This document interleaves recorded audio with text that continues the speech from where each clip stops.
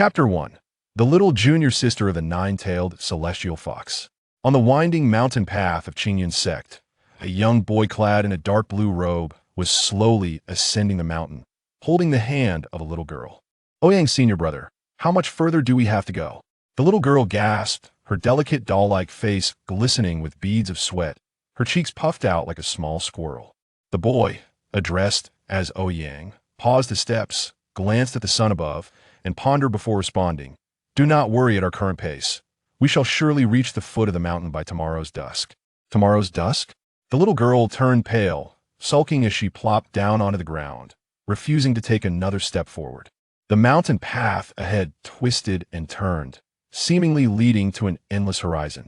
Noticing the little girl playing dead on the bluestone slab, Ouyang also slowly sat down, curiously observing his new junior sister. In Ouyang's eyes, a panel appeared beside the little girl, visible only to him. Name: Hututu, juvenile form of the nine-tailed celestial fox. Cultivation level: 5th stage of golden core. Root bone 10. Charm 7 minor. Luck 8. Musical talent 10. Exclusive skill: enchantment of all beings not activated. Evaluation: this is an exquisite bee-steered maiden yet to reach maturity. Ouyang felt a surge of joy at last. A seemingly ordinary bee-steered girl had arrived, in stark contrast to the rebellious disciples on the mountain. The little girl, Hututu, had just arrived at Qingyun's sect today. His master, whom he hadn't seen in nearly a year, had hastily entrusted her to Ouyang before departing, seemingly relieved to have shed some burden. Thus began the scene of the two climbing the mountain path. Ouyang was curious to discern his master's intentions, as well as when his new junior sister would reveal her foxtail.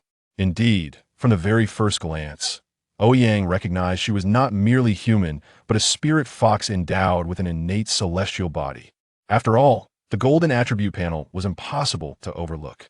Yet, his master, as the lord of one of Qingyun's sect's peaks, had taken a fox demon as a disciple. If this news were to spread, it would undoubtedly create a sensation within the cultivation world. Senior brother, what are you staring at?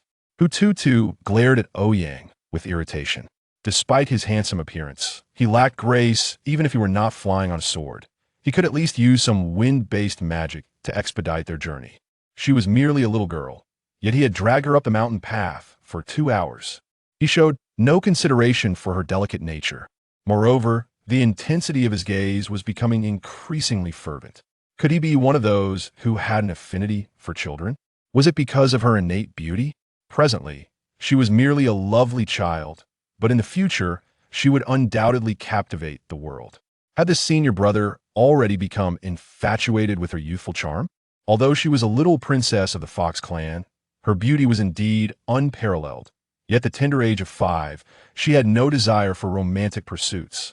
Oh, how I detest senior brothers. Upon this reflection, Hututu's gaze transformed into one of vigilance. Her fists clenched against her chest like a hamster guarding its food, as she cautiously inquired once more, Master brother, what are you observing? Realizing his lapse in composure due to Hututu's probing question, Ouyang, momentarily lost in thought, awkwardly cleared his throat and averted his gaze. Yet, within him, a tempest of emotions surged, as if he had stumbled upon a significant revelation. Goodness, Master's surname is Hu, and this little junior sister also bears the same name. Could it be that she is the Master's illegitimate daughter? But this junior sister is a fox demon with a naturally bestowed Taoist body. Could it be, gasp, that the Master has captured a fox? How sensational. It is no wonder he is my master. However, what of my many masters' wives? Even as a transmigrator, I cannot help but feel a sense of inadequacy in the presence of my master, who is renowned as a charming rogue in the realm of cultivation. My master truly embodies the notion of a beautiful calamity at times. I find myself cleaning up after his messes. Now that there's a child involved, if those wives were to learn of this, it would be hard for them not to knock some sense into my master. Worrying about the impending chaos in his master's household, Ouyang's heart fluttered with excitement. With such a significant secret in his grasp, what outrageous demands might he propose? Ouyang's expression remained unchanged, yet internally, he was overwhelmed with elation. The newly arrived junior sister X, a damning secret against the old coot he. Master, You surely wouldn't want this matter to reach the ears of the master's wives, would you? With this thought in mind, he turned his gaze back to his junior sister, donning a warm smile as he spoke. Junior sister, as you are new to Qingyun's sect and unfamiliar with the terrain, I am here to guide you through the paths of Qingyun's sect, so that you will not lose your way when attending lectures at various peaks. Observing Ouyang's newfound enthusiasm, Hututu shook her head and spoke aloud. Master has already informed me on the way that Qingyun sect is one of the 9 foremost cultivation sects in the world. It boasts over 1,000 inner disciples and 100,000 outer disciples. It encompasses the celestial realms of Qingyun Holy Land, with 72 peaks stretching over a vast expanse of 100,000 kilometers. The spiritual energy is abundant, and treasures of heaven and earth are plentiful. Without great fortune, immense blessings, or extraordinary talent, entering the outer sect feels akin to scaling the heavens. Regarding all things Qingyun's sect, Hututu recounted with the familiarity of one who knows it well, leaving Ouyang momentarily stunned. Is Qingyun's sect truly so remarkable? I had assumed even a dog could enter. Ouyang pondered to himself, slowly forming a question. He reminisced about his own arrival, when his master had descended from the heavens, pleading and weeping to take him as a disciple, and he had thought him merely a charlatan. Initially intending to inform Hututu about which peaks housed the foolish, where one could indulge in free food and drink, and which paths to avoid, Ouyang wisely chose to remain silent. After Hututu finished speaking, Ouyang cleared his throat and solemnly stated, "Indeed, this is precisely what I intended to convey to you. Since you are already aware, I shall refrain from elaborating further. Now I must discuss the most crucial matters regarding our hill, or rather, the situation concerning our modest peak." Upon witnessing Ouyang's serious demeanor, Hututu listened intently. After all, this was to be his future residence, and he naturally regarded it with great importance. Ouyang, with a stern expression, raised a finger and proclaimed, "On our hill, apart from the elder, I am the supreme authority." What? Hututu gazed at Ouyang, his face a mask of disbelief, questioning whether he had misheard. Ouyang, observing Hututu's bewilderment, continued, "From now on, you shall follow my lead. My rules are absolute. As for the other disobedient fellows on the hill, keep your distance, they are quite unwell." At this point, Ouyang felt a pang of regret. It was his failure to establish authority when those unruly newcomers first arrived that had rendered him devoid of the experience befitting a senior brother. "Oh, it seems that the senior brother harbors quite a bias against us." No sooner had Ouyang's words left his lips than a gentle voice emerged from behind him. Though the tone was mild, the undertone was chillingly cold. Ouyang's body stiffened, and awkwardly, he turned to find a young man clad in a Taoist robe standing behind him. With a strained smile, Ouyang remarked, "Ah, isn't this little Bai? Are you here to climb the mountain as well? What a coincidence." Chapter 2. The reincarnated disciple of the ancient sword Immortal. Before Ouyang stood a youth, and he too could perceive an attribute panel. Name: Bai Feiyu, reincarnation of the ancient sword Immortal, cultivation. Foundation establishment 5th layer root bone, 9 charm, 101 luck, 1 swordsmanship aptitude, 101 exclusive skill. All things are my sword evaluation. A remarkably exquisite junior disciple who possesses the demeanor of an unparalleled sword Immortal at such a young age. Every time Ouyang glimpsed Bai Feiyu's attribute panel, he couldn't help but marvel.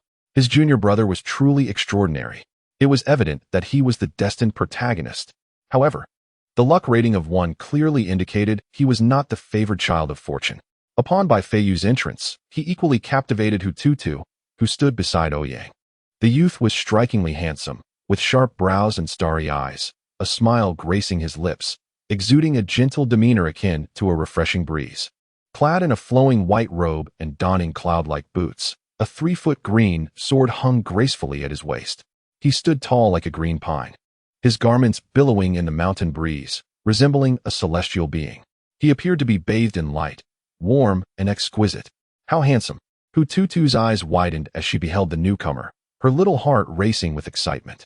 He was truly captivating, far surpassing her elder brother standing nearby. This young man was the embodiment of the elder brother she had always envisioned. Stars sparkled in her eyes, her chubby cheeks flushed with warmth, and a hint of drool escaped her lips. Yet, the young man did not glance her way. Instead, he smiled warmly at Ouyang. Despite the cheerful expression, Ouyang felt as though countless daggers were being shot from those eyes, aiming to pin him down on the spot. Ahem, little bai, allow me to introduce you. This is our Master's newly brought back junior sister, Hututu. Little sister, this is your fourth senior brother, Bai Feiyu, Ouyang said as he introduced the two. Senior brother? He truly is my senior brother.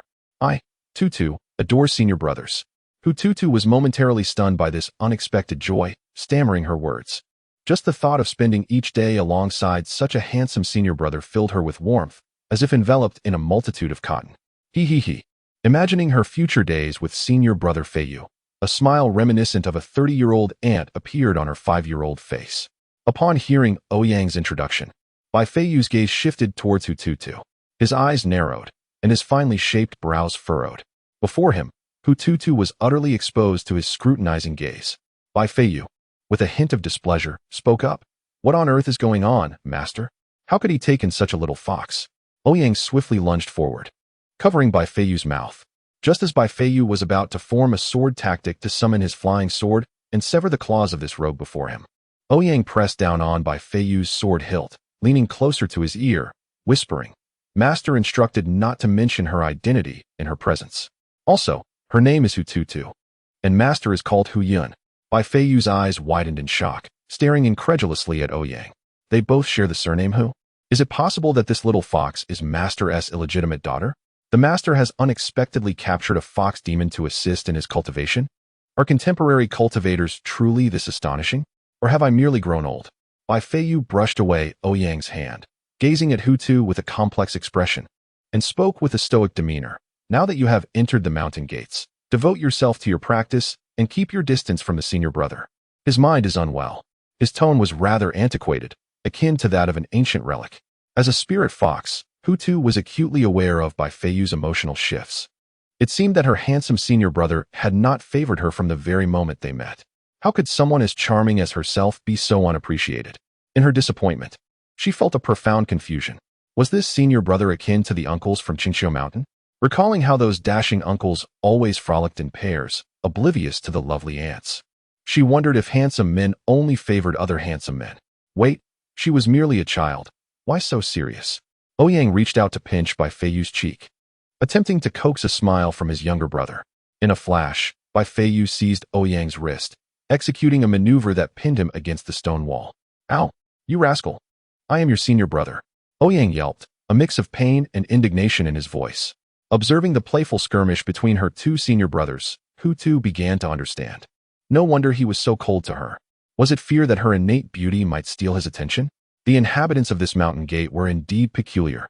After a brief bout of playful wrestling, Bai Feiyu finally released Ouyang upon his pleas for mercy. Rubbing his sore shoulder, Ouyang grimaced and remarked, What brings you down from the mountain instead of cultivating? Were you specifically sent to fetch us? Bai Feiyu shook his head, replying, Today is the day of the Master's lecture. He is quite displeased with our attendance from the small peak, claiming we show him great disrespect by our absence. He warned that if we refuse to participate in next month's sect competition, he would expel us along with the Master. He called for me specifically today. If I do not attend, the Master will truly be angered. That old coot, always rambling on about the profound way, could bore anyone to sleep with his lectures. Expel us? Let him try. Last time he sneaked onto Yunu Peak, he was thrown out, and someone recorded the entire event with the celestial recording stone. I've seen it. The imprint of a shoe on his face was unmistakable. Ouyang replied nonchalantly. Bai Feiyu nodded. His senior brother seemed to possess an extraordinary talent for socializing, having a plethora of friends across the 72 peaks of Qingyan sect. With a grip on the Master's weaknesses, there was little to fear.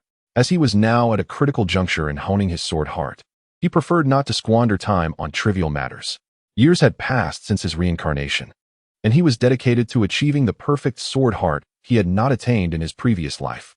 Observing his flustered senior brother, Bai Feiyu's thoughts drifted far beyond the immediate concerns.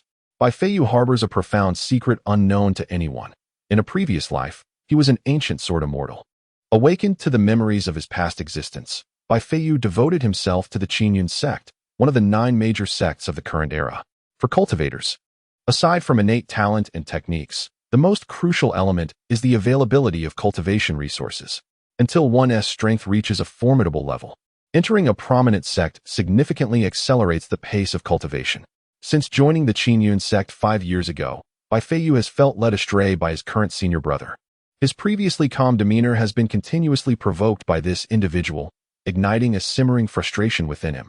Nevertheless, as a former sword immortal perpetually engaged in cultivation, Bai Feiyu finds joy in this life, allowing him to once again relish the beauty of his youth. Regaining his composure, Bai Feiyu's countenance turned serene as he spoke. I shall take my leave now. Wait. Ouyang, who had been in a state of exasperation, suddenly transformed his expression and called out to Bai Feiyu, who was about to depart. Do you have something to discuss? Bai Feiyu inquired. Ouyang, with a somewhat obsequious tone, said, I've heard that your swordsmanship has recently ascended to new heights. Would you be so kind as to enlighten me? Bai Feiyu regarded Ouyang with a knowing smile. Enlighten you? Is it not that you wish for me to take you along? Oh, I almost forgot. As my senior brother, you are still in the chi refining stage and cannot wield a sword. Ouyang's face flushed with embarrassment as he replied awkwardly, I merely wish to avoid leveling up. Can't fellow disciples accompany each other? With that, Ouyang shook his head. Accompany? If one could accompany, then suddenly, Bai Feiyu's 3-foot azure sword transformed into a streak of light, soaring towards Ouyang. Startled by this unexpected turn of events, Ouyang leapt aside just in time to narrowly evade Bai Feiyu's approach. Seizing Hututu's hand, Bai Feiyu ascended with the flying sword, prompting a shrill scream from Hututu. The 3-foot azure sword morphed into a long azure rainbow as Bai Feiyu soared toward a distant mountain peak, leaving his voice echoing in the valley. If my senior brother does not return before dusk, there shall be no dinner left for him. Chapter 3. My advantage lies in idleness. Curse it. Restoring my senior brother's dignity is a duty I must fulfill. Ouyang mused to himself as he trudged up the mountain path. Ding. The host's passive income has been credited. This time, the earnings are 1,000 chi. Upon hearing the voice resonating in his mind, Ouyang reluctantly opted to accept it. A faint warm current flowed from his abdomen to his limbs, only to vanish without a trace. Ouyang focused on his attribute panel. Name, Ouyang, Transmigrator, Cultivation Level, Chi Refining 9th Layer Root Bone, 1 Charm, 6 Luck, 1 Special Qualification, Chi Value 9069625543 Exclusive Skills, Not Activated Evaluation. You are the worst host I have ever trained. The most formidable passive system. This is the benefit of being a transmigrator. As long as one remains still, they automatically enter a passive state, accruing chi value during this time. However, the drawback is the necessity for complete stillness, rendering one incapable of any actions. Since awakening this system after my transmigration, I have always scoffed at its mere idle nature. I aspire to ascend to the pinnacle of this world, relying solely on my extraordinary talent and vision that surpasses those around me. Even if it meant leaping from a small peak to my demise, I would never resort to this lackluster system. However, now, oh how delightful it is. After all, the arduous training I endure for an entire day pales in comparison to the rapid progress achieved by this system in just 10 minutes of idleness. Initially, I reassured myself, I do not rely on this system's favors. I simply relish the moments of leisure. Now, however, I must confess, I have embraced idleness. Yet, as the hours of idleness accumulated, I began to sense something amiss. This system harbors a significant flaw. It cannot be upgraded. How infuriating. I can only accumulate the vital energy it provides, yet I remain stagnant. The cultivation ranks in this world mirror those documented in novels. Why, you ask? Because the author was too lazy to devise an alternative. The stages are chi refinement, foundation establishment, core formation, nascent soul, out of body, divine transformation, integration, great ascension, and tribulation crossing. 9 major realms, each further divided into 9 levels, signifying the concept of returning to unity. Beyond these lies the coveted realm of immortals, sought after by all cultivators. Upon receiving the vital energy from idleness and breaking through to the 9th level of chi refinement, I found myself unable to ascend any further. My cultivation stagnated eternally at the chi refinement stage. I cannot help but feel this predicament is linked to my system. Even if I am marginally stronger than an average chi refinement practitioner, it remains just that, chi refinement. I cannot condense my vital energy into true essence, let alone transform essence into a golden core and subsequently into a nascent soul. From a prodigy who achieved 9th level chi refinement overnight, I have become a mere waste, forever trapped in the chi refinement stage. The psychological blow has seen me plummet from the heights of elation to the depths of despair. Cultivation only truly begins upon entering the foundation establishment stage.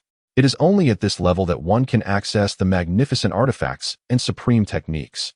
I am so tantalizingly close to that final step, yet it appears as an insurmountable chasm, impossible to cross. While my cultivation level may not rise, the volume of my vital energy has swelled to an alarming figure thanks to the idleness. I have grown numb to the significance of this number. After all, what does it matter if it cannot propel me into the foundation establishment? Mastering sword flight is a technique reserved solely for those at that level. My dreams of soaring through the skies on a celestial sword, embracing a fairy maiden, have shattered. The essence of cultivation has been stripped away. Each time I reflect on this, I toss and turn, unable to find rest.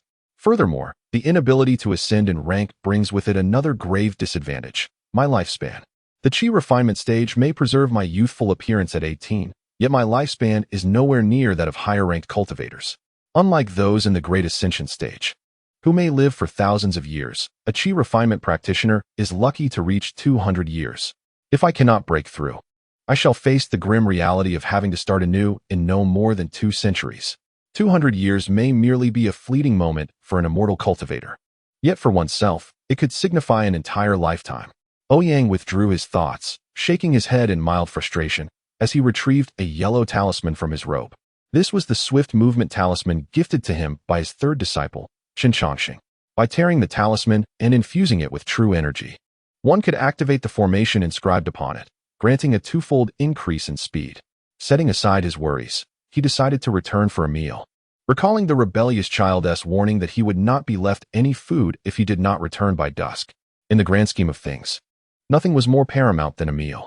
Ouyang murmured softly when, suddenly, a gentle mountain breeze began to sweep along the path, coaxing him upward from the foot of the mountain. As he infused the talisman with his true energy, it ignited into a burst of flame and vanished, followed by a shimmering golden light enveloping him. Ouyang spread his arms wide and hastened towards the small peak. Chapter 4. The Reborn Third Disciple. As the sun began to set, Ouyang finally reached the summit of the small peak nestled in the far corner of Qingyun's sect. Before him lay a quaint square courtyard, and he wiped away the non-existent sweat from his brow, straightening his somewhat disheveled attire. With a light cough, he pushed open the door. In the center of the courtyard stood a majestic tree, whereby Feiyu balanced gracefully on a branch, facing the sunset. Hands clasped behind his back, dressed in flowing white robes, he resembled a celestial being. Below, the new junior sister, Hututu, curled up in a chair, hugging her knees and gazing dreamily at by Feiyu. Standing in the tree every day, posing in front of the sun, surely only monkeys would spend their days aloft? Ouyang thought, a twinge of envy tinging his thoughts. Suddenly, Ouyang caught a whiff of the fragrant dishes wafting from the kitchen. Ah, perfect timing, just in time for dinner. He approached the dining table beneath the tree, pulled out a chair, and plopped down beside Hututu. With a playful gesture, he gave her a light smack on the head, saying, "Stop staring. No matter how handsome he is, he can't be eaten." "Ouch, senior brother. That hurt," Hututu complained, cradling her fluffy head in discontent. Just as Hututu was about to retaliate, a sturdy-looking youth emerged from the kitchen, carrying a plate of food. Upon seeing Ouyang, he beamed, "Senior brother, you're back just in time. The meal is freshly prepared." Ouyang stood up, walked over to the boy, and with a cheerful smile, accepted the plate, asking, "Changxing, what have you cooked today? Did you stew the 3-eyed flower feather chicken I brought from the Spirit Beast Peak?" Yes. ISNT second senior brother in the midst of a crucial breakthrough? "I certainly wouldn't forget what you instructed," the boy replied, his expression one of earnest caution. Noticing the boy's anxious demeanor, Ouyang chuckled, accustomed to his disciple's personality, before turning to Hututu and inquiring, "Have you been introduced to our new junior sister?" "Xiaobai." We exchanged greetings. "Master's judgment remains impeccable," the youth exclaimed, his voice filled with reverence. Even in the absence of their master, had it not been for Ouyang's ability to perceive his junior brother's attribute panel, he might have considered him a simple and honest individual. Name: Chun Changsheng, reborn, cultivation level, 3rd stage of foundation establishment root bone, 8 charm, 9 luck, 7 array talent, 101 exclusive skill, living puppet technique evaluation, a severely delusional old schemer posing as a reborn individual. Indeed, This junior brother before him had returned from the future. Ouyang initially thought that the reincarnated by Feiyu, an ancient sword immortal, was already remarkable. Yet rebirth seemed even more extraordinary. Perhaps due to the tragic nature of his death prior to his rebirth, this junior brother had become exceptionally cautious and wary. Suddenly, Ouyang reached out and pinched Qin Changxing's face, asking, "Junior brother, you are not merely a puppet standing here, are you?" The puppet crafted by this junior brother, with an array talent of 11, could easily deceive even the system. Qin Changxing's body stiffened, and he subtly took a step back, forcing a smile as he replied, "How could that be, senior brother? Why would I use a puppet in my own family's dojo?" Upon hearing this, Ouyang immediately deduced that the Qin Changxing before him was undoubtedly a puppet created by his junior brother. This rebellious disciple's paranoia had evidently intensified. Once the tableware was set, Qin Changxing excused himself and returned to his room. "Senior brother, this brother seems a bit peculiar. There's no vitality of a living person about him. Moreover, I've seen his appearance before, but now I can't remember what he looks like." Hutu muttered softly to Ouyang. Don't concern yourself with that. Although your senior brother may seem odd, he possesses a good nature. However, I must advise you, among our small mountain peak, you may provoke anyone. But do not cross our third senior brother, Ouyang advised gravely to Hutu. Hutu nodded, somewhat understanding. Observing Hutu's nonchalant demeanor, Ouyang added, "Otherwise, you wouldn't even know how you perished." Hutu's hair stood on end at once, feeling that the earlier senior brother's smile was rather insincere. Despite being at the same foundation establishment stage, Hutu sensed keenly that if a confrontation ensued, he would meet a most dreadful fate. He could ostensibly be invincible among peers due to his bloodline power. This third senior brother undoubtedly harbored significant issues. Hutu, cradling his bowl, silently categorized Qin Changxing as the most perilous figure on the small mountain peak. At that moment, Bai Feiyu leaped down from a tree and, glancing at Ouyang and Hutu, inquired with curiosity, "Is the second senior brother still in seclusion?" "Perhaps. Qing Song mentioned he has attained new insights into the sword path and has been in seclusion for 3 days, Ouyang replied, nonchalantly placing a chicken leg into Hutu's bowl without raising his head. Bai Feiyu acknowledged with a soft "oh," yet his gaze remained fixed on the second senior brother's room. As an ancient sword immortal, he felt an unprecedented sense of pressure emanating from this second senior brother, a mere youth in his teens. If one were to assert that their past incarnation was a prodigious talent born for the sword, then this second senior brother is truly the epitome of the sword's creation. Even in my previous life, where I encountered countless sword geniuses, I have never before witnessed such a breathtaking presence as this second senior brother. Just as the three were enjoying their meal, a piercing beam of sword light suddenly erupted through the roof of the second senior brother's room, ascending into the heavens. The sharp sword radiance illuminated the previously dim sky like a pillar of light. This is the essence of the sword. Bai Feiyu's chopsticks inadvertently slipped from his grasp, his expression one of astonishment as he gazed towards the second senior brother's room. Though I am still refining my sword heart and have yet to grasp the essence of the sword, this second senior brother, at merely a teenager's age, has already comprehended a sword essence uniquely his own through sheer talent. Such comprehension is typically only attainable by sword cultivators who have reached the out-of-body stage. Upon the instant that this sword light burst forth, Hututu shrank into a ball, trembling in fear. Meanwhile, Ouyang savored a spoonful of chicken soup from his bowl, smacking his lips in delight. This stew of the three-eyed flowered chicken was indeed exquisite. No wonder the fellows from Spirit Beast Peak were so vigilant about it. Ouyang sighed as he observed the tiles and bricks fluttering about, then shouted towards the second senior brother's room. Lung Qingsong, you rascal, fix the roof by tomorrow. You've already blown it off 3 times this month. Chapter 5. The Child of the Dimension in response to Ouyang's furious shout. A youth clad in black attire emerged from the house, sword in hand. The boy, enveloped in an aura of lethal sword intent, commanded a glance that instilled trepidation. He clutched a 3-foot-long treasured sword tightly against his chest, his breath slightly disordered but gradually stabilizing. The youth exhaled deeply, slowly opened his eyes, and nodded at Ouyang. Uttering a terse word, "Good." Ouyang, feeling a mix of exasperation and amusement, regarded the boy who had just blown off his roof. This youth was none other than his second junior brother, Lung Qingsong, the source of his frequent headaches on the mountain. Name, Lung Qingsong, Child of the Dimension, Cultivation, 7th stage of Core Formation Root Bone, 101 Charm. 10 luck, 10 swordsmanship aptitude, 101 exclusive skill, I am the sword. Evaluation, a slightly socially anxious child of the dimension, destined protagonist. Each time Ouyang glimpsed Lung Qingsong's attribute panel, he couldn't help but curse aloud. The privilege of a fortunate birth is indeed enviable. Some are born into Rome, while others are destined to be mere beasts of burden.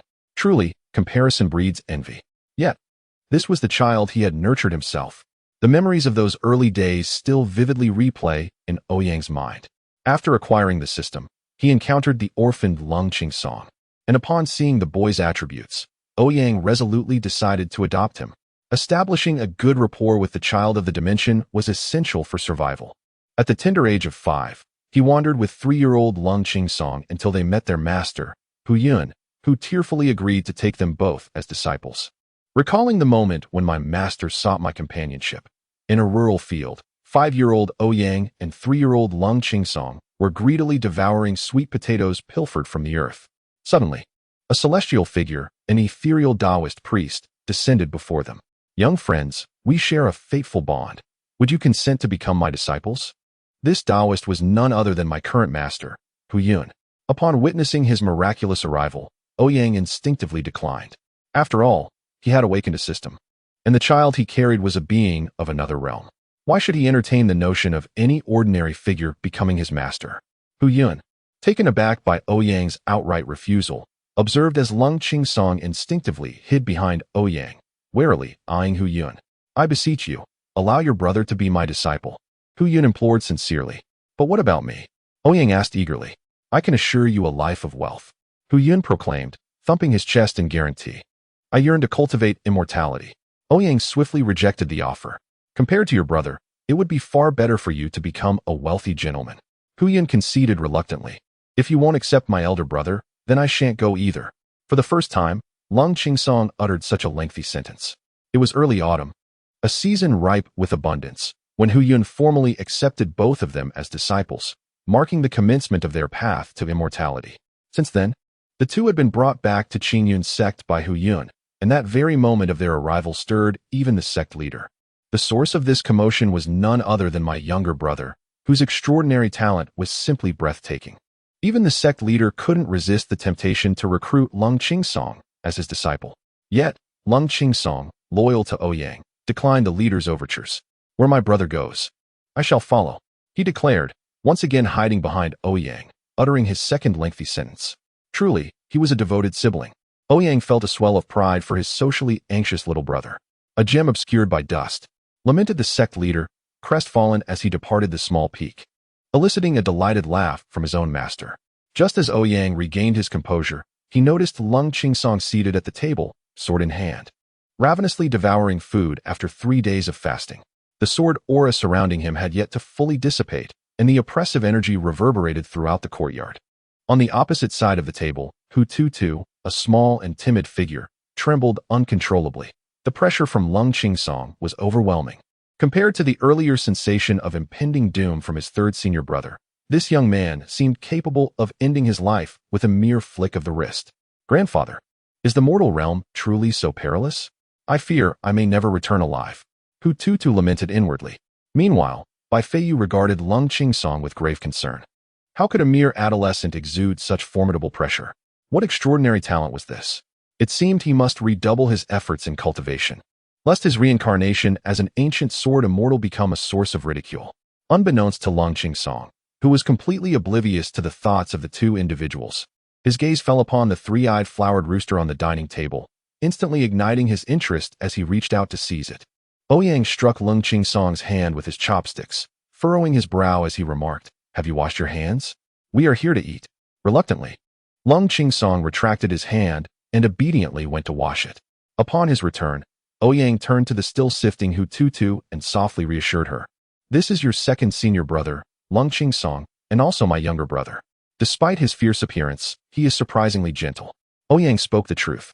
Although his adopted younger brother exuded an air of icy indifference, years of companionship had revealed to Ouyang that his little brother merely harbored a degree of social anxiety. Hu managed a strained smile, indicating her understanding.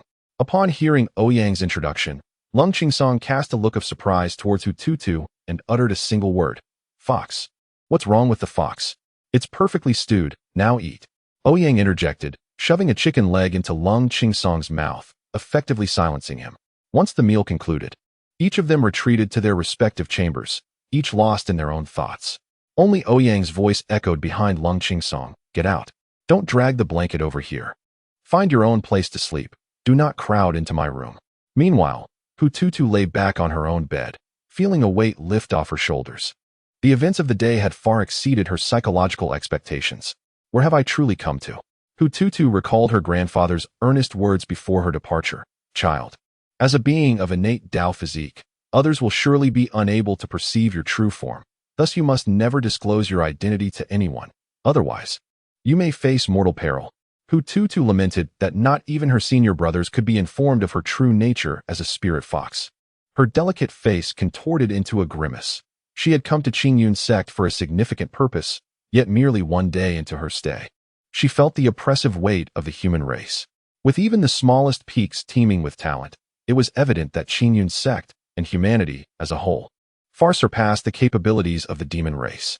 Chapter 6. The brothers on the small peak restless over the uncertain future of the demon race. Hututu rose early, and after freshening up, she opened her door to find Bai Feiyu standing atop a tree, hands clasped behind his back. A series of faint purple lights danced around him like serpents, lending an otherworldly allure to his already imposing presence. Senior brother Bai is as striking as ever. Hututu mused wistfully. Just as she was lost in admiration, her heart raced upon seeing the previously terrifying Lung Qingsong, bare-chested and carrying a large tree up from the mountains. His chiseled features and stone-like physique glistened with dew and sweat, almost radiant. The second senior brother, who had nearly frightened her into submission the day before, appeared rather perfect in this light. Hee, I adore my senior brothers. Just as Hututu was daydreaming about the shirtless Lung Qingsong, he gently placed the hefty log he had been carrying onto the ground. As he raised his hand, a clear and resonant sound of a sword echoed, and an ancient long sword flew out from the room of Lung Qingsong. Lung Qingsong adjusted his breathing, his gaze sharpened, and the long sword in his hand cleaved through the air like a rainbow piercing the sun. The fierce swordplay enveloped the trees like a sudden downpour, and in an instant, the long sword returned to his grasp.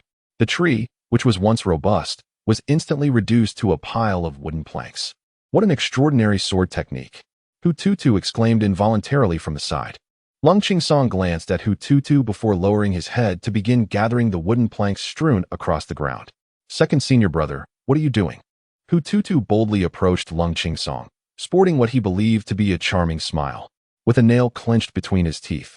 One hand holding the wooden planks and the other wielding a hammer, Lung Qingsong coolly uttered 2 words, repairing the house. Upon hearing this, Hututu was momentarily taken aback, then recalled that during Lung Qingsong's breakthrough yesterday, he had blown the roof clean off. The eldest brother had insisted that the second senior brother fix the house today. Observing the transformation of his once fearsome second senior brother, who had exuded an aura of a divine sword immortal, now bare-armed and hefting planks, he effortlessly leaped onto the roof and began to repair it with a clattering sound. The transition from an unparalleled sword immortal to a mere roof tiler was seamless. It was astonishing that a cultivator of the Golden Core stage, who radiated a chilling aura, would obediently heed the mundane commands of the eldest brother. Just as Hututu was still in disbelief, Chen Changsheng emerged from the kitchen, wiping his hands with a cloth. Upon seeing Hututu standing there in a daze, he smiled and said, "Junior sister, good morning. The millet porridge will be ready soon. Let us serve it together." "All right, third senior brother," Hututu replied while shaking his head, making his way towards the kitchen.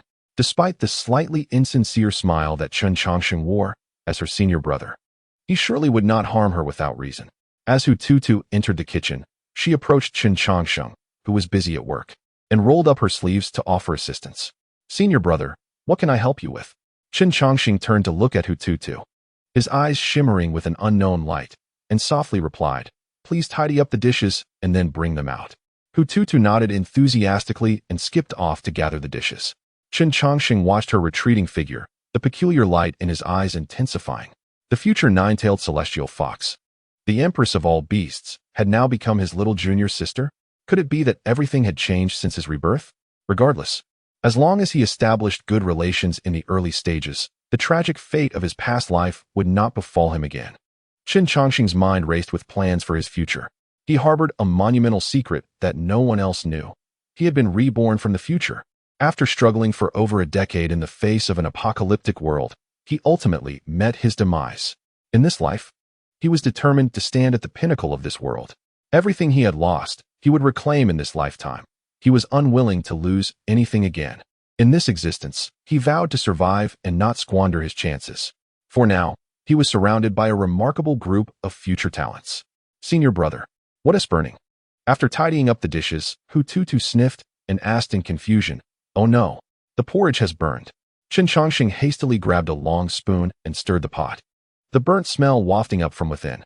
Furrowing his brow, Qin raised a finger and gently touched the scorched millet porridge.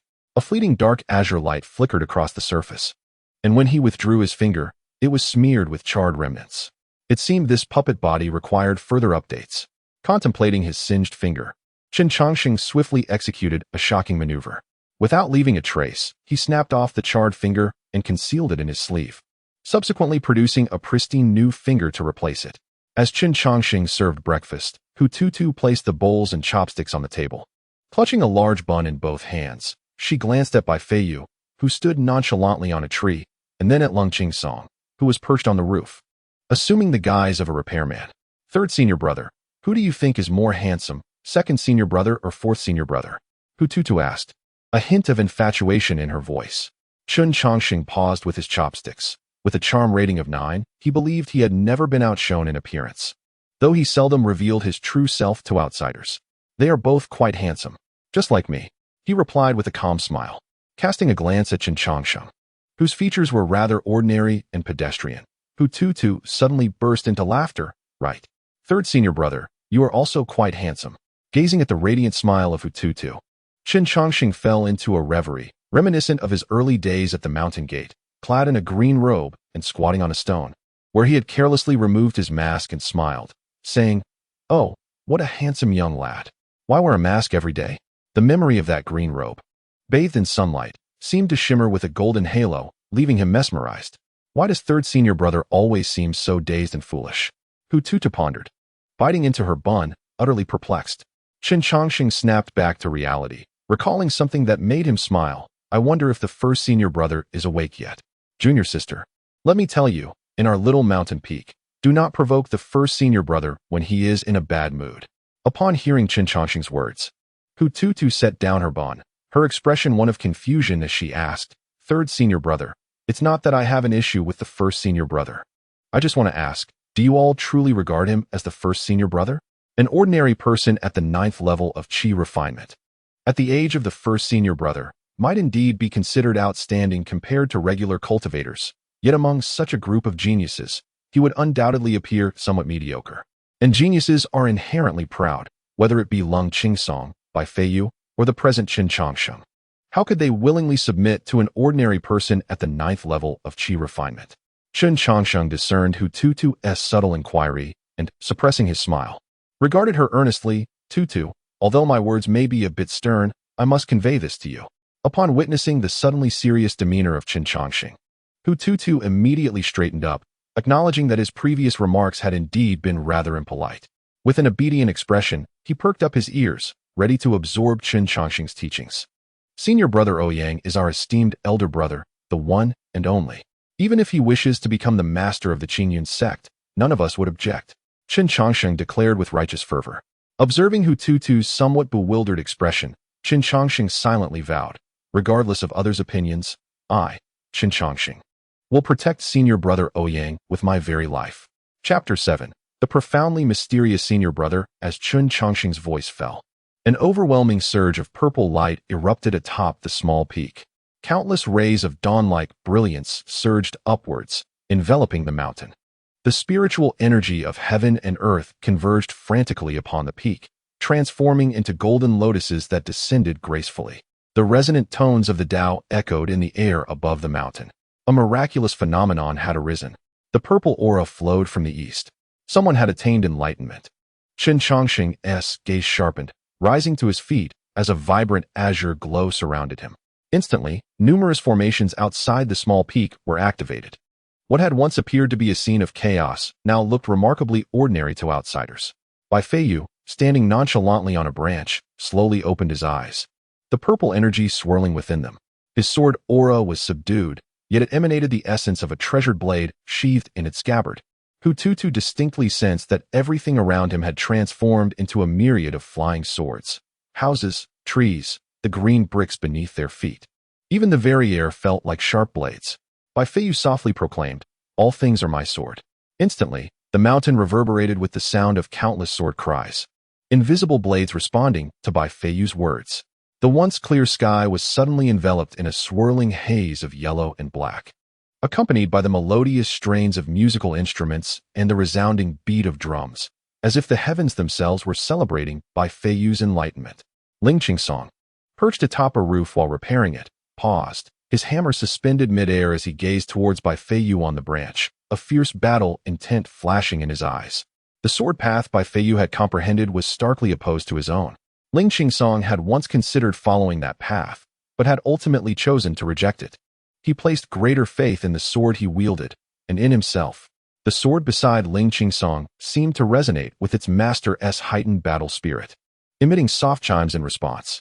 Meanwhile, Bifeyu found himself immersed in an enigmatic state of enlightenment. His realm surged, and his true essence gathered and spun at a visible pace. A dazzling golden elixir leapt forth from his burgeoning true essence. The elixir was complete. Bifeyu let out a triumphant roar, leaping skyward, accompanied by the simultaneous chorus of sword cries. Atop the roof, Ling Qingsong could no longer contain his own battle fervor, transforming into a streak of black light racing towards Bifeyu. In contrast to Bifeyu's philosophy of all things are my sword, Ling Qingsong surged forth like a proud long sword piercing the heavens. "Ha! Come forth." Bifeyu laughed heartily, transforming into a white stream of light as he charged toward Ling Qingsong. Having just entered the core formation stage, his perfect sword heart had been forged. At this moment, I yearn for an exhilarating battle to express the fervor within my heart. Two streaks of light, one black and one white, collide in the sky with breathtaking rapidity. The combatants refrain from employing their sword intent, focusing solely on their sword techniques. Should they unleash their sword intent, the residual force from their attacks could easily dismantle a small mountain. Despite both being at the core formation stage, they could effortlessly slay any nascent soul cultivator with a single stroke. What is the essence of being a genius if one cannot defeat foes of a higher level? As the two engaged in their duel, the air reverberated with the resounding clash of swords, a symphony of metallic resonance akin to a torrential downpour.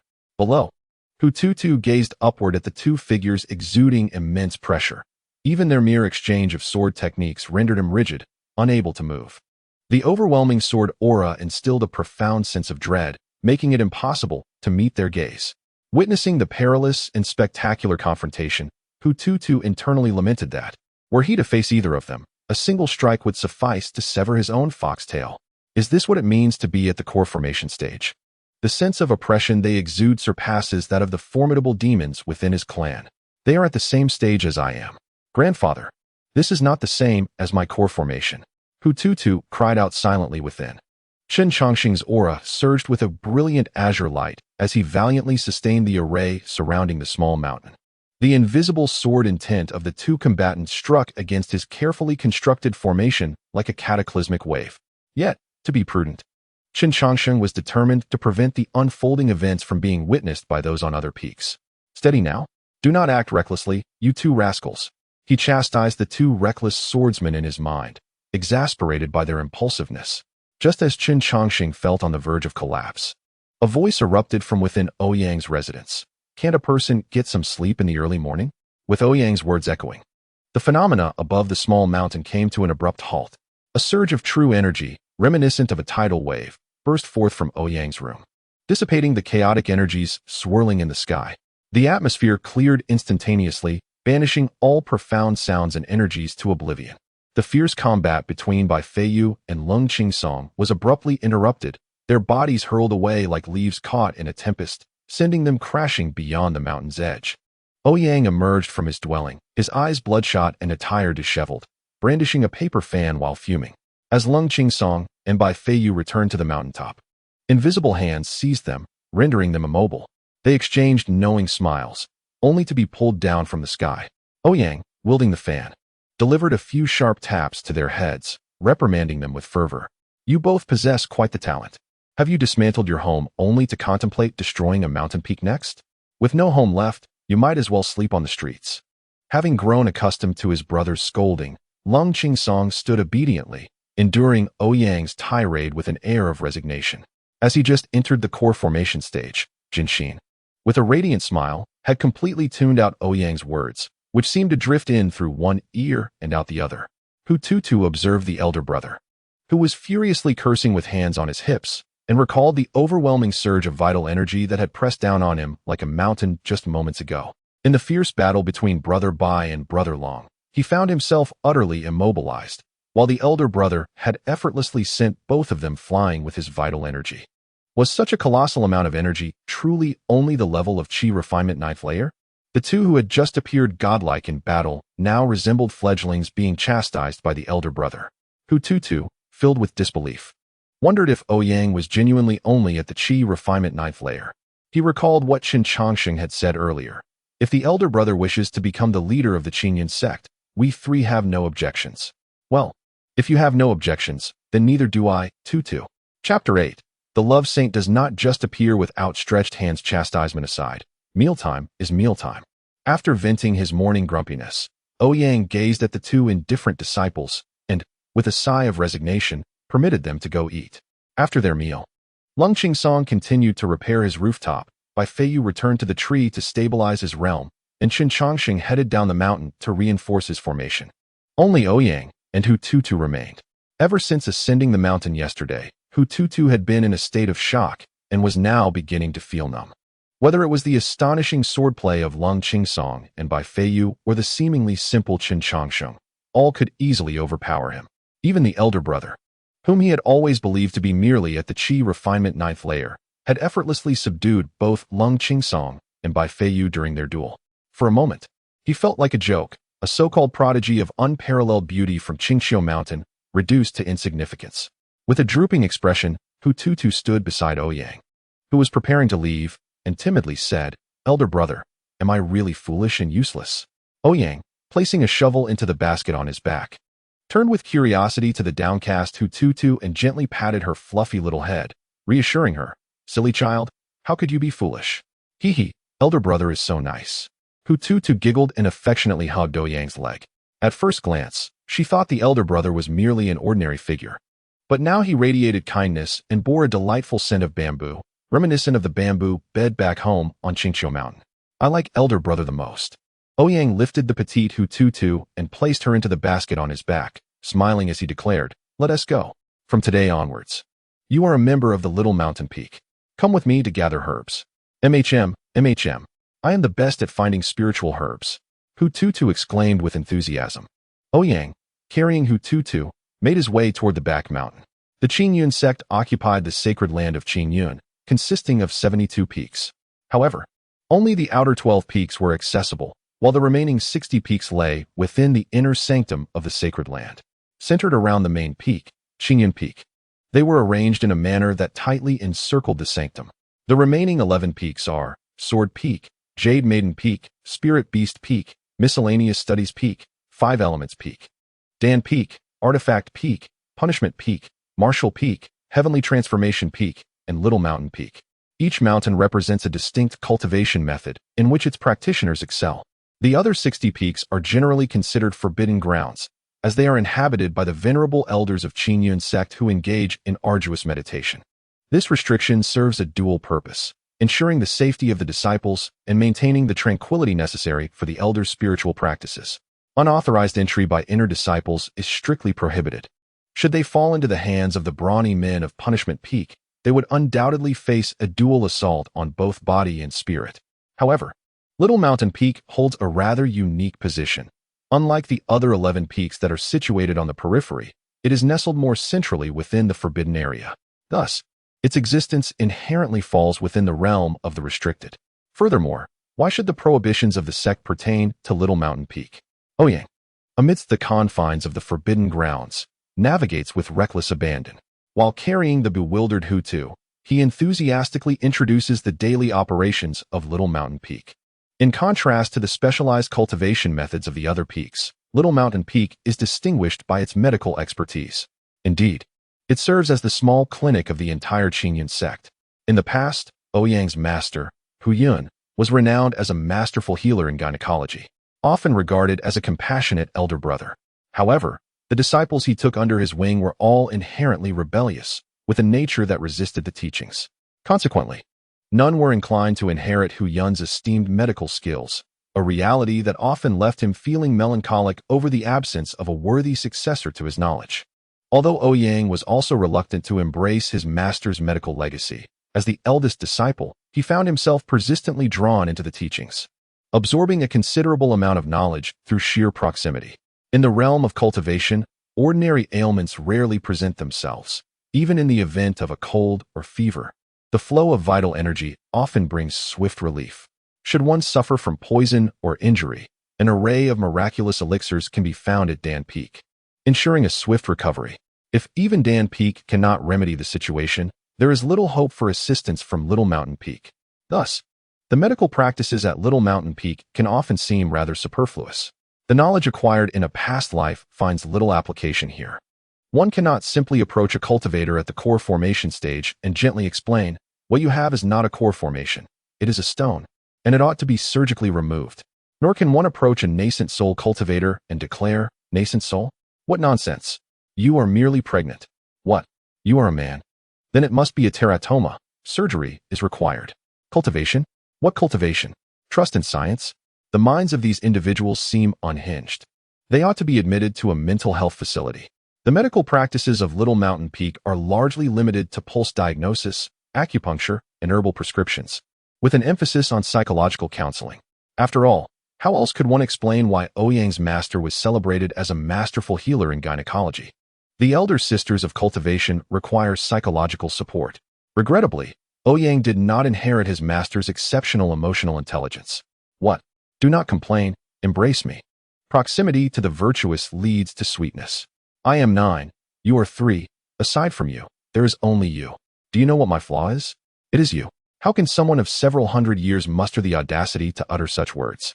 As I accompanied my master to the Yunu Peak to tend to the elder sisters, each return elicited a profound sigh from my master, lamenting the futility of attempting to refine the unyielding. However, the rustic flirtations that spilled from my master's lips left me with a sense of distaste, even prompting a scoff. Was the pursuit of immortality truly so mundane? Did such banal expressions of affection truly captivate the hearts of the elder sisters in their quest for transcendence? I found myself too apathetic to utter such pedestrian sentiments, for my previous life's data had rendered them all too accessible. When I regaled my master with an array of such quaint declarations, his expression transitioned from disdain to astonishment, then to solemnity, culminating in him diligently jotting notes in his little notebook.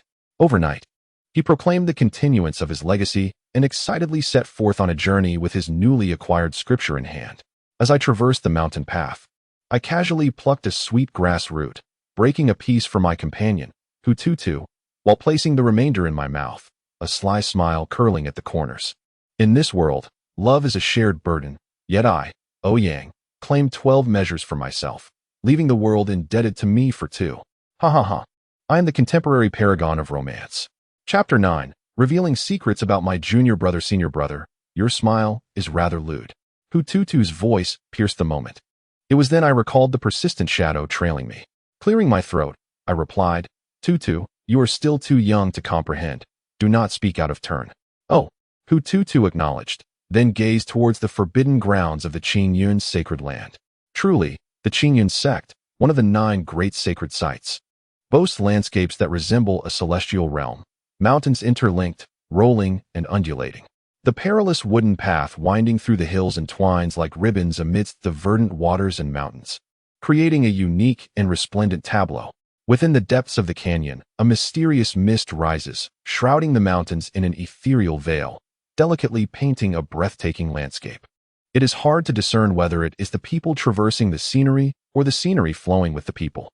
How beautiful, Hututu whispered, comparing it to the allure of the Qingqiu Mountain. Recalling Qingqiu Mountain, Hututu remembered the purpose for which his grandfather had sent him here. Within the towering peaks of Qingyun sect lies a treasured secret of the Fox clan, for the legendary 8-tailed spirit fox, once a paragon of talent, has secluded itself in the depths of the mountains. For millennia, the first cultivator to ascend to 8 Tails from Qingqiu Mountain is rumored to be hidden within these very peaks, honing his skills in seclusion. My journey here is to seek out this esteemed predecessor and inquire about methods to fully awaken the power of my bloodline. Yet this venerable figure has sworn enmity with Qingqiu Mountain for life, altering their appearance to remain concealed. It was only a decade ago, when this figure broke through to the realm of the 7-tailed spirit fox, that the world of cultivation was astir with the revelation of such a powerful being within the Qingyun sect. However, even the Qingyun sect remains oblivious to the whereabouts of this formidable entity, content to acknowledge their strength as long as they offer assistance in times of need, regardless of whether they are human or demon. Hututu's aim is to beseech this Fox clan master for guidance on unlocking his own bloodline. Though I possess the bloodline of the 9-tailed celestial fox, many foxes throughout history have shared this lineage, yet remain confined to the realm of the 7 tails throughout their lifetimes. The remarkable 8-tailed spirit fox has not inherited the bloodline of the 9-tailed celestial fox, relying solely on its own prowess. It has ascended to the realm of the 8 tails, comparable to the strength of those in the tribulation period. Upon learning of this, the venerable elders of Qingqiu Mountain lamented deeply, slapping their own faces in regret during the night. The Fox clan has languished in weakness for too long. Yet due to their striking appearance, handsome males and beautiful females, they are often seized to assist others in their cultivation, frequently bullied both within the demon race and among humans. Just when a formidable being comparable to those in the tribulation period emerges, it ends up embroiled in conflict with Qingqiu Mountain. Truly, they feel they have let down their ancestors. The elders of Qingqiu Mountain appeared significantly haggard during those days. Hututu, on this occasion, arrived at the Qingyun sect with the sole purpose of seeking the esteemed 8-tailed spirit fox, determined to acquire its cultivation methods at any cost.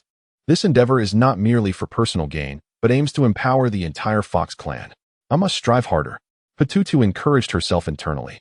Gathering her courage, she peered out from the bamboo basket and asked, "Senior brother, you often traverse the forbidden grounds. Have you ever encountered an exceptionally handsome cultivator? After all, members of the Fox clan are renowned for their extraordinary beauty, leaving a lasting impression. Surely, if senior brother had met such a figure, he would remember. An exceptionally handsome cultivator?" Ouyang paused, reflecting before shaking his head.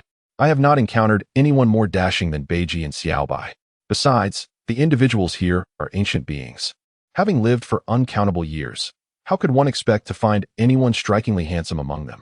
Ouyang suddenly hesitated, realizing that his junior sister seemed to have a fixation on appearances, which could lead to trouble. "You must be cautious, Hututu. While there is nothing wrong with appreciating beauty, an obsession with it can become pathological. Do you understand?" Ouyang spoke earnestly. Startled by the unexpected lecture, Hututu was momentarily taken aback. Ouyang continued, "Some individuals are but gilded exteriors, lacking substance. Your second senior brother may be handsome, but he was still wetting the bed at 10. Wetting the bed at 10? I stopped at 4. Hututu exclaimed in astonishment. She could hardly believe that the seemingly aloof and cold Lung Qingsong had been in such a state at that age. It felt like a small victory for her. Indeed, and that Xiaobai, quite handsome as well, used to cry at the slightest provocation.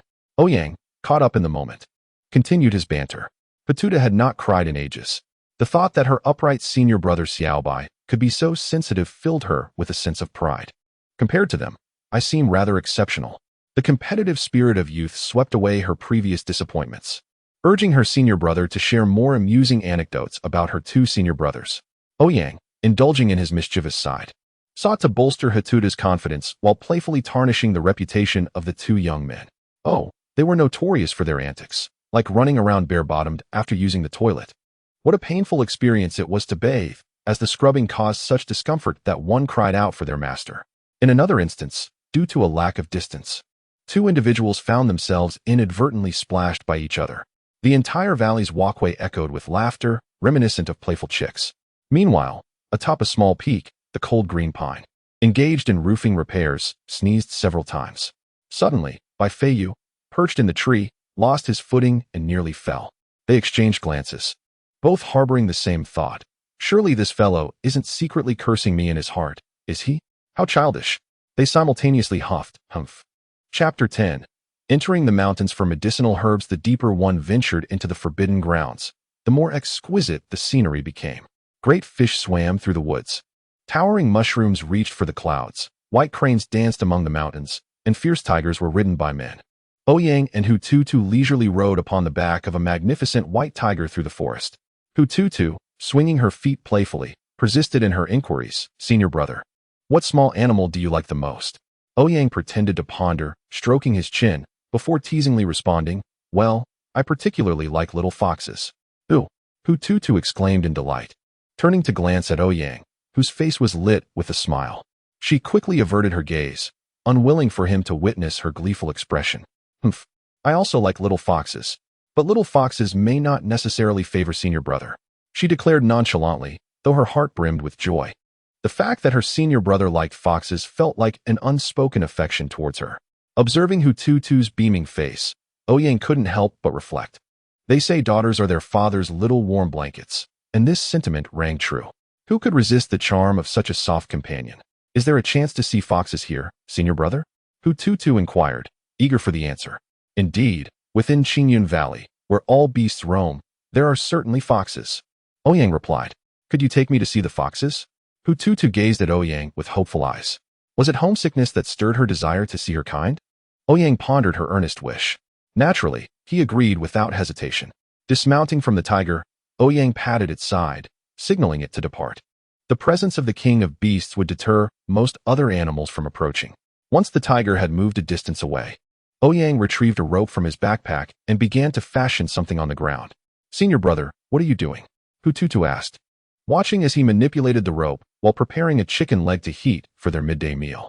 I'm crafting a trap to catch a fox for you, Ouyang declared without lifting his head. Upon seeing the rudimentary trap in Ouyang's hands, Hututu felt her intelligence as a fox was being underestimated and voiced her discontent. Senior brother, such a simplistic trap could never ensnare a clever fox. Ouyang inhaled the aroma of the warmed chicken leg, satisfied, before placing it within the rope loop and, taking Hututu by the hand, began to lead her away from the trap's location, confidently stating, it will surely work. I've even caught the sect leader with this method. Hututu gazed at Ouyang with a face full of questions, as if he had inadvertently stumbled upon the dark history of the Qingyun sect's leader. After Ouyang and Hututu departed, a long-hidden creature emerged from the shadows. With its gray fur, bushy tail, and a square face marked by a look of bewilderment, it appeared almost comical. If Ouyang had seen it, he would undoubtedly exclaim, isn't that the 8th emoticon from my WeChat? The creature, a Tibetan fox, circled the trap, its eyes gleaming with mockery. A mere chi refinement stage brat. Accompanied by a member of the 9-tailed celestial fox clan, I presumed they had something grand in mind, yet they merely sought to capture me? The fox's vacant eyes brimmed with wisdom. What a pity, such sagacity. How could I possibly fall for such a rudimentary trap? Moreover, I am an 8-tailed spirit fox. The Tibetan fox chuckled softly to itself. Once more, it gazed at the humble trap, where a fragrant chicken leg lay enticingly. As a fox, it had no defense against such a delectable creature. After all, chicken, you are too beautiful. With an unguarded paw, the fox reached for the chicken leg. But just as it grasped it, the noose tightened abruptly. Yet, before the prowess of an 8-tailed spirit fox, it was still too slow. The fox nonchalantly lifted the chicken leg to its mouth.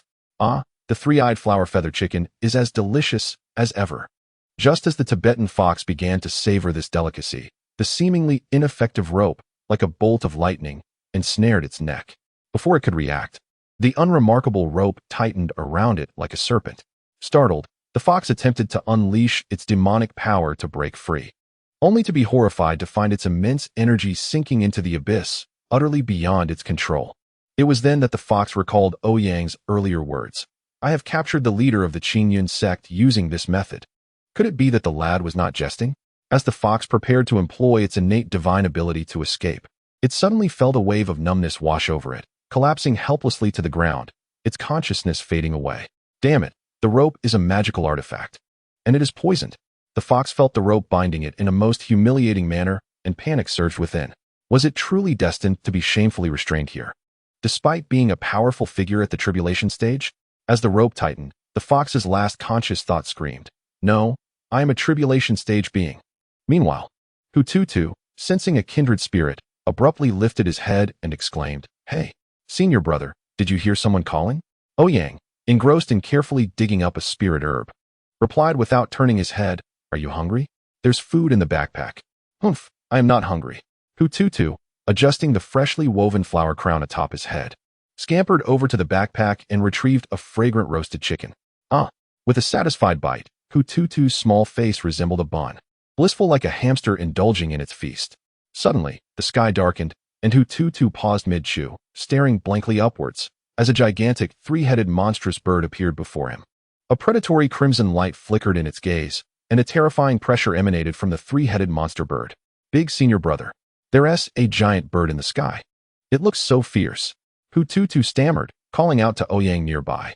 Ouyang, carefully cradling the spirit herbs he had unearthed, turned his head to the sky upon hearing Hututu's voice. The sight of the monster bird filled him with dread, and when he beheld the crimson glow in its eyes, his expression darkened. This creature had awakened its bloodline power and transformed into a ferocious beast. "Come here, Tutu. Stay close to me," Ouyang instructed. Hututu swiftly hid in the backpack, peeking out with a nervous expression as he watched the giant bird above.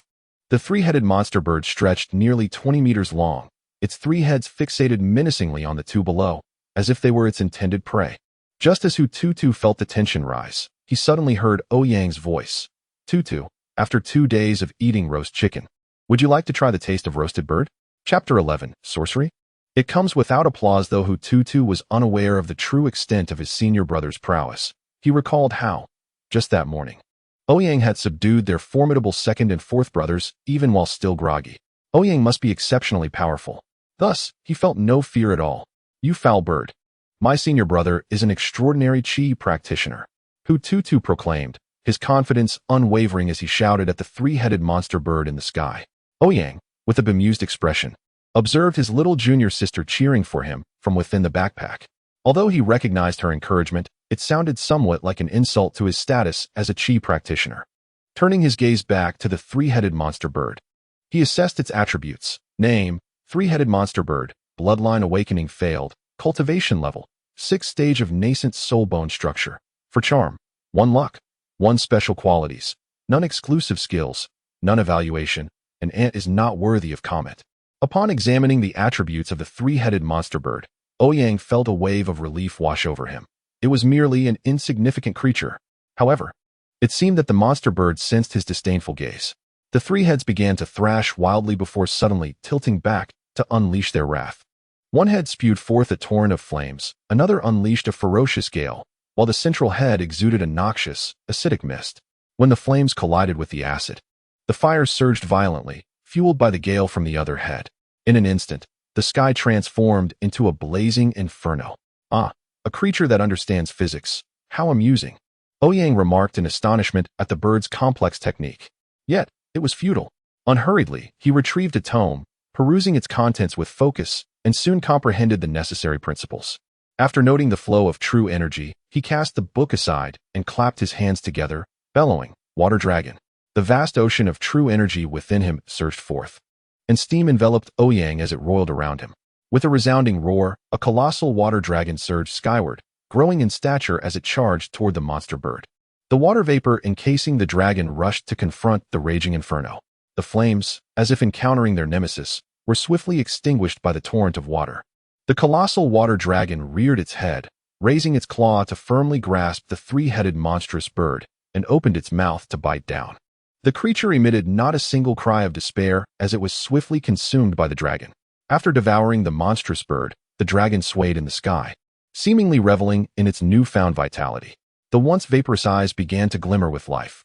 A faint aura of draconic majesty began to emanate from the water dragon.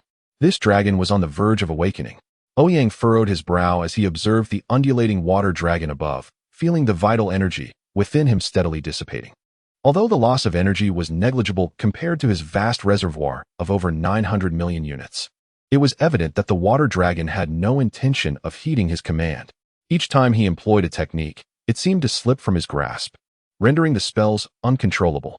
Ouyang snorted disdainfully and raised his hand, commanding, "Beast, reveal your true form." He then severed the connection between the water dragon and his vital energy. However, at the moment the link was cut, the water dragon let out a mournful cry, transforming into a cascade of mist that descended from the heavens. Along with it fell the lifeless body of the three-headed bird. Hutu, hidden within the backpack, gazed in awe at her seemingly divine senior brother, her eyes sparkling with admiration. She had always known her senior brother was formidable, but she had not anticipated such extraordinary prowess. The summoned water dragon had seemed so real, and for a fleeting moment, she felt the weight of true draconic power, nearly causing her to lose control of herself. "Senior brother is amazing," Hutu exclaimed, clapping her hands fervently and showering praises upon Ouyang like an adoring fan. Hearing the adulation from his junior sister, Ouyang proudly placed his hands on his hips and laughed heartily. "Ha!" Hutu swiftly emerged from the backpack and dashed towards the manual that Ouyang had casually discarded moments ago. That book must surely contain some supreme technique. With a mischievous glint in her eyes, Hutu seized the manual and eagerly opened the tome that shimmered with golden promise in her sight. The title scrawled across the cover read, "Fundamentals of the 5 Elements Escape Techniques." Huh, what a name. Hutu's heart sank as she flipped through the pages, discovering that the spells contained within were merely rudimentary techniques suitable for the chi refinement stage. Such spells were commonplace, with thousands of variations even among ordinary humans. This was hardly a secret manual. Wait, could it be that the true secrets were hidden within this seemingly ordinary introductory text? A spark of brilliance illuminated Hutu's mind, and she could not help but admire her own cleverness. Indeed, she was astute. Triumphantly holding the manual above her head, her legs dancing with excitement, she rushed towards Ouyang, exclaiming, "Senior brother, your supreme technique manual." Ouyang, still basking in the afterglow of his earlier display, was taken aback when he noticed Hutu brandishing the very manual he had carelessly tossed aside, poking it in front of him. He coughed awkwardly as Hutu's eager gaze bore into him, and with a hint of embarrassment, he tucked away the book that had served as a mere prop to stabilize the table leg. After all, it is perhaps best that my junior sister remains unaware of my ability to only learn the techniques of the chi refinement stage. Even though the power I wield may not seem characteristic of such techniques, it is, in essence, undeniably authentic to the chi refinement stage. When confronted with advanced techniques, my lowly level renders me utterly baffled, akin to deciphering an ancient script. The moment I use a technique from the chi refinement stage, the intricate path of my vital energy is instantly forgotten. Without revisiting the material, it is simply impossible to replicate it a second time. I once inquired with my master about this, only to receive a dismissive shake of the head and the cryptic remark, "The law is not to be passed to the unworthy." Such old-timers revel in their enigmatic expressions, making themselves seem formidable. I can only conclude that the root of the problem lies in my dismal talent for techniques. Thus, when I am not perusing this tome, my sole means of offense is to unleash the purest surge of vital energy in a fit of raw power, what I term explosive energy. I am no extraterrestrial monkey, and such a display lacks finesse. "Senior brother, are you employing the water escape technique passed down from the Qingyan sect?" Hutu gazed at me with wide-eyed admiration. I coughed softly and replied in a hushed tone, "That is indeed the case. Your senior brother is a prodigy of legendary techniques." "Wow!" Hutu gasped in awe, her expression one of sheer wonder. Satisfied with garnering my junior sister's admiration, I took her hand and said, "Come, let us see if our traps have ensnared a fox." Chapter 12. Let us raise a pet of the tribulation stage, a Tibetan fox, ensnared in ropes like a tortoise shell, hung despondently from a tree. I dare not make a sound. If the old-timers hidden here were to witness my predicament, I would lose my standing as a formidable being of the tribulation stage. I cannot utter a word. I am willingly bound, merely finding the situation amusing. The fox silently reassured itself, though it dared not move an inch, for each twitch tightened the ropes further and exacerbated the pain from the bells. Tears welled in the fox's heart, yet its countenance remained blank and expressionless. Thankfully, its foolishly round face concealed the tempest of emotions roiling within. "Senior brother, may I learn such profound techniques in the future?" Hutu's voice floated from afar. In desperation, the fox chose to feign death. Hey, Tutu actually caught a fox. A round-faced Tibetan fox. How could such a creature exist in the forest? I marveled at the seemingly lifeless fox. Just as I was about to approach for a closer inspection, my steps faltered. Name: Ouyang, 8-tailed spirit fox. Cultivation: first stage of tribulation root bone. 8 charm, 0.5 luck, 15 talent. Would attribute bonus exclusive skill. 8-tailed spirit fox form evaluation. Appearance does not define everything, yet it accounts for 80 to 90%. As I gazed upon the attributes displayed before me, my brows lifted in surprise. An 8-tailed spirit fox of the tribulation stage? I glanced at Hututu. Could it be a covert guardian assigned to protect my junior sister? Has the demon clan become so affluent that they can enlist a powerful being in the tribulation period to protect a mere little girl? However, Hututu appeared utterly perplexed, clearly not recognizing the creature before him. Elder brother, is that truly a fox? It looks rather unsightly, Hututu exclaimed, pointing at the. Ouyang nodded in response. Indeed, it is a type of fox. Though it may lack beauty, it is undeniably a genuine fox. They, overhearing their conversation, felt a surge of rage.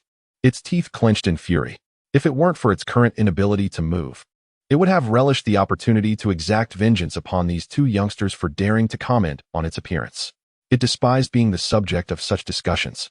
Ouyang, wary of this potential wrath upon being freed, acknowledged that while he was unafraid, he could not disregard Hututu's safety. Tutu, stay here for a moment. I will release it, Ouyang instructed. After receiving a compliant response from Hututu, Ouyang approached the, carefully untying the ropes binding it. This was the Master's enchanted binding rope, said to be capable of restraining even immortals as long as one continuously infused it with true energy. Most importantly, there were no level restrictions. Even a mere mortal could wield it, perfectly suited for someone like him, who was merely at the chi refinement stage and unable to control magical artifacts. Upon the release of the bindings, the abruptly opened its eyes. In an instant, the world around them seemed to stagnate as the overwhelming pressure unique to a tribulation stage powerhouse descended upon them. You little brat. How dare you? They began to threaten Ouyang, but was swiftly subdued, its throat gripped tightly by Ouyang, forcing it down onto the ground, causing it to cry out in pain. Keep your voice down. Do not presume I am unaware of your identity, Ouyang.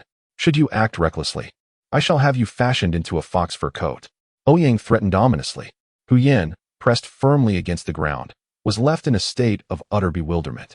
This young man had dared to speak his true name. As a tribulation stage cultivator, he found himself utterly immobilized beneath the grip of this mere human. He had intended to summon his true essence, only to discover that it was firmly suppressed within his dantian by the boy's true energy, rendering him powerless. He was a great cultivator of the tribulation stage, the strongest existence in the world. Yet here, before this youth, he found himself utterly defenseless. Could this boy be some ancient immortal who had emerged to indulge in the mortal realm? Good heavens! Having played the role of a fool all his life, he never anticipated encountering someone who could outwit him. Ouyang became convinced that this boy was a concealed ancient demon. Otherwise, how could he, already a tribulation stage cultivator, be rendered incapable of even a counterattack? Had this old demon reached the legendary realm? With his heart racing, Ouyang lowered his voice submissively. Senior, I understand. I implore you to show mercy. Senior? Ouyang was somewhat puzzled by Ouyang's words but nonetheless replied, I shall not trouble you. As a tribulation stage cultivator, you must surely be a guest of the Qingyun sect.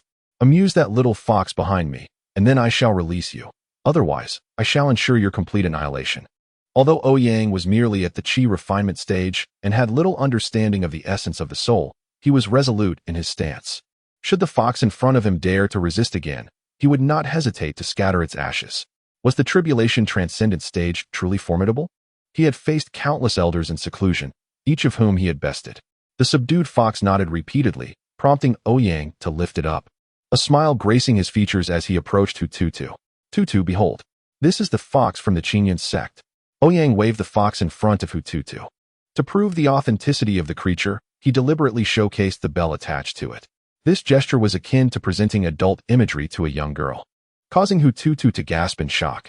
Clearing his throat, Ouyang suddenly recalled that Hututu was also a fox. His earlier actions were indeed somewhat inappropriate. The sparkle in Ouyang's eyes had vanished, leaving him feeling utterly embarrassed before his kin, especially as a direct descendant of the nine-tailed celestial fox lineage. Ouyang stared blankly at the sun, pondering the blinding brightness of the day. Elder brother, he is quite ugly. Yet, in a quirky way, he is rather adorable. Hututu chirped, cautiously poking at the fur of Ouyang, her laughter ringing with delight. Such a fox was an unfamiliar sight to her, and she found it fascinating. Upon hearing Hututu's words, Ouyang's ears twitched, his lifeless gaze finally resting on his kin. For the first time in a millennium, a relative had complimented him on his cuteness. The attention from the fox stirred something within him, and Hututu reached out to Ouyang, exclaiming, Elder brother, let me hold him. After giving Ouyang a warning glance, Ouyang reluctantly handed him over. Hu Tutu struggled to lift Hu Yin, who was nearly her height. And as she caressed his sleek fur, a sense of kinship washed over her, filling her with joy. At first glance, he seemed unappealing, but the more she looked, the more she found him charming.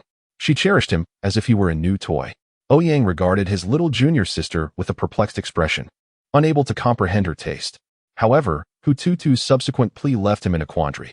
With a pleading gaze, she implored Ouyang, elder brother, let us take him back to the small peak and raise him. Chapter 13. The Tribulation Transcendence Fox. Ouyang found himself in a dilemma. Faced with the hopeful gaze of his little sister, he found it difficult to refuse. Yet, the fox he cradled was an 8-tailed spirit fox of the Tribulation Transcendence stage.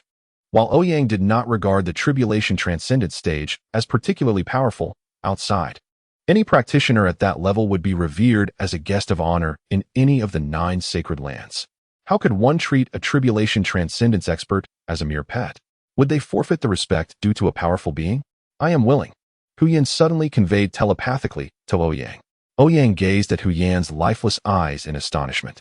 She is one of my kin, and I wish to understand why a member of my clan has come to the Qingyun sect, especially since she is the first in centuries to commend me for my cuteness. Hu Yin remarked with a hint of nonchalance. This reasoning seems rather tenuous, does it not? Ouyang regarded Hu Yin with suspicion, momentarily perplexed by the true nature of the before him. However, being merely at the qi refining stage, he lacked the ability to convey his thoughts through advanced techniques and could only inquire with his gaze. Within Hu Yin's heart, a multitude of thoughts swirled.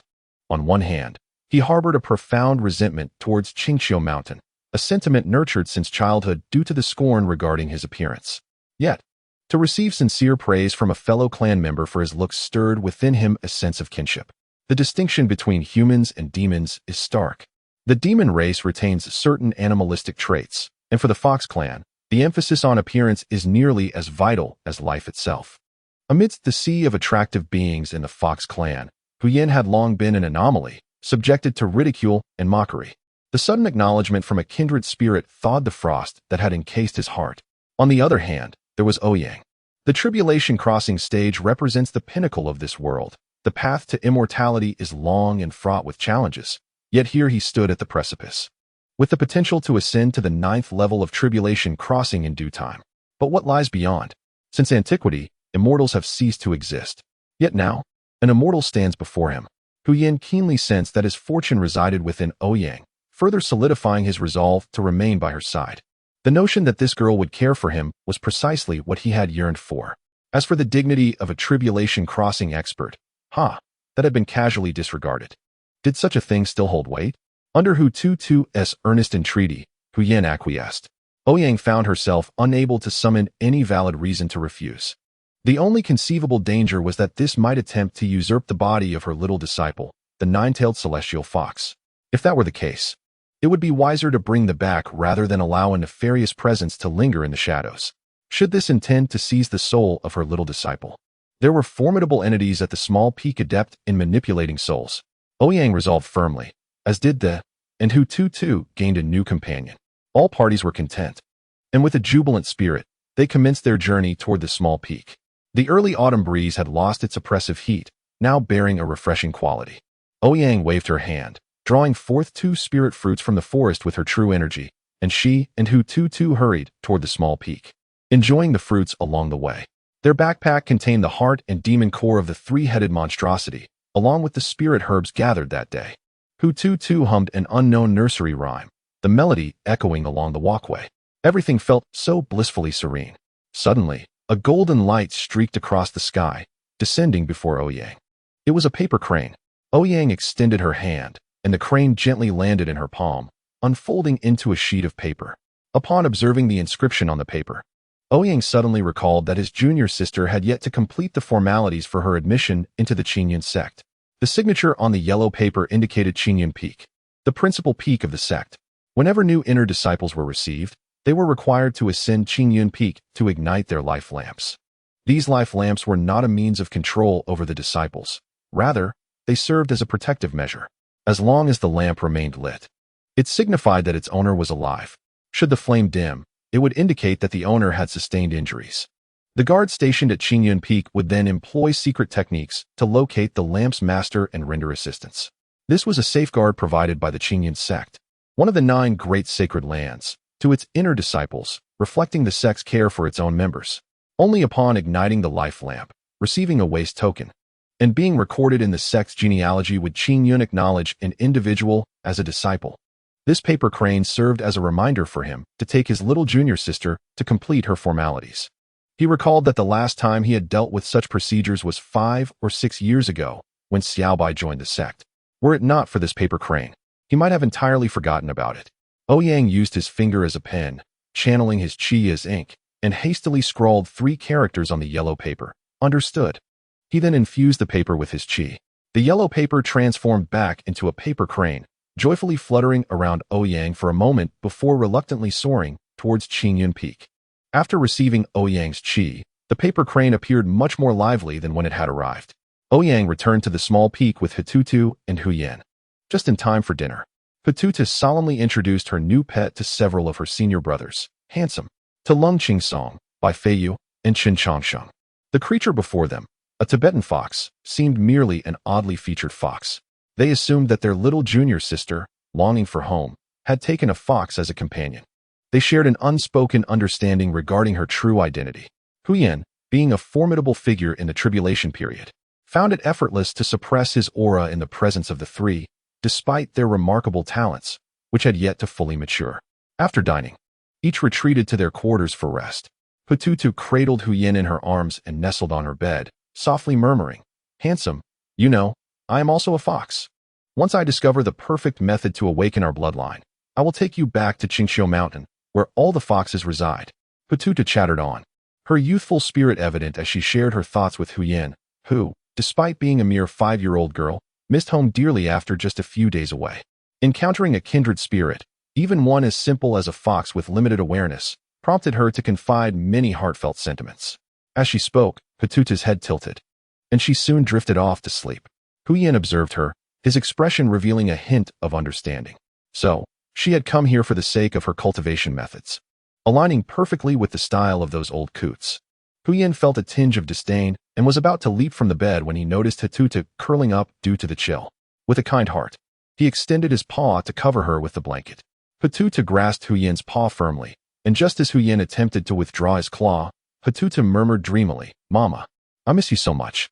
Chapter 14. The sect leader's disciple turns out to be the holy son of the demon clan. A knock at the door roused Hututu from his sugary reverie. His eyes fluttering open in confusion. Rubbing his eyes with both hands, he sat up, still disoriented about his surroundings. Ouyang, clad in a green robe, entered the room. "Senior brother, have you eaten?" Hututu asked, still in a daze. "It's too early for that, and today we won't be dining on the small peak. We are heading to Qingyun Peak for a meal.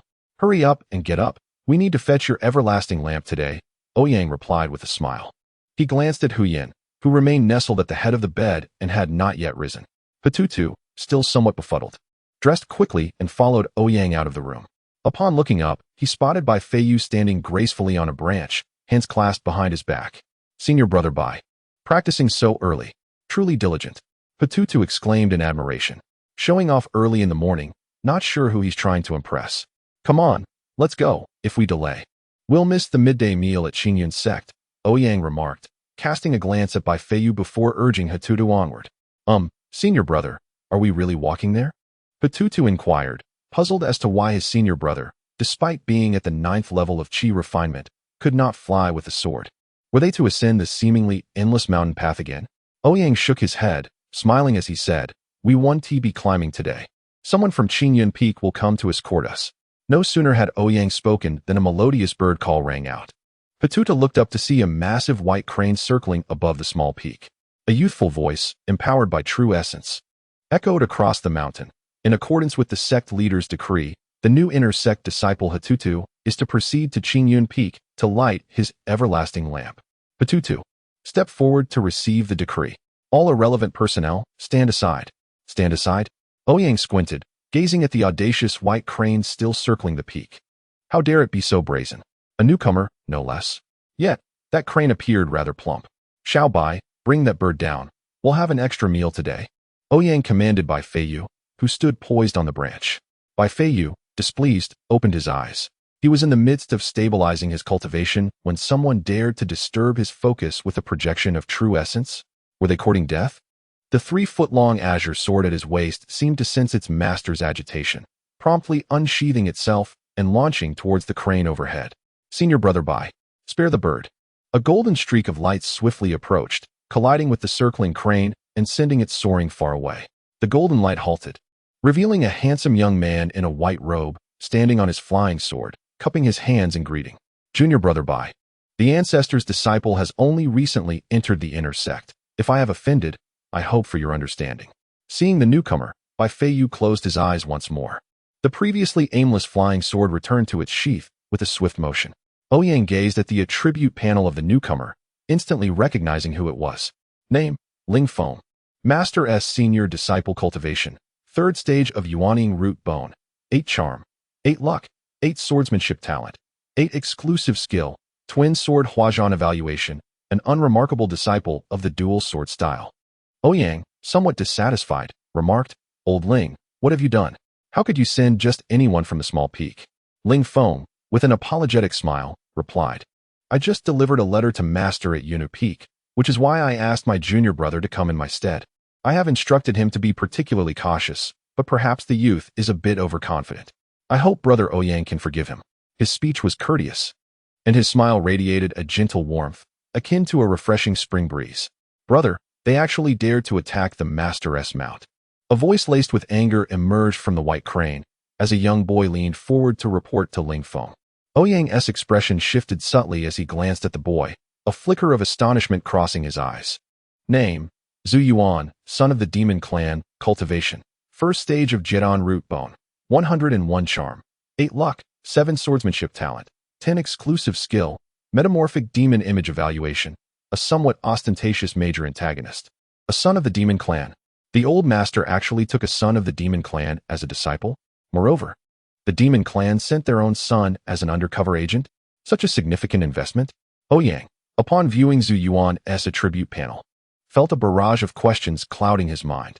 The enmity between the righteous and the demonic has been an unbreakable law since ancient times. This was something he had previously confirmed with Xiaobai during a demon cleansing mission.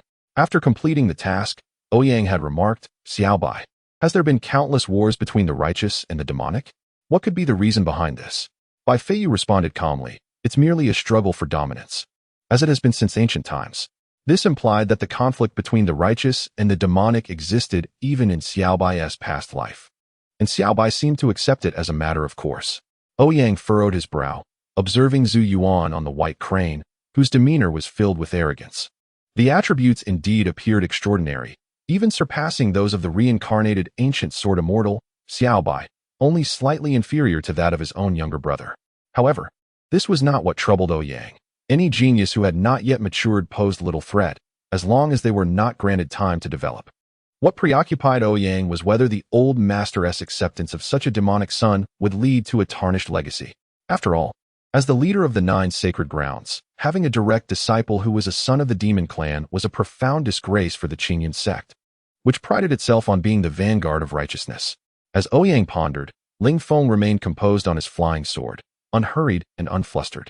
However, Bai Feiyu, perched on a tree, opened his eyes in surprise, as his elder brother had never been so steadfast in his reasoning. He always appeared amiable. Why was he silent today? Bai Feiyu turned to the contemplative Ouyang, a thought crossing his mind, and gracefully descended beside him, asking in a calm tone, what troubles you?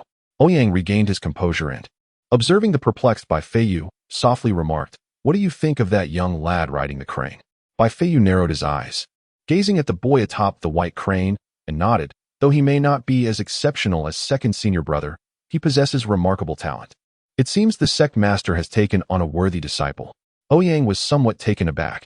Even the reincarnation of an ancient sword Immortal, Bai, could not discern that the youth before them belonged to the Demon Clan. Could it be due to that unique skill? A faint smile graced Ouyang's lips. How intriguing. Chapter 15. The sudden move of Chen Chongqing before Ouyang could prepare to teach the Demon Clan's holy son a lasting lesson. The grand formation surrounding the small mountain peak was suddenly activated. Like an air shield, the formation enveloped the entire peak in an instant. Ouyang's heart skipped a beat. How could the protective formation, which had always been under the purview of third senior brother Chen Chongqing, activate on its own. Was the Qingyun sect facing annihilation? Chen Chongqing, typically cautious and reserved, would not easily make a move, retreating to the back during crises. What could have prompted the activation of all the protective formations on the mountain peak? Not only Ouyang, but Bai Feiyu, standing nearby, instantly summoned her sword intent. And countless invisible swords filled the air above the mountain peak.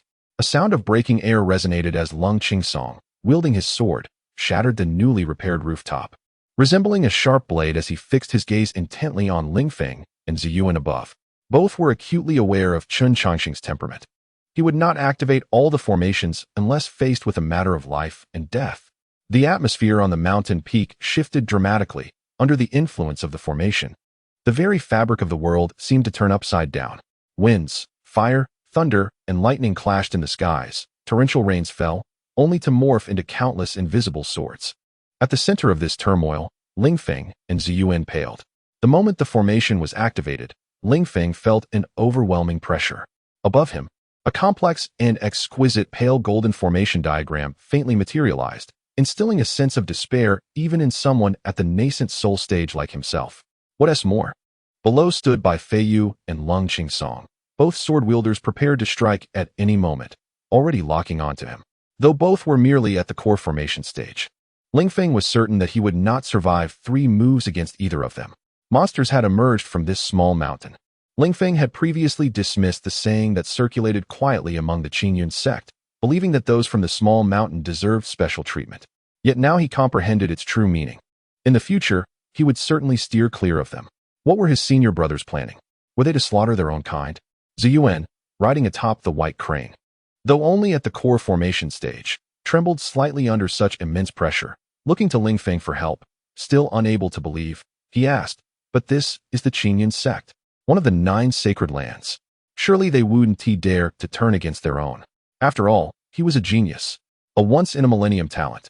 Although he had only recently joined the Qingyun sect, he could not fathom that the sect would stand idly by while such an unparalleled genius fell victim to infighting among fellow disciples. Lingfeng gazed at his pleading counterpart, Zhu Yuan, and with a wry smile, positioned himself protectively in front of him.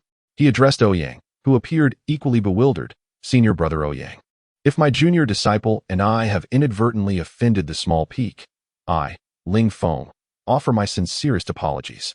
I implore you to show mercy." "What do you mean by showing mercy?" Ouyang replied. Confusion etched on his face as he glanced at Bai Feiyu beside him. "Xiaobai, what does this mean?" "Senior brother Chun is about to strike." Bai Feiyu, equally perplexed, noted the sudden and reckless escalation of Chen Chongqing, who, ever cautious, had now unleashed all his hidden cards, clearly having discovered something alarming. Just as Ouyang sought further clarification, amidst the gathering storm clouds, a colossal golden array began to take form quietly. From this vast golden formation emerged hundreds of figures clad in purple robes, each identical to Chen Chongqing. Every one of them radiated the same aura. Their cultivation at the core formation stage was rapidly augmented by the array, swiftly elevating them to the pseudo-infant soul level. Hundreds of Chen Chongqing encircled Zhu Yuan and Lingfeng, slowly drawing their long swords from their waists. The simultaneous unsheathing of these swords resonated with a crisp, clear sound. The palpable intent to kill compelled both Lingfeng and Zhu Yuan, who were surrounded, to unsheath their own weapons instinctively. Hundreds of cultivators comparable to the infant soul stage. Where on earth did such an army come from? Lingfeng's gaze turned icy as he beheld the multitude of Chen Chongqing before him, each identical in appearance, yet undeniably real. He could perceive that each one was a living being. What kind of secret technique was this? Even as the chief disciple of the sect, he had never witnessed such a formidable method. As a cultivator at the 3rd stage of the infant soul realm, he knew he would not survive even a second against the onslaught of hundreds of infant soul-level practitioners, let alone protect Zhu Yuan behind him. This was the first time Ouyang had seen Chen Chongqing so resolute in his intentions, deploying all his puppets without reservation. Amongst them, Chen Chongqing himself surely lurked. Ouyang narrowed his eyes, focusing on a figure slightly behind the throng of hundreds. The legion of Chen Chongqing regarded Lingfeng and Zhu Yuan silently before speaking in unison. "Senior brother Ling, please step aside." Chen Chongqing's target was undoubtedly the vulnerable Zhu Yuan. Upon hearing Chen Chongqing's command, Lingfeng's expression remained inscrutable as he slowly reached behind him to draw a uniquely shaped long sword. With dual swords in hand, Lingfeng calmly declared, From the moment my junior disciple called me brother upon ascending the mountain, I have claimed him as my brother, and he is my disciple. Touched, Zhu Yuan gazed at the steadfast figure before him, as solid as a mountain. Ling Feng had responded to Qin Changxing's demand, firmly establishing his stance. The hundreds of Qin Changxing remained silent, fixated on Ling Feng, and softly intoned, "Then you shall accompany him to death." In an instant, the clash of swords erupted, echoing throughout the small peak. Chapter 16. The Oath of Heaven. What spectacle unfolds when hundreds of cultivators, comparable to those in the nascent soul stage, strike simultaneously? That scene is upon us now. Hundreds of nascent soul stage cultivators, led by Qin Changxing, stand resolute with swords drawn, their turbulent true essence surging above the small peak. Countless sword energies echo around the summit, while Ling Feng retrieves a small bronze bell, chanting an incantation as it envelopes both himself and Zhu Yuan. The multitude of sword energies crashes against the bell, creating a flurry of ripples. Trapped at the center, Ling Feng and Zhu Yuan endure immense pressure. Ling Feng wields dual swords, a testament to his exceptional talent as a disciple of the sect leader, bolstered by a treasure personally forged by his master. In the third realm of the nascent soul stage, he harbors confidence in his ability to combat two opponents of the same level, and to effortlessly eliminate those of lesser cultivation. Yet, when faced with hundreds of cultivators of comparable strength, he realizes he must pay a significant price, perhaps even face demise. When numbers reach a certain threshold, a qualitative change is inevitable. Who knows what secret technique this unfamiliar junior brother employs to summon such a multitude of avatars? What manner of creatures lurk on this small peak? In stark contrast to the struggling Ling Feng, Zhu Yuan, seated atop a white crane, has turned to stone. He has never felt death so close. Were it not for his senior brother's resistance, he might have perished in an instant. To this day, he cannot fathom what grievances exist between him and this adversary. From birth, whether in the demon realm or upon entering the Qingyan sect, every step has been a smooth ascent, devoid of turbulence. He has always occupied a position of superiority, destined to look down upon the masses.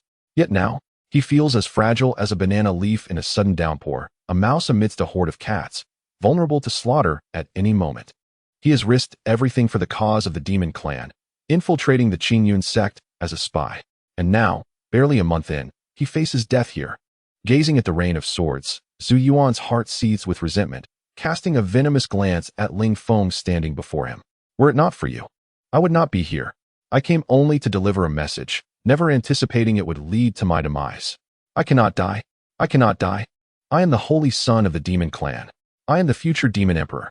How could I possibly perish in such a place? Zhu Yuan's eyes begin to redden, his dignity as a prodigy igniting his latent potential amidst the life and death struggle. Prodigies are not merely defined by their exceptional talents. They also view reliance on others' protection as a disgrace. Zhu Yuan, having just broken through to the core formation stage, feels his power surge. In an instant, he ascends to the third realm of core formation. In the heat of battle, the potential of these children of destiny is often unfathomable. While some remain stuck at the 9th level of Qi refinement for years, others break through as easily as drinking water. Zhu Yuan lets out a furious roar, his black true essence transforming into an inky long knife in his grasp. With a light step, he bursts forth from the bronze bell's protection, charging toward the densely packed Qin Changxing. The fierce and menacing intent of the blade surged forward with an unstoppable momentum, instantly dispatching 3 manifestations of Qin Changxing. This strike, imbued with a brutal determination, unleashed a terrifying aura that locked onto its target, rendering the 3 Qin Changxing immobile as they could only watch helplessly as Zhu Yuan cleaved them in two.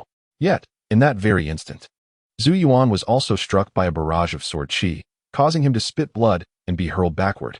Ling Feng hurriedly emerged from the bronze bell, catching the already unconscious Zhu Yuan, but as he stepped out from the protective confines of the bell, he was immediately exposed to a rain of swords. Enough!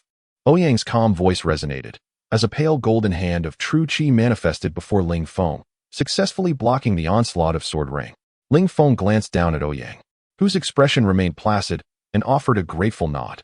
Though Ouyang's demeanor appeared indifferent, he was internally quite vexed, as he could only stand on the ground looking up. He had yet to master the art of flight. Fortunately, he managed to shield Ling Feng and Zhu Yuan from Qin Changxing's lethal assault just before it could land. However, Qin Changxing was undeterred. Hundreds of his avatars began to move, intertwining to form a complex formation. Ouyang grimaced at the sight, realizing that this individual was intent on annihilating his foes. Beiji, Xiaobai restrained him. Ouyang commanded his two junior brothers, unable to take to the skies himself. Although the reason behind Ouyang's intervention on behalf of Ling Feng and Zhu Yuan was unclear, Cold Qing Song, as the younger brother, did not hesitate to charge forward at Ouyang's behest. Bai Feiyu, slightly lagging behind, glanced at Ouyang before following Cold Qing Song into the fray. The duo, unencumbered by Chun Chongqing's encirclement, swiftly identified his true form. Transforming into a sharp sword, Cold Qing Song deftly disarmed one of the Chun Chongqing avatars, sending its sword flying. The movements of the hundreds of Chun Chongqing avatars halted in an instant. Yet, undaunted, Chun Chongqing reached into his sleeve after losing his weapon. He would not act recklessly without a multitude of hidden trump cards. Once he retrieved the contents of his sleeve, Zhu Yuan would not escape death. With eyes ablaze, Chun Chongqing glared at Zhu Yuan, whom he held a profound grudge against, completely shedding his prior caution. One of us must perish here today. Suddenly, Bai Feiyu seized Chun Chongqing's hand as it reached into his sleeve, his voice low yet filled with empathy. Third senior brother, the eldest brother bids you to cease. At Bai Feiyu's words, a flicker of clarity crossed Chun Chongqing's eyes as he turned in astonishment towards Ouyang below. Ouyang merely shook his head gently, signaling Chun Chongqing to relent. Reluctantly, Chun Chongqing gazed at the fallen Zhu Yuan cradled in Ling Feng's arms. He had never before been so close to slaying Zhu Yuan, not even in his past life. Yet, with his mind clearing, he bitterly lowered his hand and roared at Zhu Yuan, by the heavens above. Within 10 years, I, Chun Chongqing, shall surely kill Zhu Yuan. If I fail, may all beings, gods, demons, and mortals condemn me. Suddenly, Chun Chongqing proclaimed his celestial oath, leaving everyone present momentarily stunned. The celestial oath is not something any cultivator would utter lightly. It is reserved for profound enmities. Such an oath is a solemn request for the heavens to bear witness. And should the vow remain unfulfilled, the cultivator would not only face self-destruction, but the heavens would orchestrate various misfortunes to aid them in maintaining their dignity. Once established, the oath must be fulfilled. This is an unyielding truth. Thus, at the moment Chun Chongqing fervently declared his celestial oath, all present understood that Ling Feng harbored an undeniable and deep-seated vendetta against him. Chapter 17. If the sect leader disagrees, I shall converse with him. Dark clouds rapidly gathered in the sky, and from their depths echoed the sound of 9 ominous thunderclaps. The previously black clouds flickered with 9 flashes of lightning, signifying that the celestial oath just pronounced by Chun Chongqing had been acknowledged by the heavens. With the oath in place, the expressions of everyone present turned grim. Chun Chongqing formed a hand seal, summoning hundreds of avatars back into his sleeves. Straining his spirit, he directed his sword towards the magnificent golden formation in the sky, which slowly dissipated. Chun Chongqing agreed to allow Ling Feng and his companion to depart. But upon glancing at the unconscious Zhu Yuan, he was overwhelmed with rage and spat out a mouthful of blood, collapsing into the arms of Bai Feiyu. As the sky cleared, the atmosphere grew even more oppressive. Initially, Chun Chongqing's murderous intent was directed solely at the unconscious Zhu Yuan in Ling Feng's embrace. Now, the gaze of everyone on the small peak was fixated on Zhu Yuan. Lung Qingsong stood poised with his sword before Ling Feng, while Bai Feiyu descended, placing Chun Chongqing onto a reclining chair before soaring back into the air to block Ling Feng and his companion's path. Together, they cleverly positioned themselves to thwart Ling Feng's escape, establishing a tactical balance of offense and defense. Both wielders of sword intent reached a tacit understanding in an instant. Should they strike, it must be a decisive blow. They were acutely aware that if Chun Chongqing failed to fulfill his celestial oath, he would undoubtedly meet his demise. Zhu Yuan lay in Ling Feng's arms. The moment Ouyang spoke, they would assist Chun Chongqing in fulfilling the celestial oath he had just sworn. 10 years? It would not take that long. Within 10 breaths, they could reduce Zhu Yuan to fragments. Is there a need for justification in taking a life? Their fellow disciple required his death, and that sufficed. As they drew their swords, Lung Qingsong and Bai Feiyu unconsciously exuded their own sword intent. The intensity of their lethal sword intent eclipsed even that of Chun Chongqing's myriad avatars. In an instant, the formidable sword intents enveloped Ling Feng, who could only manage a bitter smile as he quietly placed the unconscious Zhu Yuan onto the back of the white crane. The moment Chun Chongqing established his celestial oath, Ling Feng realized that there was indeed a deep-seated enmity between Chun Chongqing and his young disciple. This deep-seated animosity has escalated to the point of an irreconcilable vendetta. He remains oblivious to the grievous transgressions that his newly initiated junior brother has committed against Qin Changxing, which incited universal outrage, transgressions that surely rival the atrocity of Zhu Yuan annihilating Qin Changxing's entire family. Yet, as the elder brother, Ling Feng cannot bear to witness the inexplicable demise of his junior brother unfold before his very eyes. Not only is he a brother in arms, but he is also a disciple of the sect leader. He cannot abandon his junior brother to save himself. Drawing forth his twin swords, Ling Feng inhaled deeply, his gaze sharpening as he confronted two formidable manifestations of sword intent.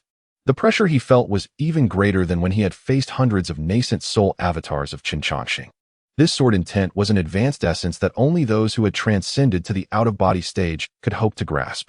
Even at the third level of the nascent soul, he had merely brushed against the threshold of sword intent. How could it be possible for cultivators at the core formation stage to comprehend sword intent, and not just one, but two? This was no longer a mere anomaly. It was akin to encountering a specter, with swords in hand. The nascent sword intent within Ling Feng dared not take form. An unrefined sword intent would be annihilated in the presence of fully realized sword intent. Sword cultivators are inherently those who forsake all defense for the ultimate in offensive prowess. During regular practice, the stakes were life or crippling injury. The current confrontation promised a far deadlier outcome. For sword cultivators, possessing sword intent versus lacking it represented two entirely distinct realms. Ling Feng, at the third level of the nascent soul, found it a Herculean task merely to grip his sword in the presence of his two core formation junior brothers. Of course, relinquishing his weapon would ease his burden considerably, yet such an act would signify abandoning his path, forsaking his very essence. To forsake one's path is a cruelty more profound than death for a practitioner. Thus, even under the oppressive weight of the sword intent emanating from Lung Qingsong and Bai Feiyu, Ling Feng remained resolute in his grip. Suddenly, Ouyang interjected from below, "Old Ling, your junior brother has coughed up blood, and my junior brother has done the same. Shall we let this matter rest?" Ouyang's words were akin to a lifeline for Ling Feng, who quickly responded, "Indeed, it was merely a childish bout of rivalry. The contest has concluded. Let them depart." Ouyang approached Qin Changxing, placing a hand upon his pulse without looking back, and stated, "Let them go." Bai Feiyu, eager to interject, assumed Ouyang was unaware of the gravity of the celestial oath Qin Changxing had just sworn and sought to remind him. "Let them go." Ouyang retrieved a white jade vial from his robes, dispensing a pill and offering it to Qin Changxing with a calm demeanor. Reluctantly, Lung Qingsong and Bai Feiyu descended from the air. Ling Feng felt as if he had been granted a reprieve, hastily bowing to Ouyang and preparing to depart on a white crane with his junior brother. Yet, Ouyang's voice echoed once more, "Ling, tomorrow. Regarding my junior sister lighting the eternal lamp, I hope you will bear with us." Ling Feng forced a smile and replied, "Of course, rest assured, brother Ouyang. I heard the sect leader mention that a grand sect competition will take place in a month?" Ouyang inquired. A foreboding sensation enveloped Ling Feng. Yet he steeled himself to respond, "Indeed, the sect's grand competition is but a month away." Ouyang nodded and spoke. "Please inform the sect leader that my small peak shall participate in this competition, and I earnestly hope that junior brother Zhu Yuan, who lies there, will also join." Ling Feng replied with a hint of bitterness, "Brother Ouyang, why must it come to this? Had I known that junior brother Zhu Yuan's visit to our small peak would stir such commotion, I would have braved even the sharpest blades from the heavens to be present myself." Ouyang gazed calmly at Ling Feng against the backdrop of the sky. "I am merely notifying you and the sect leader, not seeking your counsel. If the sect leader is unwilling, I shall speak to him directly. Furthermore, my surname is Ouyang, not O." Chapter 18. I am your senior brother. Such matters were beyond Ling Feng's authority, so he could only assure that he would relay the message to the sect leader. After Ling Feng mounted his white crane and raced away like a madman, vanishing into the horizon, Ouyang sighed, observing that Lung Qingsong and the others were fixated on him. "What are you staring at? There's nothing peculiar about my face." Ouyang retorted irritably. "Senior brother, do you think Zhu Yuan might flee before the sect competition?" Bai Feiyu inquired. The world is vast indeed. Even in his past life as a sword immortal, he had only glimpsed its entirety. If Zhu Yuan truly feared for his safety, locating him would be akin to searching for a needle in a haystack. After all, if he concealed himself for a decade, once Qin Changxing failed to fulfill his heavenly oath and perished, Zhu Yuan could emerge anew without fear. What else could be done? Should we venture to Qingyun Peak and sever that boy's limbs? Hey, come back. I did not send you. Ouyang exclaimed in frustration. Unexpectedly, Lung Qingsong sprang to his feet, sword in hand, and strode toward the exit. This younger brother was exceedingly straightforward. When faced with a task, he truly acted upon it. Ouyang hurriedly called out to halt Lung Qingsong, chastising him fervently for his reckless intentions. Hu Tutu, cradling A, looked anxiously at Chen Chongqing, who rested on a recliner. Will third senior brother be all right? I saw him spitting blood earlier. It must have hurt terribly. Ouyang, noticing Hu Tutu's tearful expression, quickly reassured him. It is nothing serious. Chongqing merely exhausted his true essence. The stress has agitated his internal organs, leading to the blood. Releasing this stagnant blood is beneficial, not harmful. After soothing Hu Tutu and instructing Bai Feiyu to keep a close watch on the battle-obsessed Lung Qingsong, Ouyang finally carried Chen Chongqing to his quarters. Chen Chongqing drifted into a lengthy dream, returning to his previous life. In that sunless realm, he was drenched in blood, relentlessly slashing at the demonic entities charging toward him. Blood obscured his vision, rendering everything a blur. His meridians lay severed, and he could summon neither true essence nor strength, relying solely on primal instinct to fight. Yet, even in such dire straits, Chen Chongqing grasped his sword firmly. Suddenly, the scenery before him shifted, and a visage he had yet to forget materialized once more. A strikingly beautiful man clad in a blood-red robe, with sinister vertical pupils between his brows, emerged. He bore horns upon his head and black wings upon his back. The entire being was ensnared by countless vengeful souls, resembling a malevolent spirit emerging from the depths of the underworld. That visage was none other than Zhu Yuan, the demon clan's holy emperor, one of the principal architects of this apocalyptic calamity. At this moment, Zhu Yuan wielded a blood-red long knife, holding aloft a severed head. Laughing maniacally towards the heavens, Zhu Yuan had now become the most formidable fiend in this realm. He had slain everyone known to Chen Chongqing, plunging the world into chaos and despair. Upon catching sight of the head in Zhu Yuan's grasp, Chen Chongqing's eyes brimmed with blood tears as he desperately howled. That head belonged to Ouyang. Throughout the apocalypse, Ouyang had always stood resolutely in front of him, shielding him from the most perilous threats. Even in the face of Ouyang's tragic demise, he had urged Chen Chongqing to flee with all his might, consumed by the desire for vengeance. Chen Chongqing had ruminated day and night, to the point of madness, yet in the presence of the now ascended Zhu Yuan, he felt as insignificant as an ant. Suddenly, the severed head of Ouyang abruptly opened its tightly shut eyes, shouting towards him, "Run away." Chen Chongqing jolted upright from his bed, gasping for air. His clothes drenched in cold sweat. Had he been plagued by a nightmare? A voice, so familiar it was almost unbearable, echoed from beside him. Upon hearing it, tears streamed down his face, and he hurriedly used his sleeve to shield his eyes, muttering hoarsely, "Sweat got into my eyes." Ouyang, observing Chen Chongqing's concealed embarrassment, chuckled softly, taking a seat on the edge of the bed, his gaze calm as he spoke. "Is it wrong for your senior brother to prevent you from slaying Zhu Yuan?" Chen Chongqing shook his head, a tinge of regret stirring within him. Since his rebirth, he had been cautious, yet he had not anticipated that upon encountering his nemesis, he would be overwhelmed by rage. Not only had he failed to eliminate Zhu Yuan, but he had also inadvertently alerted him. Sullenly, Chen Chongqing remarked, "I understand your concern. Senior brother, if I were to kill him, it would likely render me unwelcome in Qingyun's sect and the entire cultivation world. Within the sect, internal strife was strictly forbidden. If any sect member were to harm another, the consequences could range from the loss of cultivation and expulsion to outright execution. If Chen Chongqing were to truly slay Zhu Yuan, it would equate to his own demise. This would be a mutually destructive course of action, which Ouyang would naturally oppose. Therefore, when releasing Ling Feng, he had compelled him to acknowledge that Chen Chongqing's actions were merely a friendly sparring session among brethren. As long as all parties involved recognized it as such, Chen Chongqing would not bear any repercussions. Ouyang sighed, gazing at his junior brother. Chen Chongqing, having returned from rebirth, should be aware of Zhu Yuan's true identity. Ouyang was also cognizant of Zhu Yuan being the holy son of the demon clan. However, would anyone believe such a claim if stated outright? Even Bai, the reincarnated ancient sword immortal, had failed to discern Zhu Yuan's true identity. Could one expect that group of old fools to uncover it? Nonetheless, before Chen Chongqing fell unconscious, he had sworn a heavenly oath. With this vow as a testament, it was certain that everyone would grow wary of Zhu Yuan's identity. It was better to let others speculate than to declare it outright, thereby heightening suspicion towards Zhu Yuan. Hearing Ouyang's sigh, Qin Chongqing felt a tightening in his heart and immediately spoke. Senior brother, rest assured, I will not take action against him in the near future. Though he would refrain for now, the future remained uncertain. Ouyang shook his head, approaching Qin Chongqing and leaning down to whisper, have you left a mark on him? Qin Chongqing nodded, recalling how he had inscribed a spiritual mark upon him when Ziyuan had emerged to sever his 3 avatars. This mark would allow him to locate Ziyuan, no matter how far he roamed. Satisfied, Ouyang acknowledged his junior's meticulousness, noting it was far superior to that of a certain fool who merely charged forward with a sword. You should rest. Events have transpired, and we shall take it one step at a time, Ouyang consoled.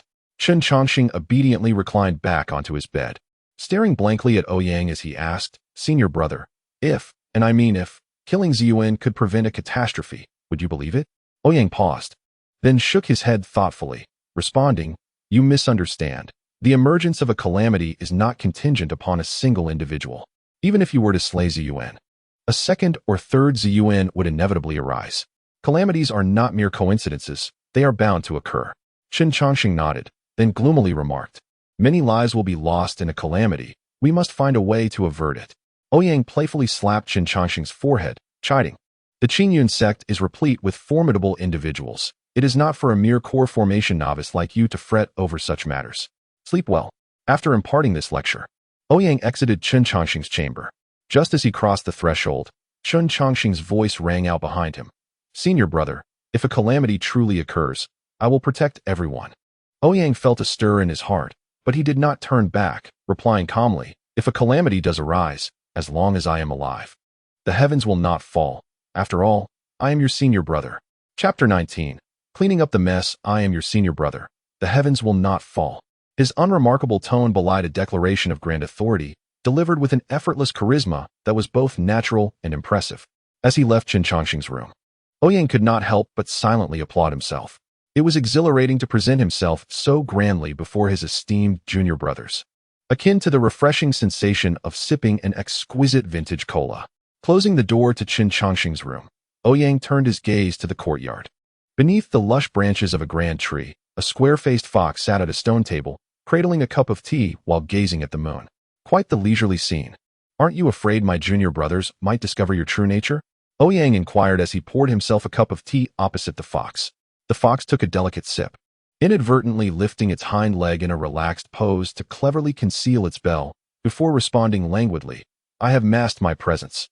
Though these youngsters possess remarkable talents, they are still no match for me. I must say, senior brother, you are quite an admirable figure. Please, no need for such formalities. I am not that old. Ouyang replied, downing his tea in one gulp, savoring the fragrant essence that lingered, even feeling a trace of the world's vital energy swirling in his mouth. Excellent tea. Ouyang's eyes brightened, and he reached out for another pot of tea.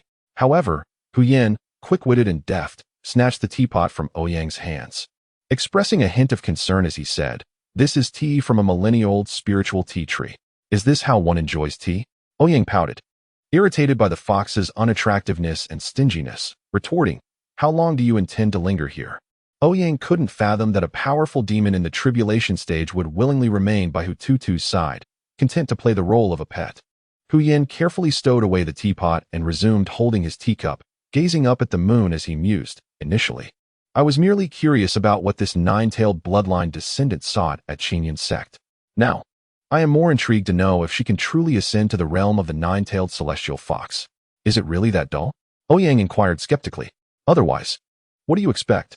The lifespan of a cultivator post-tribulation is exceedingly long, yet without further ascension, such an expanse of time necessitates some form of amusement. Huyan shrugged nonchalantly. I don't see much prowess in the tribulation stage.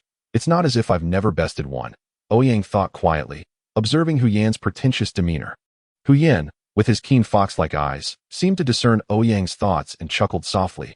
Ah, so that's it. Do you genuinely believe that the tribulation stage is merely a matter of higher realms? Youngster, I concede that your true energy is vast enough to instill fear even in me, but should I desire to eliminate you, I could certainly manage it. Ouyang, upon hearing this, did not take offense. Rather, he nodded earnestly. He understood well that matters concerning the offerings in the back mountains, or the sect leader and his master were largely playful, even entertaining in nature. After millennia of existence and having reached the pinnacle of this world, every ancient being possessed considerable skill. Ouyang did not truly believe that the seemingly effortless Huyen could be subdued by a mere binding rope. Are you prepared to guard Tutu until she transcends to the realm of the nine-tailed celestial fox? Ouyang asked with curiosity. Huyen shook his head, responding, "It is already a rare occurrence for a member of the Qingxiu fox clan to progress from 7 tails to 8. To break through to 9 tails is an even greater challenge. Each fox has its unique methods of cultivation, and my path may not suit her. However, I can protect her until she develops a certain level of self-defense before I depart." He then chuckled, adding, "Though I speak of guarding her. With you and your fellow disciples around, I believe she has ample opportunities in this world. Perhaps I simply wish to remain by her side." Why does this old fellow speak so erratically? Ouyang thought, feeling somewhat bewildered by Huyen's convoluted speech. Huyen leaped from his seat, the moonlight cascading over his brown fur, the essence of the moonlight slowly being absorbed into his being. "I am quite pleased with the name she bestowed upon me. For now, I am called Handsome," he said with a grin, transforming into a gust of wind and soaring back to Hututu's room. This fox truly has an eccentric nature. Ouyang gazed at the moon, which appeared exceptionally large in this world, as if one could reach out and touch it. Perhaps the lack of light pollution here rendered it more pristine and unspoiled. Suddenly, Ouyang's gaze sharpened as a wooden boat flew forth from the moonlit sky. The vessel, propelled without wind, bore 2 youthful figures, one rowing vigorously, while the other stood at the bow, wielding a brush and paper. As the boat drew nearer, Ouyang discerned an engraved character for punishment upon its hull, instantly comprehending the visitors' identities. They were disciples from the Punishment Peak of the Qingyun sect. The practitioners from Punishment Peak oversee the sect's laws and possess the authority to investigate any alleged violations, even scrutinizing the sect leader without exception. Typically, these practitioners are foundational cultivators, perpetually adorned with stern expressions and scrutinizing gazes. Consequently, they are derisively labeled as sect hounds by others from different peaks. As the wooden boat approached, the young man with the brush greeted Ouyang with a respectful gesture, inquiring, "Brother Ouyang, are you still awake?" Ouyang reciprocated the salutation, feigning ignorance as he queried, "What brings you 2 specters here at such an hour?" The 2 figures, clad in contrasting black and white, bore peculiar names, Bai Wuchang and He Wuchang, thus earning the moniker of the judges of death at Punishment Peak. Ouyang surmised that the commotion caused by Chun Chongqing earlier that day had attracted the attention of Punishment Peak, prompting their visit. With a smile, Bai Wuchang explained, "This afternoon, the Peak Master mentioned that someone had sworn a celestial oath atop the small peak, thus dispatching us to inquire about the matter." As they spoke, the wooden boat prepared to land in the courtyard of the small peak. A gentle surge of true energy halted the boat's descent. Ouyang, beaming, declared, "Today, in a moment of leisure, I solemnly swore a celestial oath. Should I fail to reach the foundation establishment stage within 10 years, I vow never to take human form." "Brother, such a reason will be difficult to convey to the Peak Master," Bai Wuchang replied, exasperated. "Surely, one cannot be so absurd as to curse oneself in idle moments?" Ouyang shook his head, saying, "Brother Bai, you are mistaken. This matter is known not only to my entire small peak, but also to the sect leader." "Is the sect leader aware?" Bai Wuchang exchanged a glance with He Wuchang, skepticism etched upon his face. Could it be that Ouyang truly made such a ludicrous celestial oath? When did the heavens become so trivial? Just as Bai Wuchang was about to inquire further, Ouyang tossed a book towards him, stating, "I cannot allow my 2 brothers to leave empty-handed. This is my latest research on interrogation techniques, a gift for both of you." Bai Wuchang received the book, its cover inscribed with the words, 10 Most Torturous Punishments of the Qingyun Sect. Upon glancing through its pages, he felt a cold sweat trickle down his back. Yet joy surged within him. With this book, those stubborn individuals would surely relent. Bai Wuchang, treating the book as a precious treasure, bowed to Ouyang, saying, "Since the sect leader is aware, we shall report truthfully. Do visit Punishment Peak more often, Brother Ouyang. The Peak Master has proclaimed you a once-in-a-millennium expert in interrogation." Ouyang smiled and returned the gesture, affirming, "Certainly. I shall make my way to Punishment Peak soon and perhaps refine your tools while I am at it." The 2 individuals exchanged pleasantries with Ouyang before disappearing once more into the moonlight aboard their wooden boat, leaving Ouyang standing alone in a shroud of hazy lunar illumination. His brow furrowed in deep contemplation. He recalled Chun Chongqing's words and couldn't help but let out a soft sigh, muttering, "A calamity, perhaps?" In Chapter 20. It was stated that every small peak was inhabited by monsters, and similarly, Qingyun Peak would not harbor incompetence. Upon returning to Qingyun Peak, Lingfeng dutifully knelt on the ground. Beside him lay the unconscious Ziyuan on a mat. Within a modest courtyard, an elderly man, clad in a traditional robe and wielding a feather fan, gazed intently at Ziyuan with a furrowed brow. This unconventional elder was none other than the current leader of the Qingyun sect, Dong Shuzi. Rumors in the outside world suggested that the current master of Qingyun sect possessed unfathomable strength, having even brushed against the threshold of immortality. Did that lad truly say such a thing? Dong Shuzi inquired with a hint of exasperation. After recounting the events, Lingfeng nodded and then bowed deeply, saying, "My cultivation is still insufficient, and I failed to protect my junior brother adequately. I implore Master to impose punishment." Dong Shuzi looked down at Lingfeng, who was kneeling with his head bowed, and sighed. "If what you say is true, the fact that you managed to bring your junior brother back is already surprising. You have done remarkably well. There is not a single normal person atop that mountain. The heavenly oath, do you think that even if a cultivator makes a vow, it will attract the attention of the heavenly Tao and gain its approval? Is the heavenly Tao merely a commodity, accessible to any common individual? Only those endowed with great fortune can invoke the attention of the heavenly Tao through a solemn oath made to another of equal fortune. This further indicates that both Chen Chongxing and Ziyuan are recognized by the heavenly Tao as individuals of great fortune." Dong Shuzi did not hold Lingfeng accountable for failing to protect Ziyuan. Having spent years in seclusion at Qingyun Peak, Lingfeng rarely ventured beyond its gates, remaining oblivious to the monstrous beings that resided upon the smaller peaks. Despite Dong Shuzi's reassurances, Lingfeng stubbornly refused to lift his gaze. With a hint of resignation, Dong Shuzi declared, "Since you are insistent on accepting punishment, return and copy the Huangting scripture 500 times. As you command, Master." Lingfeng replied dutifully. Dong Shuzi observed Lingfeng with a mix of exasperation and admiration. His disciple was commendable in many respects, with decent aptitude, yet his unwavering integrity bordered on excessive, even leading him to become somewhat obstinate. Having spent his entire life in cultivation, Lingfeng's perspective remained rigidly black and white, akin to a pristine white lotus. From his sleeve, Dong Shuzi produced a medicinal pill, utilizing his true essence to activate its potency and sprinkle it over Ziyuan. The expression of pain that had marred Ziyuan's features faded, and his breath grew steadier. With a wave of his hand, Ziyuan vanished from the grand hall, leaving only Dong Shuzi and Lingfeng behind. "Do you understand the implications of a heavenly oath?" Dong Shuzi inquired. "To the death," Lingfeng replied. "Then do you not suspect that your junior brother may be in peril?" Dong Shuzi continued. Lingfeng shook his head and said, "My junior brother was entrusted to me by our master. I refuse to believe that he could be problematic. There must be some misunderstanding." Dong Shuzi was momentarily rendered speechless by Lingfeng's assertion. After a while, he inquired, "If it turns out that your junior brother truly has issues, what will you do?" Lingfeng replied solemnly, "As the elder brother, it is my responsibility to guide my junior brother back onto the righteous path." Dong Shuzi looked at Lingfeng in astonishment, sensing an aura of enlightenment emanating from him. It seemed a shame for such a talent to be wasted in the pursuit of cultivation. He should be a monk instead. If the Qingyun sect were to fall into this young man's hands, it might not last 3 decades before its annihilation. What kind of disciples am I taking in? Dong Shuzi, feeling disheartened, waved his hand dismissively at Lingfeng, signaling him to leave. Lingfeng bowed respectfully and exited the master's chamber, making his way directly to Ziyuan's room. The heavenly Tao oath? I am certain my calculations were correct. What deep-seated enmity does Ouyang's junior brother harbor against Ziyuan? After Lingfeng departed, Dong Shuzi stroked his beard in confusion, murmuring to himself.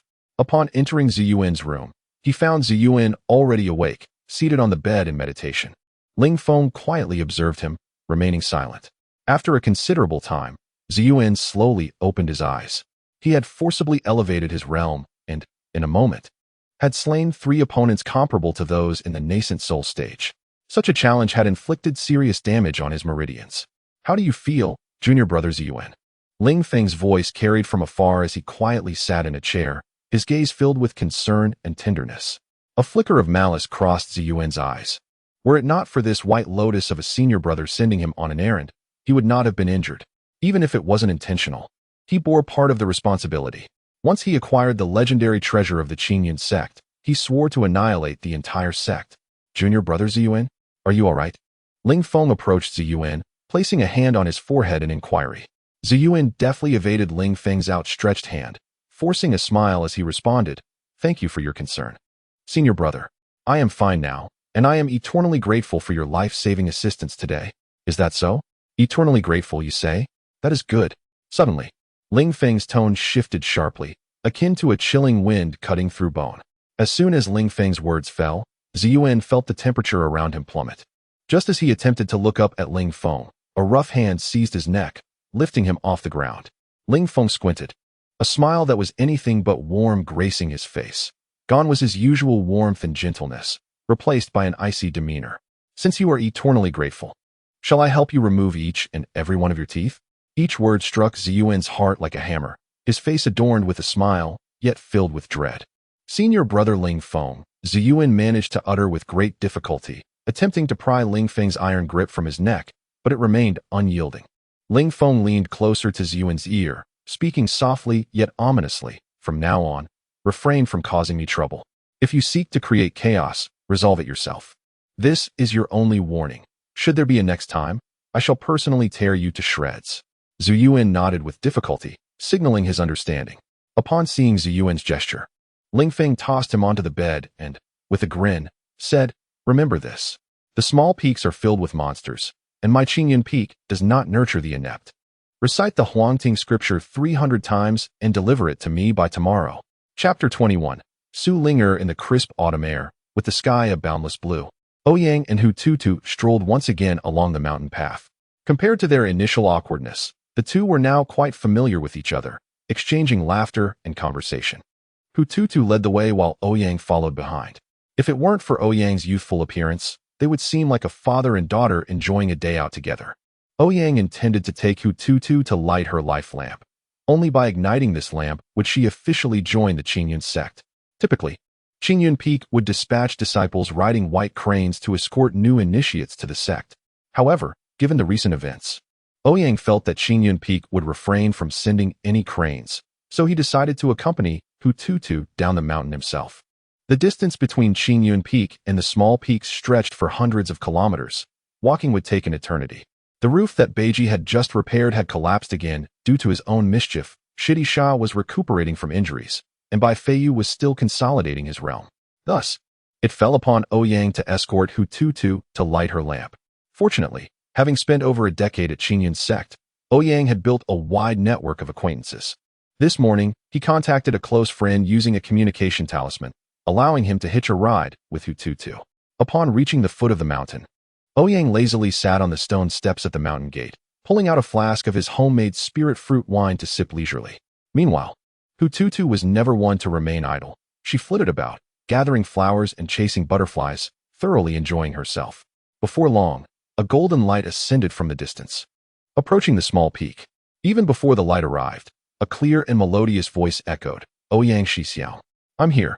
Upon hearing the voice, Ouyang quickly stood up, adjusting his attire and gazing towards the light. As the brilliance drew near, amidst a halo, a girl stepped onto the clouds, her smile radiant. Every time Ouyang beheld her beauty, he marveled inwardly. Her long hair cascaded like a waterfall down her back, simply tied with a red ribbon. Her delicate phoenix brows framed enchanting eyes brimming with emotion, complemented by a refined nose, rosy cheeks, and lips like blooming orchids. Her oval face was strikingly beautiful, her skin as flawless as snow, and her slender figure resembled that of a water nymph. With each smile and frown, an air of nobility effortlessly emerged, captivating all who beheld her ethereal grace. Clad in a flowing white dress, she appeared almost celestial. Most importantly, this girl possessed a generous spirit and long, flawless legs that seemed to stretch endlessly. Innocence and allure coalesced in her being, reaching the pinnacle of perfection. Name: Su Linger, chief disciple of Yunu Peak. Cultivation level: first stage of Yuanying root bone. 7 charm, 9 luck, 6 musical talent, 8 exclusive skill, unlocked evaluation, an exceptional alchemist proficient in playing the flute. In her previous life, the protagonist, driven by this evaluation from the system, conducted a series of cheesy romantic experiments on Su Linger. From being a lecherous man to now a senior brother, Ouyang has certainly exerted considerable effort. However, the results are evident. The young woman before him is no longer as averse to him. When he sent her a message, she hesitated but ultimately agreed. In the past, she would have told him to leave. Junior sister Su Linger, it has been a while. Ouyang greeted the girl with a bow and a smile. Hearing Ouyang's somewhat formal tone, the girl pouted in dissatisfaction. Although she wished to maintain her composure upon receiving a message from senior brother Ouyang, she hurried over nonetheless. She did not expect Ouyang to behave so distantly. Last time he had called her Linger. Is it just because I acted a bit aloof that you're putting on airs, you insufferable man? Su Linger thought as she jumped down from the cloud and embraced Ouyang, her face radiant with joy. Senior brother, it feels like ages since you last contacted me. I thought you had forgotten about Linger. Upon hearing her playful reproach and feeling her warmth against his arm, Ouyang found himself momentarily lost. However, with his junior sister present, he decided to maintain a semblance of seriousness. Clearing his throat, he fabricated an excuse, saying, I have been assisting junior brother by stabilizing his breakthrough these past few days. Now that I finally have time, I wanted to take my little junior sister to Qingyun Peak to light the everlasting lamp, and you were the first to come to mind. Su Linger beamed even brighter upon hearing that he thought of her first. Oh, senior brother, you have a hair on your shoulder, she exclaimed playfully, leaning against his shoulder and inhaling his scent. Hee, your scent remains as delightful as ever. She chuckled inwardly while savoring the moment. Suddenly, a small face appeared before Su Linger, and Hu Tutu blinked curiously at her. Su Linger gasped and quickly jumped off Ouyang. Senior brother, is this sister the ordinary friend who is taking us to Qingyun Peak? Hu Tutu pointed at Su Linger while emphasizing the term ordinary friend. Upon hearing Hu Tutu's words, Su Linger turned her gaze to the little girl perched on Ouyang's other shoulder. With her keen eye, she immediately recognized that this girl would undoubtedly grow into a breathtaking beauty. Alarm bells rang in her mind, having finally tamed the little vixens on Yunu Peak. Why was there now another beautiful junior sister by her senior brother's side?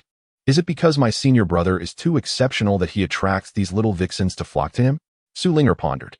With a cordial smile, she addressed Hu Tutu. Senior brother, is this the new disciple of Master Hu Yun?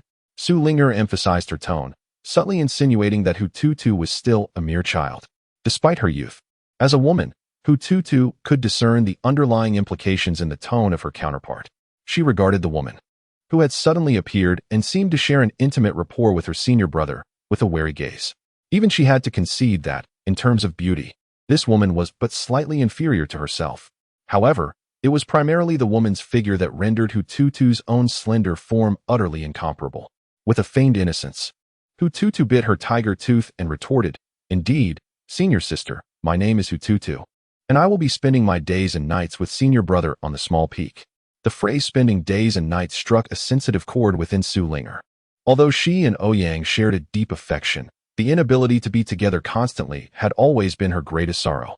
Caught in an invisible conflict, Ouyang stared in bewilderment at the two girls before him. Although their words were polite and courteous, an unshakable tension lingered in the air, suggesting a palpable animosity.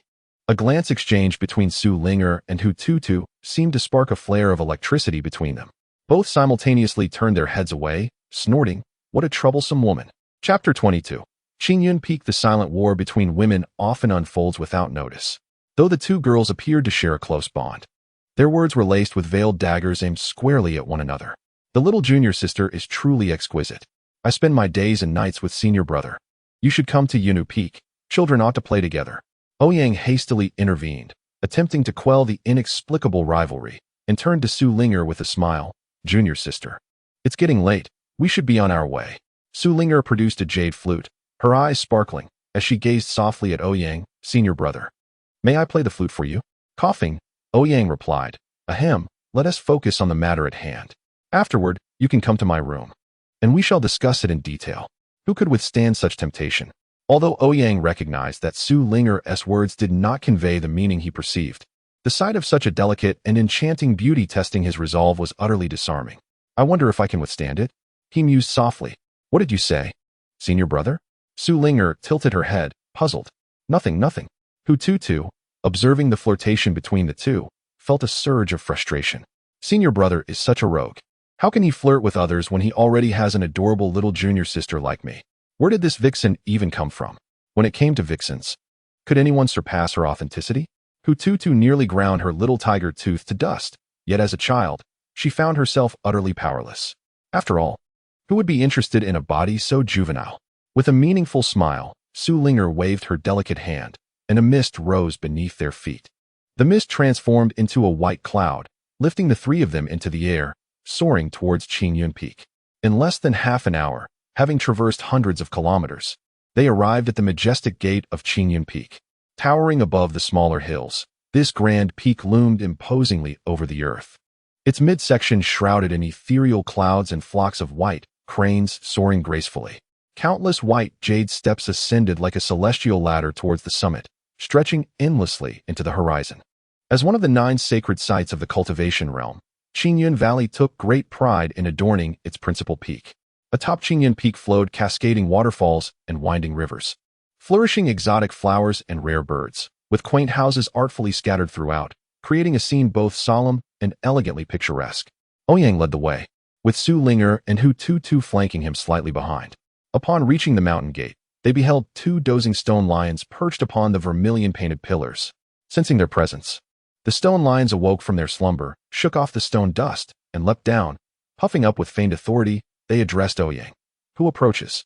Speak the gate's command. Ouyang, witnessing the lions' lazy demeanor, felt a surge of irritation and scoffed. Come here, bow your heads, and I shall reveal the command to you. The stone lions tilted their ears and bent down, only to find Ouyang's cold smirk upon them, leaving them momentarily speechless. Not inclined to coddle the lions, Ouyang delivered a hefty blow to one, exclaiming in exasperation, "You were crafted by my own hands, and yet you dare demand a command from me? Listen closely. The command is this: your father never required any command to enter here." Awakened by the forceful slap, the stone lions hastily stepped aside, kneeling obediently as if they were mere lion dogs, even wagging their tails in submission towards Ouyang. These 2 stone spirits were creations from his early cultivation days, conjured during his practice of earth element escape techniques. Having forgotten to retract his true energy, they gained sentience over time, ultimately being left here by the sect master to guard the entrance.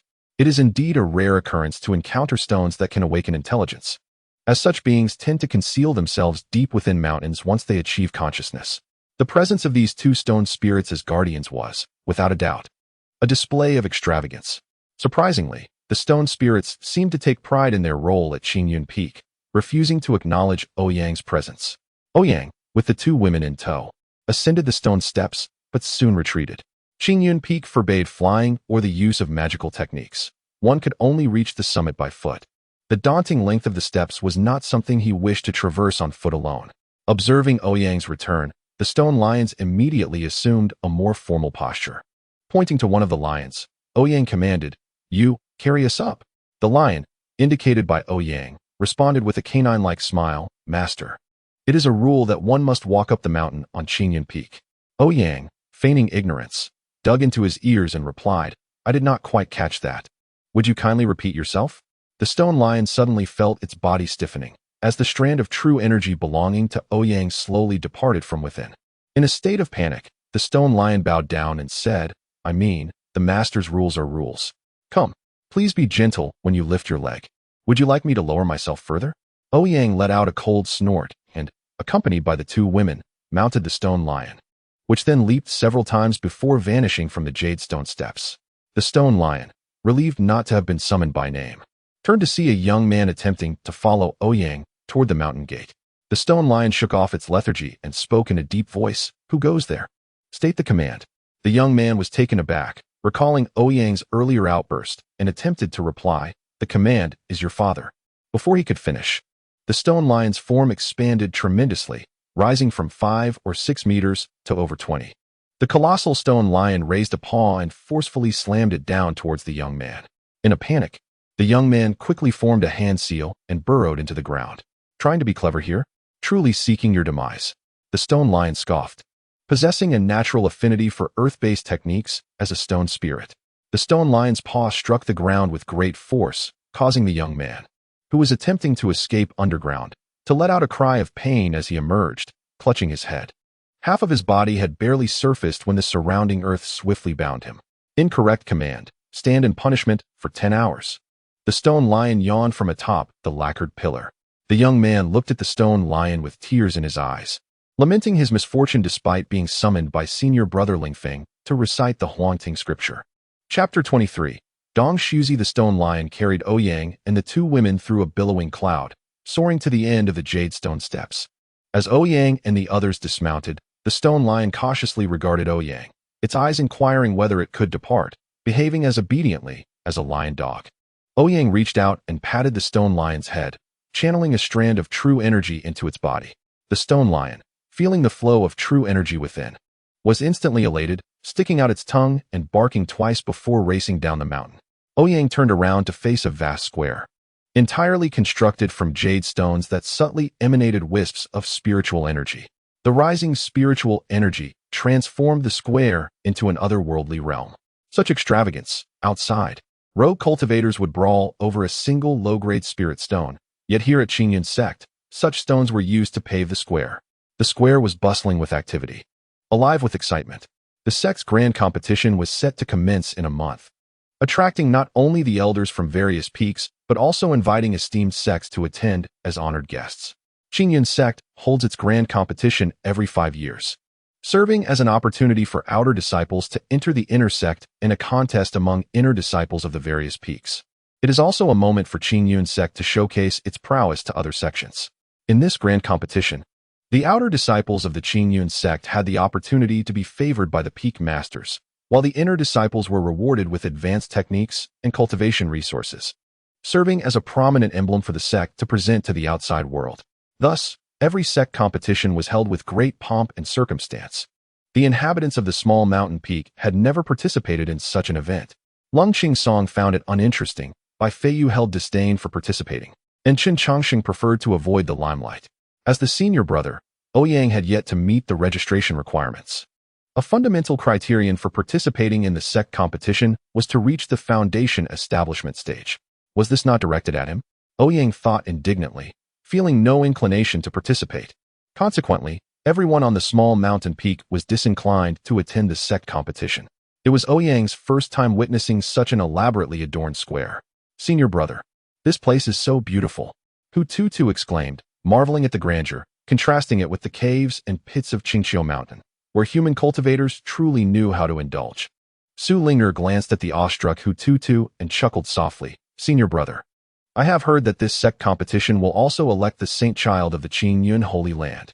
With your talent, if you could participate, the title of Saint Child would surely belong to you. Ouyang's face flushed. He understood that Su Ling'er meant no ill will, but he felt unworthy to speak of the title of Saint Child when he lacked even the qualification to compete. Clearing his throat, he replied, I have no desire for such hollow fame, junior sister. We cultivators ought to regard these empty titles as mere fleeting clouds. Senior brother, you truly exemplify noble integrity. Su Ling'er exclaimed earnestly. Those nearby, upon hearing Ouyang's words, turned to look at him. When they noticed he was merely at the qi refinement stage, they swiftly turned back. What pretentiousness from a mere qi refinement cultivator! Ouyang, aware of the scornful gazes cast upon him, felt a twinge of embarrassment despite his thick skin, hastily leading Su Ling'er and Hu Tutu toward the main hall. Upon entering, the hall did not feature a multitude of diverse deities as in his past life. Instead, at its center stood a simple wooden plaque, inscribed with 2 characters, heaven and earth. This world was devoid of myriad deities. One venerated not gods or Buddhas, but heaven and earth alone. 3 towering yellow pine incense sticks were placed before a massive square censer, the curling blue smoke exuding an invigorating fragrance. Ouyang and Su Ling'er each took 3 plain incense sticks, with Hu Tutu mimicking their actions, respectfully bowing toward the wooden plaque before placing them in the censer. As Su Ling'er inserted her incense, her cheeks flushed slightly. Offering incense to heaven and earth alongside her senior brother felt akin to a couple pledging their vows to the Tao. After paying their respects to heaven and earth, Su Ling'er remained in the front hall, for disciples were not permitted to enter the rear hall without significant reason. Thus, Ouyang led Hu Tutu around the central hall toward the rear hall. The rear hall also featured a sizable altar, adorned with countless flickering perpetual lamps. Here lay the place where all the inner disciples' perpetual lamps resided. Upon entering the back hall with Hu Tutu, Ouyang was taken aback to find it utterly deserted. What did it signify? Had Old Ling truly stood him up? Such behavior was uncharacteristic of Old Ling. Bewildered, Ouyang scanned the surroundings. Suddenly, a cough echoed, and an elder clad in a Taoist robe appeared before Ouyang and Hu Tutu. With a whisk in hand, The elder exuded an aura of ethereal grace, his youthful visage contrasting with his white hair and long, drooping eyebrows that cascaded to his chest.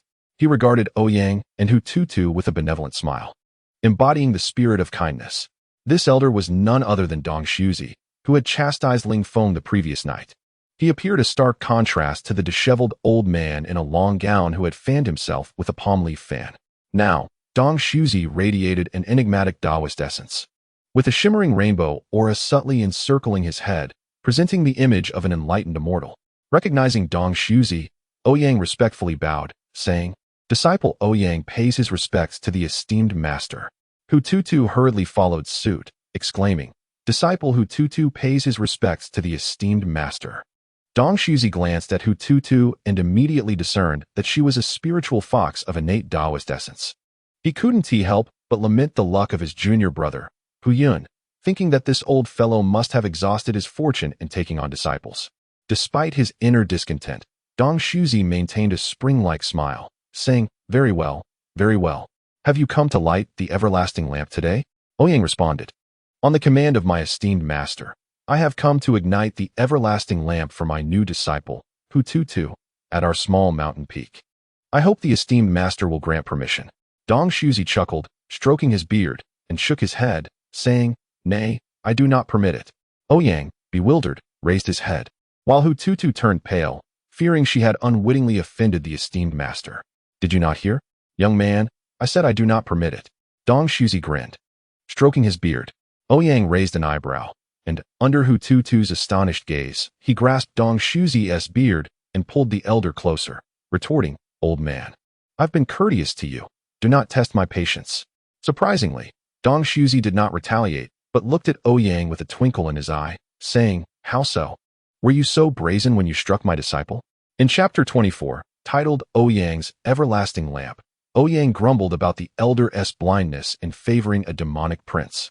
Setting that aside, it was indeed Chen Chongsheng who had instigated the altercation. Ouyang muttered, "Your disciple lacks propriety. What's wrong with my junior brother reprimanding him?" Dong Shuzi replied, equally quietly, "Is it proper to inflict severe injuries for a lack of decorum? Does your small mountain peak's code surpass that of my Qingyan peak? Your newly acquired disciple seems problematic." Ouyang found this amusing, retorting, "Which of your disciples isn't a problematic child? My junior sister is present. Show me some respect. Do you expect me, as the headmaster, to lose face while you tug at my beard? What do you desire? Speak plainly." Impatiently, Ouyang insisted, "Advise your disciple to let this matter rest, and it shall be settled." After some contemplation, Dong Shuzi finally spoke, "I shall reflect upon it." Ouyang groaned, "I too wish for it to be settled, yet the heavenly oath has been established. How can it be disregarded?" Dong Shuzi, in a playful manner, replied, "Then it cannot be handled? Neither can I." Ouyang gazed at the old man, who was teasing him with impunity, feeling utterly helpless. Throughout his life, he had never emerged victorious in their verbal sparring. "Change your request. This matter is truly beyond my capabilities. Otherwise, we shall part ways," Ouyang threatened. With the Grand Sect competition looming next month, he required a dragon and a phoenix, two auspicious beasts to grace the occasion. Only then did Dong Shuzi reveal his true intentions. "Absolutely not. You know very well that such entities would undoubtedly attract the wrath of the heavens." Ouyang shook his head in refusal once more. Dong Shuzi, incensed, raised his voice. "Nothing is acceptable to you, is it? My disciple has endured enough. Light the lantern of enlightenment. Go summon a ghost if you dare." Seeing that Dong Shuzi seemed genuinely prepared to persist in his antics, Ouyang reluctantly conceded, Fine. For the upcoming sect competition, I shall procure a dragon and a phoenix for you." After sealing their agreement, Dong Shuzi tugged at his beard and resumed his celestial demeanor. Kindly addressing Hututu, "Child, your talents are commendable.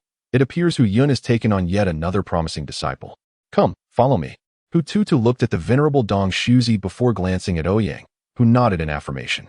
She doubted her own eyes. After all, this was the esteemed headmaster of Qingyan sect, one of the 9 sacred grounds. The leader of a major force in the cultivation world was being playfully berated by her senior brother. Astonishingly, the headmaster did not express anger but instead engaged in a light-hearted exchange of banter with Ouyang, rubbing her eyes in disbelief. Hututu wondered if she had imagined the scene. Yet, upon seeing her senior brother nodding, she obediently followed Dong Shuzi to the altar. Dong Shuzi cast a glance at Ouyang, who, understanding the unspoken cue, discreetly exited the hall, ensuring the door was carefully shut before sitting on the stone steps outside. While Dong Shuzi was indeed the headmaster, he could also be considered a mentor to Ouyang. In their early years, Ouyang's erratic master rarely returned, and when he and Lung Qingsong first arrived at the small peak, it was nothing but barren land. The establishment of the small peak was largely orchestrated by the headmaster, who tirelessly organized everything. Consequently, Ouyang and Dong Shuzi enjoyed a close camaraderie, so much so that even the 2 stone lions guarding the mountain gate had been spirited away by Dong Shuzi. The dragon and phoenix promised to Dong Shuzi were akin to those stone lions, merely manifestations conjured from his true energy. However, such celestial beings, inherently imbued with Taoist essence, could provoke heavenly retribution if summoned carelessly. Ouyang had previously succumbed to curiosity and attempted to conjure them, nearly succumbing to the wrath of the lightning tribulation. Deep down, he sensed that manifesting these divine beasts would bring him only harm, with no discernible benefit. Why had Dong Shuzi suddenly requested them? Even if summoned, these proud creatures would rather perish than heed the commands of a cultivator, rendering Ouyang's authority ineffective. The act of manifesting such beings served little purpose beyond merely witnessing their majestic forms. Ouyang sighed and retrieved his copy of the Comprehensive Guide to the Fundamentals of 5 Elements escape techniques from his pocket. In the rear hall, Dong Shuzi observed the anxious Hu-Tu-Tu and chuckled, "Little girl, there's no need to be nervous. It's merely a matter of lighting a lamp." Hu-Tu-Tu obediently responded, "I understand, Grandmaster." Her youthful voice calling him Grandmaster elicited hearty laughter from Dong Shuzi, who mused that his disciple, Ouyang, had indeed taken on a genuinely earnest apprentice. This was a far cry from that little rascal at the entrance who was always tugging at his beard. Dong Shuzi waved his feather duster, causing an oil lamp to soar from the altar, landing before Hu-Tu-Tu's day. With a solemn expression, he inquired, "Hu-Tu-Tu, do you wish to join our Qingyan sect and abide by our sect's rules and laws?" "I am willing," Hu-Tu-Tu declared. "Do you pledge to uphold justice, vanquish evil, and preserve the purity of heaven and earth?" "I am willing," Hu-Tu-Tu affirmed. "Do you vow to pursue the path of enlightenment, forsaking worldly power and wealth?" "I am willing." "Excellent. These 3 questions must be answered with sincerity. Should any treachery arise, your cultivation will be revoked, and you shall be expelled from the mountain." "I understand." Hu-Tu-Tu listened to Dong Shuzi's inquiries, initially expecting complex prohibitions from a grand sect, but found them refreshingly straightforward. These precepts bore no resemblance to the concepts of human or demon cultivators, and she felt no hesitation in assenting. With another wave of his feather duster, a strand of Hu-Tu-Tu's hair floated gracefully and descended into the oil lamp before her. The lamp suddenly ignited with a blue flame, which morphed into a small fox that leaped momentarily before settling into a regular flicker of fire. Hu-Tu-Tu's heart raced. Would her identity as a fox spirit be revealed? However, Dong Shuzi seemed oblivious, smiling gently at her. "All right, that will suffice. You may return now." A sigh of relief washed over Hu-Tu-Tu. The Grandmaster had not discovered her secret. Feeling emboldened, she fluttered her large eyes at Dong Shuzi and inquired, "Grandmaster, are all the eternal lamps of Qingyan sect here?" Dong Shuzi nodded. "Indeed, all the eternal lamps of everyone in Qingyan sect are here." Curiously glancing around, Hu-Tu-Tu asked, "What does the elder brother's eternal lamp look like?" Dong Shuzi's expression turned awkward as he replied, "What is so special about that brat's eternal lamp?" Hu-Tu-Tu, adopting a playful tone, pleaded, "Grandmaster, please let me take a look, just this once. I beg you." Unable to resist her charm, Dong Shuzi extended his hand, summoning an oil lamp from the altar. This lamp was dimmer than any other on the altar, almost as if it were on the brink of extinguishing. Hu-Tu-Tu stared in astonishment at the lamp in Dong Shuzi's hand and exclaimed, "Why is it like this?" Chapter 25. I can manually upgrade magic treasures. Sitting on the stone steps, Ouyang flipped through the book in his hands, noting that the water-based spell of the water dragon and the fire-based spell of the fire phoenix perfectly met the old man's requirements. The primordial energy of heaven and earth can transform into the myriad elements, rendering it nearly omnipotent in this world. The art of technique employs the true energy and essence within a practitioner's body, utilizing specific operational methods alongside commands, incantations, and formations. This allows the practitioner to connect their own primordial energy with that of the universe, manifesting it in tangible forms such as wind, fire, earth, water, thunder, wood, metal, and more for offense or defense.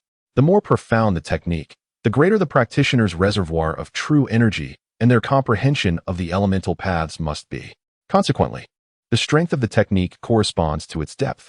A highly skilled practitioner can manipulate terrain, influence weather, turn day into night, and halt torrential rains. Truly a terrifying spectacle.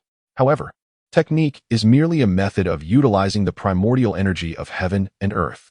With myriad paths to enlightenment, each individual pursues a distinct path, and the transformations of primordial energy remain unfathomable. Such esoteric knowledge eludes Ouyang entirely. His understanding of techniques is simplistic. He claps his hands and invokes whatever he desires. He uses a technique once, then forgets it, requiring him to revisit the text repeatedly. For instance, he had recently practiced the water dragon technique, but now it has completely slipped from his mind. After glancing at the book to review the operational route of the water dragon technique, he closed it only to find that most of it had already faded from memory. His innate talent felt as toxic as poison. Suddenly, the door to the rear hall swung open, and Dong Shuzi and Hututu emerged.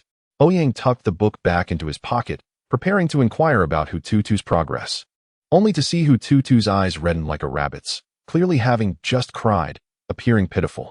Ouyang stepped forward and grasped Dong Shuzi's beard, speaking fiercely, "Old man, I have already promised you. Are you reneging on our agreement? Ouch, that hurts. Can you not act before clarifying matters? What does it have to do with me?" Dong Shuzi retorted, struggling to free himself from Ouyang's grip. "Brother, it has nothing to do with the Grandmaster. It's my own issue." Hututu sniffled, interjecting. Afterward, he reached out and tugged at Ouyang's garment, gazing up with a pleading expression. "Brother, can we return to the small peak? I wish to go back now." Ouyang looked at Hututu, then released Dong Shuzi's beard and lifted Hututu into his arms, reassuring him, "Do not worry, Tutu. Your brother is here to support you. Speak freely. No old fossil dares to bully you." As he spoke, he cast a sidelong glance at Dong Shuzi, who, in a fit of anger, exclaimed, "You're just short of naming me directly, aren't you?" Ouyang was about to retort, but was silenced by Hututu's small hand covering his mouth. Observing the thoughtful Hututu, Dong Shuzi felt a surge of comfort and suddenly remembered something. He retrieved a paper crane from his robe and presented it to Hututu, saying, "In terms of lineage, I am your granduncle. Since this is our first meeting, allow me to gift you this paper crane." Hututu accepted the paper crane and softly uttered, "Thank you, Grandmaster Uncle." Ouyang, rolling his eyes, remarked, "You are truly miserly. For a first meeting gift, you present a mere scrap of paper? Go away. Upon seeing you, my lifespan shortens. Be gone at once." Dong Shuzi impatiently waved his hand at Ouyang, and with a flourish of his feather duster, he vanished before their eyes. How miserly, indeed, are the brothers. Ouyang muttered to himself as he recalled his own master. Turning his gaze toward the paper crane in Hututu's hand, he let out a soft exclamation and took the crane from Hututu, distinctly sensing the presence of his own vital energy emanating from it. Was this the paper crane that had delivered a message to him yesterday? That old fellow truly is a miser. He even gives away used items. Suddenly, the paper crane flapped its wings and took flight from Ouyang's hand, circling around him as if it recognized him. Hututu, observing the dancing crane, found it equally fascinating and gently raised his hand, allowing the paper crane to alight on his palm. Unexpectedly, the crane emitted a burst of white light and vanished from Hututu's grasp. He looked in astonishment at the newly manifested crane pattern on his fingernail. "Brother, this paper crane is actually a magical artifact," Hututu exclaimed with delight. "A magical artifact? Could it be that after the crane returned yesterday, that old man reforged it?" Ouyang suddenly understood. Magical artifacts are essential tools for practitioners, whether for offense or defense. A high-grade artifact can drive all cultivators to madness. The quality of an artifact is directly linked to its rank, which is generally classified into 5 levels: tools, artifacts, spiritual treasures, Taoist instruments, and Taoist treasures. A Taoist treasure is exceedingly rare. There are scarcely a few in the entire cultivation realm. Even the Qingyun sect among the 9 sacred lands cannot resist the allure of a Taoist treasure if news of one were to emerge. Each Taoist treasure embodies the pinnacle of a path, containing enough profound essence to elevate an ordinary person to the legendary realm of an immortal. Immortals. That is the realm all practitioners dream of achieving. Ouyang had naturally encountered various magical artifacts and tools, but he had only seen one spiritual treasure, a long sword his master had brought back for Beiji from afar. It was said to be an exceptionally rare and exquisite spiritual treasure, and ever since Beiji acquired it, he would sleep while clutching it tightly. However, Ouyang could only gaze longingly, for he possessed merely a rope, which could hardly be considered a tool. And only cultivators of the foundation establishment stage and above could wield magical artifacts. As a practitioner stuck in the chi refinement stage for millennia, Ouyang could barely manipulate a single rope, let alone utilize any artifacts available to those in the chi refinement stage. After a moment of contemplation, Ouyang addressed Hututu. Tutu. Summon it forth. Hututu nodded, gently closed his eyes, and the white light reappeared, the paper crane materializing back into his hand. Ouyang took the crane and began to channel his vital energy into it. Upon encountering Ouyang's vital energy, the crane responded with joy, eagerly absorbing it as if it were a fish encountering water. Yet, alas, the crane's form was simply too diminutive. After a brief moment, it ceased its consumption. Ouyang retracted his vital energy, realizing that the paper crane had absorbed a total of 1,000 points of his vital energy. If he did not reclaim it, the absorbed energy would be irretrievably lost. However, for Ouyang, who could effortlessly obtain at least 1,000 points of vital energy through a single idle session, this was of little consequence. That said, it seemed that this idle session had been unresponsive for 2 days, indicating a rather prolonged duration. The paper crane, now fully charged with vital energy, radiated a white halo. Suddenly, it tilted its head back, and a melodious crane call echoed from its beak. Thus, the paper crane underwent a metamorphosis from a magical artifact to a spiritual treasure, awakening its intelligence entirely. Chapter 26. Senior Brother, I shall not allow you to perish. Upgrading a magical artifact with bare hands. If the outside world were to learn of Ouyang's method, it was likely that the remaining 8 great sacred lands would unite to besiege the Qingyun sect, intent on capturing Ouyang to dissect him for research. Ouyang was well aware that his ability to elevate a magical artifact to the level of a spiritual treasure was due to Dongzuzi having refined the paper crane anew, utilizing exceptionally fine materials. He merely stimulated the inherent properties of the artifact, catalyzing the emergence of its intelligence. It was not as simple as taking a piece of paper and transforming it into a spiritual treasure. Were it so, he would have long since amassed a fortune that would surpass the entire cultivation realm. Nonetheless, merely activating the materials within a spiritual treasure to awaken its intelligence was already a feat that would astound the world. Magical artifacts, magical treasures, spiritual treasures, Taoist instruments, and Taoist treasures. These 5 tiers have been fixed since the moment a magical artifact is crafted. Each artifact's creation necessitates various precious heavenly materials and earthly treasures, a requirement that poses a challenge for more than 80% of cultivators. Such materials are often elusive, and even when acquired, they may not be suited for the particular spiritual treasure one intends to forge. Furthermore, one must possess extensive knowledge of formations and the skills of a master craftsman. Even the slightest error during the forging process could result in the failure to create the artifact, leading to the catastrophic loss of hard-earned materials.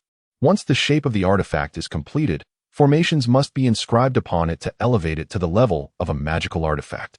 Given the complexity of crafting a magical artifact, one can only imagine the rarity of magical treasures and spiritual treasures. As for Taoist instruments and Taoist treasures, the challenge transcends mere materials. Only when a spiritual treasure awakens its intelligence and can independently grasp the essence of the Tao can it aspire to ascend to the realm of a magical artifact. However, this process may take centuries or even millennia. Thus, spiritual treasures represent the zenith of what ordinary cultivators, even sect disciples, can aspire to encounter. The average cultivator might only possess a single magical artifact throughout their lifetime. The rarity of spiritual treasures is thus evident, even within the Qingyun sect. One of the 9 great sacred lands, some esteemed elders have yet to acquire a suitable spiritual treasure. The ability to elevate a magical artifact to a spiritual treasure is an unprecedented feat in this world. Hututu gazed joyfully at the paper crane before him, marveling at the fact that his very first magical artifact was, indeed, a spiritual treasure. Hututu summoned the demon essence within him to command the paper crane. The once diminutive paper crane, no larger than a palm, unfurled in the wind, instantly transforming into a magnificent creature 3 meters tall and 5 meters long. Brother, the little crane says it can take us home. Let us hasten to board. Hututu exclaimed joyfully, leaping onto the paper crane and addressing Ouyang. But what about Sister Sulinger? Ouyang queried, momentarily taken aback, recalling the recently summoned assistant, Sulinger. Do not worry about Sister Su. She can ride the clouds and may have already departed. Hututu quickly interjected, her thoughts racing. I certainly do not wish to return home with that cow. Despite her words, Ouyang still sent a message to Sulinger, who replied that the sect leader required her presence at Qingyun Peak for preparations regarding the upcoming sect competition. Brother, Master insists I stay here to liaise with the Qingyun Peak members about next month's competition. It is truly vexing. I haven't even had the chance to play the flute for you. Sulinger's melodious and pure voice resonated through the communication stone, stirring something within Ouyang's heart. Fear not. Sister, when you have the opportunity, you must play for me, and then I shall play for you. Ouyang replied with a mischievous grin. Do you have a flute too, brother? Sulinger asked, her surprise evident. She had not anticipated that Ouyang possessed musical talents, feeling an even deeper connection with him. Imagining their future as partners, she envisioned herself playing the flute while he strummed the zither, a perfect harmony. A dreamy smile spread across her face as she gazed at the communication stone. Meanwhile, Hututu, momentarily lost in admiration of Sulinger's beauty, quickly regained her composure, realizing the silly expression on Sulinger's face. Upon learning that Sulinger would not accompany them back to the small mountain peak, Hututu cheered and urged Ouyang to board the paper crane. As the crane wobbled and ascended, it flew toward the direction of the small mountain peak, a transparent barrier shimmering around them, shielding the two from the rushing wind. Hututu, filled with childlike glee, called out from the crane. However, as she glanced at Ouyang with joy, she suddenly recalled the words of Dong Shuzi, her expression darkening once more. Leaning closer to Ouyang, she nestled into his embrace and whispered, Brother, I do not want you to die. Ouyang, bewildered, questioned what? That old coot Dong Shuzi has cursed me to die? Do not listen to that old fool's nonsense. I am perfectly well. Ouyang retorted, somewhat irritated. Hututu remained silent, merely nuzzling against him like a kitten. In the back hall, Dong Shuzi had shared much regarding the Master Brother's eternal lamp. The size of the flame represented one's vitality. Cultivators typically possessed a bright flame, yet the vitality of Ouyang's lamp was notably weak, though stronger than an ordinary person's. It paled in comparison to that of a true practitioner. Only cultivators can ignite the eternal lamp, and when you first lit yours, it took considerable effort. This foreshadows that your cultivation journey will not extend too far, Dong Shuzi had explained. It could even be asserted that one has never encountered such lackluster qualifications in a cultivator. Ordinary practitioners, regardless of their mediocre talent, should find no difficulty in achieving the golden core stage. Once they successfully cultivate a golden core, they can extend their lifespan by 500 years. Ouyang's lantern flickered dimly, casting doubt on whether he would ever attain such a feat in this lifetime. However, Hutu refused to believe it, boldly countering even in the presence of the headmaster of Qingyun's sect. But senior brother is truly powerful. Dong Shuzi remarked with profound significance. Is strength truly beneficial? What flourishes must eventually decline. Even if one is stronger for a time, they will vanish within a century. Can they truly compare to those who achieve genuine longevity? You are strong, exceedingly so, but you can only live for a century. After that, you will dissolve into mere dust, leaving nothing behind. Compared to the lengthy life of the tribulation stage, it is but a fleeting brilliance. The realm of cultivation has never been devoid of prodigies. When Ouyang beheld Dong Shuzi's attribute panel, he too gasped in awe, recognizing him as a child of destiny. Name: Dong Shuzi cultivation level, 9th stage of tribulation root bone, 10 charisma, 10 luck, 10 swordsmanship aptitude, 10 exclusive skill, immortal presence evaluation, a master of 10 disciplines. The headmaster of Qingyun sect, Dong Shuzi, capable of becoming the headmaster of the 9 sacred lands, was indeed the most radiant talent of his era. Senior brother, I will ensure you do not perish, Hutu declared, squinting at the sun while leaning against Ouyang, silently vowing. Chapter 27. 3 important considerations for the small mountain peak. The paper crane flew swiftly, its speed surpassing that of Sulinger on her cloud by more than double. And soon the small mountain peak came back into view for the two. Just as the paper crane prepared to descend, 2 beams of sword light shot into the sky, and 2 formidable sword intents clashed fiercely above the small mountain peak. Ouyang covered his face, knowing all too well that Beiji and Xiaobai were at it again. These ungrateful disciples could not find peace without stirring up trouble. The paper crane swayed slightly before gently landing in the courtyard of the small mountain peak. Hutu, exuberantly calling out, exclaimed, "Second brother, third brother, fourth brother, come and see. The headmaster has gifted me a spiritual treasure." Yet, her words did not capture the attention of those in the courtyard. Lung Qingsong and Bai Feiyu stood in confrontation, their formidable sword intense emanating from their very beings. Qin Changsheng, standing nearby, could only smile wryly, feeling utterly powerless. Disappointed at not being able to showcase her newly acquired spiritual treasure, Hutu suddenly spotted a passing Zhonghu. Her eyes lighting up, she raised the Zhonghu, presenting it before the paper crane, and exclaimed, "Handsome, look, this is the spiritual treasure the headmaster bestowed upon me." Huyen stared blankly at the paper crane, bewildered by the notion of a spiritual treasure. Is Qingyun's sect truly so affluent?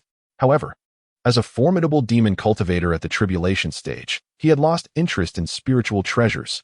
Had it been a Tao artifact, he might have shown some intrigue. For a mere spiritual treasure held little significance for a practitioner at the tribulation stage. Ouyang approached Qin Changsheng, mildly irked, and inquired, "What is going on? What trouble are they causing this time?" Qin Changsheng, seeing Ouyang, quickly replied, "Senior brother, you have returned. Just yesterday, after I made my vow to the heavens. Fourth junior brother remarked that my swordsmanship was utterly lacking and insisted on teaching me." Before Qin Changsheng could finish speaking, Ouyang had already grasped the unfolding events. Bai Feiyu intended to guide Qin Changsheng in the art of swordsmanship. As an ancient sword immortal, Bai Feiyu had witnessed countless sword techniques and was undoubtedly capable of providing valuable insights. However, the presence of Lung Qingsong, who had taken a path entirely contrary to Bai Feiyu's, complicated matters. Bai Feiyu's philosophy was that the sword resides in the heart, and all things are but extensions of that sword.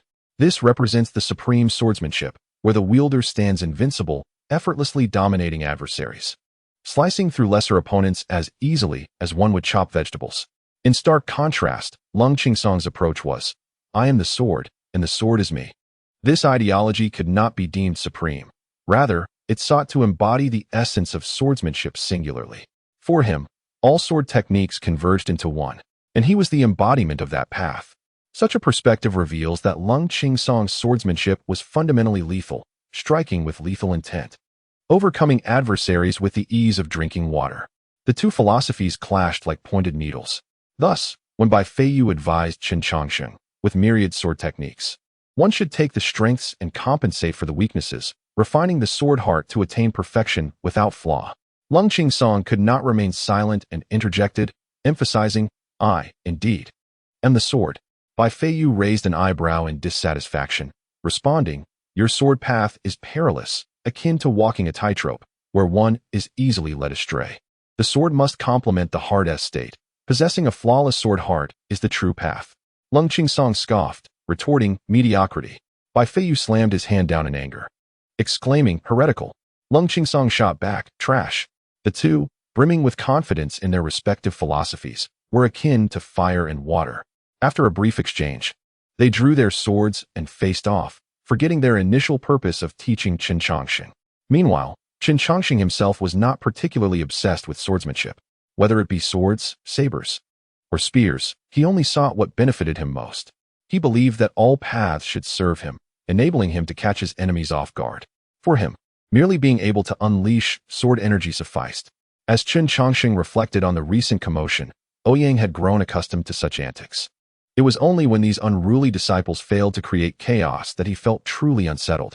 With a surge of true energy within him, he raised his hand and bellowed, "Both of you, get lost." The powerful wave of true energy brutally swept the two away, abruptly halting their sword intent. They were cast from the mountaintop to its base. Upon arriving at the foot of the mountain and regaining their footing, both warriors instinctively drew their swords upon seeing each other, the blades resonating with an uncontrollable hum. In an instant, Bai Feiyu and Lung Qingsong charged at one another. At the foot of the small peak, the air was filled with a tumultuous clash of sword intent, creating a cacophony of ringing metal.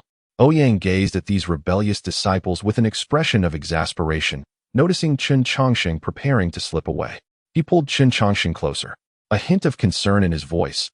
"Are you confident about the sect competition in a month? After all, he is the son of the demon clan."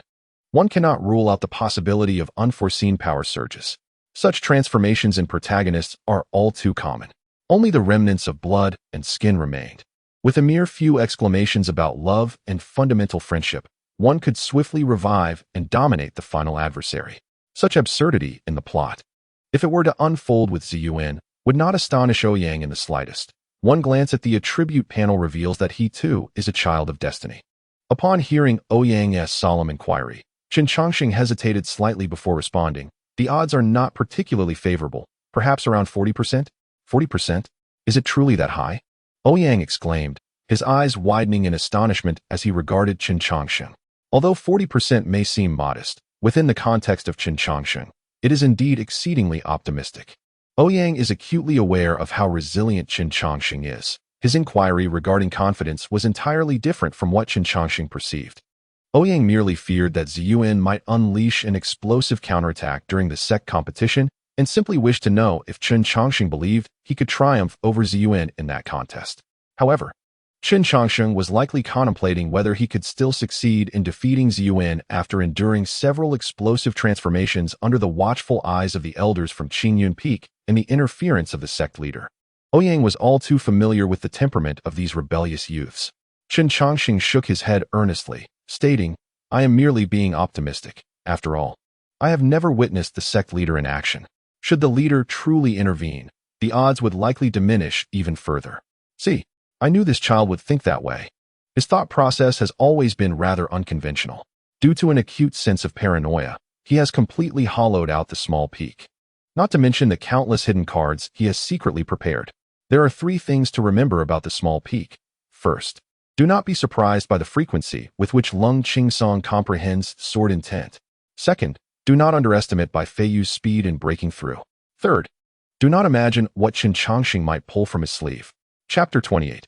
Xiao Feng. The Qingyun sect's competition occurs once every 5 years. Not only a grand event for the sect, but a significant occurrence for the entire cultivation world. The leaders of hundreds of sects surrounding Qingyun will participate, and representatives from the other 8 sacred sites will also come to witness the spectacle. It is a time of great prestige, a moment of unparalleled renown. It presents an opportunity for countless aspiring prodigies wishing to join this ancient sect with a lineage spanning millennia to showcase their talents. With a month still remaining, the struggles among the outer disciples have already commenced. The outer disciples of Qingyun's sect number in the hundreds of thousands, all drawn from various regions, eager to pursue the path of immortality. Outer disciples must be no older than 18. Those who exceed this age will be sent back home. Thus, before reaching 18, one must either join Qingyun's sect or return home to marry. However, after traveling such great distances, would one willingly concede to return home? Moreover, those eligible to join the outer sect are already exceptional talents from their respective locales.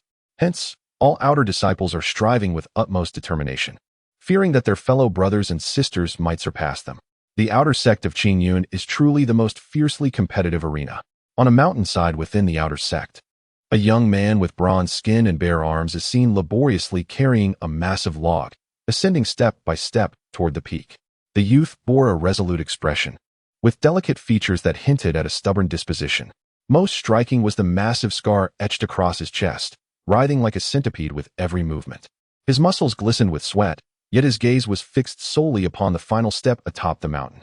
He walked steadily, each footfall leaving a faint imprint upon the bluestone path, while the log upon his shoulder felt as though it weighed 1,000 pounds. At last, he hoisted the log to the summit, but instead of pausing to rest, he turned and began his descent once more. Before he could proceed, a figure blocked his path. Xiao Shidi, with only a month until the sect competition, this method of physical training is ultimately futile. You still cannot even draw energy into your body. It will yield no results. It would be wiser to return and focus on mastering that technique while you still have time. A kind-hearted youth in a gray robe implored him. The young man was named Xiao Feng, known for his daily ritual of hauling a hefty ironwood log weighing over 100,000 pounds along the mountain path, becoming a striking figure among the outer disciples. Initially, his ascent drew considerable attention. Some speculated he sought to attract notice, while others deemed him a failure who would never reach the chi refinement stage. Many thought he merely wished to squander his days in idleness. Yet, after 5 years of shouldering that immense burden, Xiao Feng had transformed from a faltering novice to a figure of remarkable agility. All disparaging whispers had vanished, replaced by admiration. Whether it was an act or a matter of innate talent, his unwavering determination to scale the mountain day after day without respite silenced all dissent. While many held respect for those who persevered, Xiao Feng remained indifferent, silently continuing his ascent. Xiao Shidi, registration for the outer competition has begun. Come down the mountain with me, urged the youth beside him, observing Xiao Feng's intent to persist. Xiao Feng paused momentarily, replying softly, Zhao Shixiang, you go ahead. I will join you shortly. Sighing, the young man addressed as Zhao Shixiang turned and hurried down the mountain. The top 10 in the outer competition would gain entry to the prestigious sect competition. And only by winning the favor of a peak master could one hope to enter the inner sect. With the ironwood log hoisted upon his shoulder, determination flickered in Xiao Feng's eyes. My bones have been seized, my Dantian destroyed, my parents murdered, my brothers turned against me. My fiancée who grew up by my side has shamed me, and my family has mocked me. One day, I, Xiao Feng, shall reclaim all that is rightfully mine. Meanwhile, Ouyang yawned, leaning against the bell tower at the entrance of the outer competition, accompanied by a middle-aged man who wore a gentle smile and slightly hunched posture. Ouyang, still groggy, surveyed the bustling outer disciples below, feeling a wave of dizziness wash over him. Each time the outer competition occurred, a peak was assigned to oversee it. And this time, it was the turn of the small mountain peak. The three unruly disciples atop the mountain showed little interest in the lackluster sparring of the outer disciples, though Hututu was keen to accompany him. However, considering the dignity of the inner disciples, Ouyang chose not to bring Hututu along, instead arriving alone as a mere emblem of good fortune. The middle-aged man beside him, whose face was adorned with a broad smile, was the outer gate's managing senior brother. Despite his cheerful demeanor in Ouyang's presence, he was known among the outer disciples as the Iron-Faced Tiger, a notorious villain. This managing senior brother was responsible for the monthly allocation of resources to the outer disciples, a distribution contingent upon each disciple's contributions to the sect. Without resources, cultivation would progress at an excruciatingly slow pace. Thus, possessing the authority to allocate these resources granted him significant power over the lives and fates of the outer disciples. At present, his deference towards Ouyang was not a tribute to Ouyang himself, but rather to the Qingyun sect that Ouyang represented. Rest assured, old son, I am merely here to observe and will not interfere in your affairs. The outer gates competitions will still rely heavily on your expertise, Ouyang remarked lazily, feigning drowsiness as he regarded the bowing man. Nonsense, Ouyang senior brother, it is you who must be understanding. The middle-aged man replied with a respectful smile. After exchanging a few insincere pleasantries with old son, Ouyang's gaze returned to the bustling crowd of outer disciples below. Countless faces and figures dazzled him. Yet after scrutinizing for some time, he found no promising talents. The few who showed potential were still considerably inferior to the elder Ling of Qingyun's sect. Just as Ouyang contemplated finding a spot to catch a quick nap, his attention was suddenly drawn to a massive log being carried by a bare-chested youth approaching the outer gate's registration area. A panel illuminated before Ouyang, revealing the following details. Name, Xiao Feng, bearing the Emperor's aura, cultivation, comparable to Foundation Establishment bone structure, 0 charisma, 8 luck, 8 body refinement aptitude, 11 exclusive skill, indomitable will evaluation, the tragic protagonist of a classic waste talent narrative. A bone structure of 0? How is that even possible? Even someone as lacking as myself possesses a bone structure of at least 1. Ouyang mused as he contemplated the system's evaluation. His interest in the youth peaked. Why label him as a waste talent protagonist? Simply because his surname is Xiao. Does the title bearing the Emperor's aura not seem a tad exaggerated? Moreover, this body refinement aptitude has astonishingly surpassed 10. Just as he pondered whether this youth might also be a child of destiny, a resounding shout erupted from the boy. 30 years in the East. 30 years in the West. Do not underestimate the youth in poverty. Ouyang squinted, his heart affirming a conclusion. Anyone capable of uttering such words was undoubtedly a child of destiny.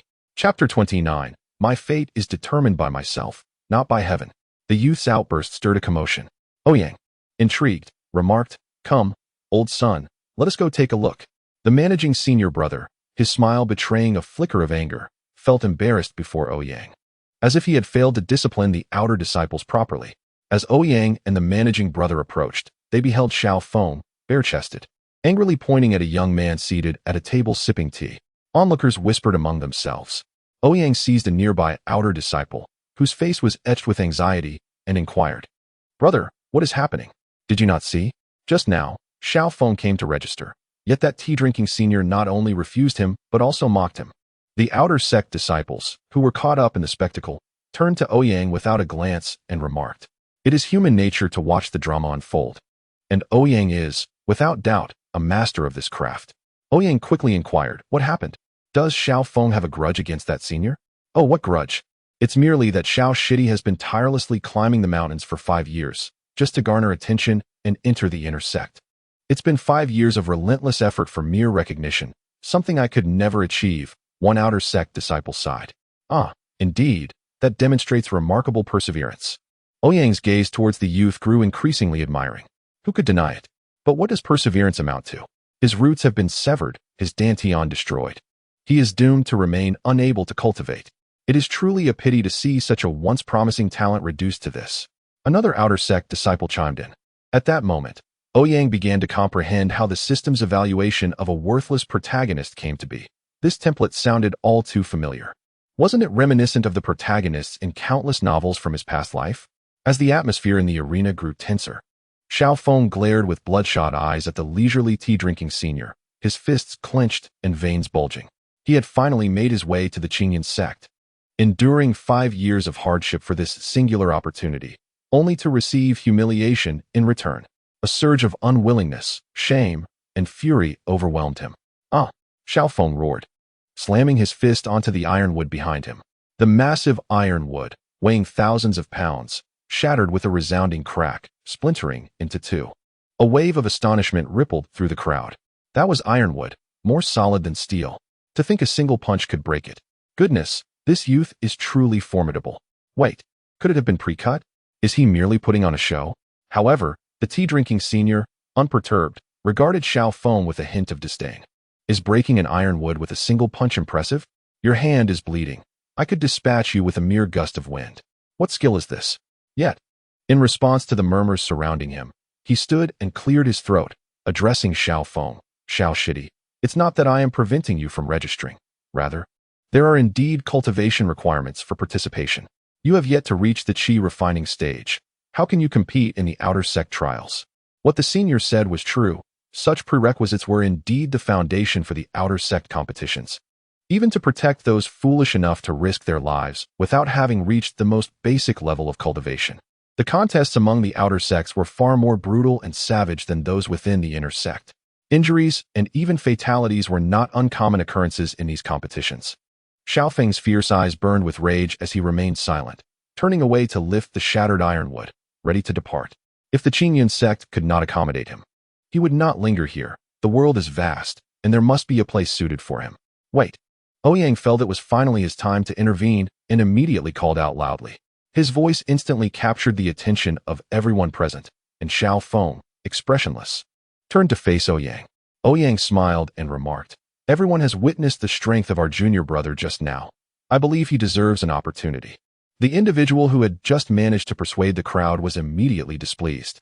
Having worked hard to gain consensus, how could there be a dissenting voice?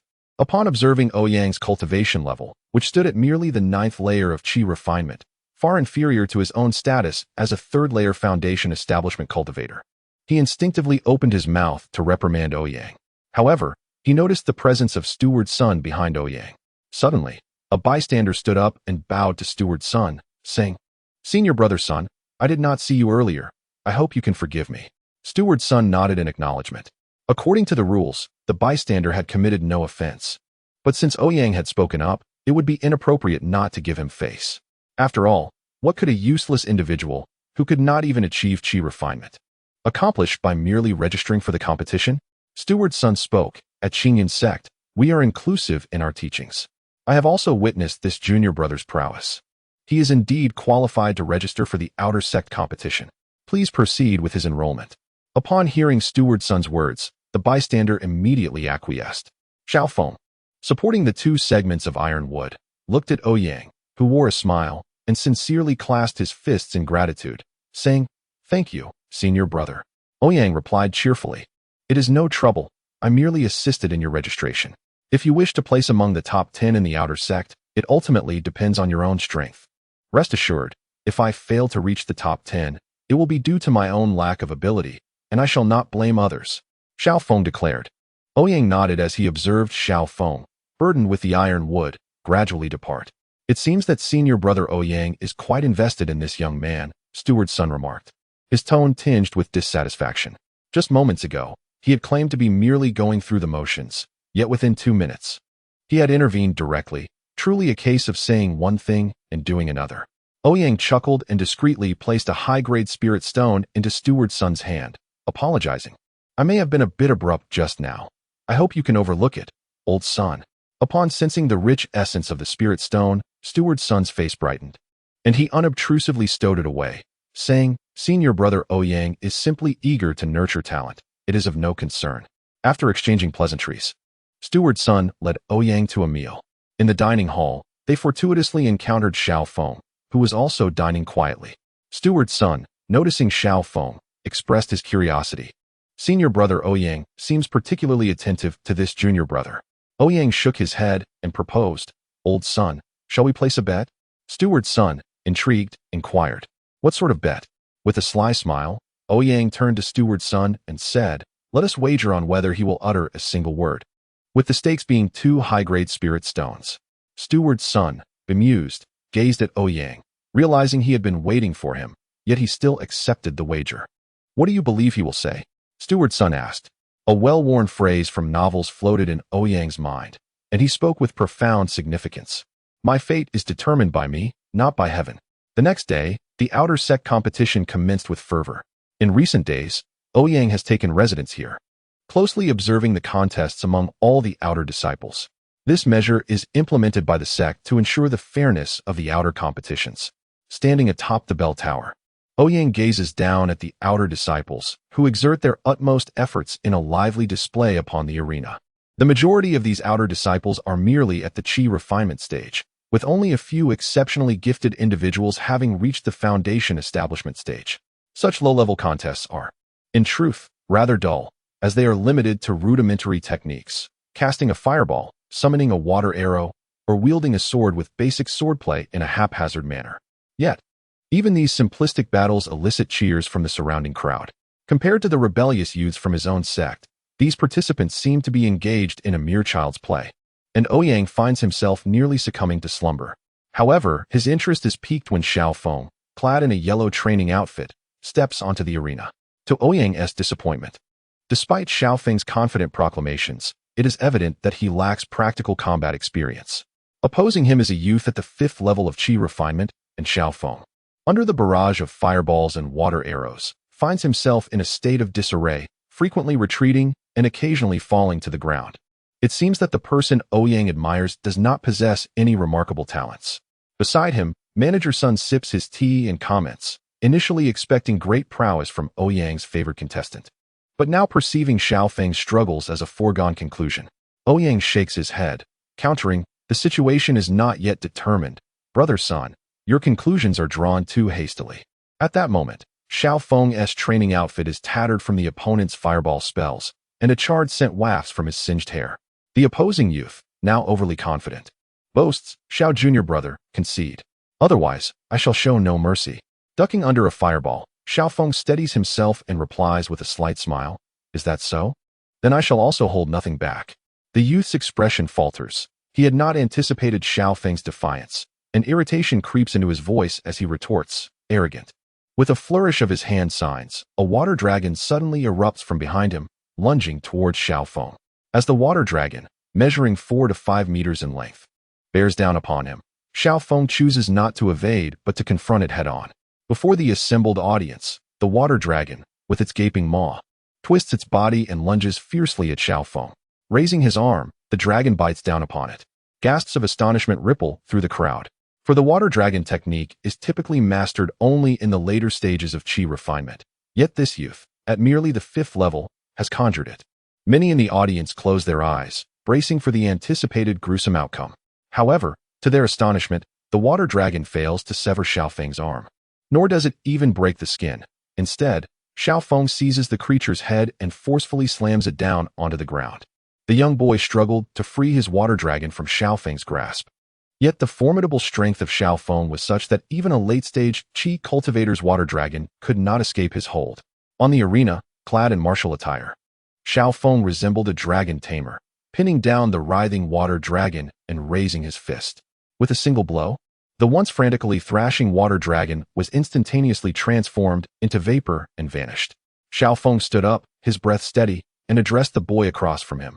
"Senior brother, concede now, or I shall not hold back." The boy, taken aback, fumbled in a panic to retrieve his trump cards, several talismans he had crafted himself. However, Xiaofeng offered no respite. He swiftly closed the distance, landing a punch squarely in the boy's abdomen.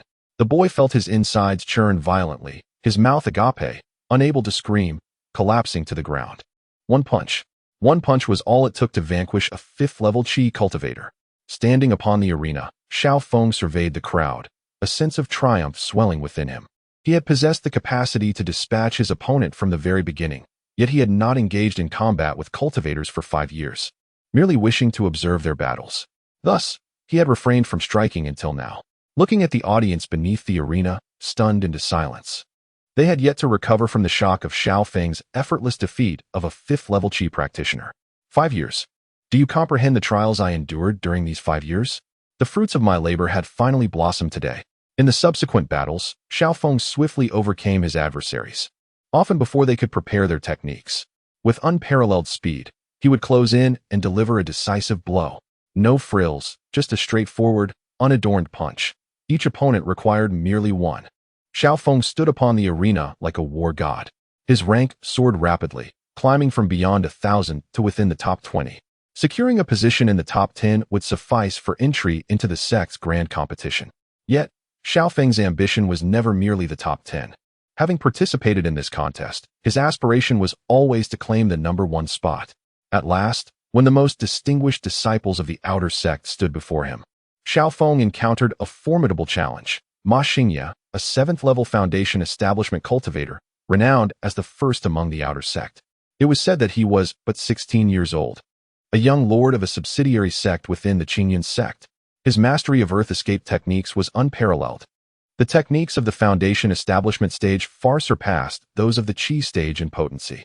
As Xiaofeng advanced once more, delivering a punch against Ma Xingye's protective true essence barrier, the barrier rippled but remained unbroken.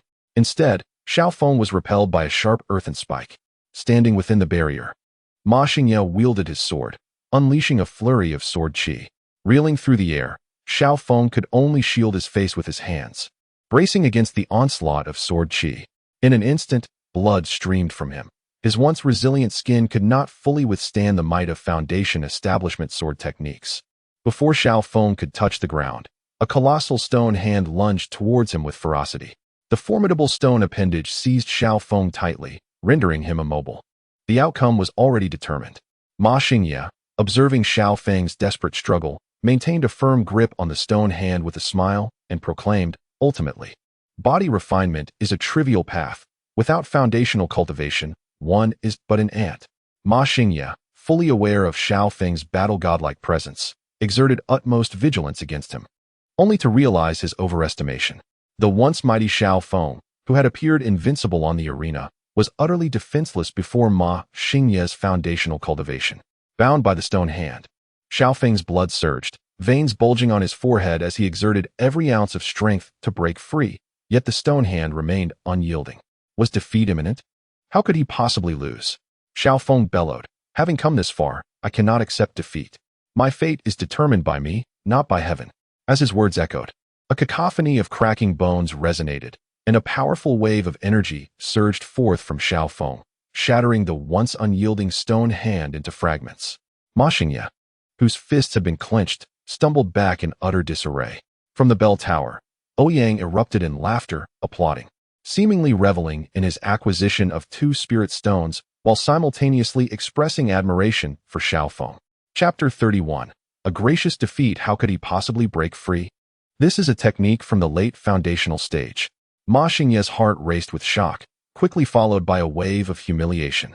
As a practitioner of the 7th level of foundational cultivation, he had been staggered by a mere youth devoid of any cultivation. Not to mention, he was the young master of the Blue Maple sect, having always been exceptional since childhood.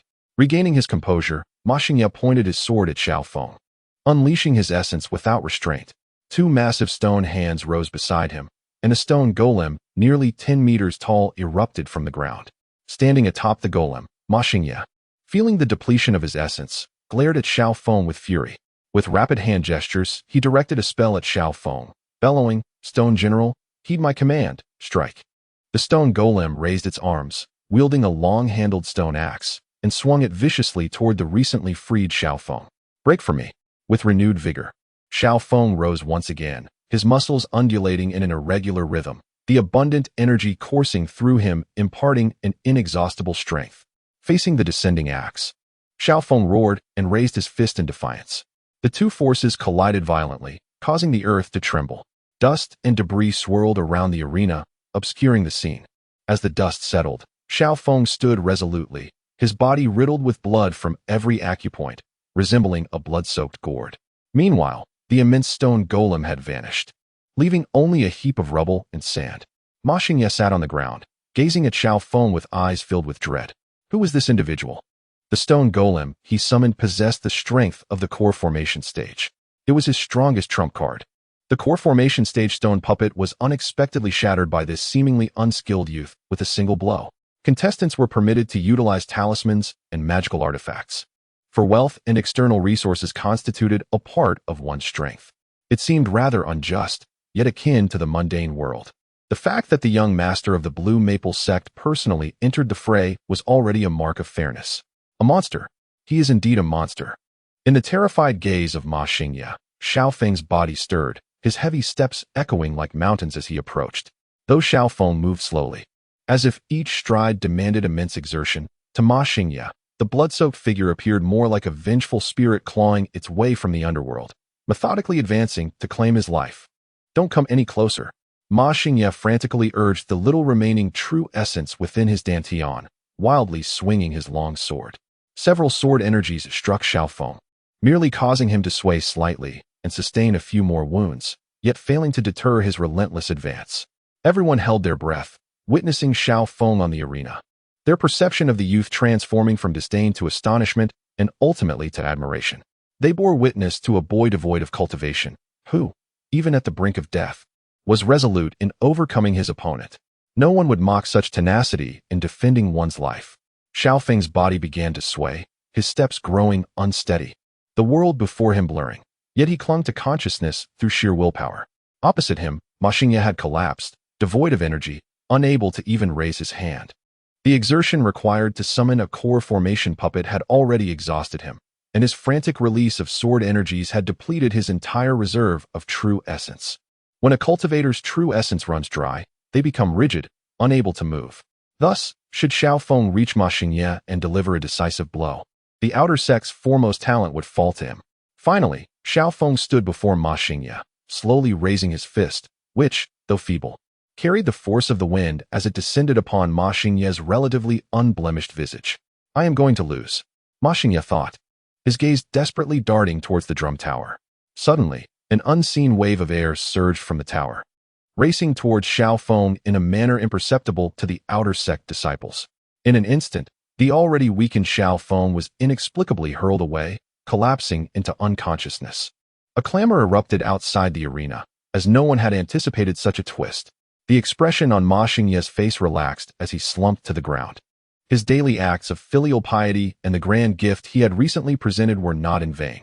Regardless of the circumstances, he had emerged victorious. At that moment, the voice of Manager Sun echoed from the bell tower. "The victor is Ma Xingye." The speed of that airwave had been so swift that it eluded the comprehension of the outer sect disciples. The spectators outside the arena could only witness the moment when Xiao Feng, who seemed on the verge of striking Ma Xingye, suddenly toppled to the side and never rose again. The outcome was clear. Xiao Feng had suffered a narrow defeat. What a pity, truly a pity. He was so close to victory. Indeed, it appears that he could not surpass the formidable barrier of the 7th level of foundation establishment represented by senior brother Ma. This junior, Xiao, undoubtedly possesses the strength to rank among the top 10, yet he fell to senior brother Ma here. His luck too unfortunate. Sometimes, luck is indeed a component of strength. I can easily foresee that this junior has an unlimited future ahead. Were you not the one who referred to him as an ant beneath a tree, overestimating his own abilities? I did not say that. Don't spread falsehoods. It was not me. The surrounding chatter erupted, filled with expressions of regret, astonishment, and admiration. Although the victor was Ma Xingye, all attention was focused on the once quiet Xiao Feng, who had now made a stunning emergence after 5 years. Meanwhile, atop the drum tower, Ouyang gazed down at the unconscious Xiao Feng, his expression unyielding. Senior brother Ouyang, this wager is yours to claim. What a splendid match it was. Thanks to you. The pearl has not been cast in obscurity. Here, take these 4 high-quality spirit stones as my gratitude. Manager Sun said with a broad smile, approaching Ouyang with a small cloth pouch. The earlier air fluctuation had been the result of Manager Sun employing wind-based magic to strike Xiao Feng. Ouyang, without turning back, raised his hand. Slap. A resounding slap echoed across Manager Sun's face. Ouyang feigned surprise, turning to say, "Oh dear, Manager Sun. I was so engrossed in the match that I did not notice your presence."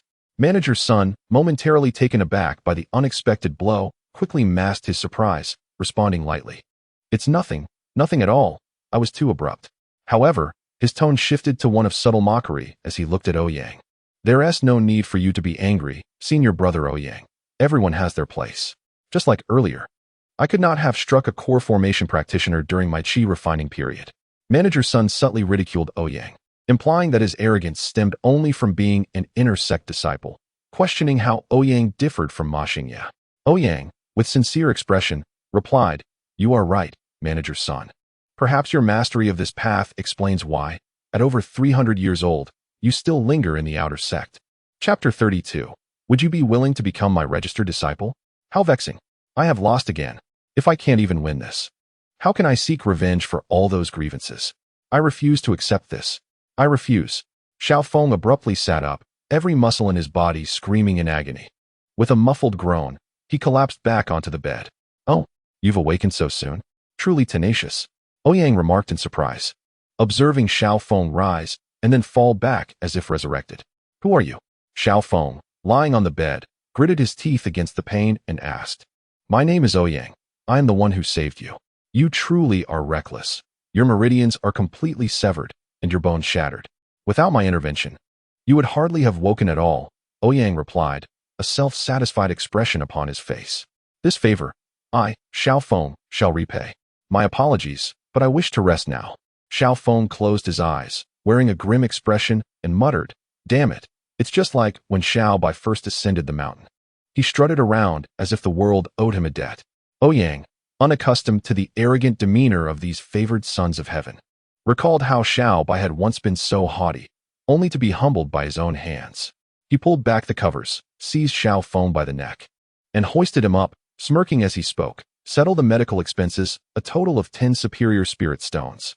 Startled by the sudden force that lifted him, Xiao Feng opened his eyes to see Ouyang's fierce expression. His mind momentarily blank, he stammered, "What medical expenses?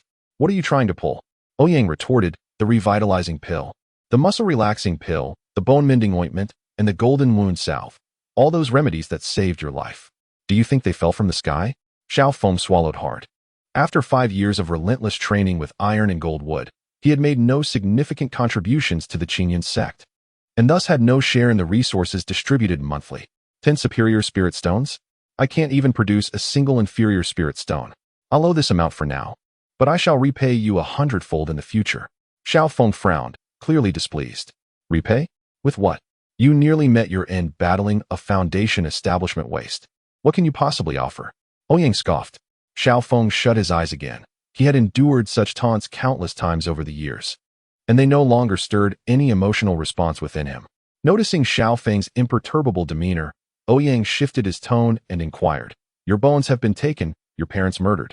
Your brothers betrayed you, and your fiancé, he has called off the engagement. Which of these misfortunes have you faced?" Typically, individuals like Xiao Feng, who were deemed useless, had a tragic backstory, but it remained unclear which category he belonged to. Upon hearing Ouyang's words, Xiao Feng's eyes flew open as he barked, "Who are you? How do you know these things?"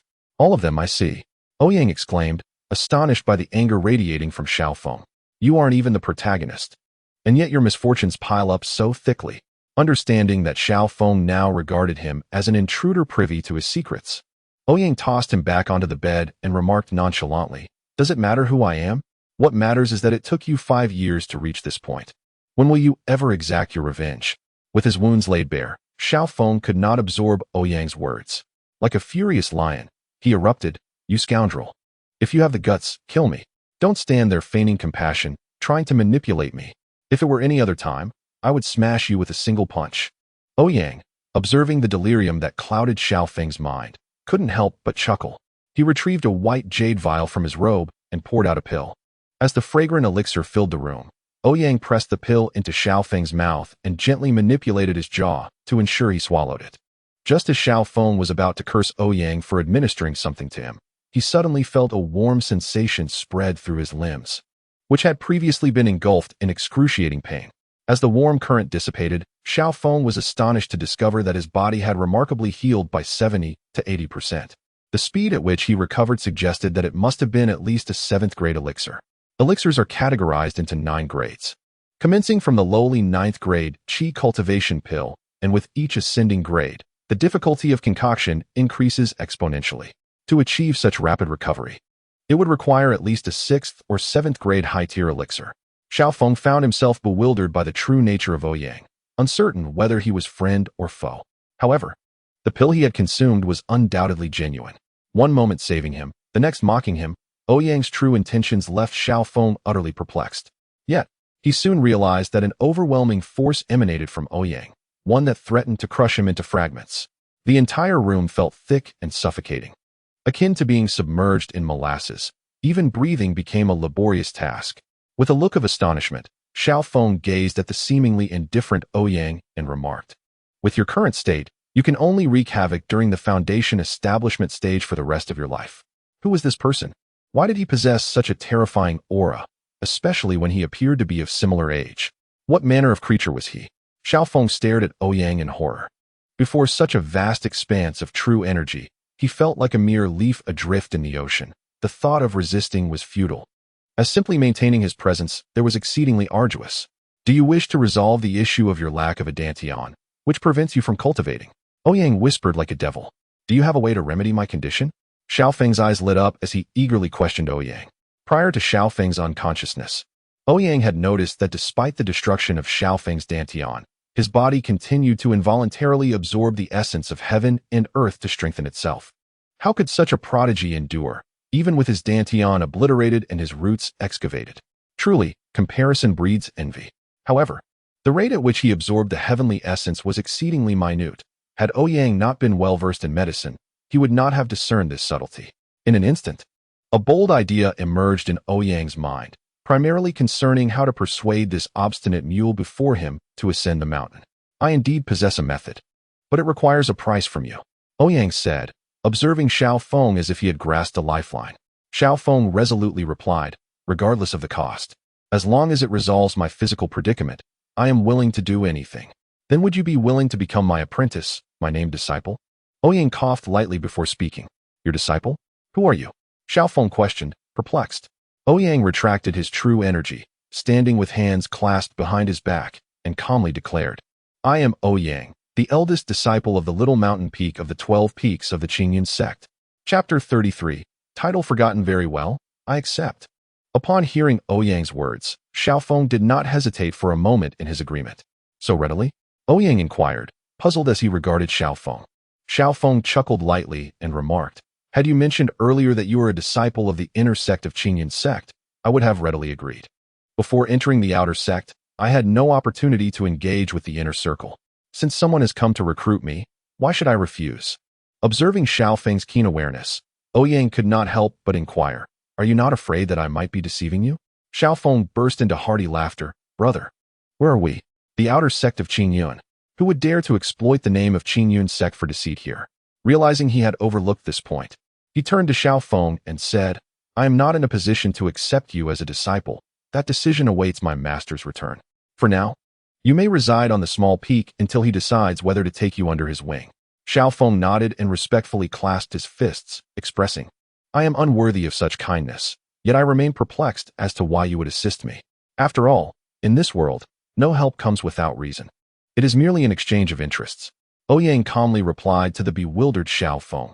Consider it a fleeting whim of mine. I wish to see how far you can go. Then, in that case, I extend my gratitude to you, brother. Xiaofeng bowed respectfully towards Ouyang. As soon as Xiaofeng finished speaking, a notification tone echoed in Ouyang's mind. Detected a causal bond between the host and a child of destiny. Current task completion rate, 45. Reward granted, 10,000,000 chi points. This session's passive income, 20,000. Oh, such substantial passive income this time. 2,000 for merely 3 to 4 days of effort? Ouyang was taken aback. Had it not been for the system's sudden interruption, he might have forgotten about its existence altogether. The presence of this passive income system was exceedingly low, aside from the sporadic notifications of rewards. It remained dormant for the most part. Furthermore, the duration of passive income was inconsistent, sometimes occurring 2 or 3 times a day, while other times stretching to 10 days or even half a month without a single occurrence, and the rewards varied each time. However, with over 900 million chi points already amassed, Ouyang paid little heed to the passive gains. What truly captured Ouyang's attention was the indicated progress of the task. Gazing at the suddenly displayed task completion, he finally exhaled with relief. After much effort, he had achieved a completion rate of 45. The system's criteria for identifying a child of destiny were exceptionally stringent. Even Hututu, who bore the bloodline of the nine-tailed celestial fox, had failed to activate the task progress. The remaining progress depended on the contributions of the 3 rebellious youths atop the mountain: Lung Qingsong, whom he had raised since childhood; Chen Changsheng, whom he had sought out; and by Fei Yu, whom he had brought back during a visit to the human city with his master. It was indeed curious that there were so many children of destiny in this world. Had it not been for the mortal enmity between Ziyuan and Chen Changsheng, Ouyang would have considered poaching from Dong Shuzi's ranks. Were the sons of the demon clan truly so arrogant? Among the 3 rebellious youths, which one was easy to handle? Once they fell into his hands, would they not be at his mercy? With only 1 slot remaining, he would finally complete his first task since triggering the system. Ouyang gazed at the progress bar of the task, a sense of reflection washing over him. Even within the esteemed Qingyun sect, one of the 9 great sacred lands, he had only encountered a true child of destiny, Ziyuan. After all, the 3 rebellious disciples on the mountain could, to some extent, be attributed to his own influence, highlighting the rarity of such fateful beings. It remained uncertain when the final slot would ever be filled. Xiaofeng observed Ouyang, who appeared momentarily lost in thought, and hesitated to speak. This senior brother was indeed peculiar. He seemed to drift away even while conversing. Yet, Ouyang's formidable prowess instilled a sense of aspiration within him. If he could one day reach Ouyang's level, he would undoubtedly have achieved his revenge. As Ouyang emerged from his reverie, he offered an apologetic smile to Xiaofeng and remarked, "Since you are now a named disciple of our little mountain peak, I must inform you of some rules." Xiaofeng immediately sat up straight, giving Ouyang his full attention. With a serious demeanor, Ouyang continued, "Aside from you, there are 3 other senior brothers and a junior sister who is your age. Remember this. Here at Little Mountain Peak, my rules are absolute. Most importantly, keep your distance from those 3 rebellious disciples. Do not emulate them in any way." Xiaofeng listened, somewhat bewildered by Ouyang's fervent warnings, yet he nodded in agreement. After outlining the necessary precautions, Ouyang prepared to lead Xiaofeng back to Little Mountain Peak. After a moment of hesitation, Xiaofeng spoke up, "Senior brother, might I borrow some items from you?" Ouyang looked at Xiaofeng, who had yet to officially enter the sect, yet was already requesting a loan. What did this imply? Had he developed a rebellious spirit before even crossing the threshold? Xiaofeng quickly clarified, "I have made some friends during my years in the outer sect and have received their kindness. I kindly ask you to lend me some spirit stones as a farewell gift." Upon hearing Xiaofeng's words, Ouyang felt relieved. Given Xiaofeng's character, he would not want to owe anyone anything. He believed in repaying even the slightest kindness with great gratitude. Thus, it made sense that he sought to borrow spirit stones to express his appreciation for the care he had received from his fellow disciples over the years. Oh, what a surprise. Was it merely this? Ouyang unfastened his storage bag from his waist and rummaged through it, producing a large chest and declaring, "Here are 100 high-grade spirit stones. Take them and make use of them." Xiaofeng opened the chest and was immediately taken aback by the abundance of spirit stones within. He had never seen such a large quantity of high-grade spirit stones in his life. and their quality was nearly comparable to that of supreme-grade stones. I cannot possibly use so many, senior brother. 10 will suffice. He quickly protested, waving his hands. Ouyang, however, remained unfazed, saying, "What's this? If you run out, I'll take you to the Qingyun Peak Plaza to mine some more." Having spent 5 years in the outer sect, Xiao Feng was well acquainted with Qingyun's sect, and he realized he had just heard some extraordinary tidbits from his senior brother. He cupped his hands in gratitude to Ouyang and, dragging the chest behind him, exited the room. After all, he would soon be by Ouyang's side, and he had ample opportunities to repay this kindness in the future. Xiao Feng was not worried about settling the debt. "Junior brother Xiao, are you leaving?" The youth who had notified Xiao Feng about the registration looked at him with a hint of disappointment and asked, "Brother Xiao, thank you for your care over the years. My senior brother at Little Mountain Peak has agreed to let me enter the inner sect for cultivation, and I offer these spirit stones as a token of my gratitude." Xiao Feng clasped his fists in acknowledgement. The youth felt a sense of insult, and his eyes immediately misted over as he exclaimed, "I do not seek these items from you." Xiao Feng nodded and replied, "Brother Xiao, I am fully aware of the brotherly bond we share. Hence these are merely my humble offerings. I, Xiao Feng, vow that in your times of need, I shall offer my unwavering support." The youth, agitated, waved his hand dismissively and stated, "You may leave. I do not wish to see you now." Xiao Feng managed a bitter smile, understanding his senior brother's temperament, which often resembled that of a delicate young girl, though he knew the mood would pass. With a deep gaze at the youth, Xiao Feng spoke solemnly. "The mountains remain unchanged, brother Xiao. I shall take my leave now. Please take care of yourself." The youth held his head high, watching as Xiao Feng's figure gradually faded into the distance, tears streaming down his cheeks. Gazing at the box before him, his voice transformed into a melodious chirp, as he softly murmured, "Brother Xiao, you truly are a great scoundrel." Chapter 34. Who says humanity lacks great emperors?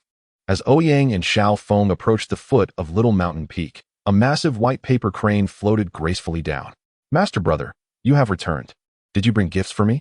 The cheerful voice of Hututu rang out from the crane. Ouyang smiled broadly as he watched Hututu leap from the paper crane, eagerly rummaging through his belongings like a playful puppy. "Look what I have here," Ouyang exclaimed, producing a candied hawthorn from his sleeve as if conjuring it from thin air. "Ah, candied hawthorn. It has been ages since I last had one." "Thank you, master brother." Hututu joyfully accepted the treat, planting a grateful kiss on Ouyang's cheek and twirling around with delight. Suddenly, Hututu noticed Xiao Feng trailing behind Ouyang. The once jubilant child immediately scuttled to Ouyang's side, clutching his clothing while peering cautiously at Xiao Feng. "Master brother, who is this?" Ouyang affectionately patted Hututu's head, chuckling. "This is a promising disciple I found for our master, a registered disciple of Little Mountain Peak." Turning to Xiao Feng, he continued, "Xiao Shidi, this is Hututu, my 5th disciple at Little Mountain Peak. Though young, she is your senior sister. The hierarchy within the sect is not determined by age, but by the time of entry. After all, for ancient cultivators who may live for centuries, age holds little significance. For instance, if a 30-year-old ordinary man were to pursue a 7-year-old girl, society would deem it inappropriate. However, if a 400-year-old cultivator were to partner with a 300-year-old, it seems far less concerning." Xiao Feng slightly bowed and clasped his hands towards Hututu, saying, "Xiao Feng pays his respects to his junior sister." Hututu, holding the candied hawthorn in one hand, stared wide-eyed at Xiao Feng, momentarily forgetting to chew the treat in her mouth. "Wait, I'm already a senior sister?" Hututu wiped away the drool that had trickled down, still in disbelief. "Is it customary to present a gift upon first meeting?" In a flurry, Hututu rummaged through her belongings, uncovering a leftover sweet potato from yesterday, a cricket she had caught that morning, a freshly picked flower, and a candied hawthorn that she had just taken a bite of. With reluctance, she glanced at the candied hawthorn in her hand, raised it, and with a tearful expression inquired, "Junior brother, would you like to have this?" Xiao Feng, observing Hututu's round cheeks reminiscent of a steamed bun and her teary-eyed gesture with the candied hawthorn, chuckled in bemusement, replying, "No need, senior sister. I am not fond of sweet treats." "Ah, not fond of sweets? That is fortunate," Hututu sighed in relief, puffing out her little chest as she stepped out from behind Ouyang. She circled around Xiao Feng, seemingly appraising her younger disciple. "I have become a senior sister now. I am surely grown up. Junior brother, come here." Hututu beckoned with her small hand. Puzzled, Xiao Feng bent down, and a small white flower was delicately placed behind his ear by her tiny hand. Hututu softly declared, "This little white flower is the most beautiful one I encountered today. I initially intended to gift it to senior brother, but now it is for you." Xiaofeng gently touched the flower at his ear, a sincere smile gracing his face as he looked at the innocent Hututu and said, "Thank you, senior sister." Hututu clapped her hands, and a paper crane lazily floated towards the trio. Holding her candied hawthorn high, she called to Ouyang and the others, "Let us go home.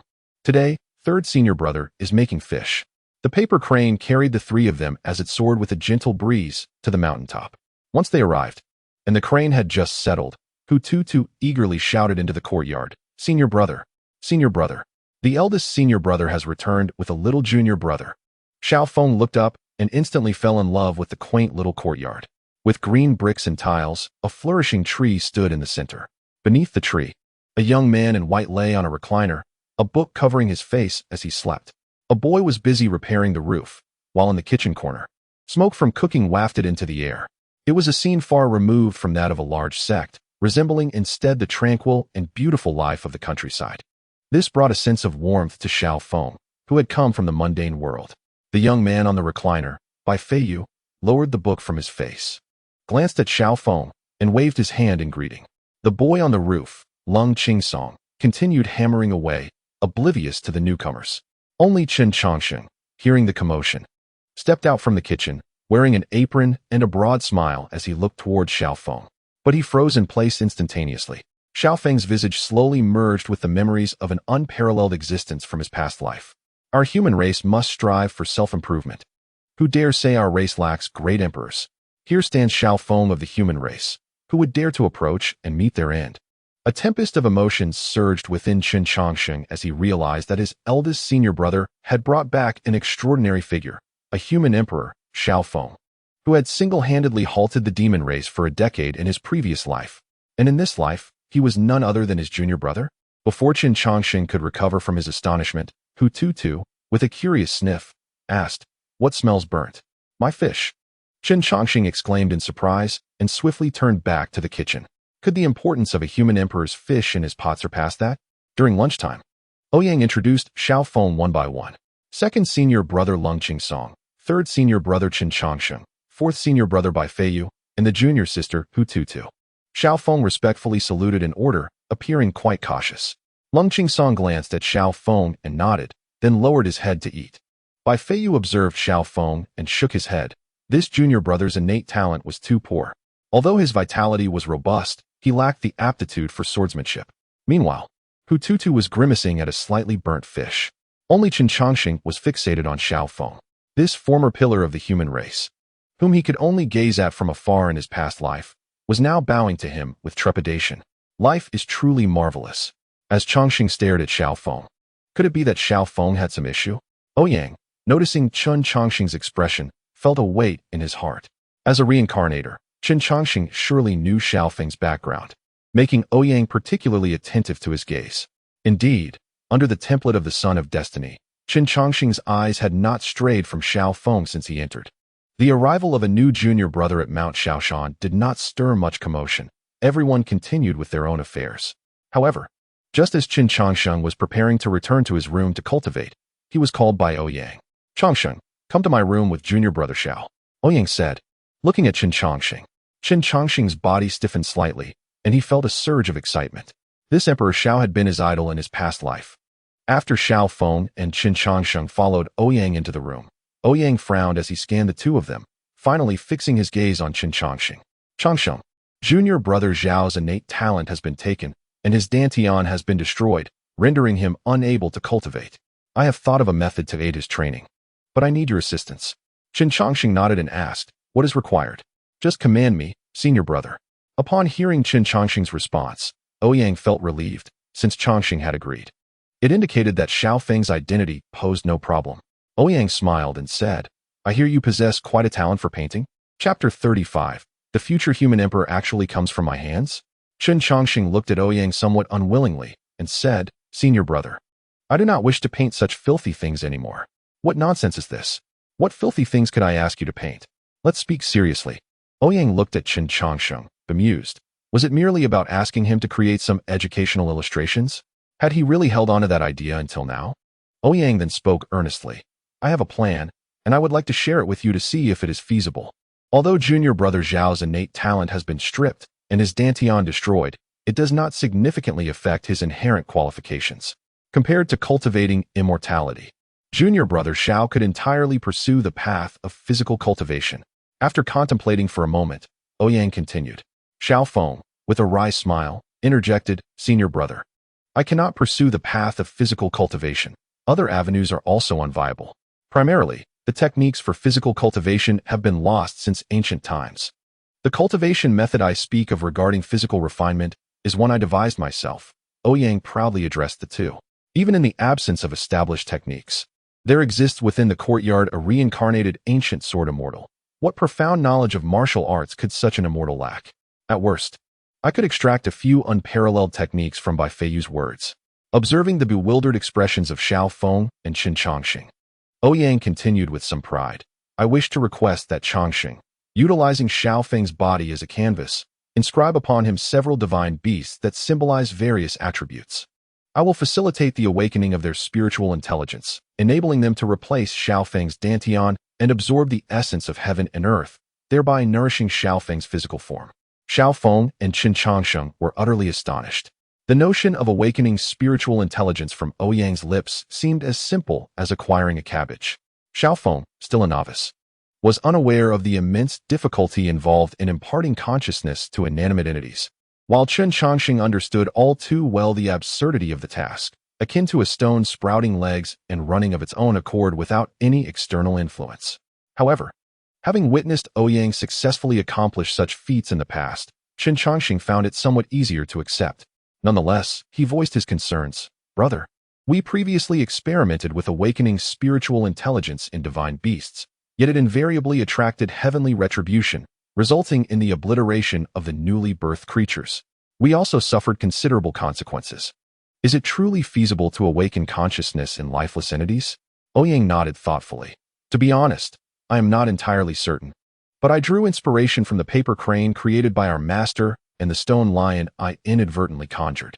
When we attempt to awaken the spiritual intelligence of the divine beasts we inscribe, the absence of a corresponding physical form means they cannot withstand the thunder tribulation. However, as the divine beasts we depict would be intrinsically linked with Brother Xiao, once they possess a physical form, could they not successfully endure the heavenly tribulation? Ouyang's idea was audacious, yet not devoid of rationale. However, the execution posed significant risks. Attracting heavenly retribution could result in either safe passage or utter demise. There was no middle ground. This was a gamble with one's life at stake, far too perilous. Qin Chongxing firmly rejected the proposal. No, while theoretically sound, should we fail, Brother Xiao would perish without a chance for redemption. I wish to attempt it. Xiao Feng interjected. Having fallen from extraordinary genius to a state of despair, Xiao Feng had endured too much injustice. After losing his dantian, he had not felt the essence of heaven and earth again. Although the essence would automatically nourish his body during physical training, he lacked any capacity for perception. Now, hearing of an opportunity to reconnect with the essence, Xiao Feng was determined to try, even at the cost of his life. No, this is a wager with your life. I cannot agree to this. Qin Chongxing reiterated his refusal. He could not bear the thought of the future emperor of mankind perishing due to his actions. The leader destined to guide humanity out of despair could not be so easily extinguished on his watch. For the sake of humanity's future, Qin Chongxing could never consent to such a venture. Xiao Feng knelt down with a thud, gazing earnestly at Qin Chongxing. Third master, he implored. A man kneels only before heaven, earth, parents, and teachers.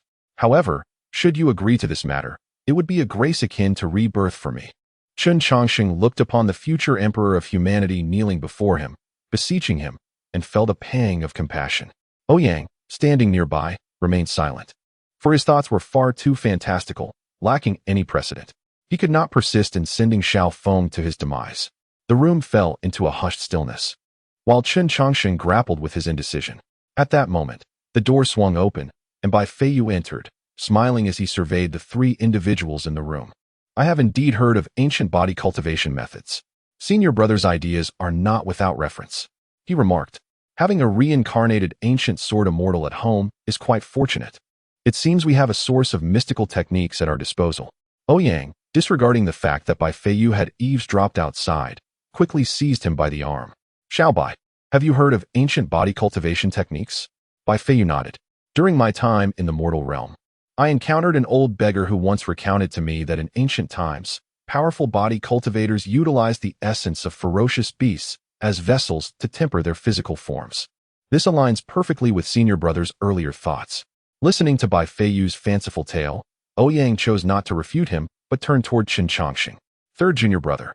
Why not truly give it a try? Chen Chongxing glanced at Bai Feiyu, who nodded in encouragement, prompting him to reluctantly ask, what would senior brother like me to draw? Without hesitation, Ouyang replied, of course, the divine beasts corresponding to the 5 elements.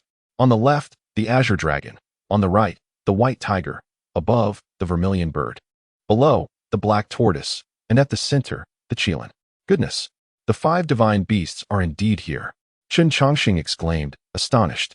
In the future, when Xiao Feng ascends to become the emperor of humanity, leading his kin against the cataclysm, the presence of the 5 divine beasts by his side will enable him to triumph against adversity time and again, guiding humanity toward victory. The name of the 5 sovereigns and Xiao Feng will echo throughout the cosmos. In disbelief, Chen Chongxing stared wide-eyed at the kneeling Xiao Feng, unable to comprehend that the illustrious emperor of humanity he had once revered in his past life was to emerge from his own hand. Finally, Chen Chongxing acquiesced to use Xiao Feng's back as a canvas, preparing to inscribe the 5 divine beasts upon him. Meanwhile, Ouyang insisted that Bai Feiyu ponder what the old beggar had yet to impart, for surely he carried with him numerous extraordinary techniques. Ouyang chattered incessantly, according to the narrative. That old beggar must possess several hundred volumes of techniques, including methods to break through to the foundation establishment stage. Bai Feiyu shook his head when Ouyang rescued me. He saw for himself that I had no money, and I have been starving for 3 days. Ouyang, though reluctant, ultimately conceded. Adorning Xiao Feng with the 5 divine beasts was not an arduous task. However, the true challenge lay in the potential awakening of the divine beast consciousness. Would Xiao Feng possess the strength to withstand the ensuing tribulation? The very essence of a divine beast lies in its capacity to embody the greatest fluctuations within this realm. It takes a serpent 3 millennia to transform into a flood dragon, and a flood dragon another 3 millennia to become a true dragon. While many flood dragons exist in this world, the visage of a true dragon has long been absent. One can only imagine the fate of those flood dragons aspiring to ascend. Moreover, Ouyang's hastily conjured divine beasts, 5 in number, posed a grave risk. For once Ouyang awakened their consciousness, Xiao Feng might find himself obliterated by the wrath of the heavens. Bai Feiyu observed Xiao Feng with keen intensity. Upon first glance, he discerned that the lad's meridians had been utterly destroyed. To cultivate, he would need to resort to physical training. Yet, even in ancient times, physical cultivation was considered the most arduous path. The trials were excruciating, demanding relentless exertion of one's body, extracting every ounce of latent potential, and subsequently absorbing the essence of the cosmos to replenish oneself. Days were spent tempering the body, while nights were devoted to meditation and cultivation. This perpetual cycle, year after year, offered little in the way of perceivable progress. Only those of immense willpower could endure such dual torment, both mental and physical. Bai Feiyu had eavesdropped at the door, eager to learn of Ouyang's methods to assist Xiao Feng. To his astonishment, Ouyang's approach mirrored that of ancient physical cultivation masters, yet was even more audacious. In ancient times, practitioners dared only to utilize the spirits of spiritual beasts or ferocious creatures to aid their training. Ouyang, however, proposed to employ divine beasts, specifically the highest echelon of the 5 divine beasts. Such an undertaking was unprecedented, even in ancient eras. Divine beasts, those favored by the heavens, inherently bestowed great fortune and blessings. They were, in essence, embodiments of the universe itself. The audacity of Ouyang's plan to artificially create a divine beast and merge it with Xiao Feng was nothing short of madness, a bold theft of celestial power. Bai Feiyu felt an instinctive urge to intervene, but was taken aback by Xiao Feng's resolute declaration. What he initially intended to halt suddenly sparked laughter within him. Should not a youth of 16 or 17 aspire to such grand thefts from the heavens? This was the age of rebellion and fearlessness. a time for audacious acts that defied convention. How could he, at the tender age of 15, remain absent from such exploits? Thus, Bai Feiyu stepped through the door, eager to join the endeavor. The four youths convened, seated comfortably as they engaged in fervent discourse, meticulously crafting their plans. Qin Changsheng would inscribe the 5 divine beasts onto Xiaofeng using the essence of supreme spiritual stones as ink. Should they lack such precious materials, they could procure them from the stone pillars of the Qingyun Peak's Grand Hall. The affluent Qingyun Peak would hardly notice a slight deficit. The task of borrowing fell to Ouyang, while Bai Feiyu imparted the ancient methods of physical cultivation to Xiaofeng, intended for his future training. Although this was a well-conceived plan, the greatest challenge remained, the impending tribulation. The 5 divine beasts have emerged, and without mentioning the tribulation of thunder, even the mere existence of Brother Zhao's body cannot withstand the simultaneous presence of these 5 divine creatures. Bai Feiyu remarked while tapping the table. Then let us first activate 2 of them, the Dragon of Wood Spirit and the Vermilion Bird of Fire Spirit, Ouyang responded. However, the wood ignites the fire and stirs the wind. Qin Changsheng, a master of formations, nodded in agreement. Bai Feiyu continued, once activated, the thunder tribulation empowered by these 2 divine beasts will be the most arduous to withstand. We cannot assist Brother Xiao in enduring it. He must confront it alone. But how can one who has yet to cultivate endure the thunder tribulation that accompanies the emergence of divine beasts? This posed the greatest conundrum for the group. The thunder tribulation arises from Xiaofeng. It must be faced solely by him. If anyone intervenes, rather than offering assistance, they would only exacerbate the tribulation, endangering him further. The atmosphere in the room grew tense. Yet Ouyang remained untroubled. After all, with Xiaofeng, who bore the moniker of the Son of Heaven, unable to even complete a novice task, what merit did he have? However, he could not voice this sentiment outright and feigned deep contemplation alongside the others. At that moment, Lung Qingsong entered, observing the group with a calm demeanor and stating, unity of intent. Do these unruly children possess the potential to be paparazzi? Each one seems to relish eavesdropping. Ouyang was about to retort but halted, a smirk forming on his lips as he addressed the others. Qingsong is right. We seem to have entered a misapprehension. The youths turned to Ouyang, who proudly declared, just as Xiaobai mentioned, we conjured these divine beasts to aid Brother Xiao in his cultivation, but they are not mere figments of our imagination. They are based on Brother Xiao's very being. Brother Xiao is the divine beast, and the divine beast is Brother Xiao. The talented individuals present suddenly had a moment of enlightenment, grasping the essence of Ouyang's words. If maliciously creating divine beasts invites punishment, what if Brother Xiao himself is the divine beast? As long as Brother Xiao seizes the spiritual platform of the divine beast before its intelligence awakens, he would embody the true essence of the divine beast. Divine beasts are inherently favored by the heavens. Before their birth, they must endure the thunder tribulation, but once born, they are endowed with great fortunes. What they were doing was effectively hastening the divine beast's emergence into existence. It is akin to a child already having been born into the world. No matter how much one might detest it, could one truly annihilate it? The birth of intelligence and consciousness occurs almost simultaneously. To seize the spiritual platform in an instant after the intelligence has manifested is nearly impossible. Even during the tribulation phase, a great cultivator could not achieve this. Yet the solution lies in the fact that this divine beast is fashioned by Ouyang's own hands. He can determine when it will awaken its intelligence and consciousness with but a thought. Is it not as simple as pulling a switch? Brother Xiao has not cultivated and cannot perceive the existence of the spirit. How can he control the spirit to seize the divine beast's spiritual platform? To sense and manipulate one's spirit requires, at the very least, the stage of out-of-body. Ouyang glanced at Qin Changsheng, who sat amicably. Little Xiaofeng happens to have a master of spirit manipulation in Qin Changsheng. The pinnacle of puppet arts is the ultimate control of the spirit. Ouyang cast a glance at Qin Changsheng, who, gripped by fear of having his secrets unveiled, hurriedly stepped forward and exclaimed, I used my technique to extract the soul of junior brother Xiao, tearing it into several pieces. These fragmented souls will occupy the spiritual platform of the divine beast as their nest. Qin Changsheng's words, though delivered with a casual demeanor, sent shivers down the spines of those present. As they looked at Qin, who wore a relaxed expression, an unsettling thought crept into their minds. Could it be that the hundreds of puppets resembling themselves were, in fact, crafted from the shards of their own souls? Chapter 37. Painting with Ink. Ouyang, I beg you, please stop. If you continue, the protective formation of our sect will no longer function. A youth clad in a simple blue robe pleaded with Ouyang. Ouyang, wielding a pickaxe, was prying at the precious essence of spirit stones embedded in the ground.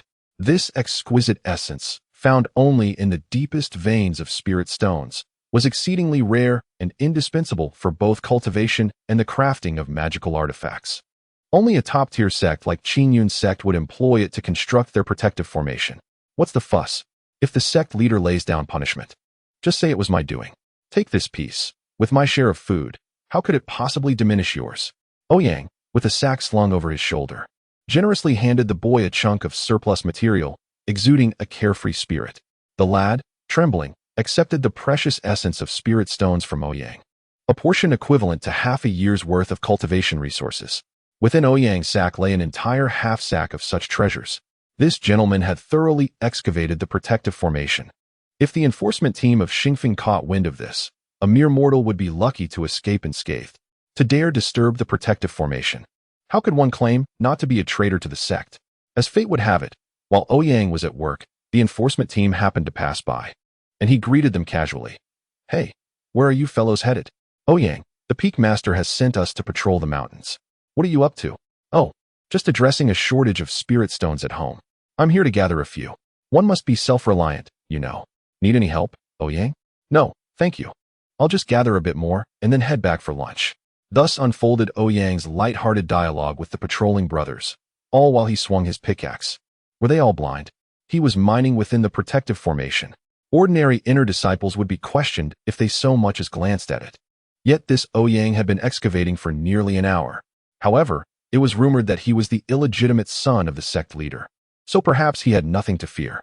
The youth, who had desperately implored Ouyang to cease his activities, discreetly vanished the precious essence of spirit stones into his palm and feigned nonchalance as he departed. Ouyang wiped the sweat from his brow, shouldered his half-sack of spirit stones, and made his way towards the small peak. Just a few steps in, a middle-aged man cloaked in black intercepted him. The middle-aged man, his voice icy, declared, "You are accused of willfully damaging the protective formation and stealing the sect's spirit stones. Do you understand the gravity of your crimes?" Ouyang regarded the newcomer with a grin, cheerfully responding, "Uncle Li, have you eaten yet? Unruly disciple. Huyan has taken in a fine student. How could you commit such an act of treachery?" The middle-aged man's eyes blazed with intensity as he rebuked Ouyang. Ouyang, uninterested in further discourse, swiftly retrieved a book from his storage bag and hurled it towards the middle-aged man. Faintly, one could discern a breathtakingly beautiful woman clad in scant attire amidst the pages of the book. A formidable weapon, the middle-aged man exclaimed in a hushed tone, unfurling his black robe. In an instant, the world was engulfed in darkness, as if the very heavens and earth had been enveloped within his garment. When Ouyang's vision returned to normal, the figure of the middle-aged man had vanished. Ouyang muttered, lamenting how every time he sought a book, it felt as though the sect was on the brink of annihilation, fearing the gaze of others. The old bachelor was truly incensed. The individual who had just obstructed Ouyang was none other than Li Yi, the master of the execution peak, whose profound cultivation was matched only by his passion for painting and calligraphy. Upon witnessing Ouyang's realistic portraiture, he was instantly captivated, showering praises upon the vivid narratives and the tumultuous journeys of the female protagonist depicted within. Thus, he would frequently concoct various excuses to borrow a volume from Ouyang. Upon returning to the small peak with a sack of exquisite spiritual essence, Ouyang found the courtyard abuzz with activity. Xiaofeng, shirtless, displayed his bronzed, muscular physique, gleaming under the afternoon sun. Hu Tutu, cradling Ye, appeared mesmerized, tears of frustration trickling from the corners of his mouth. Chen Changsheng, wielding a brush, was sketching a draft upon Xiaofeng's back. The 5 divine beasts materialized vividly across Xiaofeng's skin: the over-the-shoulder dragon, the mountain-descending tiger, the proud Xuanwu, the bowed Juke, and the meditative Qilin. With each breath Xiaofeng took, these divine creatures seemed to come alive, gracefully gliding across his back. Such skill was indeed irresistible. Even to the master of execution peak, who could resist a magnificent depiction of a charming maiden? Ouyang lavished praise upon Chen Changsheng's artistry as he admired the intricate work on Xiaofeng's back. Chen Changsheng blushed, loudly insisting that he had never drawn before, which elicited a wave of laughter, filling the courtyard with a joyful ambience. Ouyang emptied the sack onto the ground, and a kaleidoscope of spiritual essence scattered about, infusing the air with a rich aura of natural energy. For outsiders, such spiritual essence was a mere dream, yet for those present, aside from Xiaofeng's naive wonder, the others regarded it with indifference, as if it were refuse. Senior brother, I told you before leaving that the inner circle of the protective formation had the finest quality. Why is there none here? Chen Changsheng inquired, bending down to sift through the essence. I intended to excavate from the center as well, but that old curmudgeon, the sect leader, imposed restrictions, making it impossible for me to approach. Ouyang sighed in response. Chen Changsheng did not genuinely expect Ouyang to retrieve the essence from the innermost part of the protective formation, as that was the most crucial area of the array. Even if the sect leader allowed their antics, they could not be too reckless. This is sufficient. Let us go, junior brother Xiao.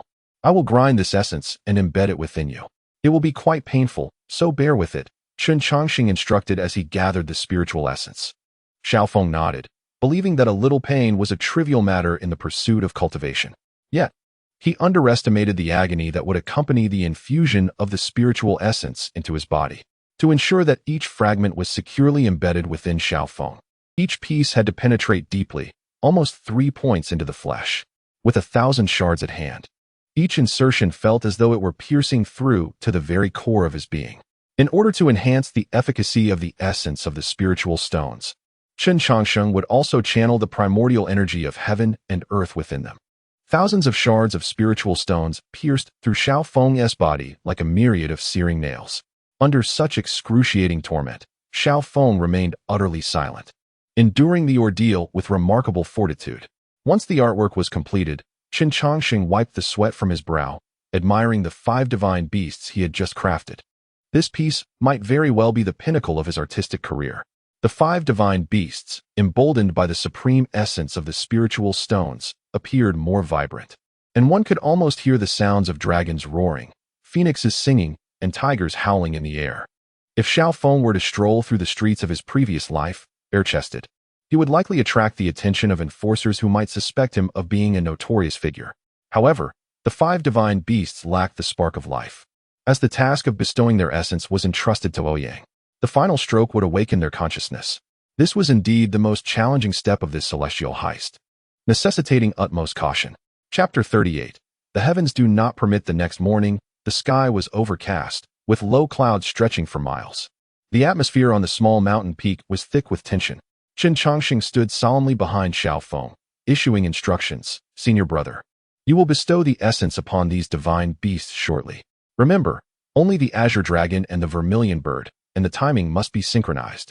Ouyang took the essence pen handed to him by Chen Changsheng and nodded earnestly.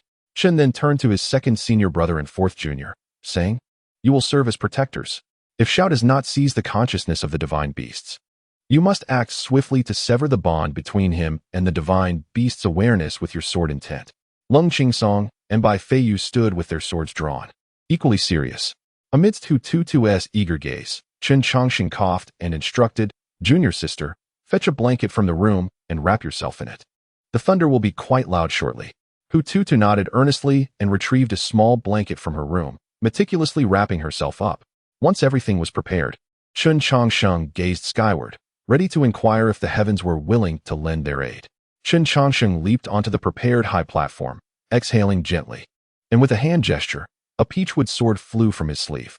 Commence, he commanded, as 2 candles atop the platform ignited spontaneously. With the peachwood sword in hand, he waved his sleeve, releasing a flurry of yellow talismans that stood before him. With this singular technique, Chen Changsheng could easily have made a name for himself as a national master in the mundane world. As he performed the ritual atop the platform, he unveiled one of his trump cards. A yellow talisman imbued with the essence of the Tao began to rise. Chen Changsheng bit his finger, allowing a drop of blood to touch the talisman, and shouted, formation, arise. The grand formation, shrouding the mountain peak, emerged, concealing all its energies. The universe is boundless. The yin and yang reversed. The soul shall emerge, awaiting the command. The soul emerges. With a flick of his sleeve, the talisman filled with Tao essence surged toward Xiaofeng, merging directly into his being. Xiaofeng felt a profound tremor throughout his body, and he was propelled from himself into a wondrous, indescribable state of being. As Chen Changsheng beheld Xiao Feng's soul departing from his body, he called out to Ouyang, who had been waiting patiently, "Elder brother, act now." Without a moment's hesitation, Ouyang grasped the pin of enlightenment in his hands and directed it towards the eyes of the azure dragon and vermilion bird emblazoned upon Xiao Feng's back. With simultaneous strokes, the ink struck the eyes of the mythical beasts, unleashing a torrent of true energy into them. The sky, already shrouded in ominous clouds, darkened further as thunder rolled within, seemingly intent on exposing the aberration that dared to defy the heavens. Before Chen Changsheng, several yellow talismans surged skyward, colliding with the intricate array he had meticulously prepared to conceal the workings of fate. It was imperative that the heavenly path remained oblivious to their endeavors until Ouyang fully awakened the consciousness of the divine beasts. As Ouyang's true energy surged into the azure dragon and vermilion bird on Xiao Feng's back, the once dormant creatures began to stir, animatedly moving across his spine. A resounding dragon's roar erupted, accompanied by a piercing avian cry. The spectral forms of the two divine beasts ascended from Xiao Feng's back, their immense aura solidifying the atmosphere around the small peak. The heavens seemed to take notice, as if sensing that someone was attempting to clandestinely give birth to new entities. The thunder, which had merely been churning in the clouds, now raged violently around the mountain, unleashing its fury. The terrifying might of the heavens left the surroundings in ruin. Yet, under Chen Changsheng's protective formation, the thunder failed to locate the audacious transgressor. As the ethereal forms of the divine beasts began to coalesce, their eyes sparkled with burgeoning intelligence, heralding the awakening of consciousness. Chen Changsheng's gaze shifted from the beasts to Xiao Feng, a flicker of compassion crossing his features. Before he raised his peachwood sword and commanded, "Left azure dragon, rise vermilion bird, emerge." In his ethereal state, Xiao Feng felt an unseen force tearing at his soul, as if giant hands were ruthlessly pulling at his left arm and head. The indescribable agony surpassed anything he had endured, reducing him to a state of madness, even as he had previously borne countless tribulations in silence. Yet, amidst this torment, he maintained a clarity of mind, his silent screams and contorted form rendering him a spectral figure akin to the king of hell. The severed fragments of his soul were reshaped, gradually morphing into two miniature versions of himself. The recreation of his soul commenced. Hututu, tightly wrapped in her blanket, trembled at the sight, feeling a shudder at the pain Xiao Feng was enduring. She clutched her blanket closer, seeking solace in its embrace. Beside her, the cunning fox Ouyang stared in astonishment at Chen Changsheng's almost supernatural mastery of soul manipulation, his jaw nearly dropping in disbelief. Even he, in the tribulation stage, could not achieve such feats. What manner of being was this young man? In stark contrast, Bai Feiyu and Lung Qingsong observed the spectacle with calm composure, fully aware that without this crucible of suffering, Xiao Feng would never transform into a dragon. All pain would be rendered insignificant in the moment of triumph. Two resounding roars of the dragon and the phoenix echoed once more, this time infused with a hint of vitality. Now is the moment. Go. Chen Changsheng pointed his peachwood sword towards the ethereal forms of the two divine beasts soaring in the sky. The two tiny souls of Xiao Feng, conjured forth, were instantly thrust into the spectral manifestations of the divine beasts. As these nascent forms of the divine beasts had yet to awaken consciousness, they instinctively struggled against the forceful intrusion. Fortunately, they were not fully formed. Had they been fully realized divine beings, such an invasion would have resulted in their immediate obliteration by the laws of heaven. Chen Changsheng wielded the peachwood sword to suppress the divine beast's resistance, while simultaneously guiding the remaining fragments of Xiao Feng's soul back into his corporeal form. Ouyang stood ready at the side, awaiting Chen Changsheng's command to sever the flow of vital energy. Meanwhile, Bai Feiyu and Lung Qingsong had already placed their hands upon their sword hilts, all four youths poised to lend their support to Xiao Feng. As the spectral forms of the divine beasts gradually settled, Xiao Feng's soul successfully encroached upon the divine beast's spiritual domain. However, just as success seemed imminent, it was as if the unborn offspring sensed its impending demise. The once tumultuous storm of tribulation in the sky began to coalesce, forming a rift. A dispassionate eye slowly opened. An overwhelming pressure accompanied by crackling thunder surged around this eye, and at that moment, the heavenly laws finally discerned the orchestrator of these events. The grand formation atop the small mountain shattered instantaneously, unleashing a torrential downpour of lethal tribulation upon Xiao Feng. The Eye of Heavenly Punishment, a legendary force capable of annihilating all. Such actions are intolerable to the heavenly laws. Chapter 39. When the heavenly laws fail, let the great Tao prevail. The boundless pressure and the cataclysmic eye of heavenly punishment immediately fixated upon the highest cultivator present, the cunning fox, Ouyang. Ouyang's entire being froze, breath held in trepidation, shaking his head fervently. It is not me, though I am at the tribulation stage. I truly lack the audacity to provoke the Heavenly Father. Have these little rascals lost their minds? How could they have attracted the eye of heavenly punishment? Bai Feiyu gazed calmly at the eye of heavenly punishment above, mildly surprised. It appeared far weaker than in ancient times. Slowly, he drew his sword, declaring, "The heavens are unkind. I shall be their instrument." With a swift sound, cold Qing Song's sword intent surged, pointing defiantly at the heavenly laws. "The heavens are unkind. I shall sever the heavenly laws." Chen Chongqing merely intended to sever the connection between Xiao Feng and the divine beasts should Xiao Feng falter against the consciousness of the divine beasts. Yet, both youths drew their swords simultaneously, confronting the heavenly laws directly. In the minds of these prodigies, the optimal solution to any predicament is to eradicate it at its source. The eye of heavenly punishment sensed the two currents of sword intent rushing toward it. The previously unperturbed and emotionless eye revealed a flicker of confusion. Why did one of these sword intents feel so familiar? The eye glanced downward, and there stood Bai Feiyu in white attire, a subtle smile gracing his otherwise impassive face. As if greeting the eye itself. It is him. He has indeed been reincarnated. A flicker of dread passed through the eye of heavenly punishment, swiftly followed by a glint of ruthlessness. Seizing the moment before it had fully matured, it decided to eliminate him now. Bai Feiyu's sword intent soared into the heavens, yet did not directly target the eye of heavenly punishment. Instead, it transformed into Bai Feiyu's silhouette, flashing past the eye and leaving behind a subtle threat. "Do you wish to be blinded by me once more?" This utterance seemed to awaken a long-buried memory within the eye of heavenly punishment, and the previously overcast sky instantly cleared. The eye turned its gaze towards Xiao Feng, who was gradually encroaching upon the two divine beasts, a flicker of fury igniting within its eyes. A slender, serpent-like violet lightning bolt lunged towards Xiao Feng, the annihilating divine thunder of purple clouds.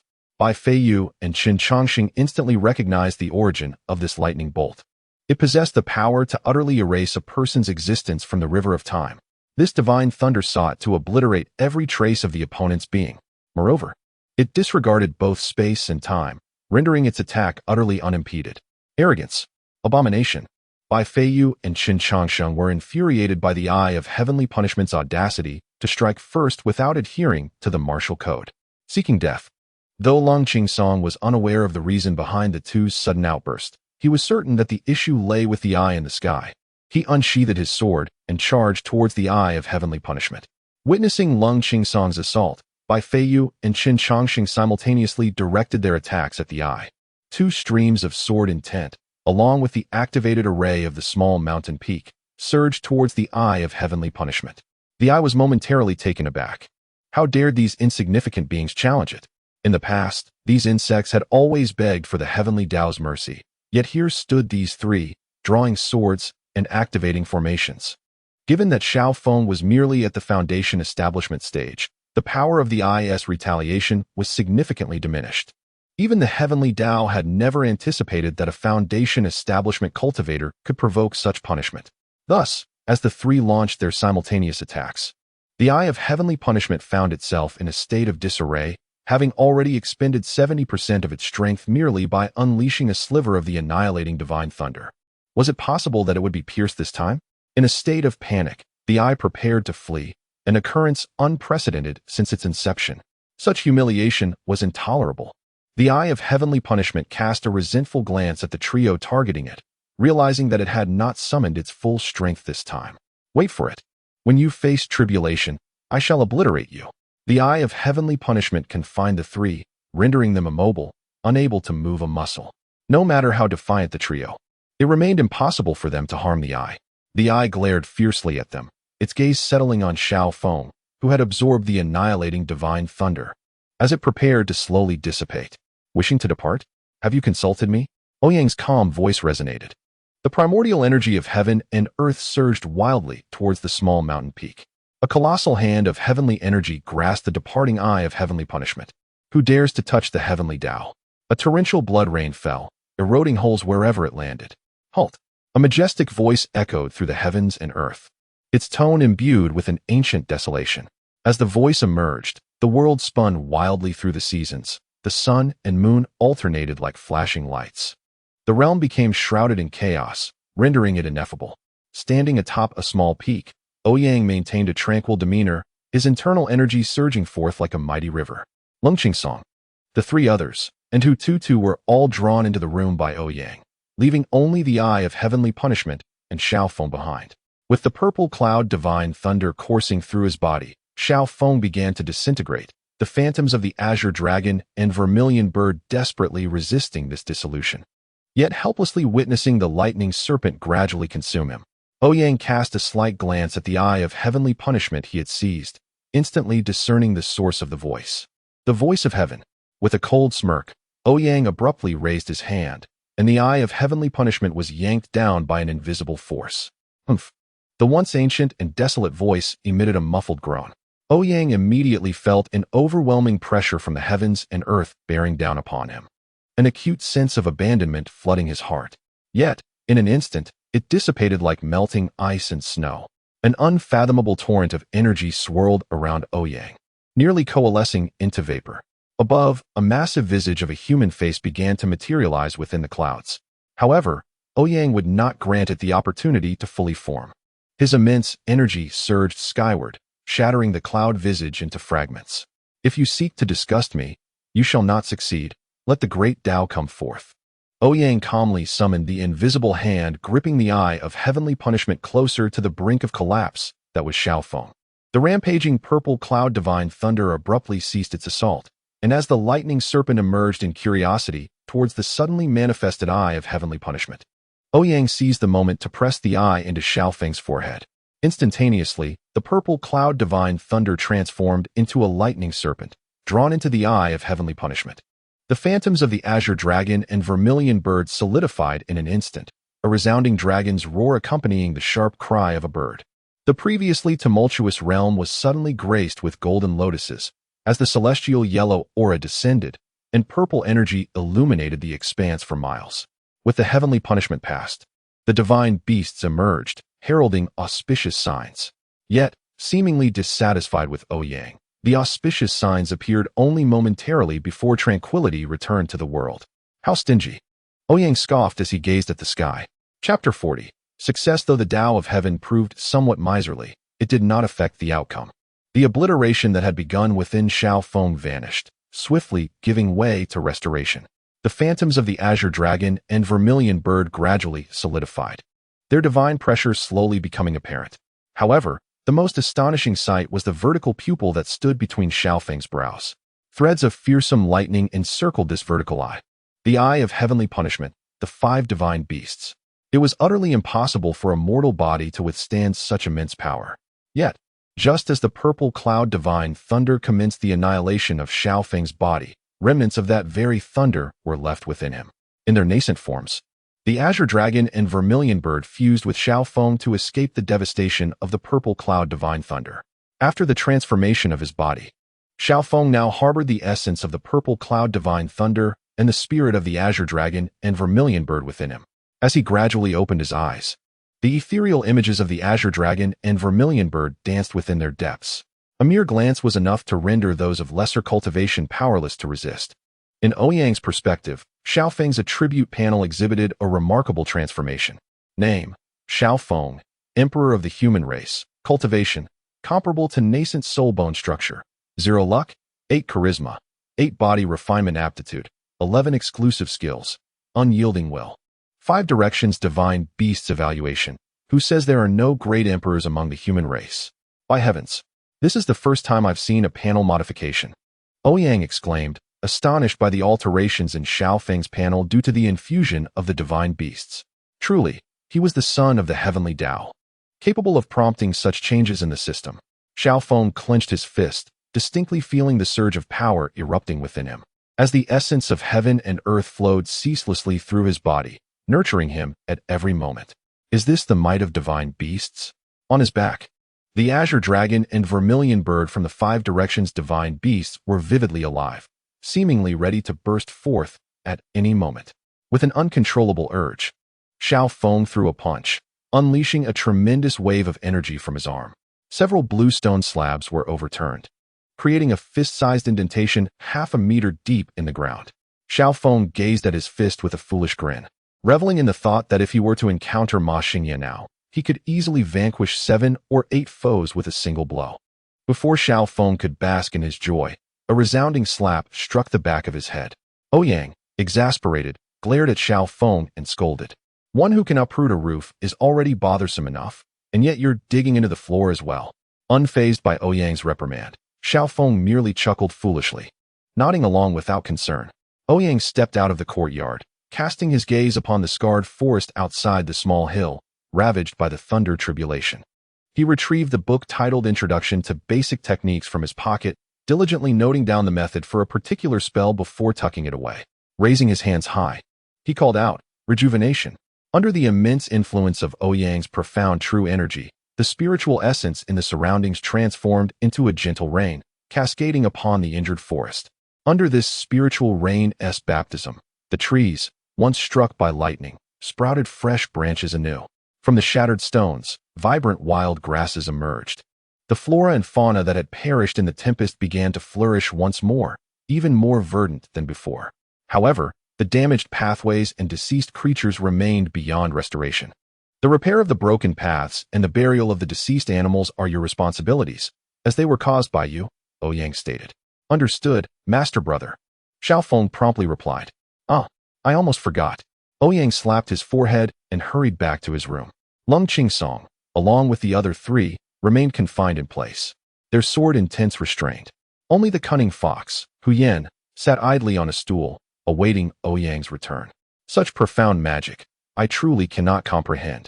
Ouyang gazed at the motionless crowd with a slight headache. Senior brother, if you don't mind, may I give it a try? Xiao Feng spoke up tentatively from behind.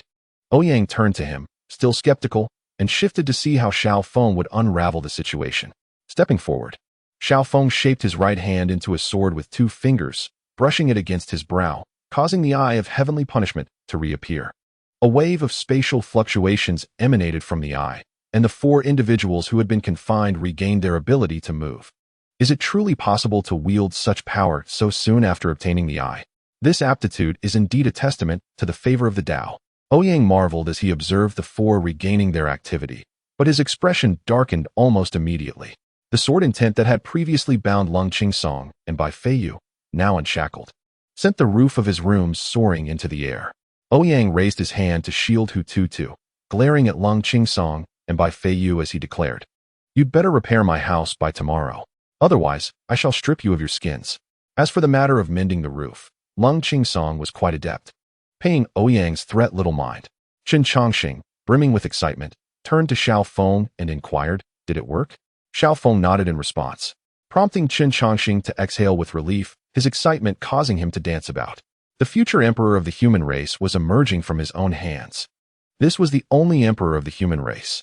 The mere thought sent Chen Chongxing into a frenzy of exhilaration. Ouyang regarded Chen Chongxing with confusion. Did the 3rd junior brother have some hidden connection with Xiao Feng? Why else would he be so animated? Meanwhile, a knowing smile crept onto Bai Feiyu's face. A formidable cultivator could greatly aid in perfecting one's own path. Hu Tutu looked with curiosity at the tattoos adorning Xiao Feng's back, a sight that made her uneasy. Her grandfather had once said, "Those with tattoos are not good foxes." Concerned, Hu Tutu tugged at Ouyang's sleeve and asked, "Senior brother, do you think Xiao Senior brother might turn bad? He has begun to tattoo himself." Ouyang reassured her. "Not at all, Tutu. Have faith. This marks the beginning of Xiao Senior brother's transformation for the better." Tutu nodded but continued to cast wary glances at Xiao Feng. The room was filled with a serene atmosphere, save for the calm demeanor of the concealed fox, Huyen, who watched everything unfold. Each individual present was a peerless genius, emerging once in 10,000 years, signifying the dawn of an era. Yet, this very fact was what troubled Huyen.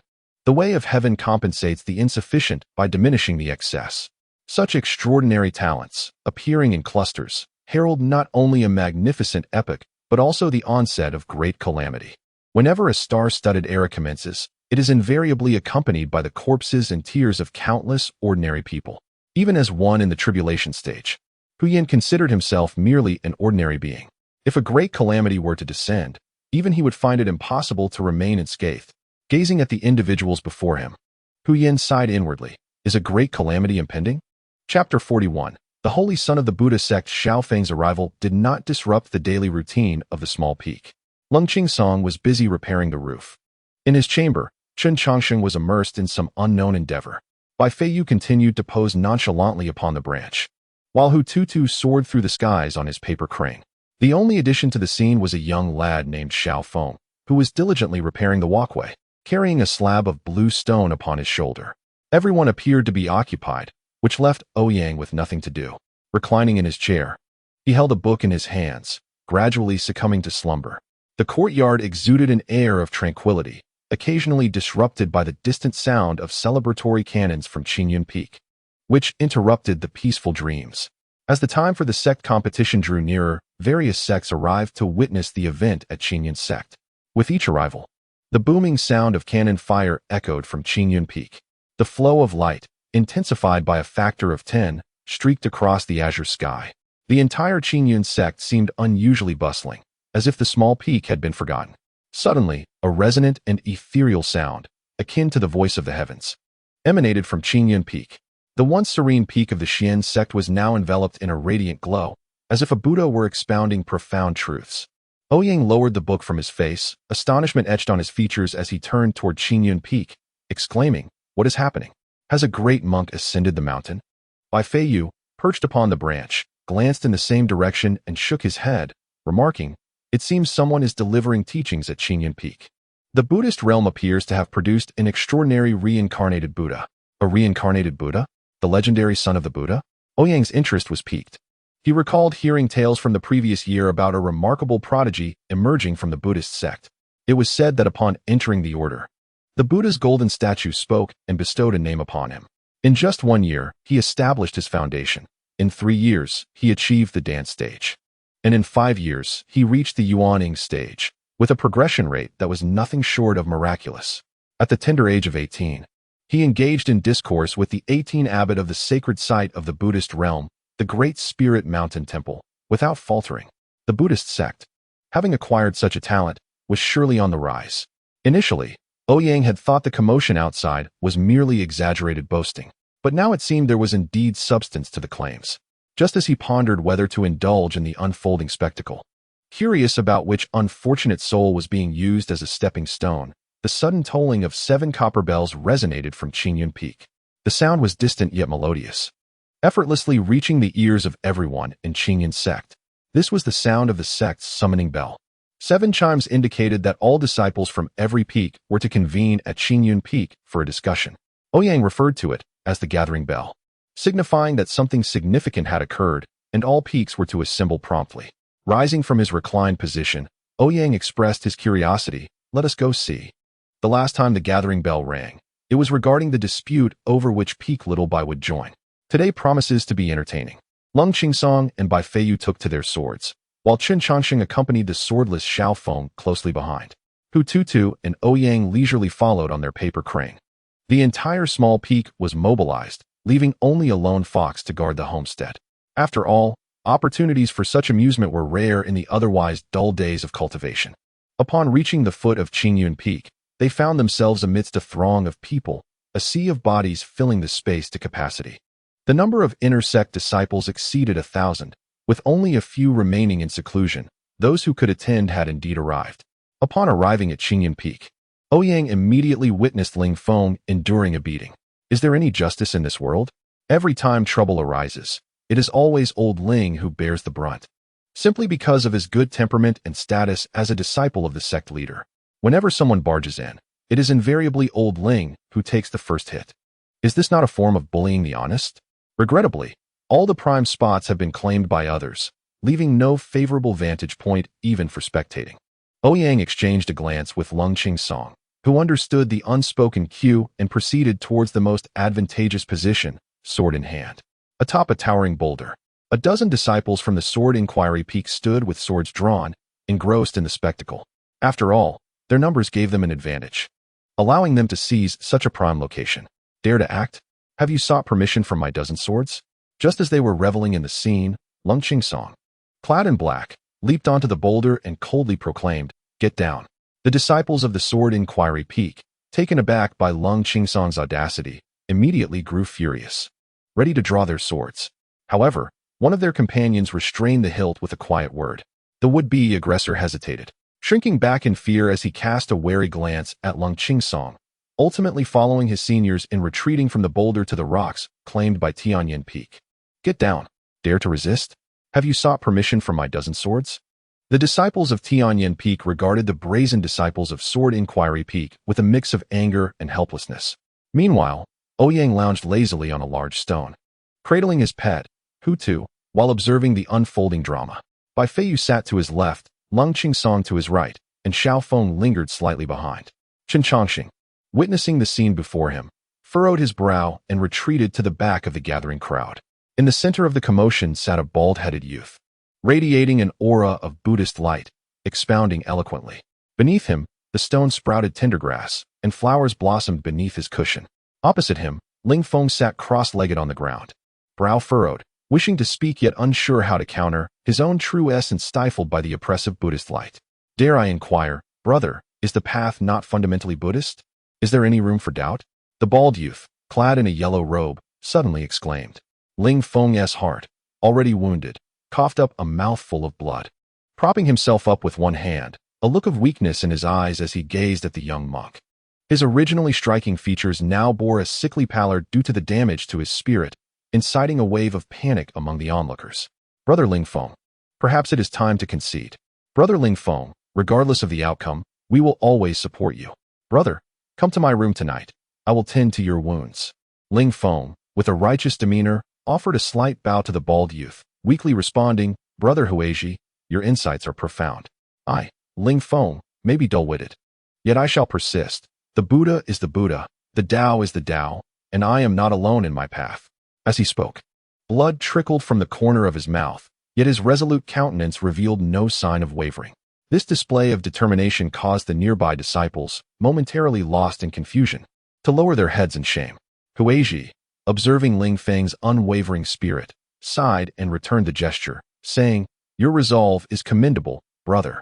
Such tenacity is rare, and I hold you in high regard. The venerable monk truly possesses a remarkable ability to navigate social dynamics, having triumphed over his opponent. He graciously offered an avenue for retreat, instantly garnering the admiration of those around him. Despite the discourse that had momentarily shaken Ling Feng's resolve, the onlookers readily forgave the young man before them. Meanwhile, Ouyang, munching on an apple, gazed at the bald youth's profile, his face revealing a look of astonishment.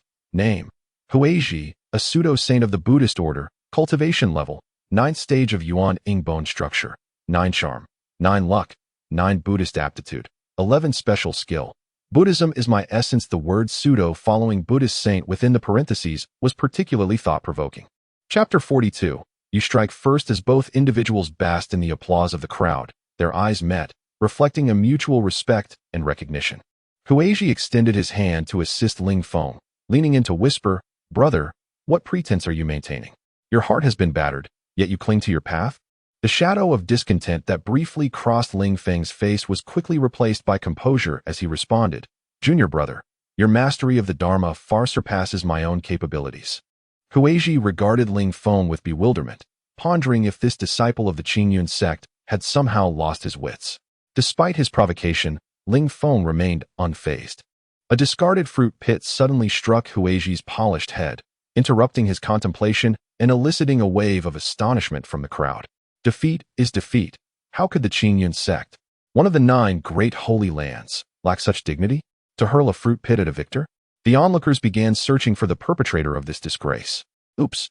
My hand slipped. Ouyang's voice rang out. The crowd turned to find Ouyang lounging lazily on a large rock, cradling the bashful Hutu, who shyly covered his eyes at the attention.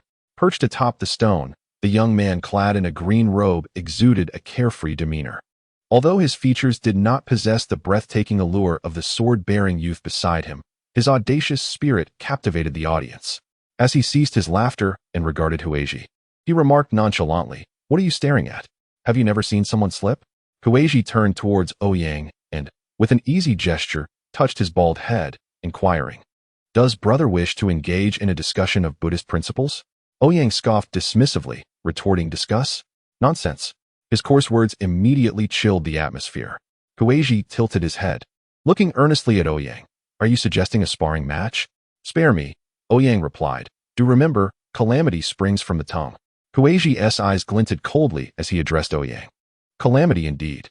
Huiji found himself at a loss for words against Ouyang, who continually hurled insults without affording him a chance to counter.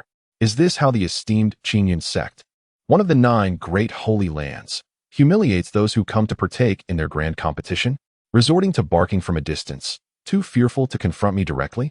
Huiji called out loudly to all members of the Qingyun sect present. His proclamation incited a wave of disdain towards Ouyang from the surrounding crowd. Indeed, it is evident that the visitor has come to pay respects to the Qingyun sect. Such an affront to a guest undeniably tarnishes the reputation of our esteemed sect, particularly with numerous onlookers from other factions nearby. Amidst the scornful gazes, Ouyang slowly rose to his feet, a half-smile playing on his lips as he addressed Huiji, exclaiming, I am utterly appalled. Suddenly, a towering figure of a Buddha materialized behind Huiji, the cultivation of the nascent soul stage leaving all present in awe. The bald youth before them, scarcely past 18 years of age, had achieved a level of mastery that many had sought for centuries without success. Was this fearsome figure a herald of the resurgence of Buddhism? With an icy glare, Huiji introduced himself. I am Huiji from the Great Lingshan Temple, seeking to engage in discourse with you, esteemed brother. Observing Huiji's anger as he summoned his towering golden body, Ouyang turned to Bai Feiyu, feigning ignorance, and remarked, Hey, little Bai, look, he's getting flustered. Bai Feiyu, turning away, chose not to respond to Ouyang, feeling a sense of embarrassment from Ouyang's earlier crude remarks. Was the nascent soul stage truly so formidable? Ouyang gazed at the radiant Huiji beneath the golden form, a smirk gracing his lips. At that moment, Lung Qingsong unsheathed his sword and charged forth, transforming into a streak of light. His speed so swift that he collided with Huiji's golden body in the blink of an eye, producing a resounding metallic clang. Huiji was taken aback. How could this youth, merely at the core formation stage, shake his towering golden body of the 9th level of the nascent soul stage? Yet, core formation would always remain inferior. Unable to challenge the nascent soul, though surprised, Huiji remained unfazed, for Ouyang, standing upon the boulder, had yet to make a move. His fellow disciples were all at the core formation stage, indicating that Ouyang was likely not merely at the surface level of qi refinement. Perplexed by his inability to discern Ouyang's true cultivation, Huiji cautiously raised his hand, intending to strike Lung Qingsong away. The Buddha's radiance surged forth, propelling Lung Qingsong away. As he momentarily halted in midair, his sword gleamed with true essence, and a subtle sword intent enveloped the true essence as it hurtled back toward Huiji. This strike, imbued with sword intent, evoked a sense of danger even within Huiji. Beneath its unassuming exterior lay a lethal intent.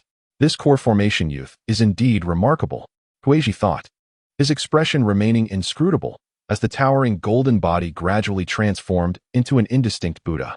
The Buddha raised its right hand, forming a swastika seal, which it directed towards Lung Qingsong in a bid to suppress him. At the moment of collision between the sword and the Buddha's hand, the sword pierced through, but ultimately, the nascent soul's golden body only allowed it to penetrate half an inch before Lung Qingsong was firmly grasped. Instantly, countless Buddha hands emerged around Lung Qingsong, descending upon him with overwhelming force. Brother Bai, is everything all right?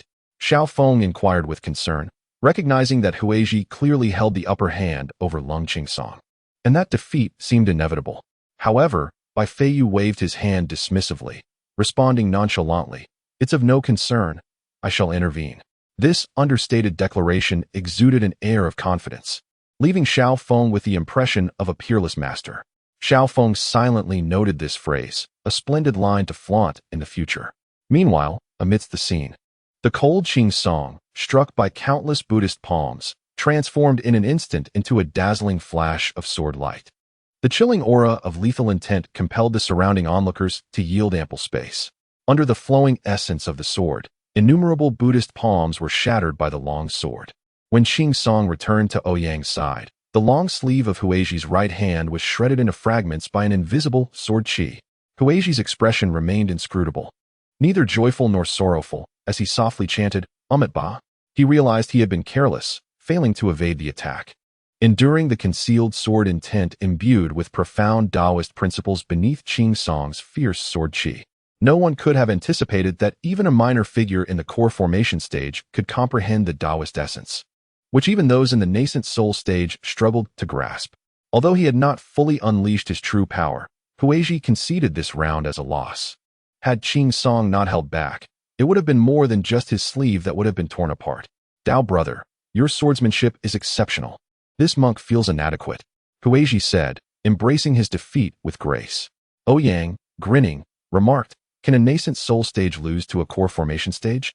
What nonsense is this? Chapter 43. The Darkness of Accumulation Victory.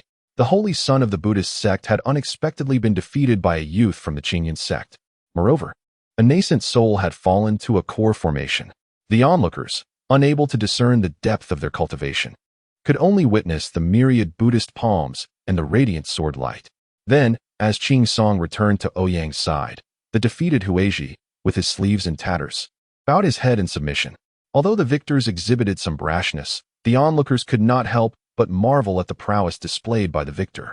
The disparity between the core formation and nascent soul stages is vast, yet one could triumph in such a manner.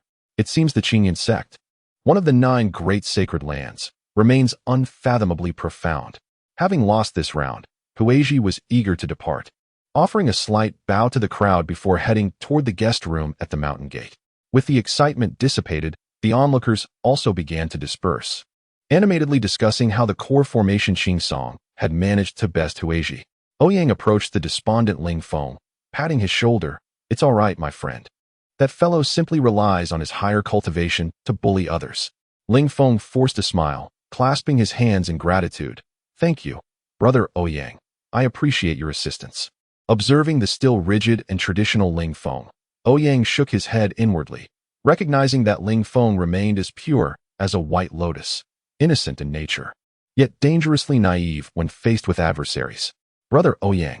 A familiar voice rang out as Su Linger, holding a jade flute, rushed toward him.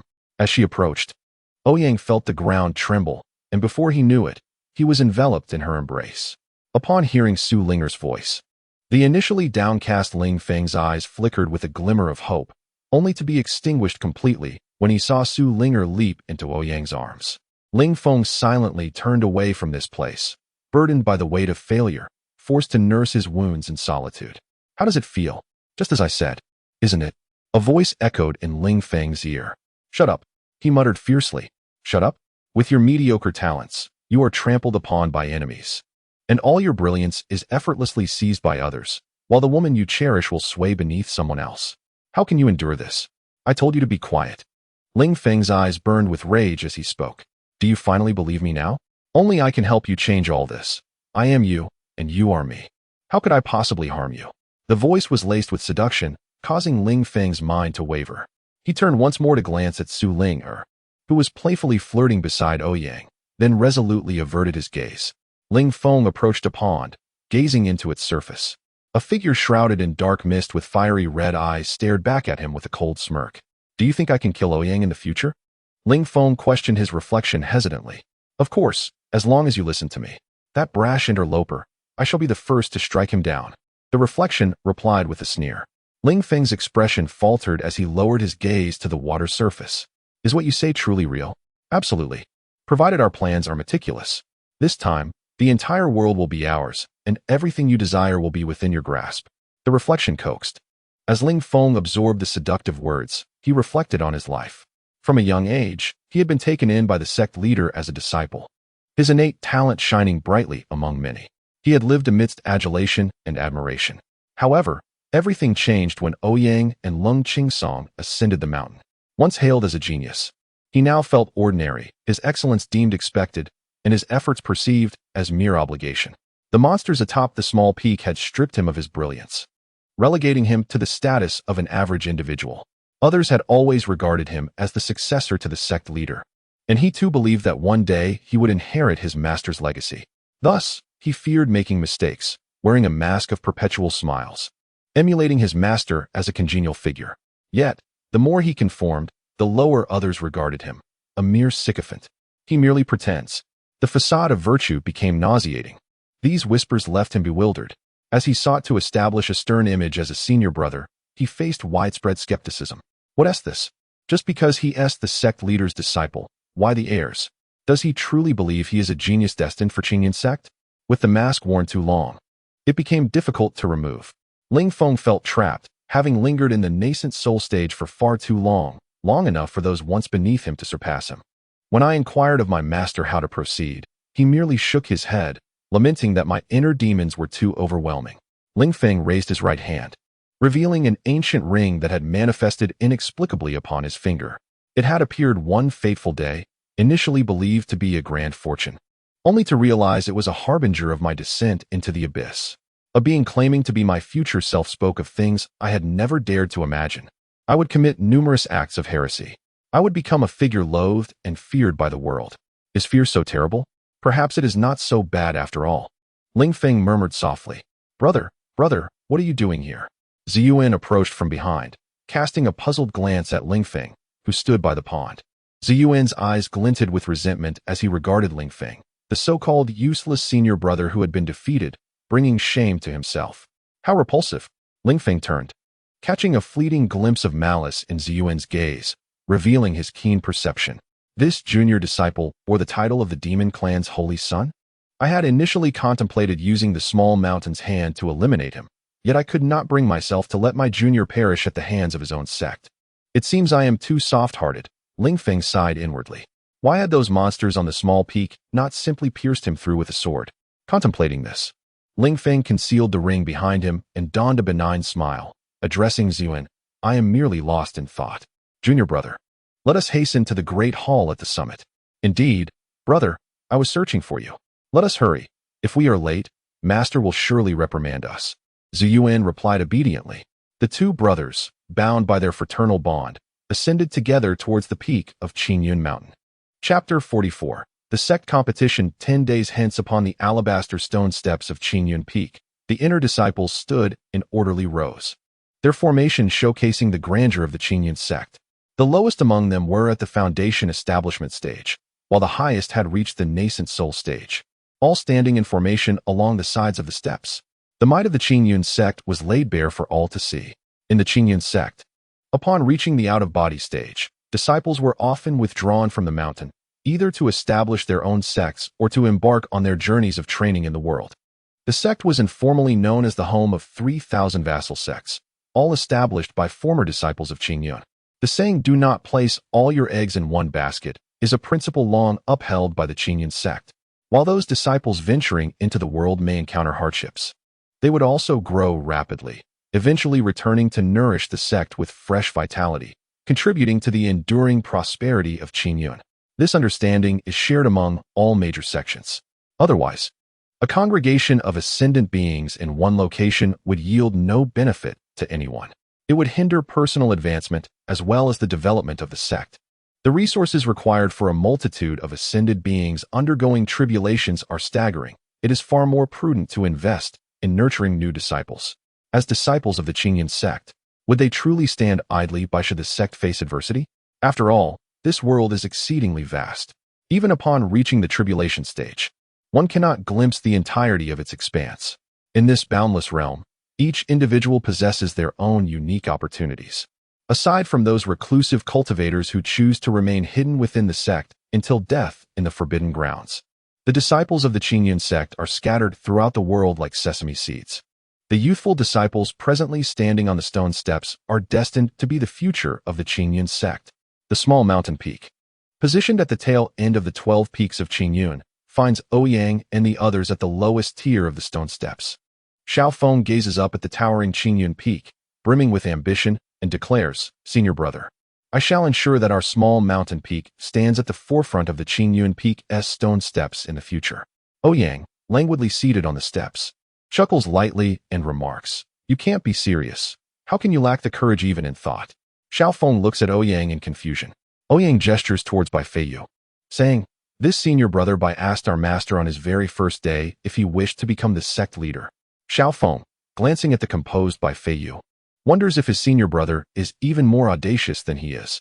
As long as you desire to be the sect leader, simply curry favor with your second senior brother. Once his strength is sufficient, He will undoubtedly sever the head of the current sect leader and allow you to take the throne. Ouyang bursts into laughter. Such audacious words caused Xiaofeng to shake his head repeatedly. Ouyang then casts a glance at Qin Changsheng, who is huddled at the back of the crowd, inwardly mocking.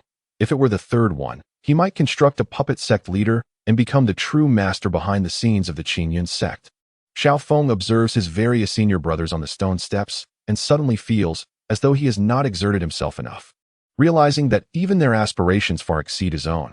However, he now possesses the capital of pride, and once he attains sufficient strength and avenges his grievances, he vows, "One day, I shall ensure that the heavens no longer obscure my sight." His heart swells with ambition. Meanwhile, Hututu has grown weary, leaning against Ouyang's arm as she drifts off to sleep, clutching his clothing tightly. The earlier brazen display by the senior siblings has left her longing to grow up quickly so she can confine her senior brother within a cage, solely belonging to her. Tutu. In the grand hall atop Qingyun Peak, the peak masters and elders of the sect are seated in reverence along the sides. Below the platform, countless representatives from various sects gather in the square. Although there remains less than a month until the grand contest of the Qingyun sect, many sects have already made their appearances. After all, in a super sect like Qingyun, opportunities abound and one must have ample time to encounter them. Who knows? Perhaps one might stumble upon a cultivation technique left behind by an immortal from a millennium ago? The scripture pavilion of Qingyun sect houses an extensive collection of all known techniques within the cultivation realm. Among the supreme tomes, there surely exists one suited to one's needs. During this time at Qingyun sect, I must take full advantage of the chance to study. Dong Shuzi observes the solitary bald figure seated at one of the 9 tables and glances at the unfazed Ling Feng beside him, letting out a faint sigh within. The events that transpired before the mountain gate are vividly etched in my memory. My disciple, though possessing commendable talent and understanding, is hindered by an overly meticulous nature and an excessively straightforward disposition. Despite being rescued by Ouyang, the impact on my disciple's state of mind is considerable. The more one finds themselves in a quandary, the more they must endure trials. Without a resilient heart, one can never hope to reach the pinnacle of their spiritual pursuits. This is precisely why Dong Shuzi has always allowed Ling Feng to navigate his own path. Only through personal struggle can one bear greater responsibilities. This is also the duty of Ling Feng as the chief disciple. Among the 9 great sacred lands, only the Dailing Mountain Temple has made an appearance. And even then, it is merely a source of contention.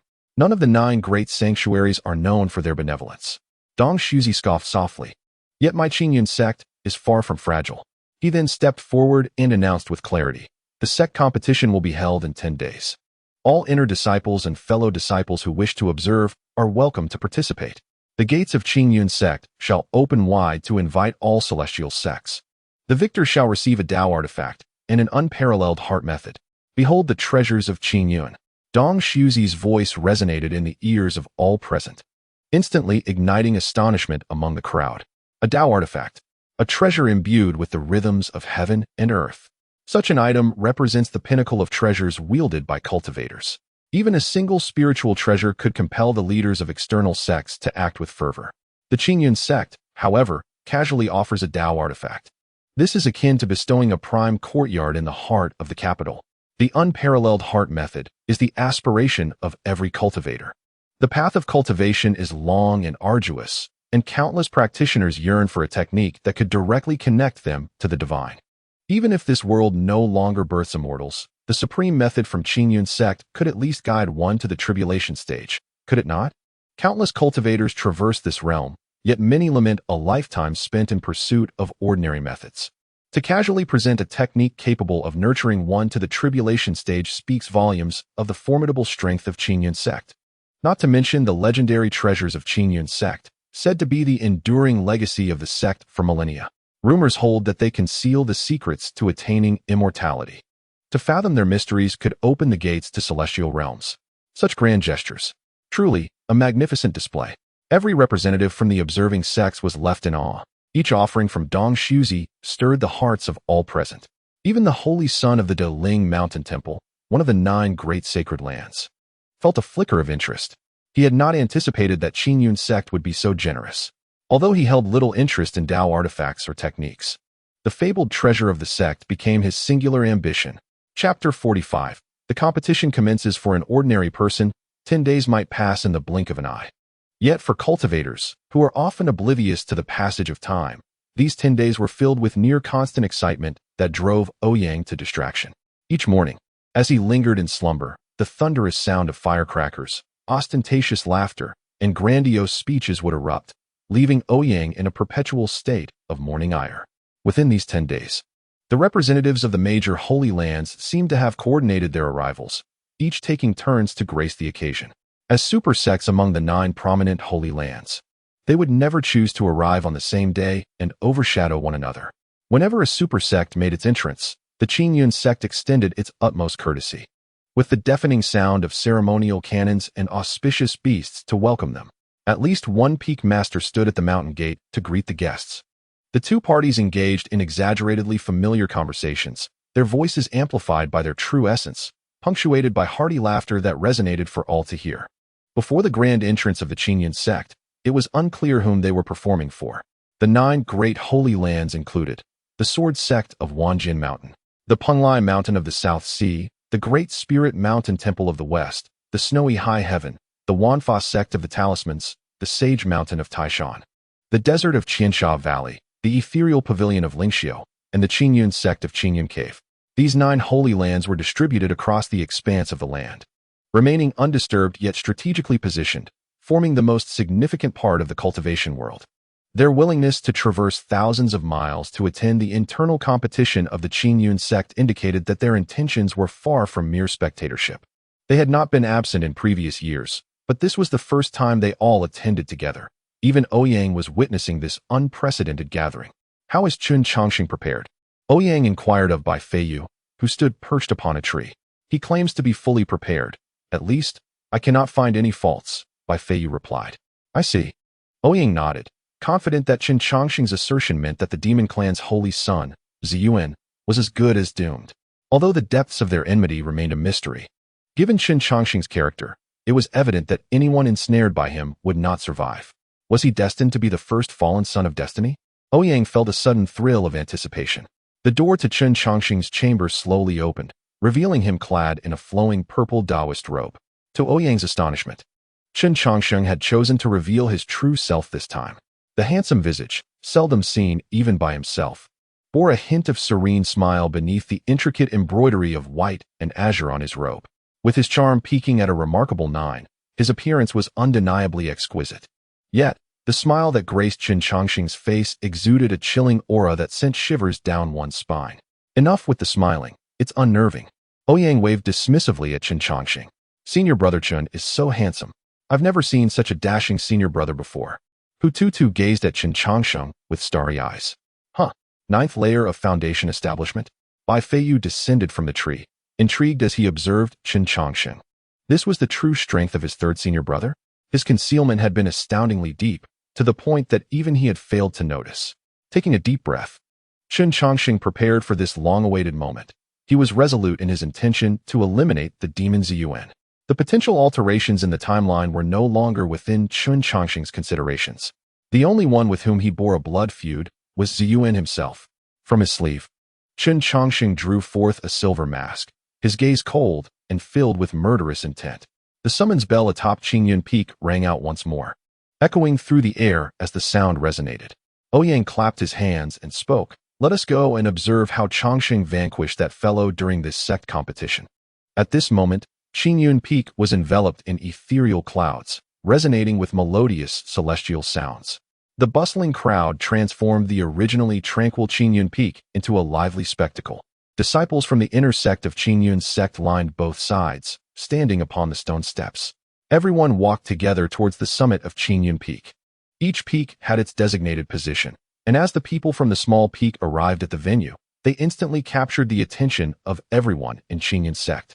Tales had long circulated within the sect about the extraordinary beings emerging from the small peak. The disciples from the small peak were shrouded in mystery, rarely seen in daily life. Their only notable appearance was 2 years prior when a disciple from the small peak charged up to the sword-questioning peak, wielding a sword. Hundreds of disciples from the sword-questioning peak were left in utter disarray by this single disciple's swordsmanship. With just one sword, he toppled the entire sword-questioning peak, thereby establishing the small peak's formidable reputation. It is said that there are 3 more like him on the small peak. Such horror. Compared to the sect master's disciple, Lingfeng, he was simply far superior. As Bai Feiyu made his entrance, he captivated the gaze of all the women present. Clad in white robes, with a temperament as gentle as jade and a face of striking handsomeness, merely a glance was enough to leave one entranced. In stark contrast, the brooding Qingsong stood with his sword, emanating a fierce sword intent that made it difficult for anyone to look directly at him. Chen Chongqing, donned in a purple Taoist robe and wearing a mask, radiated an air of mystery that equally drew attention. Meanwhile, Hu Tutu, adorned in a colorful skirt, displayed a quirky charm, glancing around with an endearing demeanor that endeared her to all. Each individual was a spectacle in their own right, capable of capturing the focus of the world. In this comparison, Ouyang, in his green Taoist robe, appeared somewhat ordinary, merely a practitioner in the qi refining stage. However, when Ouyang nonchalantly seated himself among these radiant stars, crossing his legs in a carefree manner, he appeared remarkably harmonious amidst the crowd. Truly, Qingyun sect is teeming with talent. On the viewing platform, the elders from various sects cast their gazes towards the small peak and couldn't help but marvel internally. The small peak had indeed brought great honor to Qingyun sect, and Dong Zuzi's face practically blossomed with joy. This was precisely why he had long desired to showcase the talents of the small peak. The disciples under Hu Yun were simply too remarkable. The auspicious moment had arrived. Dong Zuzi cleared his throat and stepped forward, proclaiming with a resonant voice, "The Qingyun sect competition officially begins. Let heaven and earth bear witness.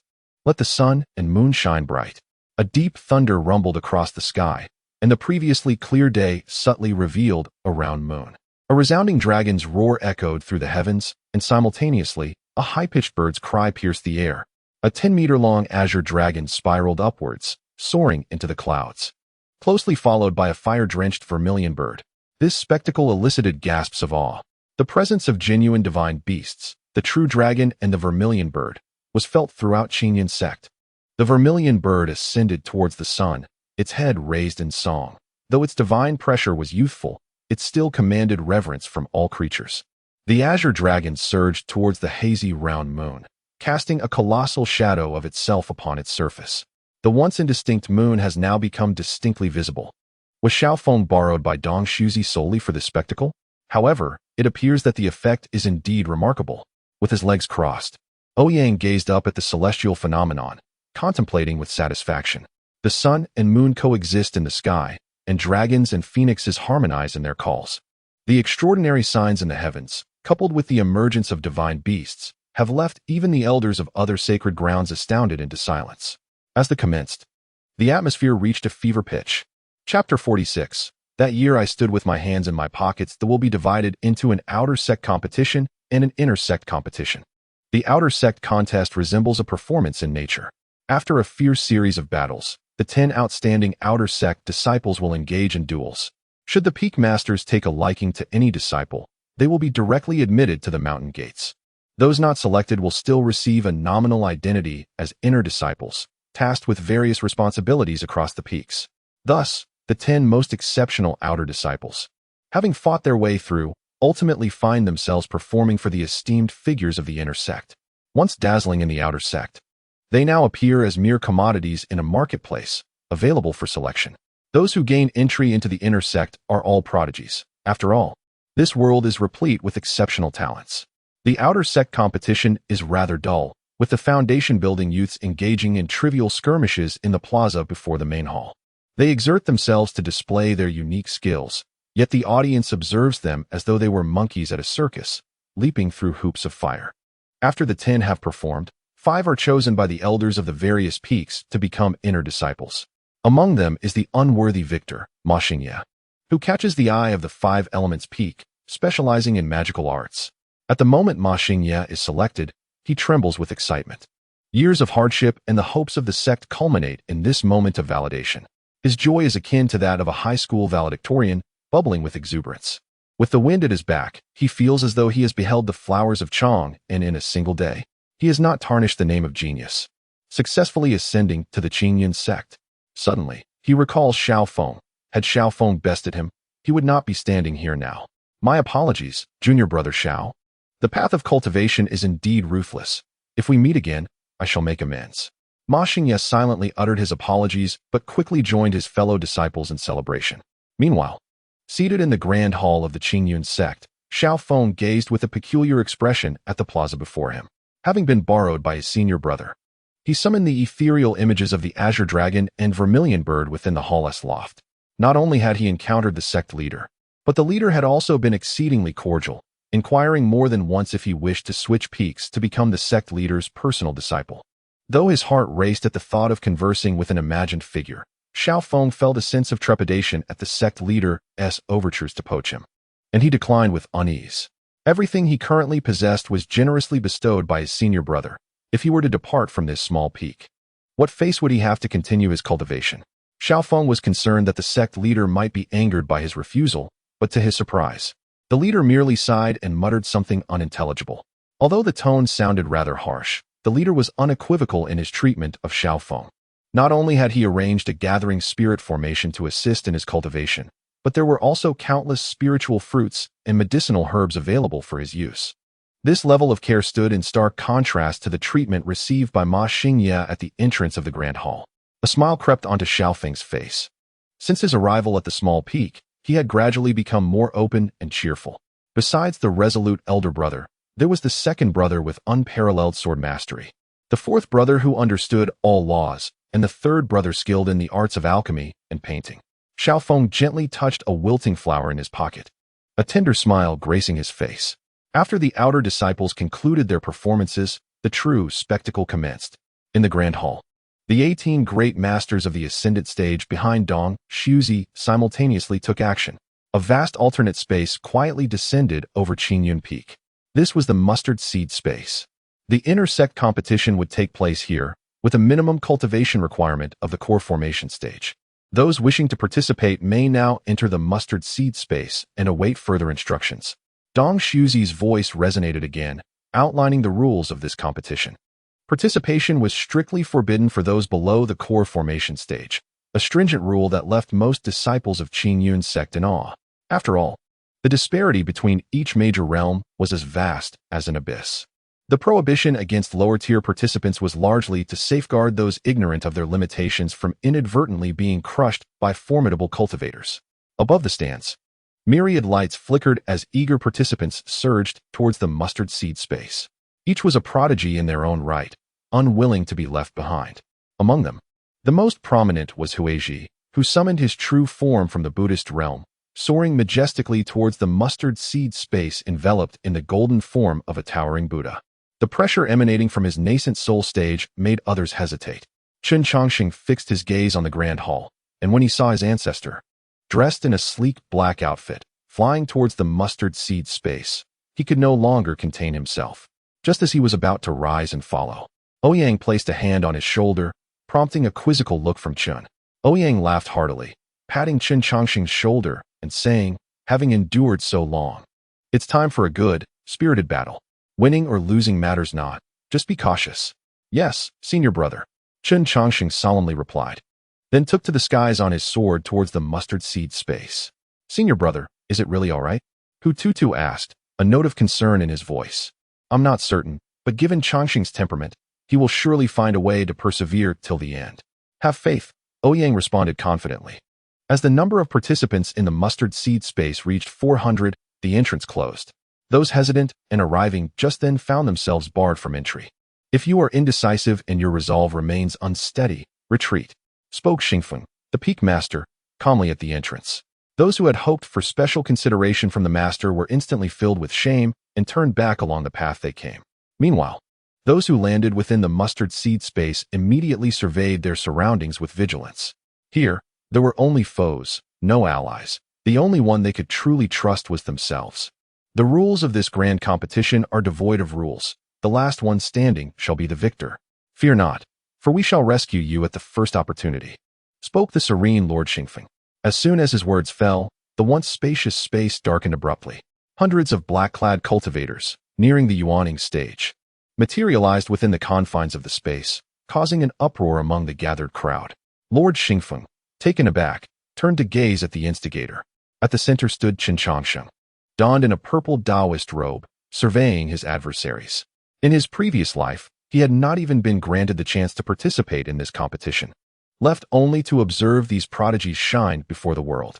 But this time, he was present, and as his senior brother Ouyang had declared, there was no need for restraint. With no interest in engaging each opponent one by one, Qin Changsheng had a singular goal. It would be far more efficient to eliminate them all at once. A glimmer of coldness flickered in his masked eyes as he stood gracefully, his hands concealed within his sleeves. Hundreds of yawning puppets filled the skies, instilling fear in all present, a veritable display of dominance, 1 against 399. In that year, with my hands tucked within my sleeves, I was oblivious to what it meant to have a rival. Chapter 47. Unaware of what a rival truly is, what does it mean to have hundreds of puppets at near yawning level? Only Ziyuan truly grasped the gravity of this situation, his eyes reflecting both fear and resentment. He had initially intended to forego participation in this sect competition, wishing to evade this misfortune, only to find his master mandating his involvement. Even now, Ziyuan could not fathom how he had offended Qin Changsheng.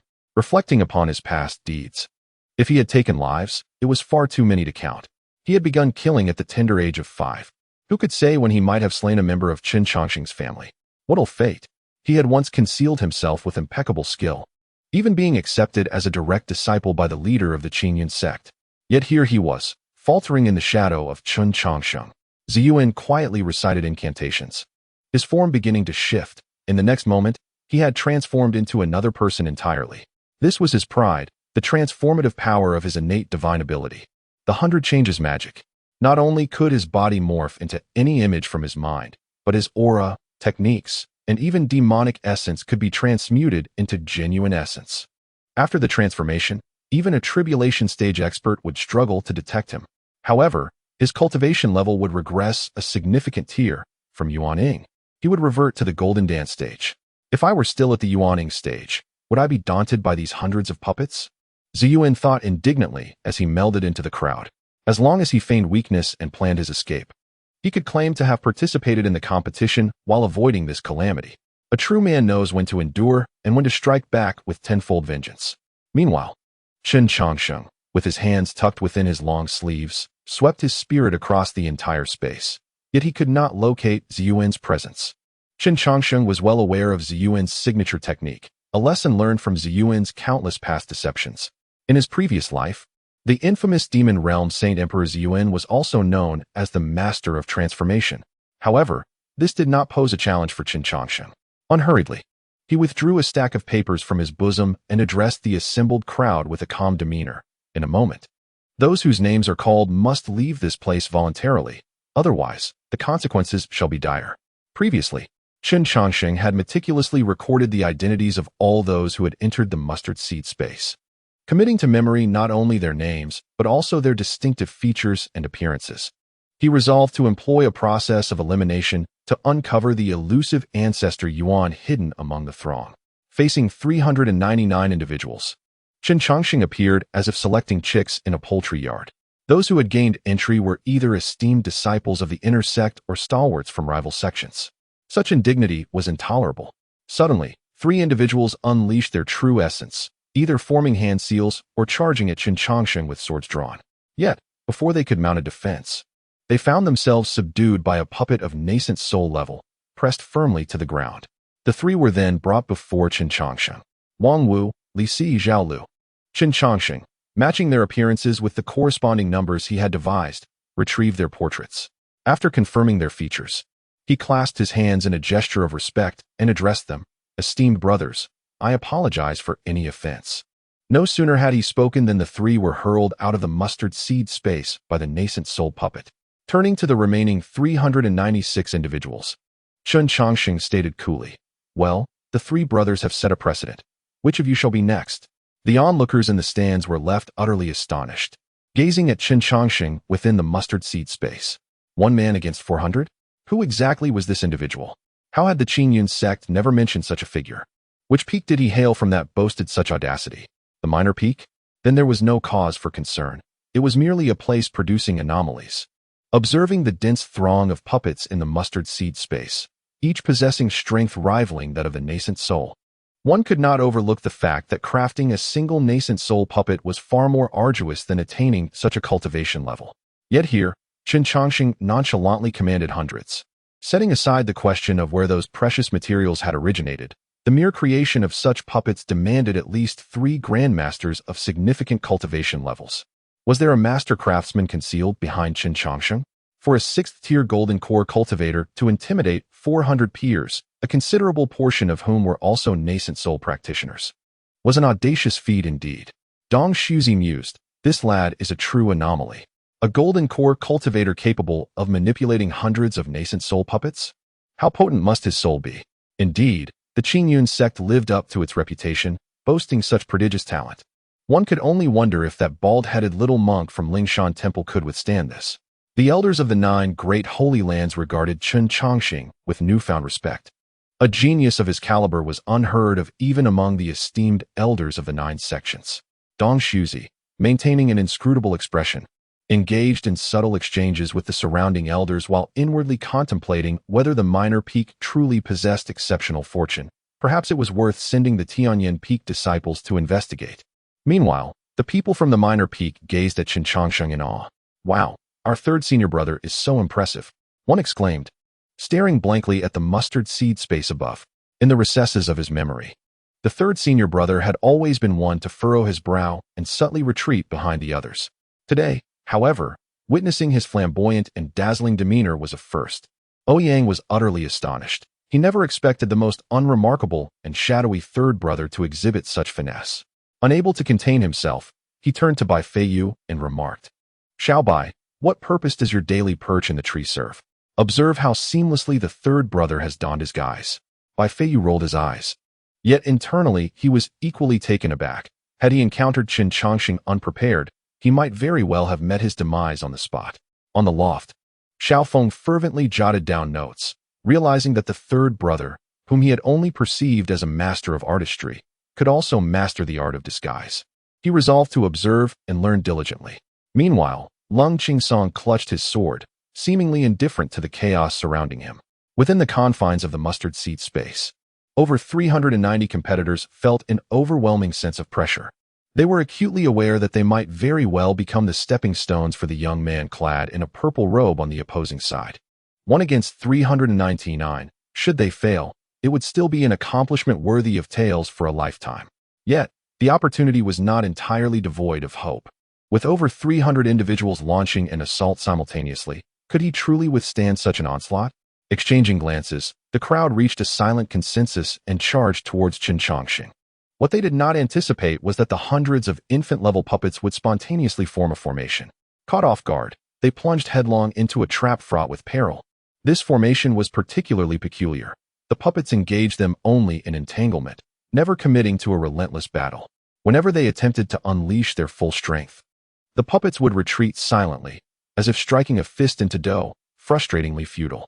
As the group found themselves ensnared within the deadly array, Qin Changxing's voice resounded like a death knell. Sun Qi, Lu Ba, Qian Shi, no, no. With the rustle of paper, a scream would occasionally pierce the air as someone was flung out of the fray. Each name Qin Changxing called signified the elimination of an individual. In that moment, these proud sons of heaven resembled piglets in a pen, awaiting selection. Chapter 48. Has the demonic foot revealed itself, little black? Qin Changxing's voice echoed ominously. And with each utterance, another was cast out. The onlookers, bewildered by the situation, could not fathom what Qin Changxing was doing. Was it necessary to call out names for elimination? Did he truly hold such disdain for them? Among them were no shortage of infant-level cultivators, who, when exerting their full power, shattered the puppets surrounding them into countless fragments. Yet, the fragmented puppets instantly restored themselves, revealing an astonishing ability for infinite regeneration. How could they combat this? The cultivators fell into despair. Neither spells nor sword qi proved effective against the puppets before them. Only those cultivators at the out-of-body stage could discern the underlying truth. Within these hundreds of puppets lay a characteristic of the divine soul. Only upon reaching the out-of-body stage could one separate the soul from the body and possess such traits. As long as the divine soul remained unharmed, in principle, these puppets could resurrect indefinitely. The elders in the grand hall gazed in astonishment at Qin Changxing within the mustard seed space. A mere cultivator at the core formation stage had comprehended concepts that should only be grasped by those at the out-of-body stage. Such a claim would be met with disbelief. and had they not witnessed it with their own eyes, they would have thought someone was jesting with them. Even those who had reached the out-of-body stage were only beginning to touch upon the profound mysteries of the soul. What manner of prodigy was this youth, who had attained such a deep understanding of the soul? Moreover, these hundreds of puppets possessed soul attributes. From whence did the souls of these puppets originate? Qin Changsheng had already etched himself into the memories of all the elders in the Grand Hall. A talent of this caliber could hardly be found among the 9 great holy lands. Indeed, he was without precedent. As the number of individuals in the mustard seed space dwindled, Qin Changsheng's words quickened. When the hundreds of puppets dispersed once more, not a single surrounded cultivator remained. All had been eliminated by Qin Changsheng. Within the entire mustard seed space, only the disguised Ziyuan and the Buddhist holy son, Huiji, remained. Qin Changsheng turned to the disguised Ziyuan and said coolly, "Do you still wish to pretend?" Reluctantly, Ziyuan reverted to his true form, drawing his long sword and exclaiming hoarsely, "What have I done to you? Why must you pursue total annihilation? Perhaps you owe me from your previous life, and thus you must perish," Qin Changsheng declared, igniting a stack of paper in his hand, which instantly turned to ash. He then regarded Huiji, aware that this so-called Buddhist holy son would not prove benevolent either. However, his current focus was on eliminating Ziyuan, and he desired no entanglement with the Buddhist sect at this moment. "Monk, you may leave. This matter does not concern you," Qin Changsheng instructed Huiji. "Alas, Amitabha, I merely wish to view the Qingyun's secret treasure. I beseech you to grant this humble request," Huiji replied, palms together in supplication. "Do you believe yourself worthy? The Daling Mountain Temple has truly lost its discernment." Qin Changsheng scoffed. In his past life, the seemingly benevolent Huiji was guilty of egregious sins, rivaling those of Ziyuan, masquerading in a guise of compassion while resembling a fiendish specter. Huiji's expression turned sorrowful as he softly recited a Buddhist chant, coldly stating, "It appears you do not wish for a peaceful resolution." Upon uttering these words, a radiant Buddhist light enveloped him, and his golden body rapidly expanded. In the blink of an eye, a colossal Buddha appeared before Qin Changsheng. The Buddha's visage was obscured, but the dazzling light emanating from it was blinding. The giant Buddha slowly raised a palm, pressing it toward Qin Changsheng. The descending palm loomed larger in Qin Changsheng's eyes, seemingly eclipsing the heavens, as though the world were reduced to this single hand. Buddhist secret technique, the great compassionate palm. Unfazed, Qin Changsheng's hand slipped into his sleeves, retrieving a monkey-shaped puppet. He chanted incantations, "Summon the soul, come forth, invite the spirit, descend. Divine monkey, descend to assist me in breaking the law, go." He flung the puppet into the air. Originally no larger than a hand, the puppet rapidly grew in size, soaring to over 10 meters. Upon seeing the approaching Buddha's palm, the monkey emitted a frenzied screech, beating its chest in a wild display. It seemed as if the monstrous hand of the Buddha before him invoked a deep-seated enmity. The monkey howled, stomping fiercely upon the ground, its hands raised high as it collided with the descending Buddha's palm. The earth beneath the monkey shattered instantaneously, and the Buddha's hand bore down relentlessly upon the uplifted arms, crashing onto the monkey's shoulder. Yet, the monkey's eyes blazed crimson, steam billowing from its nostrils, defiantly refusing to submit. Its massive frame, towering at several meters, appeared minuscule against the expansive Buddha's palm, akin to a mayfly attempting to shake a tree. Yet it stood resiliently. Both forces remained locked in a stalemate. Just as Zhu Yuan contemplated fleeing, hundreds of infant puppets surrounded him, creating an impenetrable barrier. Qin Changsheng's paramount objective was to ensure that Zhu Yuan would not escape so easily. The multitude of puppets merely entrapped Zhu Yuan but refrained from inflicting fatal harm. After all, as a scion of the demonic lineage, Zhu Yuan had no means of retreat, and Qin Changsheng was resolute in his preparation to eliminate him. However, before that, he needed to expel the obstructive monk. From his sleeve, Qin Changsheng produced 2 yellow talismans, chanting incantations softly as he cast them forth. The talismans transformed into 2 beams of golden light, striking the valiant monkey resisting the Buddha's palm. Initially, the monkey stood firm against the divine force, its eyes reflecting unwavering defiance and ire. But upon the talismans adhering to its form, the monkey morphed into a stone pillar, bracing against the Buddha's hand. In that fleeting moment of transformation, the Buddha's palm was pierced through by the monkey's newly formed pillar. Golden blood from the Buddha rained down like a golden shower throughout the mustard seed space. With a visage of compassion, Huiji let out a pained cry. retracting his hand to reveal a gaping wound, astonished and enraged as he queried, "This is not a puppet. What on earth is that monkey?" Chen Chongqing, with an inadvertent glance at a figure below, murmured, "That is not a puppet. That monkey has a name. It is known as the Great Sage." This wooden puppet of the monkey was crafted from the true essence borrowed from his elder brother. Though a mere construct, it had awakened its own consciousness. The Great Sage, once. In a previous life, Ouyang had recounted a tale of a monkey achieving enlightenment. Once unruly and capable of piercing the heavens, the Great Sage ultimately met a fate beneath the ancient lamp of the Buddha. In his past life, whenever Chen Chongqing grew lax in his training, Ouyang would invoke the monkey to admonish him. The Great Sage and the victorious fighting Buddha are not the same being. If you wish to avoid being bound by that golden hoop, you must train diligently.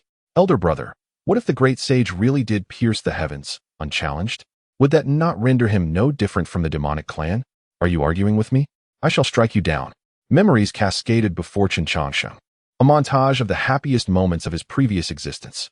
In this life, it would be he, Chen Chongqing, who would safeguard it all. Behold, elder brother. The Great Sage has ultimately succeeded in penetrating the Buddha's hand, evading the crushing weight of the mountain it transformed into. Thus, I too can rewrite my destiny. Chen Chongqing lifted his hand, clutching a tattered wooden puppet of the monkey tightly, a resolution solidifying within him. So, it was for this creation that the third brother occasionally borrowed my true essence? This situation bears a striking resemblance to the tales of Journey to the West. I have never recounted this story before. Is it mere coincidence? Or could it be that the third individual is not only reincarnated, but also traversed through realms? Ouyang gazed in astonishment at the unfolding scene within the mustard seed space. The injured Huiji cast a furious glance at Chen Chongqing, having suffered 2 defeats in quick succession.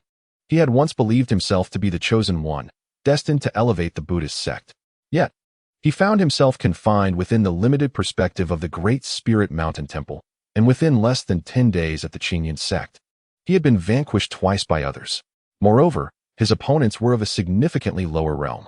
Such humiliation, as the holy son of the Buddhist sect. He had been defeated consecutively by an unknown disciple of the Qingyan sect. This failure shattered Huiji's long-held pride. He had always challenged those above him. And now he faced the bitter reality of being bested by an adversary of lesser stature. Indeed, there are greater skies beyond the heavens and more formidable individuals beyond mankind. Had he truly spent all this time merely observing the world from the confines of the Great Spirit Mountain Temple? With a deep sigh, Huiji's aura dimmed, and he bowed slightly to Chen Chongqing before departing the mustard seed space. When only Ziyuan remained before Chen Chongqing, he forced himself to speak. There are over a dozen masters of the great ascension stage here. They will not stand idly by while you kill me. In this moment, Ziyuan could only hope that the watching guardians would intervene and save him at the instant Chen Chongqing attempted to take his life. It was somewhat ludicrous that as a son of the demon clan, he found himself relying on the righteous practitioners of humanity for salvation. Chen Chongqing raised his hands, forming a bow with his posture, his gaze piercing as he addressed Ziyuan. Do you believe there are thoughts you can conceive that I cannot? Ziyuan watched in horror as a radiant bow and arrow materialized in Chen Chongqing's hands, a palpable sense of death hanging in the air. Something felt amiss about this attack. Dong Shuzi observed the bow and arrow, confident in his ability to rescue Ziyuan when Chen Chongqing unleashed his strike. Yet the weapon before him appeared to be nothing more than a mundane fire spell. Ziyuan frantically evaded, only to despair as he realized that no matter how he maneuvered, the arrowhead relentlessly pursued him. Oh! Ziyuan roared, his body emanating dark energy. In the face of life and death, he could no longer conceal his identity. If he could merely restore his cultivation to the nascent soul stage, he would find a way to escape swiftly. Even if his identity were exposed, what of it? At worst, he would consider this mission a failure. He must not perish. A prodigy such as himself cannot meet his end here. He was the son of the demon clan, the hope of his kind. How could he die so easily? He possessed treasures of the demon clan, sufficient to ensure his survival. The dark energy radiating from Ziyuan stunned all present, leading to an uproar among the assembly. In such a grand event at the Qingyan sect, a demon had infiltrated their midst. Dong Shuzi, the esteemed leader of the Qingyan sacred land, stood dumbfounded. He had failed to recognize that Ziyuan was indeed of the demon clan. Moreover, he had taken him as a disciple. Ouyang chuckled, casting a glance at Ziyuan with a smirk of schadenfreude. At last, your true colors are revealed, little Blackie. Chapter 49. Saint Son of Qingyun's Sect. Chun Chongsheng in a realm of silence. Chun Chongsheng perceived nothing but the tranquility enveloping him. Before him stood Ziyuan, and in his hands, he grasped a bow and arrow. Memories from his previous life flashed vividly before his eyes, intensifying the radiance of the arrow he held. This arrow was no ordinary projectile, nor was it one from the verses of poetry. It was imbued with his very essence, a weapon targeting not merely Ziyuan's corporeal form, but also his soul. Even if the guardians surrounding them attempted to thwart the physical assault of the arrow, they could never impede the spiritual incursion. Chun Chongsheng's thoughts crystallized on the image of Ouyang from his past life, and he softly recited the lines once spoken by Ouyang, gazing northwest. I shoot the celestial wolf. With a swift motion, the arrow was released, hurtling towards Ziyuan, who was on the verge of tearing through the fabric of space to escape. Ziyuan, in disbelief, looked down at his right chest, where his heart resided, a secret he had never disclosed to anyone. How could Chun Chongsheng possibly know that his heart was on the right side? The arrow pierced through Ziyuan's form, precisely embedding itself in his right chest without leaving a wound. Its assault was directed at Ziyuan's soul. In that instant, Ziyuan's primordial spirit within his dantian perished. And as it expired, a black lotus emerged, tearing through space unnoticed and vanishing from sight. Ziyuan's body began to descend gently from the heavens, adorned with horns and marked by demonic patterns, unmistakably revealing his identity as a member of the demon clan. The moment Chun Chongsheng felled Ziyuan, the urgency in his heart dissipated, and he realized he had slain the fiend he had loathed in his past life. His vow to the heavenly Tao was a testament to his resolve to annihilate Ziyuan completely. Even the most resilient of creatures may perish, but not without leaving a trace. Only under the witness of the heavenly Tao could he be certain that he had indeed vanquished the future demon emperor. All schemes culminated in success at this very moment. Chun Chongsheng felt an unprecedented wave of fatigue wash over him, causing him to collapse within the confines of the mustard seed space. Outside, however, a tempest had already erupted. The demon clan, absent for millennia, had unexpectedly re-emerged at the grand assembly of the Qingyun sect. Was the conflict of demonic forces on the brink of resurgence? The cultivators who had endured the harrowing battles of millennia past wore expressions of deep despair. Meanwhile, Dongzuzi, atop the grand hall, gazed vacantly at the mustard seed space. Upon Chun Chongsheng's oath to the heavenly Tao, doubts about his newly accepted disciple began to stir within him. Yet, he could only surmise that this disciple possessed flawed morals. He could never have imagined that his pupil belonged to the demon clan. As the headmaster of the Qingyun sect, one of the 9 holy lands, to have a direct disciple from the demon clan was a shocking revelation. Dongzuzi, a being of the 9th tribulation realm, seemed to hunch slightly, resembling an elderly man in his twilight years. Master brother. The leaders of various peaks gazed anxiously at the changes in the aura of Dongzuzi. However, Dongzuzi merely hunched for a moment before returning to his usual self, the commanding presence re-emerging around him. After enduring countless years of trials, Dongzuzi was not easily swayed in his resolve. He calmly addressed the elders sent from the 9 great sacred lands and numerous representatives of various sects, declaring, "The victor of today's sect competition is Chun Chongsheng from the small mountain peak. Chun Chongsheng has vanquished demons and shall henceforth be regarded as the holy son of our Qingyun sect. To see him is to see our leader." This shocking announcement instantly left all present in astonishment. Yet, the elders of the various peaks quickly grasped the implications.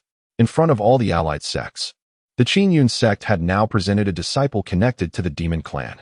How would the world perceive the Qingyun sect, one of the 9 great sacred lands, if they were seen as consorting with demons? Such an accusation would be lethal for the reputable sect, especially with nearly all factions observing.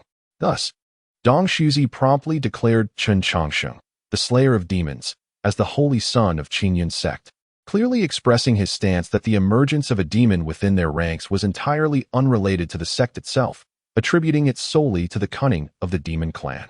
Truly remarkable.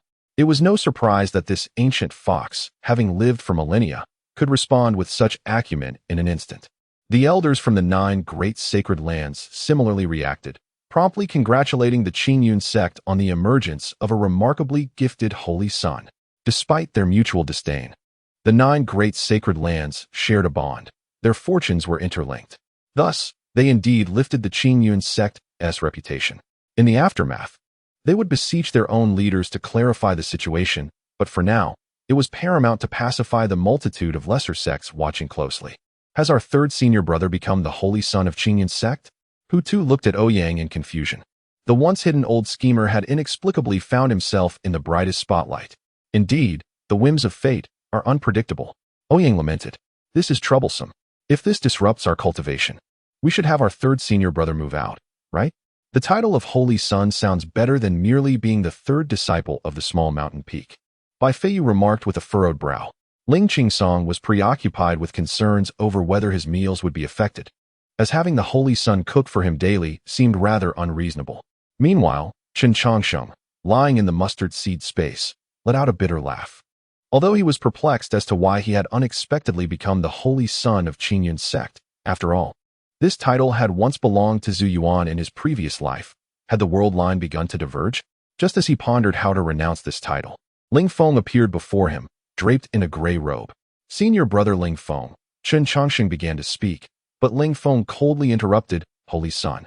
Although Zhu Yuan is of the demon clan, he was once my brother. Might I request permission to give him a proper burial? Ling Feng's voice lacked its usual warmth, replaced instead by an overwhelming indifference and rigidity. Chen Changsheng quickly responded, Senior brother Ling Feng, you need not address me in such a manner. I merely bear a grudge against Zhu Yuan. I have no desire to assume the role of Holy Son. Yet, Ling Feng did not respond to Chen Changsheng. Instead, he lifted the lifeless body of Zhu Yuan and soared out of the mustard seed space, descending towards the mountain base. To the onlookers, he appeared as a caring senior brother, mourning for his fallen junior, who had met his demise at the hands of the demon clan. Regardless of Zhu Yuan's origins, as a senior, Ling Feng was determined to give him a proper burial.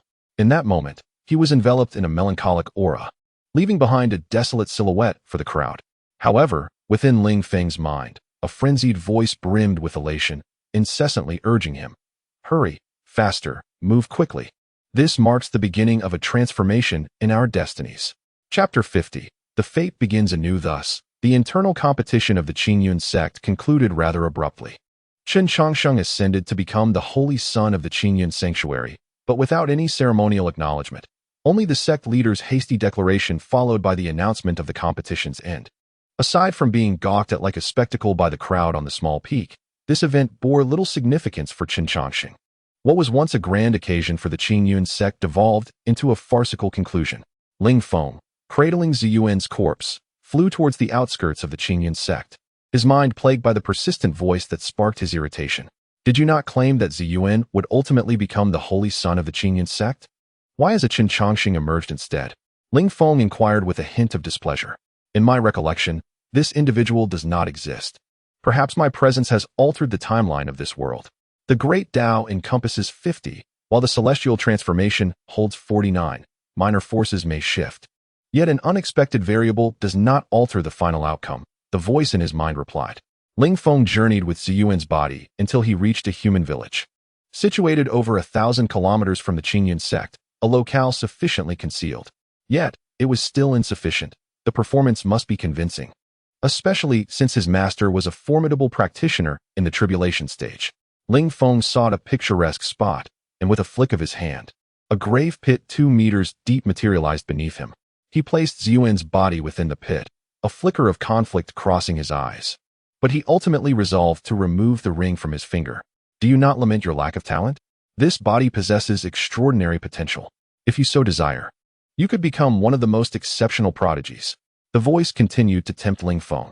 With lingering hesitation, memories surged before his eyes. The woman he cherished devoting herself to another, the misunderstanding among his peers, and the stagnation of his own cultivation for years. All of this stemmed from his status as an ordinary human. If he were to inhabit Zhu Yuan's body, he would gain unparalleled gifts. What did it matter if he was of the demon clan or human? With formidable talent, standing atop this world, who would dare utter a word against him? Be they demon or human. Ling Feng inhaled deeply, retrieving a golden needle from his waist. In a hushed tone, he declared, I know not what schemes you harbor, but should you dare to use my body for nefarious purposes, even if I must plunge into the depths of the demon clan, I will ensure your demise. After uttering those seemingly innocuous words, Ling Feng plunged a golden needle into his own dantian, precisely striking the brow of his nascent soul. as the needle pierced the soul. Ling Feng's complexion instantly paled, yet he gritted his teeth and extracted the needle, plunging it into the dantian of the deceased Zhu Yuan. The moment the needle entered, the previously lifeless dantian of Zhu Yuan ignited like a spark, gradually settling into a quietude within. Ling Feng, expending every ounce of his strength, turned ashen but resolutely assumed a cross-legged position, slowly bowing his head, bereft of vitality. In the very next heartbeat, as his heart ceased to beat, it resumed its rhythm anew. Ling Feng's pallid visage gradually regained its rosy hue, morphing from a naive countenance into one imbued with a hint of wicked charm. Ha ha! I have finally returned to my own body. Ling Feng rose, laughing boisterously, devoid of his usual gentleness, his voice now tinged with a sharp, biting tone. He cast a glance at Zhu Yuan within the grave pit, a flicker of dissatisfaction crossing his eyes. No wonder he had been betrayed and met his demise at the hands of Zhu Yuan in his previous life. His indecisiveness and self-pity rendered him utterly ineffectual. The Ling Feng before us was a transformed being, or rather, a new incarnation of himself. In the rear hall of the Qingyun sect, the eternal lamp belonging to Ling Feng extinguished abruptly, only to flicker back to life.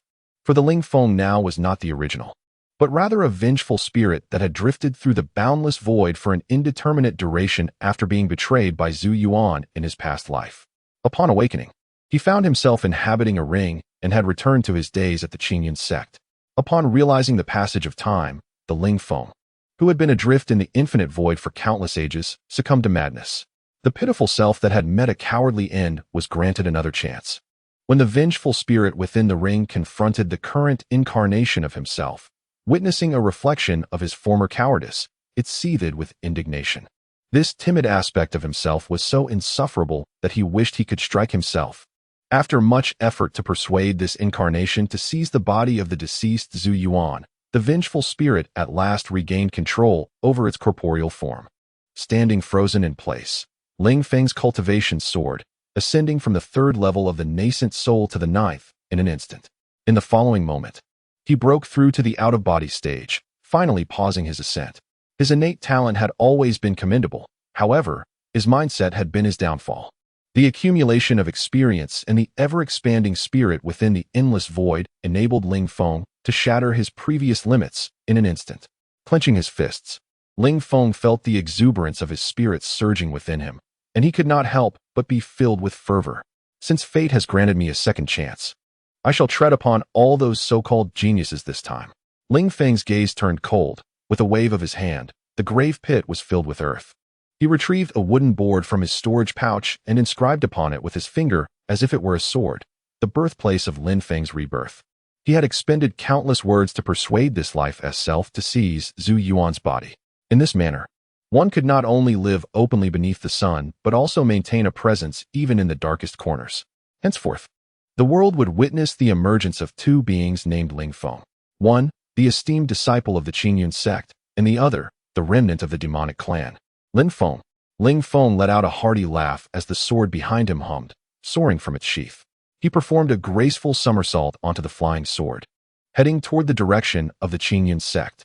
As night fell and solitude enveloped the surroundings, a hand emerged from the grave that Ling Feng had dug. The once deceased Zhu Yuan clawed his way out of the tomb. Upon reading the inscription on the tombstone, a bloodthirsty smile spread across his face, etched with demonic patterns. Ling Feng, you say? Quite an admirable name indeed. The demonic infant, thought to be dead in his dantian, reawakened, and as he felt the boundless potential within his body, Ling Feng's countenance gleamed with ecstasy. Is this the body of a genius? That Zhu Yuan was indeed a fool. Everything now belongs to me, Ling Feng. At the foot of Qingyun Peak, the sorrowful saint of the Buddhist sect, Huizhi, sat beneath a tree in deep meditation. Suddenly, a seed fell upon his head. Gently extending his hand, Huizhi found a black lotus seed, quietly resting in his palm, seemingly having drifted from an unknown origin. Chapter 51. The system panel changes once more. This recent competition of the Qingyun sect had captivated the entire cultivation realm. The most shocking revelation was the reappearance of the demonic clan, which had vanished for millennia. Thousands of years ago, during the war between the righteous and the demonic, the cultivation world had paid an exorbitant price to drive the demons back to their realm. Yet, to everyone's astonishment, They had discovered a means to break the seal and return to this world, even becoming the personally trained disciples of the head of the Qingyun sect, one of the 9 sacred lands. Moreover, the Qingyun sect had produced an unparalleled genius, who, during the grand competition, vanquished hundreds and claimed the top honor, earning the title of the Saint Son of the Qingyun sacred land, personally appointed by the sect leader. To encounter the Saint Son was akin to encountering the sect leader himself, a position of great prestige, second only to one. However, this Saint Son of the Qingyun sacred land remained remarkably low-key, with even 90% of the inner disciples unaware of his identity, rumored to be in seclusion on an obscure peak within the sect. Were it not for the unforeseen emergence of the demonic clan during the Qingyun sect competition, the Saint Son would have remained hidden, only stepping forward to protect the sect's honor. With his cultivation at the core formation stage, he effortlessly overpowered hundreds of cultivators, including Huiji, the saint of the Great Spirit Mountain Temple, one of the 9 sacred lands. He truly stood as the foremost talent of the current youth. Naturally, such a prodigy garnered immense admiration from countless individuals within the Qingyun sect, and the Saint Son often resided on Qingyun Peak, allowing his fellow disciples to witness his brilliance. Meanwhile, on the small peak, tranquility seemed to be restored. Ouyang lay in his usual recliner, a book draped over his face as he slumbered deeply.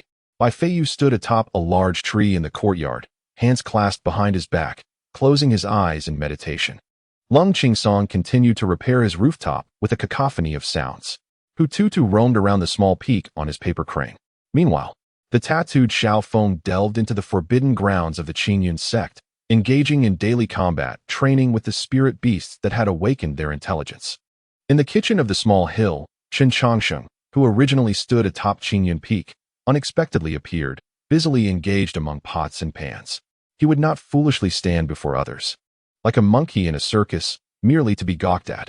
Instead, he had returned to the small hill after casually placing a puppet. His current demeanor was far too ostentatious, entirely inconsistent with his desire for discretion. As Chen Changsheng brought the prepared dishes to Ouyang, the latter finally lowered the book from his face, lazily gazing at the sun, and inquired, "Third brother, what are your plans?"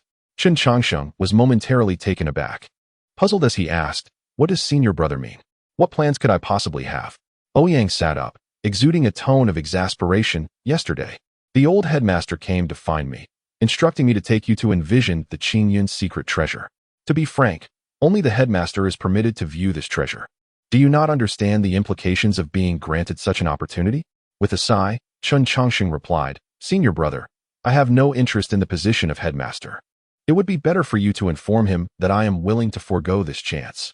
Do you think the Qingyun secret treasure is as common as cabbage?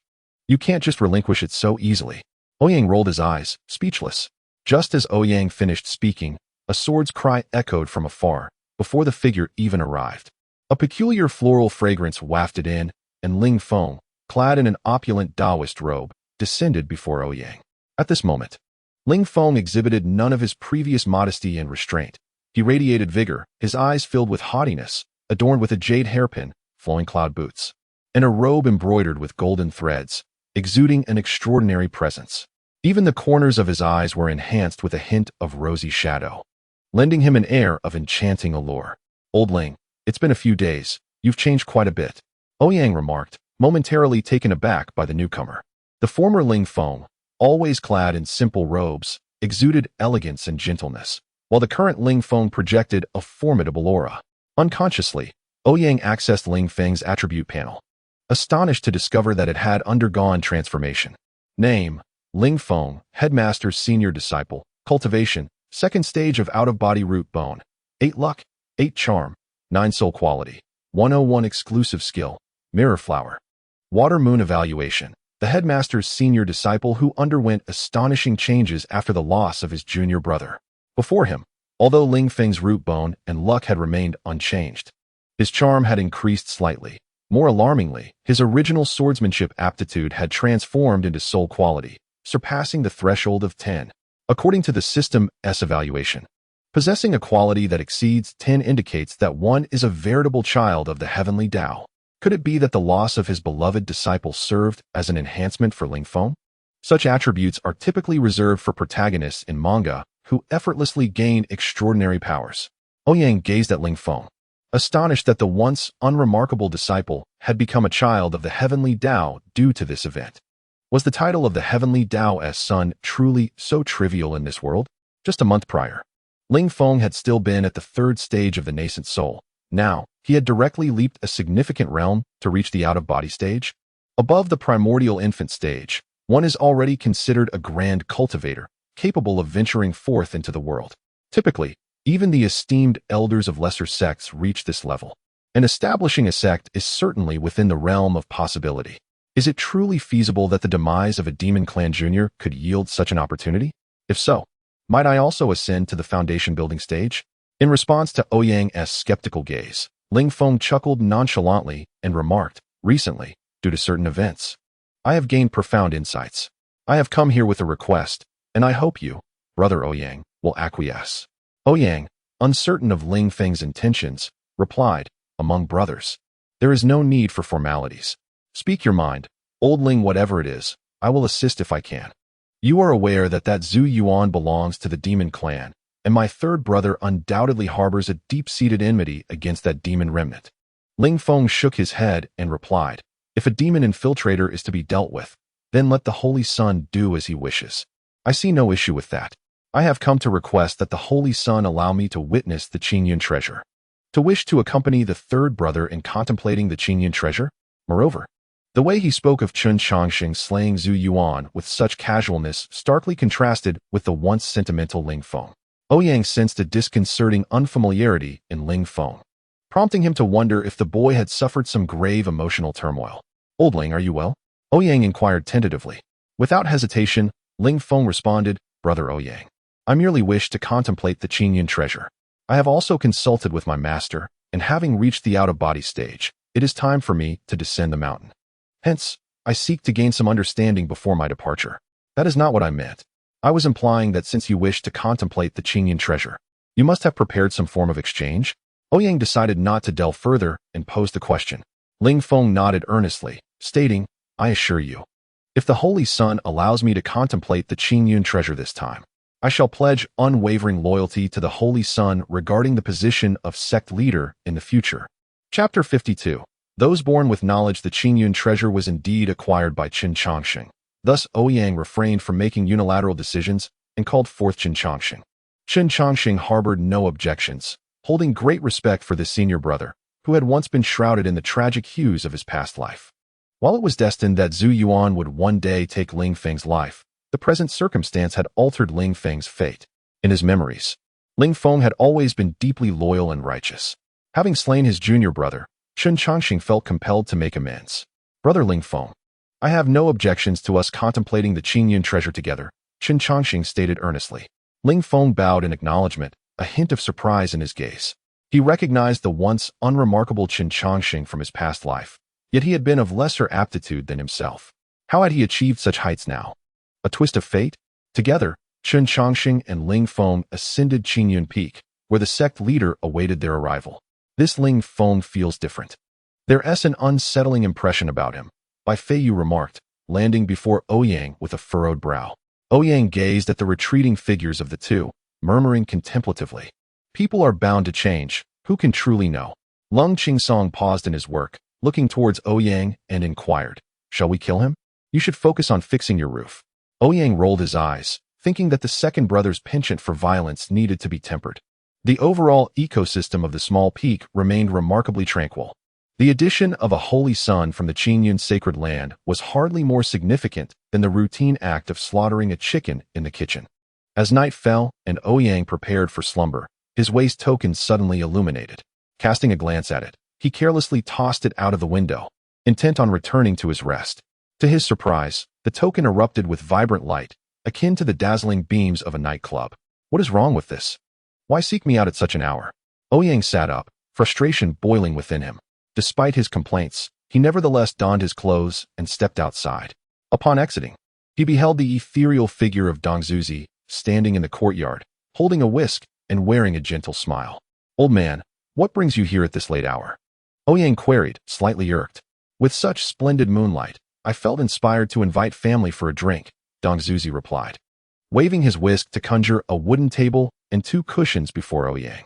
Ouyang regarded the elderly figure with a wry smile as he settled onto a cushion, remarking, "Isn't your family the one that my junior brother just beheaded?" His words hinted at the demise of Zhu Yuan, who had met his end at the hands of Chen Chongsheng. Dong Zuzi cleared his throat and, taking a seat opposite Ouyang, spoke in a hushed tone. "Did you discern that Zhu Yuan was of the demon race?" Ouyang shook his head, responding, "No, only the third brother noticed. Perhaps he had some prior encounter with him before ascending the mountain. Although he had detected hints of Zhu Yuan's true nature, it was through the aid of a system. Even Bai Feiyu, an ancient sword immortal, had failed to perceive Zhu Yuan's origins, making it difficult for Ouyang to claim any insight." Dong Zuzi stroked his beard in contemplation before slowly stating, "He's merely a demon. It's hardly a significant matter. In my time, I felled enough demons to build a city wall. This incident has finally allowed Ling to overcome his obsession, which is unexpectedly a good thing." Speaking of Ling Feng's transformation, the old man seemed to derive a sense of comfort, leaving Ouyang to wonder if it was merely his imagination or if Dong Zuzi regarded Ling Feng with a touch more tenderness. Ouyang hesitantly ventured, "Old man, could it be that Ling is your biological son?" Dong Zuzi, caught off guard, coughed nervously and waved his whisk, summoning clouds to lift the table and cushions into the air. Witnessing this, Ouyang suddenly grasped a monumental revelation. Goodness, this old fellow has lived for thousands of years, and yet Ling Feng is only in his mid-20s. Could it be that this old rascal has a stunning beauty of 4 or 5 decades outside? "Youngster, what are your thoughts on your junior brothers and sisters?" Dong Zuzi promptly interrupted, redirecting the conversation from Ouyang's growing curiosity. "Thoughts? Each of my junior brothers and sisters is a paragon among their peers, possessing the stature of an emperor," Ouyang stated candidly. "The panel presented by the system reveals a rather alarming scenario concerning my own progeny," Ouyang remarked without the slightest hint of awareness of the absurdity of his statement. Opposite him, Dong Shuzi nodded in agreement, saying, "Although your words sound rather provocative, I must concede that they are indeed the truth. But why do you inquire about these matters?" Ouyang rolled his eyes and lazily poured himself a cup of wine from the jug on the table, asking nonchalantly. Dong Shuzi, unperturbed, chuckled and poured himself a cup as well, replying, "Would you care to hear my perspective?" Ouyang set down his cup, adopting an attentive posture, for he recognized that the old fox, having lived for millennia, possessed insights and abilities that far surpassed his own. Dong Shuzi traced a horizontal line on the table with his finger, gazing intently at Ouyang, his eyes gleaming with intrigue. "That young lad Bai, the boy Chun, and even you, these three are of the same ilk. You are all born with innate wisdom." A warning bell rang in Ouyang's mind, yet his face remained composed as he inquired, "Born with innate wisdom? What do you mean by that?" Dong Shuzi burst into laughter, pointing at Ouyang and chiding, "What pretense are you putting on? From birth to death, each age brings its own understanding. All knowledge and experience are accumulated over time. How could you be so cunning as an adult from such a young age? Born with innate wisdom, what nonsense. It implies knowing everything from birth." Noticing Ouyang's silence, Dong Shuzi continued, "I have conversed with the boy Bai, and astonishingly, at such a tender age, the path of the sword is already insufficient for him. As for the boy Chun, his head is brimming with secret techniques from who knows where. Hence, I can assert that you three are indeed the ones born with innate knowledge." Ouyang lowered his head, sipping his wine, with Xiao Bai as the reincarnation of an ancient sword immortal, and the third one being a reborn individual, along with himself as a time traveler. It was undeniable that all three had arrived in this world with their memories intact. In terms of rigid criteria, the old man's assertion held some merit. However, what could he possibly mean by suddenly bringing up these matters? As Ouyang's thoughts wandered, he recalled his younger brother, Lung Qingsong, as well as Hu Tutu and the newly accepted Xiao Feng. Lifting his gaze towards Dong Shuzi, Dong Shuzi nodded and spoke. "You three, being born with innate wisdom, have already discerned the direction of your paths. However, this may hinder those still seeking their own way. As your senior, I will take it upon myself to assist them." Ouyang replied coolly, "That is a matter of personal destiny. Each individual must tread their own path, and some matters you cannot assist them with." He added, "To them, the small mountain peak is too diminutive, and the Qingyun sect is far too limited. The world beyond is where they truly belong." Chapter 53. This night, an immortal slays the moon and plucks stars. Ouyang regarded the elder before him with a hint of dissatisfaction, saying, "You come to seek me out at this late hour. Not with the intention of encroaching upon my territory, I hope?" Hasn't the third one already been thrust into the role of a saint by you? Dong Shuzi shook his head, stating, my purpose in coming is not that. This matter has finally resolved a long-standing question in my heart. Ouyang gestured for Dong Shuzi to continue. Dong Shuzi gazed at Ouyang and began, in my youth, I do not mean to boast, but I once faced a prodigy of an era. Yet, even in those days, I endured a cataclysm within the realm of cultivation, where nearly all sects, save for the 9 sacred lands, were obliterated, and countless souls perished unjustly. Ouyang, recalling the words of the concealed fox, inquired, are you suggesting that our era is destined to face a similar calamity? Dong Shuzi did not respond. Instead, he lifted his gaze towards the moon. As they ascended higher, the moon loomed ever closer. The vast moon emanated a soft, pale yellow light, enveloping Dong Shuzi in its gentle glow. With his back to the moonlight, he appeared almost celestial as he addressed Ouyang. That is a matter for your generation. I have grown old. What I can do, perhaps, is to shield you from certain tribulations before your own strength flourishes, much like your ancestral master did in the past. His voice was serene and gentle, yet it bore the unwavering resolve akin to an old lion shielding its cubs beneath its wings. Listening to your self-reflection at this late hour, I might as well head home to sleep, Ouyang remarked, observing Dong Shuzi's seemingly morose demeanor. Ha ha ha.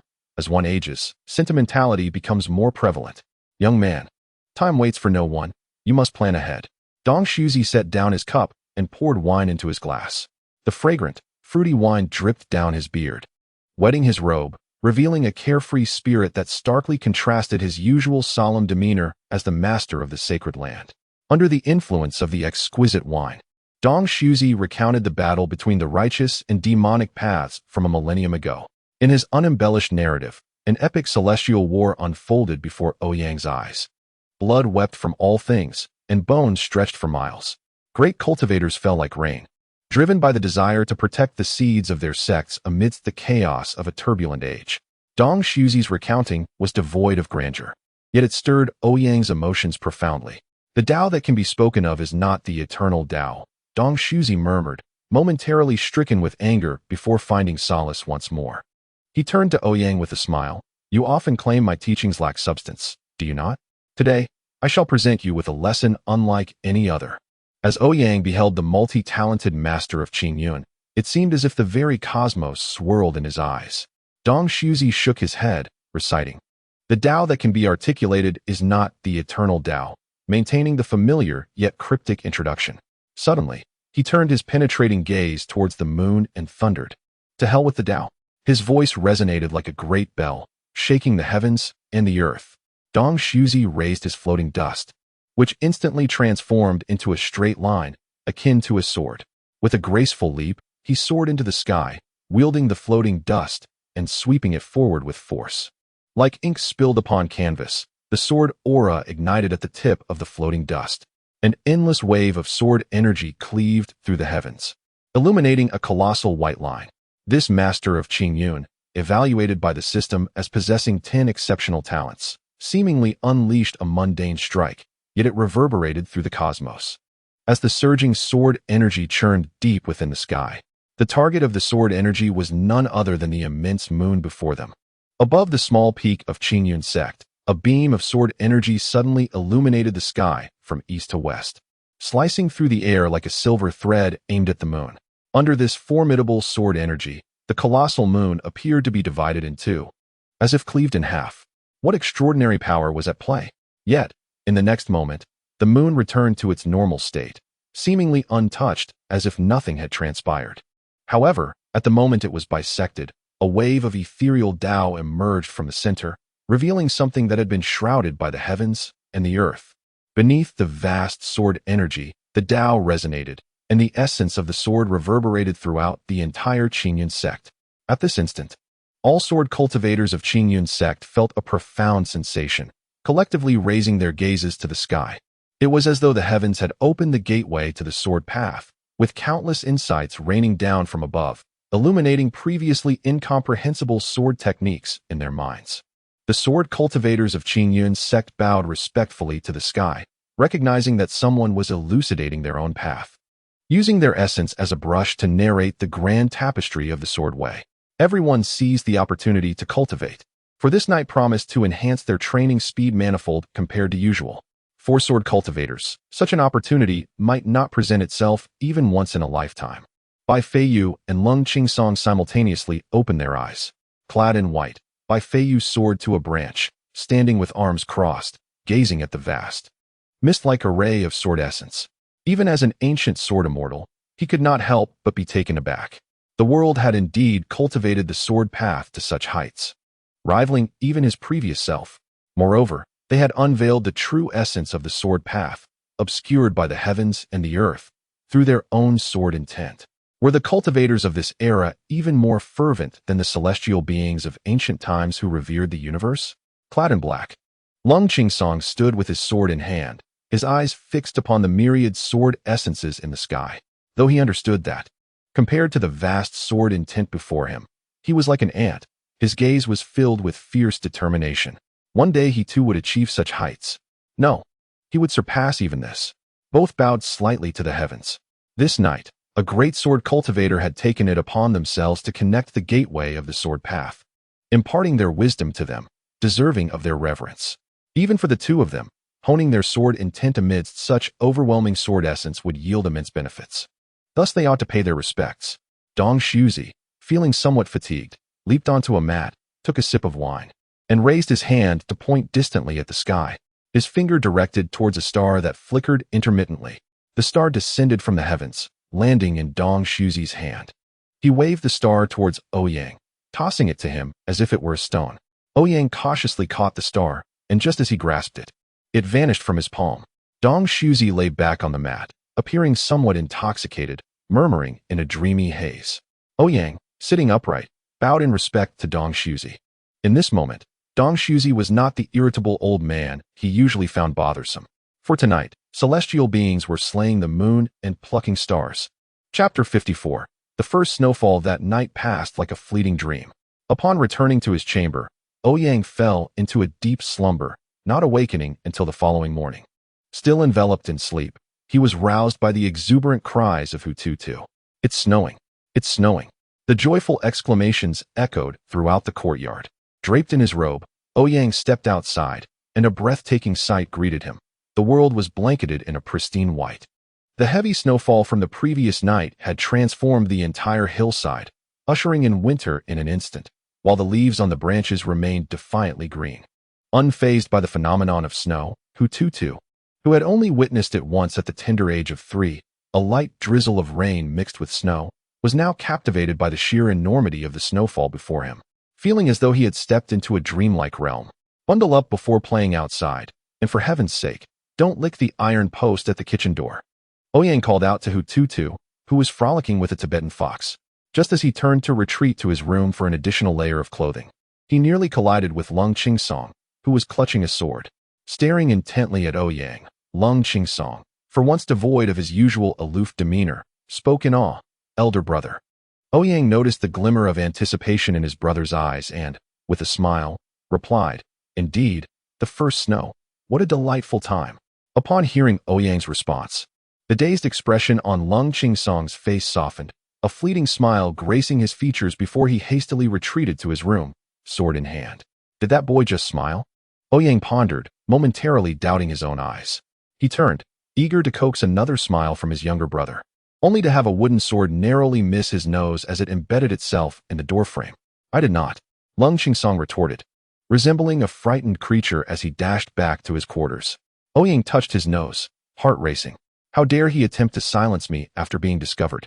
Was it such a crime to smile? Yet, this time of year was indeed when Lung Qingsong felt most invigorated. For the first snowfall signified their descent from the mountain back to the quaint little town they had once called home. This was a pact between Ouyang and Lung Qingsong, as well as a promise made by Lung Qingsong to a certain girl. "Missing your sweetheart, are you?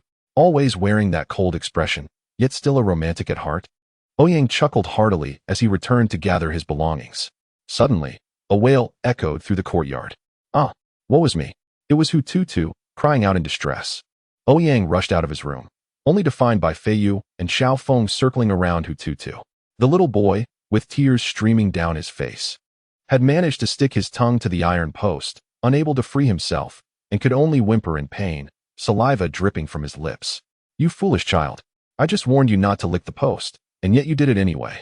Ouyang stormed towards Hututu, exasperated. But I was just curious. Hututu protested. His tongue still adhered to the post. Xiao Feng, witnessing Hututu's predicament, stepped forward anxiously. Little senior sister, hold on. I will shatter this iron post with one punch. Are you not afraid of shattering her tongue as well? Perhaps I should take over. Bai Feiyu cast a sidelong glance at Xiao Feng, then unsheathed her sword. Poised to resolve the matter decisively. Leave the tongue intact. Allow me. Ouyang approached, grasping the iron pillar, his internal essence stirring slightly, transforming the previously frigid metal into warmth. Before long, Hututu's tongue was liberated from the iron column. With a pained expression, Hututu felt a tingling numbness in her mouth. Her elder brother's fingers waving before her face, his mouth opening and closing like a frog in a pond. Speaking of frogs, it had been ages since she savored the stir-fried frog prepared by her third brother. Saliva involuntarily dripped from the corners of Hututu's mouth.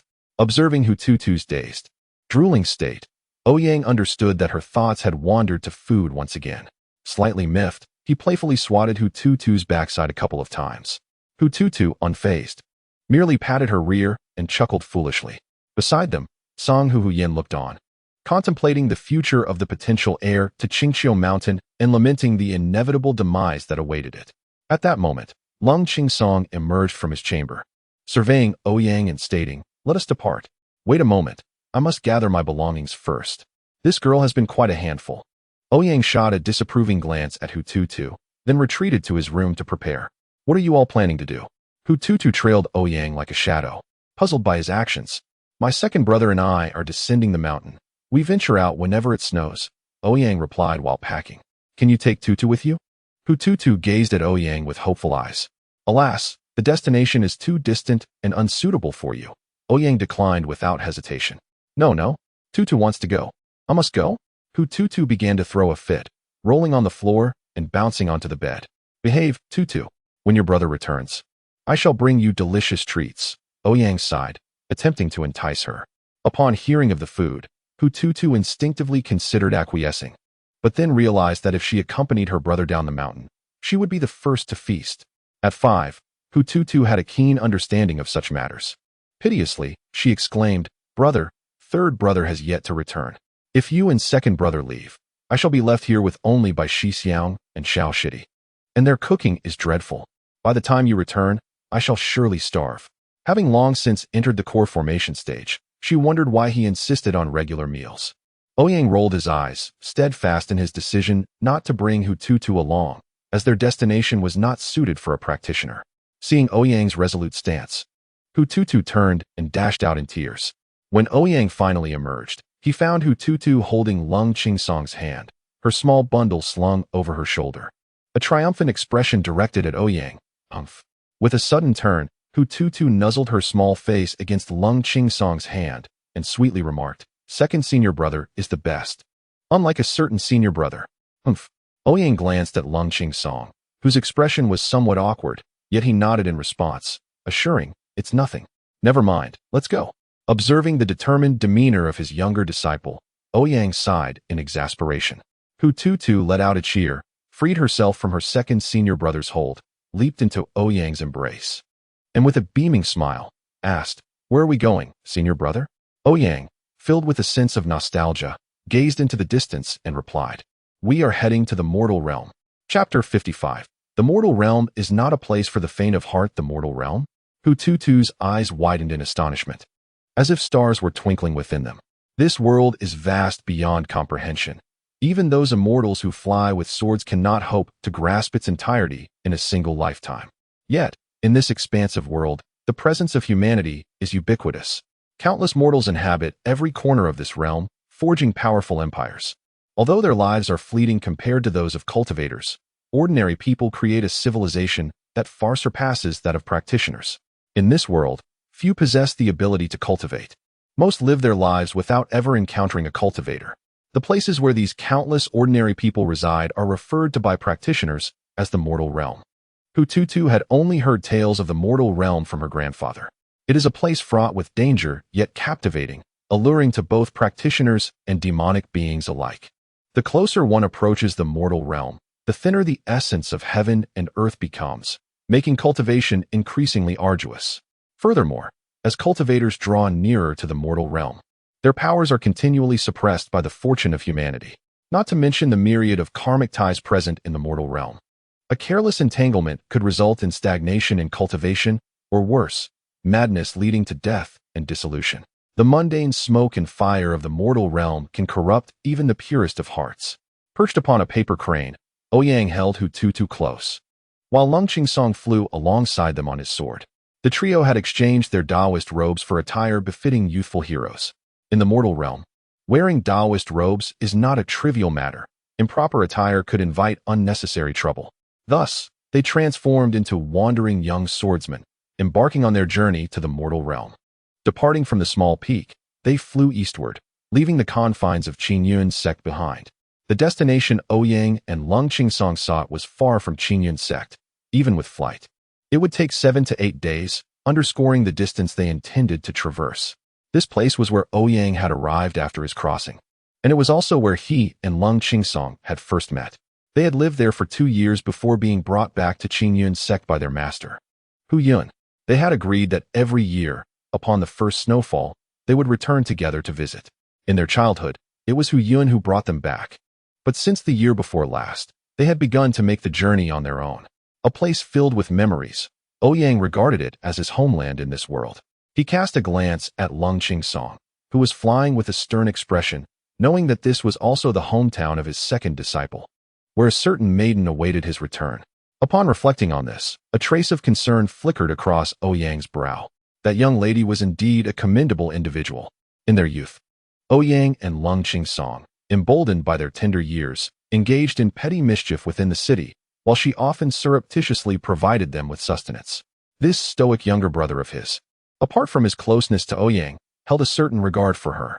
Yet, she remained an ordinary mortal, devoid of any cultivation abilities. The two had now diverged fundamentally from mere mortals. When juxtaposed with the infinite expanse of Lung Qingsong's future, the fleeting lifespan of an ordinary person, barely a century, seemed tragically brief. Should his younger brother truly harbor deep feelings for that lady? The thought of her passing in the distant future raised concerns about how he would cope with such a loss. Brother? Lung Qingsong's voice interrupted Ouyang's reverie.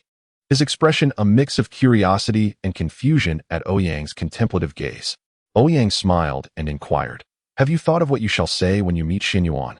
A momentary hesitation crossed Lung Qingsong's face, his usual composure replaced by a hint of awkwardness as he scratched his head and tentatively suggested, "Hello?" "Hello indeed." Ouyang rolled his eyes. Xinyuan was that young lady, 3 years Ouyang's senior and 5 years older than Lung Qingsong. Considering her age, she was already 20. On the cusp of marriage, one could only wonder if she would wait for his younger brother. Ouyang's impression of Xinyuan was not particularly favorable. Upon first encountering her scrutinizing gaze, he discerned her subtle complexities. The trio soared through the clouds, alighting in a forest when fatigue set in, gradually approaching the land they called home. As they drew nearer, the increasing number of human settlements became evident, marking the boundary of the mortal realm. Ouyang felt no discomfort. Yet Hututu and Lung Qingsong were acutely aware of an unsettling sensation. With each step forward, their internal essence stirred restlessly, involuntarily seeping outward, and even their once tranquil hearts began to waver. "Senior brother, I feel quite unwell. The mortal realm is hardly enjoyable." Hututu turned to Ouyang, pouting. Ouyang grasped Hututu's small hand, channeling a stream of essence to soothe her inner turmoil, and remarked, "The mortal realm is inherently uninviting. It serves as a crucible for cultivators to temper their resolve.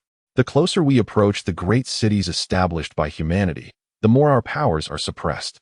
My humble master once said that wherever humans gather, their fortune flourishes, safeguarding those ordinary mortals who cannot cultivate. Thus, for cultivators and demon practitioners alike, the mortal realm is not a favorable place. Even the malevolent forces avoid residing among humans unless absolutely necessary." Perhaps due to Ouyang's relatively low cultivation level, he remained oblivious to this so-called suppression. Among ordinary mortals, the Qi refinement stage stood as the pinnacle of human achievement. The Qi training period, known among the human race as the innate stage, is a phase where martial artists and cultivators exhaust their lifetimes only to reach the 9th level of Qi training. Although I find myself at the bottom of the ranks within the Qingyun sect, I would still be deemed a formidable figure among ordinary humans. The pace of Ouyang and his companions began to wane, with Lung Qingsong's internal true essence insufficient for sword flight, as his golden core energy was suppressed to the foundation establishment level. Although Hu Tutu utilized a magical artifact in the form of a paper crane, he still felt the strain of the situation. The vitality of heaven and earth in this place was of such inferior quality compared to that of the Qingyun sect, rendering the energy absorbed far less than what was consumed. Noticing the struggle of his companions, Ouyang beckoned them to descend into an uninhabited area. The trio landed beside an official road, where Ouyang retrieved a recording stone and turned it around, addressing it. By following this road, we can reach Maple Leaf City on foot in about 2 days.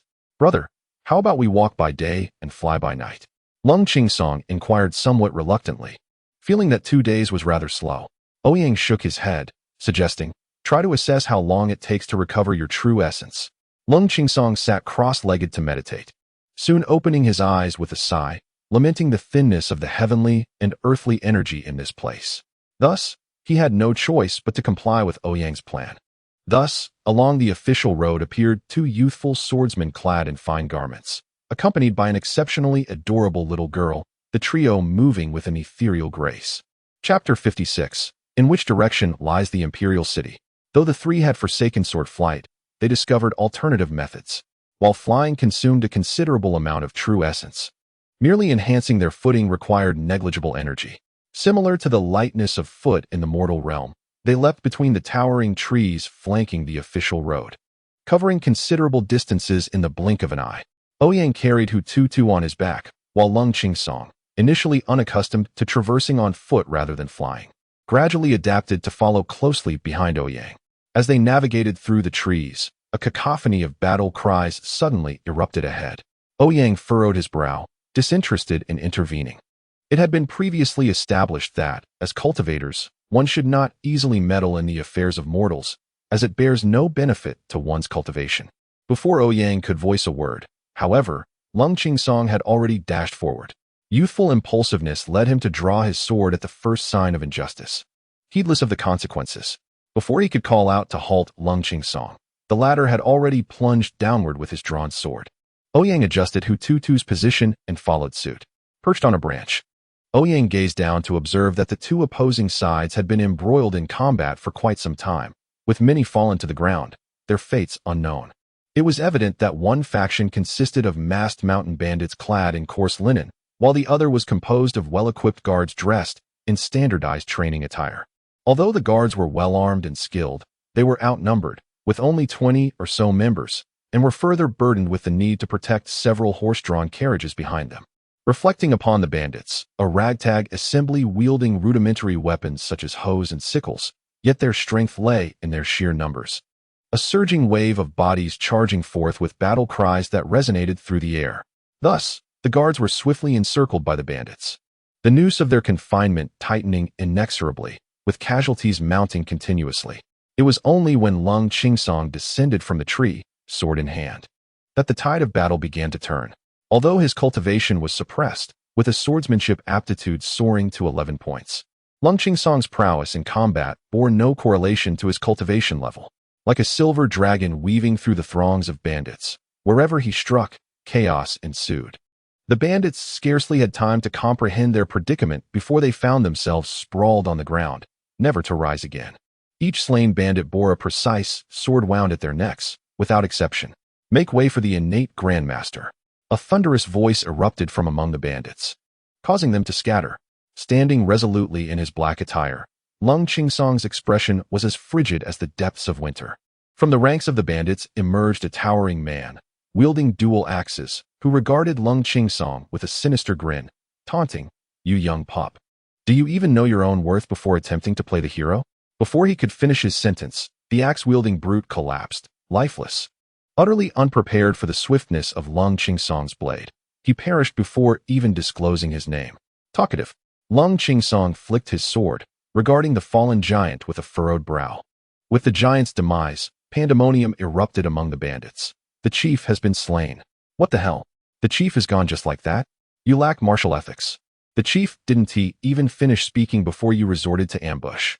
Lung Qingsong surveyed the chaos with indifference, stating coolly, "Leave or die."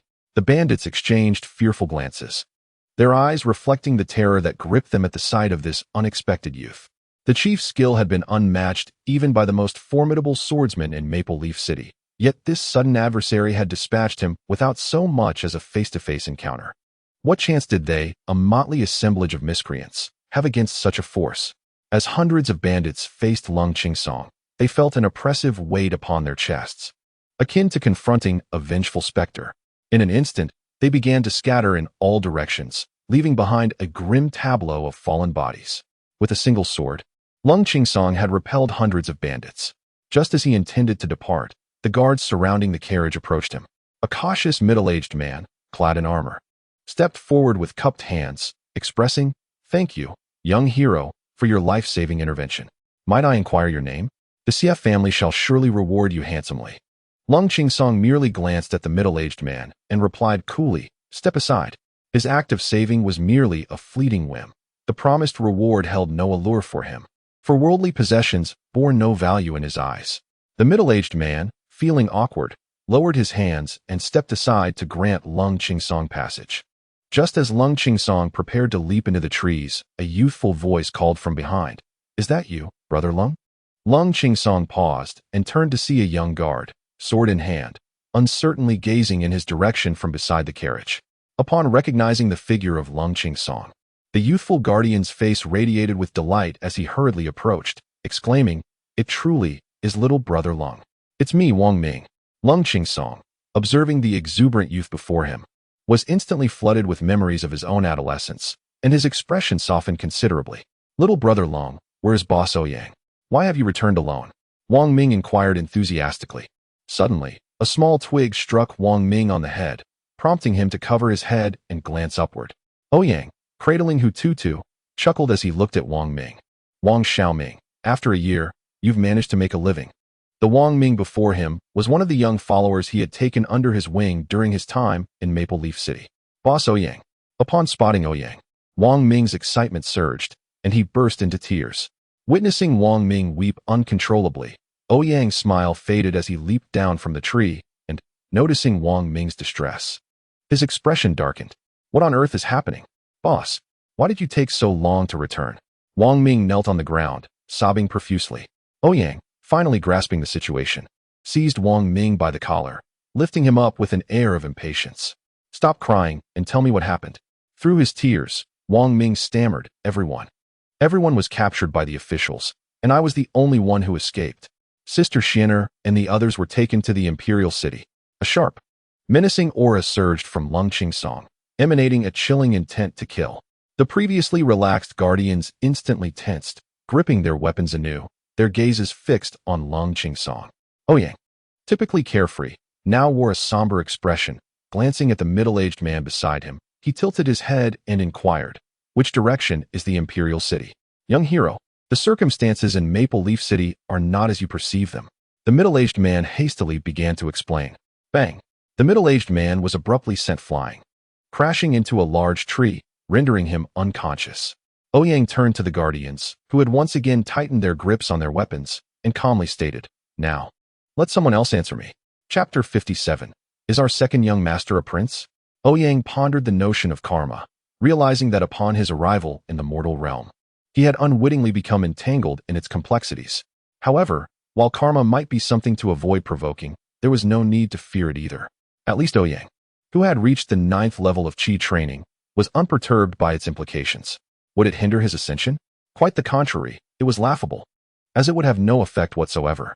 Standing there with a composed demeanor, Ouyang instilled a sense of dread among the guardians, who sensed a pressure far greater than that posed by hundreds of bandits. It felt as if the youth before them could effortlessly annihilate them with a mere gesture. As Ouyang stepped forward, the guardians recoiled in fear, some even faltering in their grip on their weapons. Does a celestial being descend upon the mortal realm to trample upon us mere mortals? A voice quavered from within a carriage. An elderly man, clad in a yellowish-gray robe and supported by a young companion, emerged, his sharp gaze fixed upon Ouyang. The old man had discerned Ouyang's status as a cultivator, yet dared to stand there, brazenly delivering his admonishments. Ouyang let out a cold laugh, raising his hand to impart a lesson to the audacious old man. However, Wang Ming hurriedly stepped forward, placing himself before the elder, and said, "Boss Ouyang, Lord Xie is preparing to travel to the capital to assist us." The old man, with a respectful gesture, introduced himself. "I am Xie Chongyang, the Lord of Maple Leaf City." The young man supporting the elder, donned in scholarly attire, gazed curiously at Ouyang and his companion, having only heard tales of immortals from storytellers and books, making this his first encounter with such beings. Ouyang refrained from introducing himself, merely fixing his indifferent gaze upon the elder and stating, "The Lord of Maple Leaf City? What agreement did my master make with you?" The elder forced a bitter smile and replied, "The Immortal ensures the harmony and prosperity of Maple Leaf City, and as a condition, our city guarantees their safety. Therefore, do you believe that the city's years of good fortune stem from its own virtue?" Stepping forward, Ouyang unleashed the oppressive aura of a cultivator upon the elder. The already frail body of the old man trembled slightly before the violent surge of natural energy, nearly causing him to collapse. The young man beside the elder glared at Ouyang and proclaimed, "The wise do not speak of the uncanny." A wave of milky white righteousness instantly shielded him and the elder from the onslaught of chaotic energy. Ouyang glanced at the young man, who appeared to be around 20 years of age, astonished that he possessed a righteousness that even some esteemed scholars lacked. Ouyang's system detected no attributes in the youth, indicating that despite his righteousness, he was merely an outstanding mortal, easily vanquished by a cultivator with a flick of the wrist. Xie Chongyang steadied himself with the help of the young man and then, with a respectful gesture towards Ouyang, stated, "This matter is a fault of Maple Leaf City. Thus I have decided to seek an explanation from His Majesty in the Imperial City." Upon hearing this, Ouyang softened his demeanor slightly, furrowing his brow as he inquired, "What exactly has transpired?" Xie glanced at the cold and poised Qing Song beside Ouyang and gestured towards the carriage, saying, "There are matters that require a more private discussion within the carriage." Sensing an underlying gravity to the situation, Ouyang considered his companion. Cold Qing Song, with his sword held tightly, was barely restraining his desire to unleash violence, his aura of sword intent poised to erupt. Ouyang patted Cold Qing Song, signaling him to calm down, and then waved at Hutu, who leapt down from a tree and timidly peeked out from behind Ouyang to observe the individuals before him. Were these the mortals his grandfather spoke of? They seemed so weak, yet there is an unsettling aura about them, particularly emanating from the young man in scholarly garb, whose presence was distinctly discomforting. For demons, the unique righteousness of humans naturally imposed a suppressive effect. Once they settled into the carriage, Xie Chongyang hesitated for a moment, glancing at Cold Qing Song, and then bowed to Ouyang, asking, "Might I inquire about the ages of the two esteemed immortals?" Ouyang furrowed his brow, unsure of the old man's intentions, but responded, "I am 17, he is 15, I am 5. Chimed in Hutu Tuesday. Hutu extended a palm, speaking with a sense of pride. After listening to Ouyang, Xie Zhongyang turned to Lung Qingsong and inquired, "Esteemed immortal, might you possess a piece of white semi-jade?" Upon hearing Xie Zhongyang's words, Lung Qingsong momentarily froze, his expression darkening. He murmured, "Have they found Fengye City?" Noting Lung Qingsong's evasive response, Xie Zhongyang sighed in relief, his gaze towards Lung Qingsong shifting to one of deference. Though he had shown courtesy to the immortal Ouyang, it paled in comparison to the respect he now exhibited towards Lung Qingsong. Nodding slightly, Xie Zhongyang said, "Although you were cast away to Fengye City from a young age, the Imperial City has never ceased its search for you. Are they seeking me to eliminate the root of the problem?" Lung Qingsong retorted with a cold laugh. Yet Xie Zhongyang produced a piece of white semi-jade, stating, "The Emperor, now of advanced age and without a son, simply wishes to meet you." "Ha ha ha, without a son? When he killed so many of his own, did he not foresee this day?" Lung Qingsong laughed heartily, then turned serious, rejecting Xie Zhongyang's proposition. Beside them, Ouyang was taken aback. He had thought his second brother, who had been lost at the age of 3 and whom he had rescued, was an orphan like himself. Little did he know that his second brother possessed an extraordinary lineage, possibly even royal blood. Xie Zhongyang's expression grew somber as he recounted. In the spring of the 27th year of the Great Tang, the Duke of Su conspired against the throne, involving countless lives. The Duke's lineage was entirely eradicated. 40 years later, our emperor reopened the case, seeking to vindicate the Duke, issuing a self-punishing edict, thus bringing justice to the souls wronged. As Ouyang spoke, Lung Qingsong's sorrowful expression shifted to one of bittersweet solace, only to be followed by a wistful tone. They have all perished. What significance does vindication hold now? Ouyang bowed slightly, stating, Our emperor, now without heirs, faces a realm rife with sorcery and turmoil. He seeks the secret to longevity, neglecting state affairs, allowing treacherous ministers to run rampant, leading to corruption throughout the land. Lung Qingsong's eyes glazed over as he queried, Is his pursuit of me solely for the sake of longevity? Certainly not, Your Highness. You are the emperor's sole bloodline. Should you return to the imperial city, he shall abandon his quest for eternal life, and the nation's unrest could cease, Ouyang replied earnestly. Lung Qingsong shook his head, asserting, I am no longer a mere mortal. Matters of the mundane world do not concern me. Besides, he brought this upon himself through rebellion. Ouyang's gaze sharpened as he pressed, Do the lives of countless commoners not hold more weight than the eternal ascendance of Your Highness? You are the son of the Duke of Su, the future holy emperor of our great Tang. Chapter 58. I want you to rebel. Inside the carriage, silence reigned. Ouyang felt as if he were seeing his younger brother, who had always trailed behind him, in a new light. His little brother turned out to be a prince, the last remaining scion of a fallen dynasty. If all went as expected, upon the demise of the current emperor, his younger brother would emerge as the legitimate heir to the throne. What is the point of pursuing immortality when one could return to reign as an emperor, basking in the joys of power? Yet, the allure of the imperial throne pales in comparison to the boundless freedom of a cultivator. Even if one were to attain the highest earthly honor, life is but a fleeting century. It is far inferior to the unrestrained existence of a practitioner. The young man in the carriage seemed lost in contemplation, memories clouded in the mists of time. At the tender age of 3, he witnessed his parents' rebellion and subsequent demise, leading him to encounter his elder brother after being cast adrift in Maple Leaf City. From a position of privilege to the depths of destitution, had it not been for his brother's efforts to survive in that city, he might have perished in the first snowfall of that year. Years have swiftly passed, and now, the very grandfather who orchestrated his parents' murder has come to propose a familial reunion. Though the memories of his parents are shrouded in the cold stone walls of the palace and the impatience of their demeanor, they remain his flesh and blood. Even the dim-witted cold Qingsong understands the ulterior motives of that old wretch in the imperial city. If one is willing to slay their own offspring for the sake of power, how could he possibly desire to see him ascend to the throne now? Cold Qingsong glanced at the half-piece of white jade in Ouyang's hand, then retrieved his own half, which he had carried since childhood. He remarked indifferently, This is the other half of the jade. Convey to him that I am not yet prepared to claim his head. It would be wise for him to meet his demise before I seek him out. Otherwise, the punishment will be severe. Ouyang took the 2 pieces of jade from Cold Qingsong and Ouyang, gently aligning them. The 2 halves fit together seamlessly, presenting a valuable artifact. Brother, when you say you are not ready, do you intend to evade this matter? Ouyang inquired, tossing the jade in his hand. Cold Qingsong looked at Ouyang and shook his head, saying, Do you still recall what our master once said? Ouyang reflected on the words of Ouyang when he accepted them as disciples, recalling Cold Qingsong's inquiry about whether one could kill while pursuing immortality.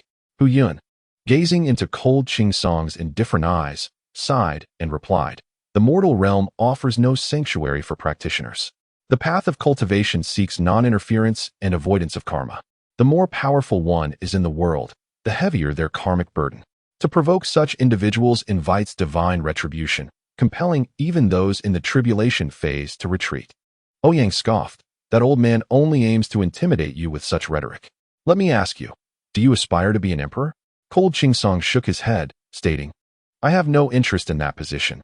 I seek only to pursue my own path. Then we are at an impasse, Ouyang remarked, glancing at Ouyang and the young man beside him in the carriage, a smirk dancing on his lips. Old man, you seem to carry yourself with a certain grace.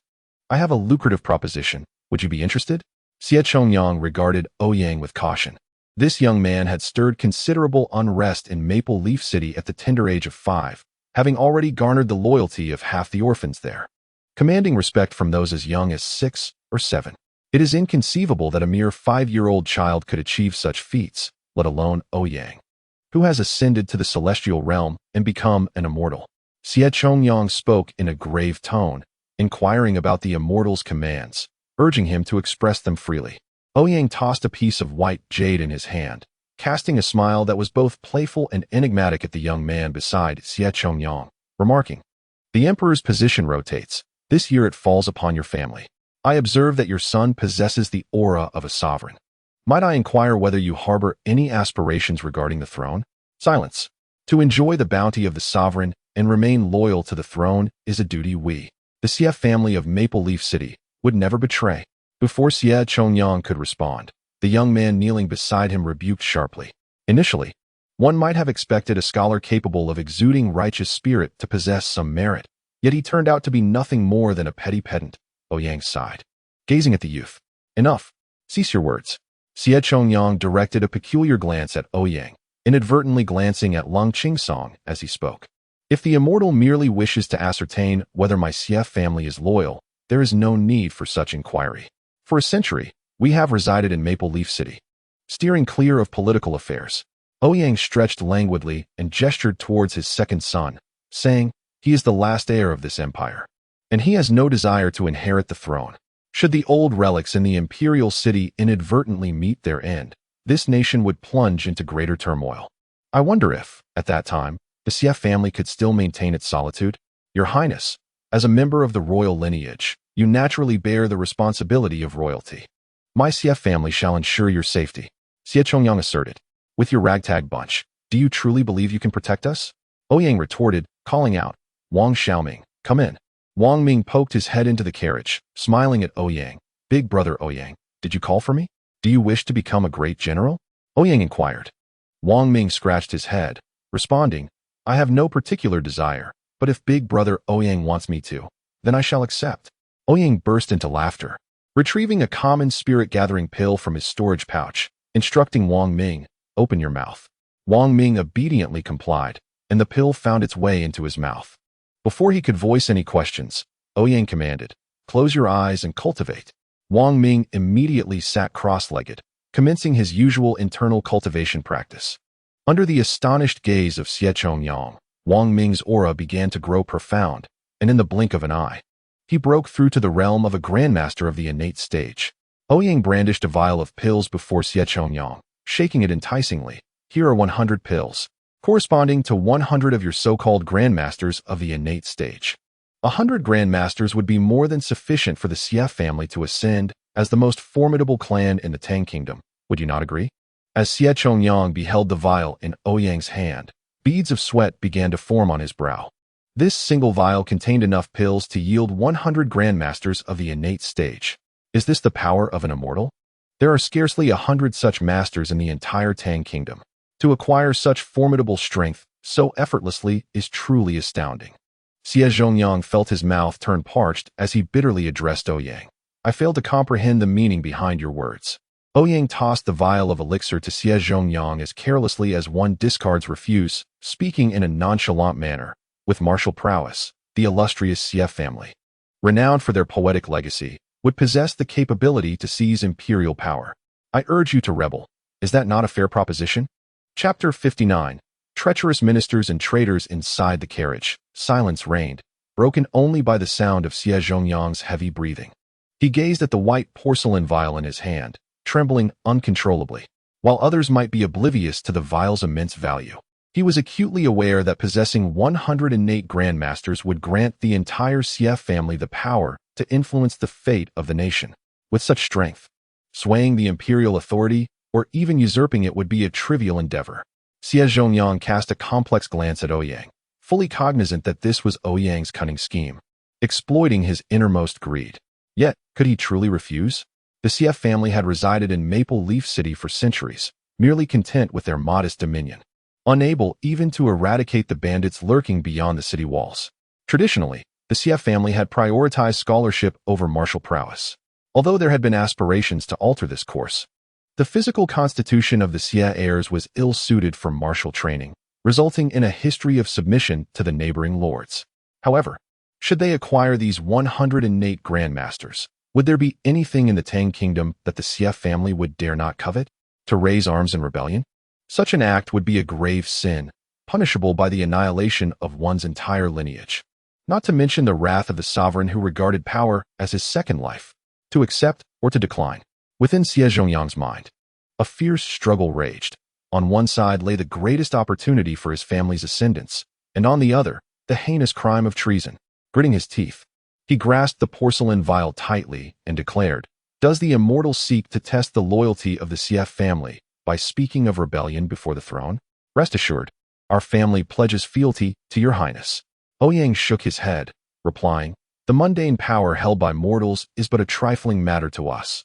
The entanglements of worldly cause and effect are not what we wish to engage with. Thus, you needn't harbor doubts. I merely wish to utilize your hands to exact vengeance for my disciple." A young man beside him whispered to Xie Zhongyang, "Father." The sovereign and his ministers maintained their positions to observe the imperial family. Upon hearing this, Ouyang was momentarily taken aback. Such words were only spoken by those with the audacity of true rebels. What a surprise it was that the youth, who had just moments ago adhered to the principles of loyalty and propriety, now revealed such rebelliousness. The righteous aura he once radiated seemed to be lamenting. The unexpected shift in demeanor came from the very youth Ouyang had deemed foolish for his scholarly pursuits. The young man respectfully inclined his body towards Ouyang, stating, "Since the Immortal has bestowed upon the Xie family such an opportunity, would it not be unwise for us to decline, thereby incurring your displeasure?" With a demeanor both warm and utterly self-assured, his words starkly contrasted with his earlier display of feigned loyalty. Unsure of how to address him, Ouyang inquired with newfound interest. The youth respectfully replied, "I am Xie Xinji, the young lord of Maple Leaf City. You are commendable. With you and the Xie family, prosperity is inevitable." Ouyang stammered, momentarily at a loss for words, before offering his praise. Xie Zhenzi spoke, "The Immortal and my wife, Xianyuan, are old acquaintances. And with the endorsement of the former prince's disinterest in the throne, my Xie family merely rides the winds to ascend. Has the mention of the former court begun so soon? Are we already stepping into the roles of traitors? Wait a moment, my wife, Xianyuan?" Ouyang smirked, glancing at the equally bewildered Lung Qingsong, excitement brewing. "What is Xianyuan to you?" Even the usually stoic Lung Qingsong could not refrain from inquiring. "This year, I have betrothed myself to Xianyuan. We are already united as husband and wife. The two immortals pursue their path of transcendence, and we mortals naturally cannot inform you. I hope for your understanding." The youth earnestly replied, "This is absurd. My second son was destined to be the chosen one. First, our nation is about to be usurped by this youth, and now his first love is to be taken as well. Is he trying to fleece my second son?" Ouyang's eyes twitched as he looked at his bewildered second son, covering his face in disbelief. Lung Qingsong plopped down in the carriage, frustration swelling in his chest. At a loss for words. Yet, Xie Zhenzi stood, a knowing expression gracing his features as he declared, "My Maple Leaf City is abundant in provisions, though lacking in martial prowess. Now, with an additional 108 grandmasters, we have compensated for our greatest shortcoming. We shall unite the 21 cities within the Tang dynasty and march directly toward the imperial city. Damn it. This kid must have harbored rebellious thoughts for quite some time. I just tossed out a condition, and he has already mapped out a route for insurrection. How did he cultivate such righteous spirit?" Lung Qingsong could no longer tolerate the incessant chatter and, clutching his sword, leapt from the carriage. Ouyang, holding the white jade pendant, observed the fervent Xie Zhenzi and, after a moment of silence, spoke, "How you choose to rebel is your affair, but I have but one condition. Once you breach the imperial city, that person must remain alive. The request from the Immortal is one we dare not refuse." Xie Zhenzi bowed slightly in response. Ouyang cast a deep glance at Xie Zhenzi before cradling the now drowsy Hututu and exiting the carriage. Sensing Lung Qingsong's position, Ouyang vanished from sight in a series of leaps. "Zhenzi, do you truly wish to rebel?" Xie Chongyang cautiously queried, holding a white porcelain vial. "Father, the moment that Emperor sees Xianyuan, I harbored thoughts of usurping him. Since the two immortals share this intent, why should we not proceed?" Xie Zhenzi replied calmly, gazing in the direction Ouyang had vanished. Xie Chongyang nodded gravely. "If that is the case, we shall return to Maple Leaf City, summon the family disciples, and cultivate 108 grandmasters before plotting this matter. I shall follow my father's lead," Xie Zhenzi affirmed. In that instant, the righteous aura surrounding Xie Zhenzi began to subtly imbue itself with imperial energy. Ouyang, cradling Hututu, arrived before a waterfall. While Lung Qingsong stood at the precipice of the 100-meter-high cascade, his sword intent surging. With a mere gesture, an invisible longsword cleaved through the waterfall. In an instant, hundreds of strikes were unleashed, and the entire waterfall was torn asunder by the sword energy. The tempestuous true energy rampaged through the waterfall, yet Lung Qingsong's countenance remained inscrutable. Ouyang perched upon a colossal stone, seated cross-legged, cradling the slumbering Hutu in his arms. With a mere gesture, a barrier of genuine energy manifested before the rushing waters. Brother, is your manipulation of others merely a means to absolve me of karmic entanglements? After venting his frustrations, Lung Qingsong turned to Ouyang with a query. Ouyang nodded and replied, "When I imparted enlightenment to junior brother Xiao regarding the dragon and phoenix last time, the force of heavenly retribution was woefully insufficient, thus creating an opportunity. Moreover, the act of enlightening divine beasts is simply something that the heavenly path does not permit, resulting only in a mild, thunderous punishment. Should you become entangled in worldly karmas, that intangible and imperceptible retribution will inevitably find you, and such unavoidable karmic penalties are best to be evaded." Lung Qingsong sheathed his sword and alighted upon the boulder, questioning, "What then of the vendetta against my parents? If I utilize others as instruments, wouldn't that similarly affect my resolve?" Ouyang chuckled. "The emperor bears significant karmic weight. But if he ceases to be an emperor, what karmic ties remain? When the Xie family revolted and seized the throne, the former emperor was no longer an emperor, and thus his karmic ties dissipated." At this revelation, Lung Qingsong understood his brother's intentions. Nodding, he inquired, "What shall we do now?" Ouyang gestured towards the imperial city, saying, "Your former sweetheart is still suffering. We must pay her a visit." Chapter 60. The soft jade red tint. The imperial city of the Tang Kingdom is a vast metropolis, teeming with millions, and stands as the most prosperous city in this realm. The imperial city is divided into 56 wards, each separated by towering walls, with the bustling scenes of life evident only in the two grand marketplaces to the east and west.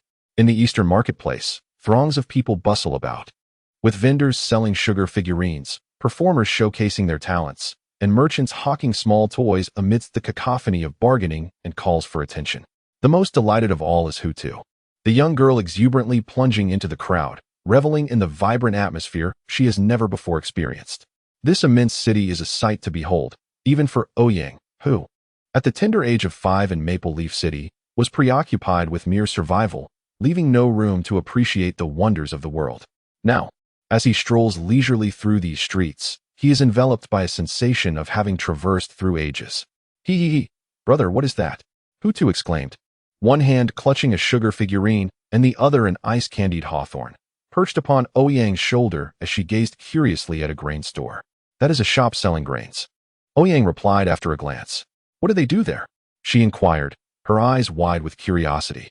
"That is an establishment for dining," he indicated. "And over there? What about that?" she persisted. "That is a place for selling fabrics to make clothes." "Oh, over there.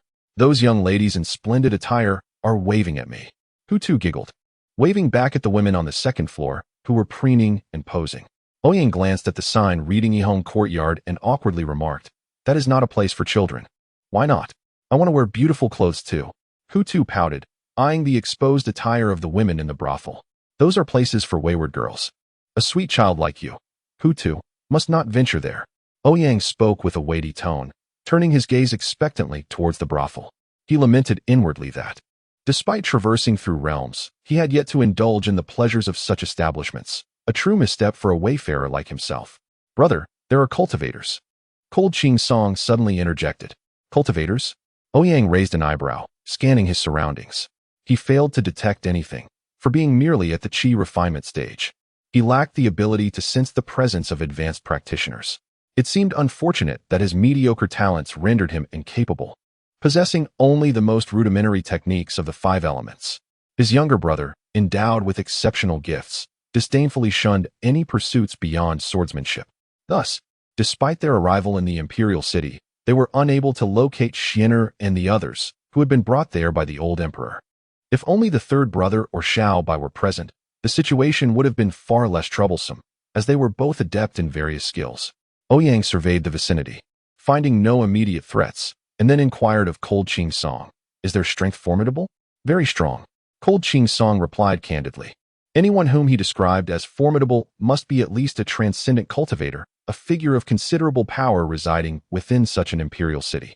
Could it be that this great practitioner had succumbed to the allure of worldly pleasures, forsaking the path of cultivation? As Ouyang pondered this, a crimson ribbon suddenly fell before him. He grasped it and was enveloped by a familiar fragrance. This scent, good heavens, it's senior sister Xiaoya. Ouyang's expression shifted to one of alarm as he turned to Cold Ching Song, his eyes filled with complexity. Could his younger brother truly be so unfortunate? A melodic female voice rang in his mind. What are you doing? Bring Xiao Song along. Embarrassed at the thought of fleeing, Ouyang awkwardly faced the Yihong Lu and sheepishly asked Cold Ching Song, Brother, have you ever visited a brothel? Cold Ching Song shook his head, uncertain of what Ouyang meant by brothel, and his thoughts were clouded with melancholy due to Xin'er's marriage. At that moment, the whimsical Hu Tutu on Ouyang's shoulder piped up. Tutu has never visited a brothel either. Tutu wants to go. The innocent declaration drew the attention of passers-by, who cast curious glances at the trio, 2 young men and a 5-year-old girl discussing such matters openly. Their expressions turned suggestive, wondering which noble son was so brazenly unashamed. With a resolute demeanor, Ouyang led Hu Tutu and Cold Ching Song towards the Yihong Lu. Upon entering, a wave of exotic fragrances enveloped them, and the crimson decor transformed the space into a dreamy realm of indulgence. Dozens of elegantly attired young women were playfully posing before the trio. Cold Ching Song, still naive regarding matters of intimacy, blushed deeply, stammering as he turned to Ouyang, Brother, what are we doing here? You will meet an acquaintance shortly. I assure you it will be a delightful surprise. Ouyang cautioned with care. What acquaintance would be in such a place? Could it be a friend of our master? Cold Ching Song pondered, overwhelmed by the sights and sounds around him, grappling with the shocking realities that assailed his youthful sensibilities.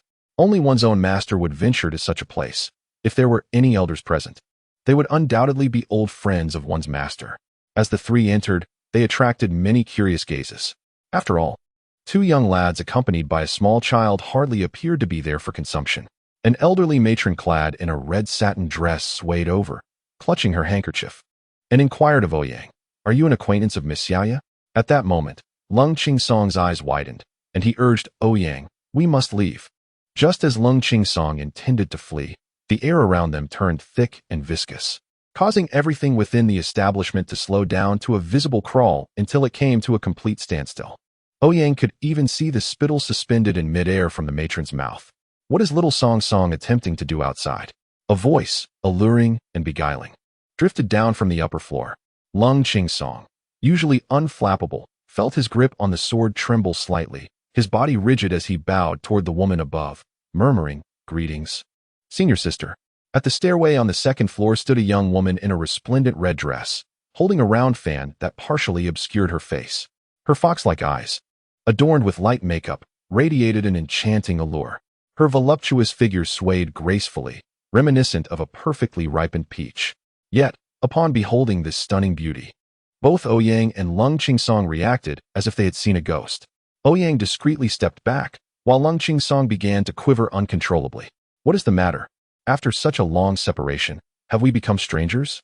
A voice, tinged with melancholy, caressed their ears, evoking a sense of pity. Lung Ching Song, overwhelmed, stammered at the woman across from him. How have you been, senior sister? Huh. The woman let out a soft laugh, gently waving her fan, causing a cascade of red silk to swirl towards Ouyang and Lung Ching Song. They found themselves enveloped in a sea of crimson fabric, and suddenly, a delicate hand rested softly on Lung Ching Song's neck, whispering sweetly, I have bathed with little Song Song, and now you wish to flee upon seeing me? Do you aspire to be a heartless man like Master Huyan? Chapter 61. My second's white moonlight and vermilion birthmark caught in this fragrant whirlwind. Lung Ching Song's hand trembled, nearly dropping his treasured sword.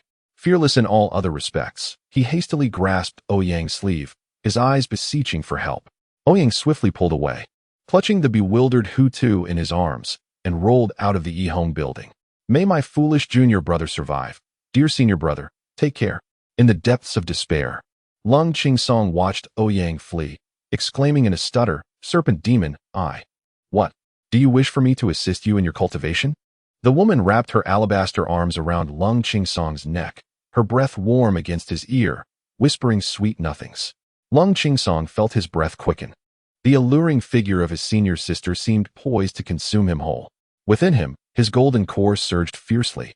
A torrent of true essence intertwined with sword intent yearning to resist, as his sword instinctively glimmered in defense of its master. Oh, you've grown. And now you wield a sword? I wonder which sword you intend to use against your senior sister? The lady's jade hand rested upon the hilt of the sword, and with a playful tone, she spoke. Instantly, the once resounding blade seemed to wilt, responding to her gentle caress as though its purpose had been fulfilled.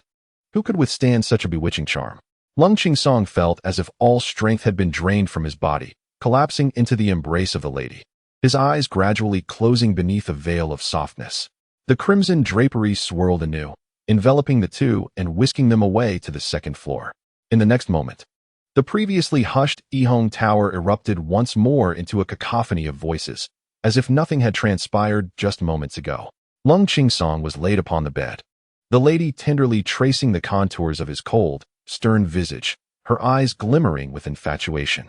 Enough of this. If you have the audacity, truly consume him. Ouyang's voice interjected from the side. The lady turned, her gaze landing on Ouyang, who sat at a table sipping wine, and replied with intrigue. Why were you so fearful of me just now? Ouyang, peeling an orange for Hututu, remarked. Did not the mistress instruct you to choose one of us as a vessel for your cultivation? Since you did not select me, why would I spoil my junior brother's fortune? Seated on the bed, the lady looked at Ouyang with a playful glint in her eye. What if I were to utilize both? Ouyang's hand trembled as he regarded the alluring figure on the bed, asserting earnestly, I possess a rather assertive nature. I would only employ the upper one, which would be of no assistance to your cultivation. Scoundrel. The lady seemed to recall something, spitting in disdain. You dare to call me a scoundrel after your earlier display? Even a scoundrel would revere you as a grandmaster. The eldest brother is Tutu. Hututu suddenly interjected, eyeing the orange in Ouyang's hand, his tone resolute despite his unwavering gaze. The lady turned her attention to Hututu, a flicker of surprise crossing her features upon realizing he was a spirit fox of innate Taoist body. With Hu Yunsa having found a master, and Lung Qingsong having his own, had Ouyang captured a little spirit fox? Was he extracting every ounce from the demon clan? The lady regarded Ouyang with a complex expression. Do the three of you possess some peculiar eccentricities? Ouyang cleared his throat, his expression serious. Chong Xiaoya, I caution you. Both my master and my second brother are victims of circumstance. In Ouyang's eyes, the attributes of the lady were laid bare. Name, Chong Xiaoya, youthful form of the devouring python, cultivation, 6th stage of the integration phase root bone, 8 charm, 10 luck, 6 devouring aptitude, 10 unique skill, devour heaven evaluation. Beware of the serpent demons seeking your aid in cultivation. The enchanting figure before him was not human, but a serpent demon. Ouyang and Lung Qingsong referred to her as senior sister due to the fact that one of his master's confidants was the master of this serpent demon. His master was indeed comparable to a reincarnated Su Xian, and a serpent catcher at that. Before Ouyang and his second brother entered the sect, they had traveled extensively with their master, their first destination being a serpent den. Initially, Ouyang had thought his master to be some malevolent cultivator, only to discover, as his master solemnly proclaimed, to be exorcising demons. The true might of the serpent demons within the cave when he witnessed his master being assisted out by Chong Xiaoya the following day. In a posture reminiscent of a triumphant victor, Chong Xiaoya addressed Ouyang and his companion, stating, Your master wagered with mine yesterday, offering one of you as my consort should he lose. Such a fortunate turn of events. Observing the voluptuous figure of Chong Xiaoya, the youthful Ouyang immediately resolved to assume the responsibilities of his elder brother. To restore the glory of the snake catcher, we must not falter. Upon inquiring about her age, Ouyang was struck to learn that Chong Xiaoya was already 2,000 years old, causing his earlier bravado to swiftly diminish. A 2,000-year-old serpent demon must possess immense power. How easily could she drain him of his vitality? Ouyang pushed his younger companion, Lung Qingsong, forward, dismissing the threat of a mere 2,000-year-old serpent demon. However, upon Lung Qingsong's reluctant entry into the serpent's lair, the normally stoic child emerged that night with red-rimmed eyes. Ouyang was alarmed, fearing that the 3-year-old had met a dire fate. Yet, before he could voice his concern, Chong Xiaoya emerged, cradling a freshly changed outfit for Lung Qingsong, her satisfaction evident. I have inspected him. Indeed, Hu Yun, my esteemed uncle, was correct. He is a fine cauldron. Ouyang, glancing at the tearful Lungqing Song, inquired softly how the inspection had transpired. We merely took a bath together. What could a 3-year-old possibly do? Chang Xiaoya retorted, rolling her eyes. Just a bath. Ouyang observed Lungqing Song, who appeared thoroughly beleaguered, and his amusement dissipated. From that day forth, whenever confronted by Chang Xiaoya, Lungqing Song resembled a mouse in the presence of a cat. Chang Xiaoya, wielding her formidable abilities as a cultivator, delighted in toying with her 2 younger brothers each day. Returning to her inquiry, Ouyang posed a question to Chang Xiaoya. What brings you to the mortal realm? Chang Xiaoya, puzzled, replied, Did your master not inform you? What did that old rogue say? Ouyang retorted with irritation. What nonsense did Huyan speak? He mentioned that you both must sever your ties to mortal affairs, thus sending me to assist in overseeing you, Chang Xiaoya explained. Sever ties to mortal affairs? Yet again with this karma? What has that old man divined now? Ouyang mused, contemplating his venerable master's intentions and Chang Xiaoya's earlier words. It dawned upon him that this outing was intricately linked to both himself and his younger companion. Suddenly, clarity struck Ouyang, and he comprehended the full extent of the scheme orchestrated by his master. Raising his gaze, he regarded Chang Xiaoya with a knowing smirk. Sister, there's something I wish to convey, though I'm uncertain if I should. Chang Xiaoya, sensing mischief in Ouyang's expression, warily inquired, What is it you wish to disclose? Even with her 2 millennia of experience, Chang Xiaoya remained cautious around Ouyang, acutely aware of the potential traps he might set. Are you aware of why we have returned to the imperial city? Ouyang cleared his throat and questioned. Chang Xiaoya shook her head, having been entrusted with a task by Huyan, yet oblivious to the underlying motives. Ouyang gestured towards Lungqing Song, who lay upon the bed, and chuckled. My younger brother's beloved has been captured, and we have come specifically to rescue her. Chapter 62. The Path of Cultivation in the Mountains. Upon hearing Ing Xiaoyu mention her master, Ouyang swiftly deduced the intentions of his own venerable elder. There was undoubtedly a scheme orchestrated by his master, aimed at severing the worldly ties of causality between himself and Qngsing. For cultivators who transcend the 3 realms and exist beyond the 5 elements, it is paramount to avoid the taint of worldly causality that could corrupt their pure Tao heart.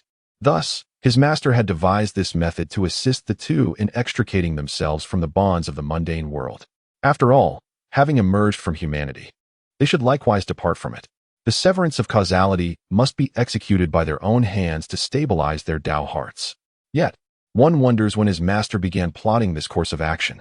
Perhaps it commenced when his second brother first broached the subject of returning to the mortal realm upon the arrival of the first snow, followed by the sacrificial act of feeding snakes in the serpent cave to secure a destiny for his brother. Although his master often exhibited an eccentric demeanor, his actions were invariably meticulous and thorough. Reflecting on the attributes panel he first beheld upon meeting his master, Ouyang was reassured that his master indeed possessed his own rationale.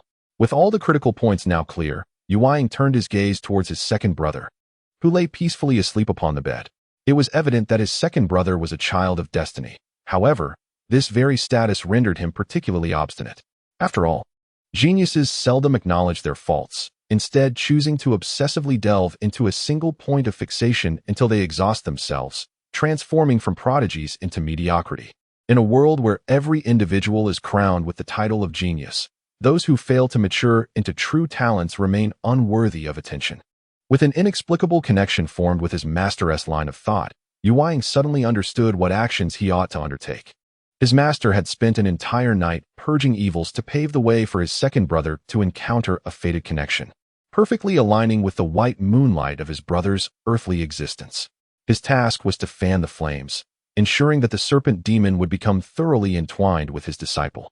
Upon hearing Ouyang utter the words white moonlight in reference to his brother's cherished one, Ing Xiaoyu, who had been seated gracefully at the bedside, erupted with a terrifying aura. In the shadows, an ethereal giant python coiled ominously behind her, its crimson eyes captivating the very soul. White moonlight. I am most curious to see what kind of exquisite beauty could captivate my husband's thoughts day and night, compelling him to traverse thousands of miles to rescue her. Though Ing Xiaoyu feigned curiosity, the chilling undertone in her voice sent a shiver down the spine of HTT, who was munching on an orange nearby. Why do I feel a sudden chill, senior brother? HTT inquired between bites of fruit. Caught in a chill? Perhaps this city is due for a drop in temperature. Ouyang replied, casting a glance at Ingshi Oyu, whose demeanor threatened to rend her dress asunder. He affectionately tousled HTT's fluffy head, relishing the unfolding drama. Where is she? Ingshi Oyu demanded. Ouyang shrugged nonchalantly. Neither QNGS Ing nor I possess the art of divination. Hence, we ventured to the marketplace to gather information. How could Master Ouyang, a sage of divination, not teach you the art of astrology and divination? It is his cherished skill, exclaimed Chang Xiaoya in astonishment. What are you so surprised about? I'm merely a clumsy individual at the 9th level of Qi training, unable to even grasp the 5 elements escape technique, Ouyang thought to himself. Yet the serpent demon before him was no pushover, especially with a master behind her, so he could only offer an awkward smile. Chang Xiaoya retrieved 3 copper coins from her bosom. The diminutive coins shimmered with a golden light. She cupped her hand over them, gently tossing them into the air while murmuring incantations. The coins spun rapidly, suspended in midair, gleaming with a golden hue. Chang Xiaoya plucked a hair from Lung Qingsong's head and, with a subtle twist of her fingers, ignited the strand. Flames danced between her fingers as she directed the fire toward the coins, which ceased their rotation and settled gracefully upon the hem of her skirt. The Imperial Palace? Chang Xiaoya gazed quizzically at the coins, pondering the significance of this location. Having resided in the royal city for 2 months, she was well acquainted with its intricacies and understood the implications of the palace within the city. Upon hearing her murmur the words Imperial Palace, Ouyang instantly comprehended that the old emperor had placed Xianyuan and the others within its confines. Are you familiar with this place? Chang Xiaoya inquired, observing Ouyang's knowing expression. I cannot say for certain, but it is a reasonable assumption, considering it is where your husband once resided, Ouyang replied with a nod.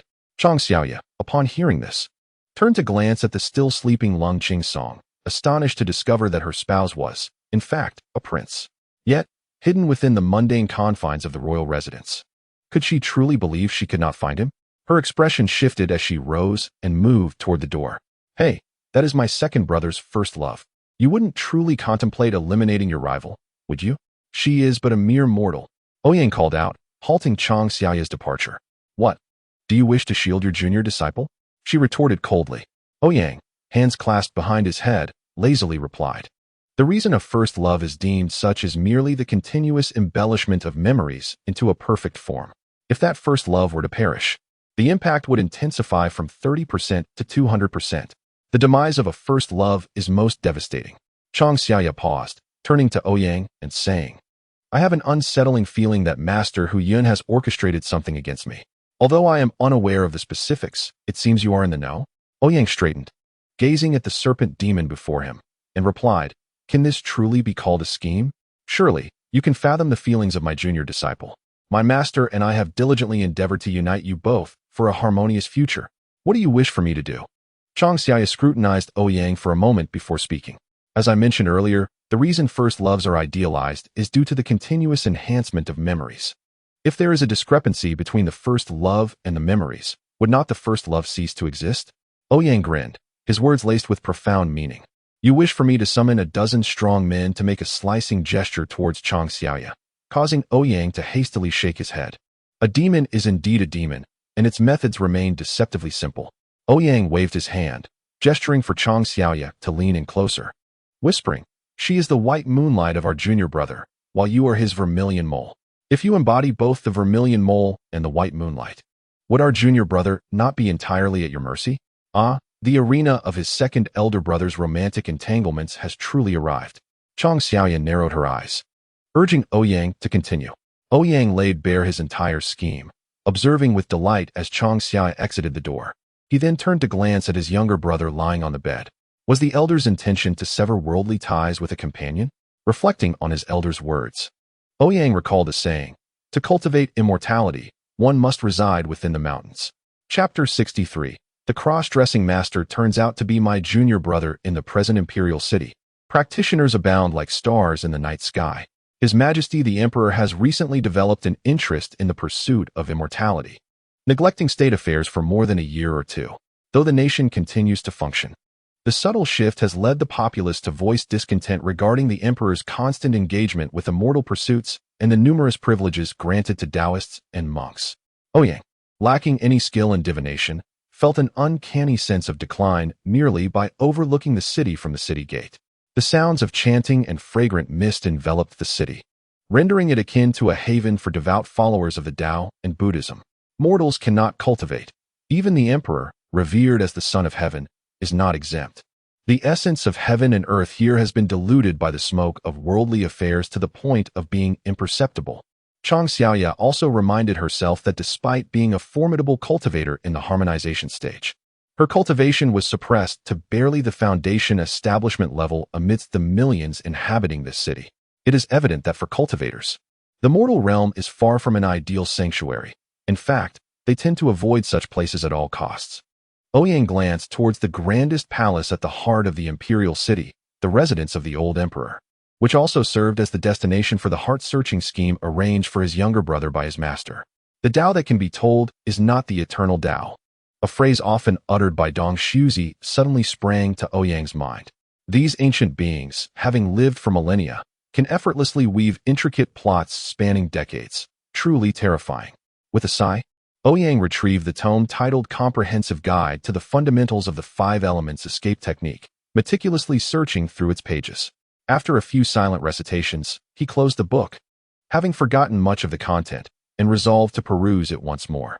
While his memory remained relatively fresh, Ouyang tucked the book into his robe, murmuring, "Heavenly infinity, grant me your favor." Ultimately, he abandoned the incantation, retaining only the route of his true chi's circulation. With a haphazard shout and a clap of his hands, his true chi surged forth. The once starry night sky gradually succumbed to dark clouds, and heavy snowflakes began to fall like feathers. Within mere minutes, the entire imperial city was enveloped in a blanket of snow. Amidst the swirling snowflakes, Ouyang cast his gaze towards the eastern market, where a splendid spectacle was unfolding. Although it was supposed to be a time of curfew, the eastern market of the royal city was abuzz with activity. A grand flower boat made its appearance upon the streets. It was winter, yet the blossoms adorning the boat were resplendent, as if freshly plucked. The boat was alive with the melodies of songbirds and the graceful movements of countless dancers clad in silks and satins.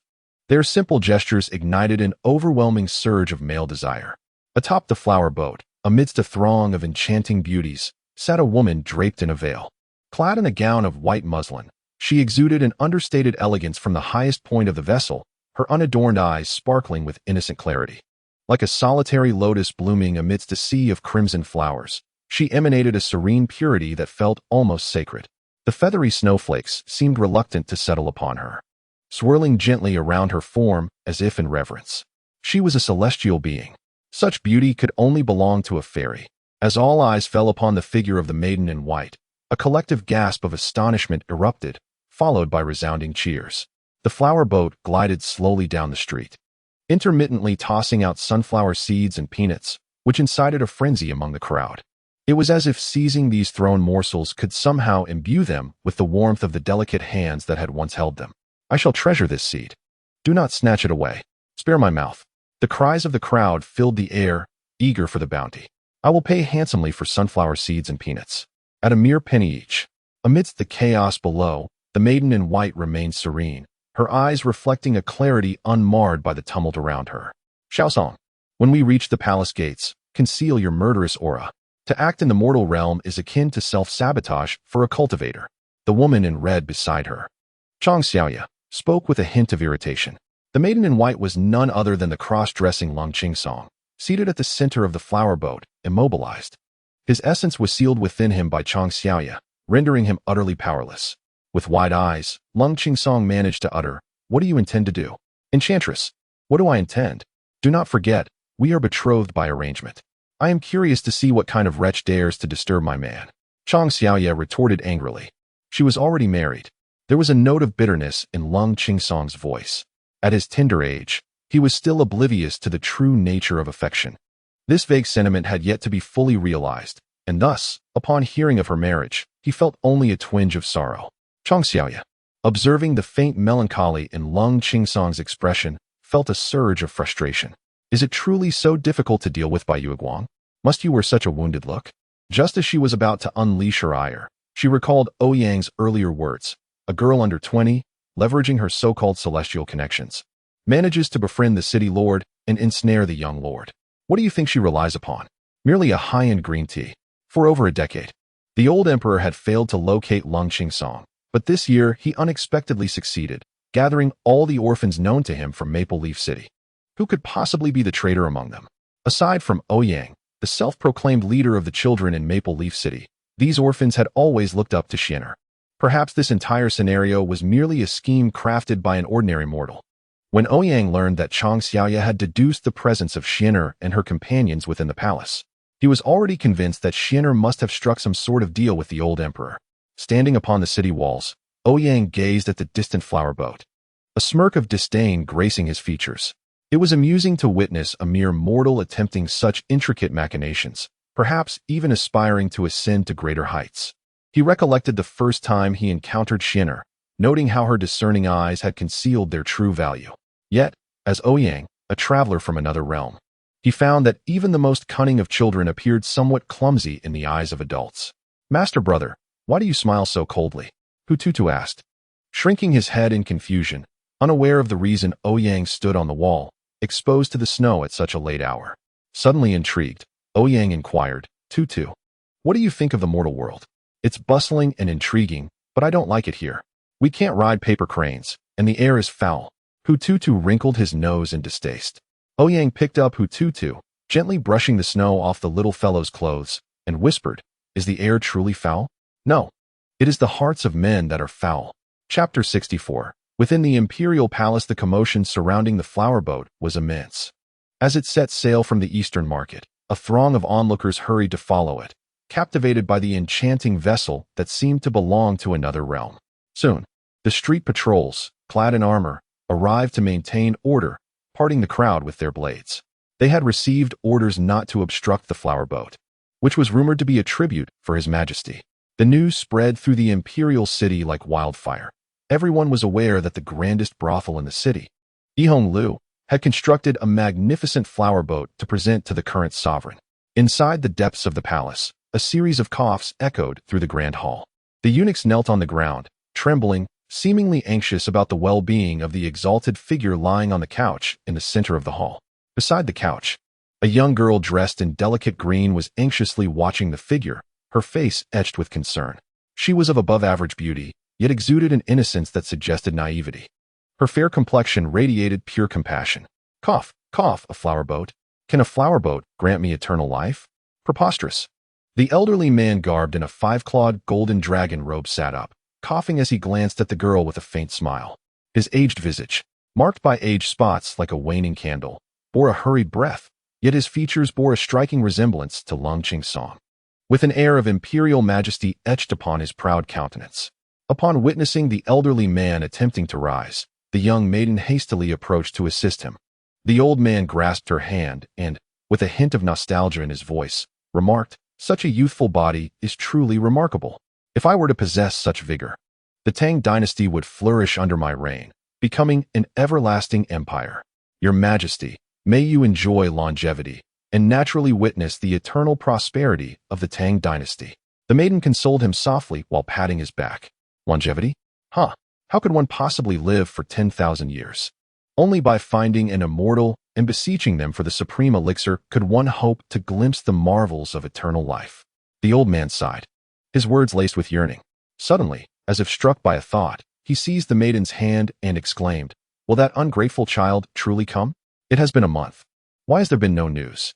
His grip was firm, causing the maiden to furrow her brow in pain as she replied, "Your Majesty, I have told you before. Every first snowfall, Qingsong will seek us out. It has always been so. This year, the snow is merely late. Humph, you had better not be deceiving me, or you and those orphans shall face dire consequences." The old man released her hand, then his gaze softened as he considered her. "Xian'er, if I could attain the secrets of immortality and rejuvenation, you shall accompany me in forging an indestructible empire for the Tang." He gazed at her tenderly, making a solemn promise. Xian'er merely wished for the emperor's health and well-being, feeling content with such a desire. She dared not ask for more. Her head bowed and her cheeks flushed. The old man felt a wave of comfort, yet was simultaneously struck by a melancholy sense of fading heroism, reflecting, "I was not born when you were, yet you are already old by the time I came to be. If I could regain my youth, I would treat you with the utmost kindness." Although the maiden's beauty could not be deemed extraordinary, she elicited in him a delightful illusion of newfound love. It was somewhat absurd. At his advanced age, he still entertained such fancies.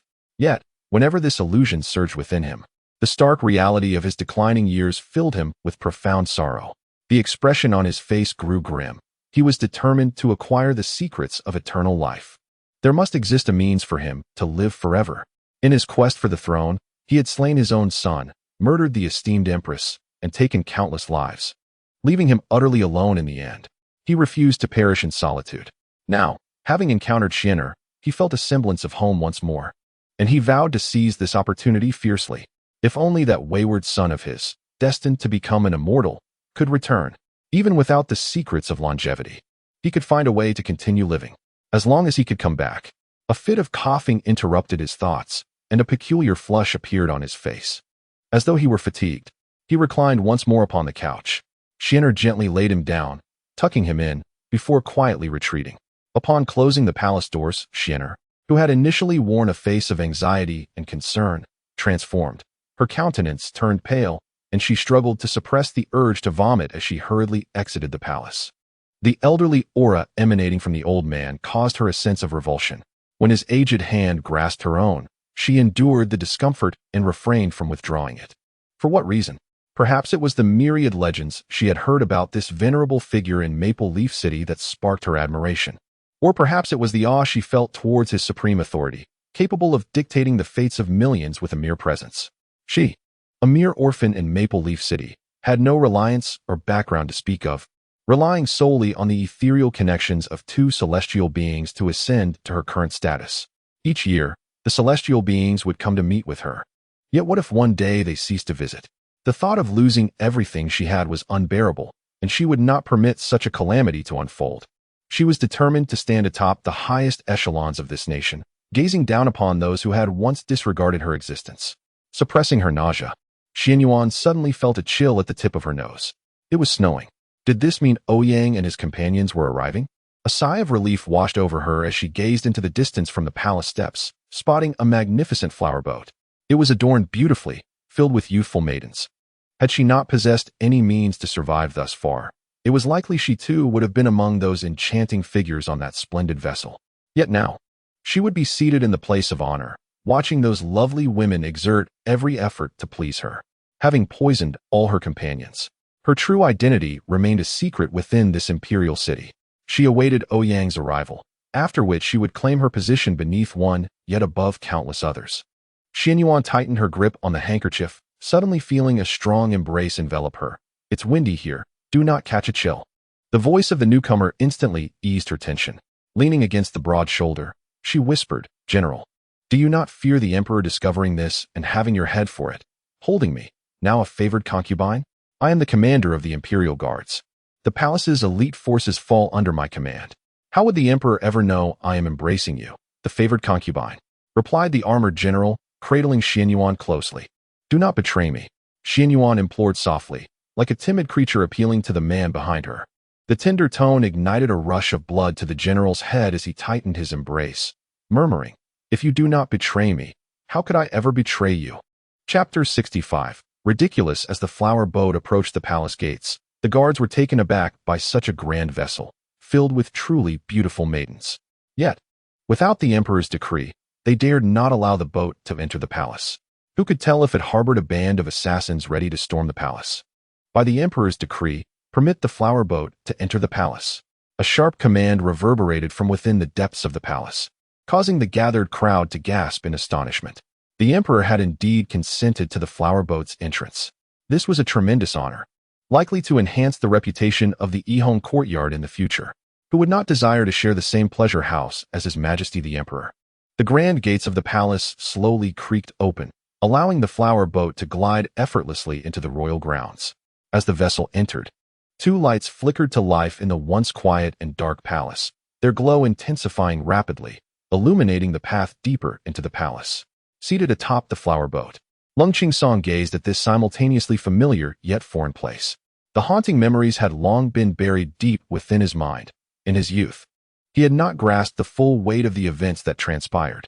Yet, as he faced the sights both recognizable and strange, A flicker of sorrow and anger crossed his eyes. His biological parents had met their demise within these palace walls, their blood still staining the azure stones beneath. It seemed that the sword intent within him sensed its master's fury, attempting to break free from its confinement within his meridians. Beside him, Chang Xiaoya felt a jolt of surprise. The seal she had set with her integration stage cultivation nearly faltered against the formidable force of Lung Qingsong, who had transcended to the core formation stage. Her little husband truly was remarkable. The more unruly the steed, the greater the thrill of conquest. Chang Xiaoya licked her lips, her gaze fixed on the elegantly attired Lung Qingsong, filled with possessiveness. She placed a firm hand on his shoulder, reinforcing the seal. What had once been a body capable of movement was now rendered immobile, save for his eyes.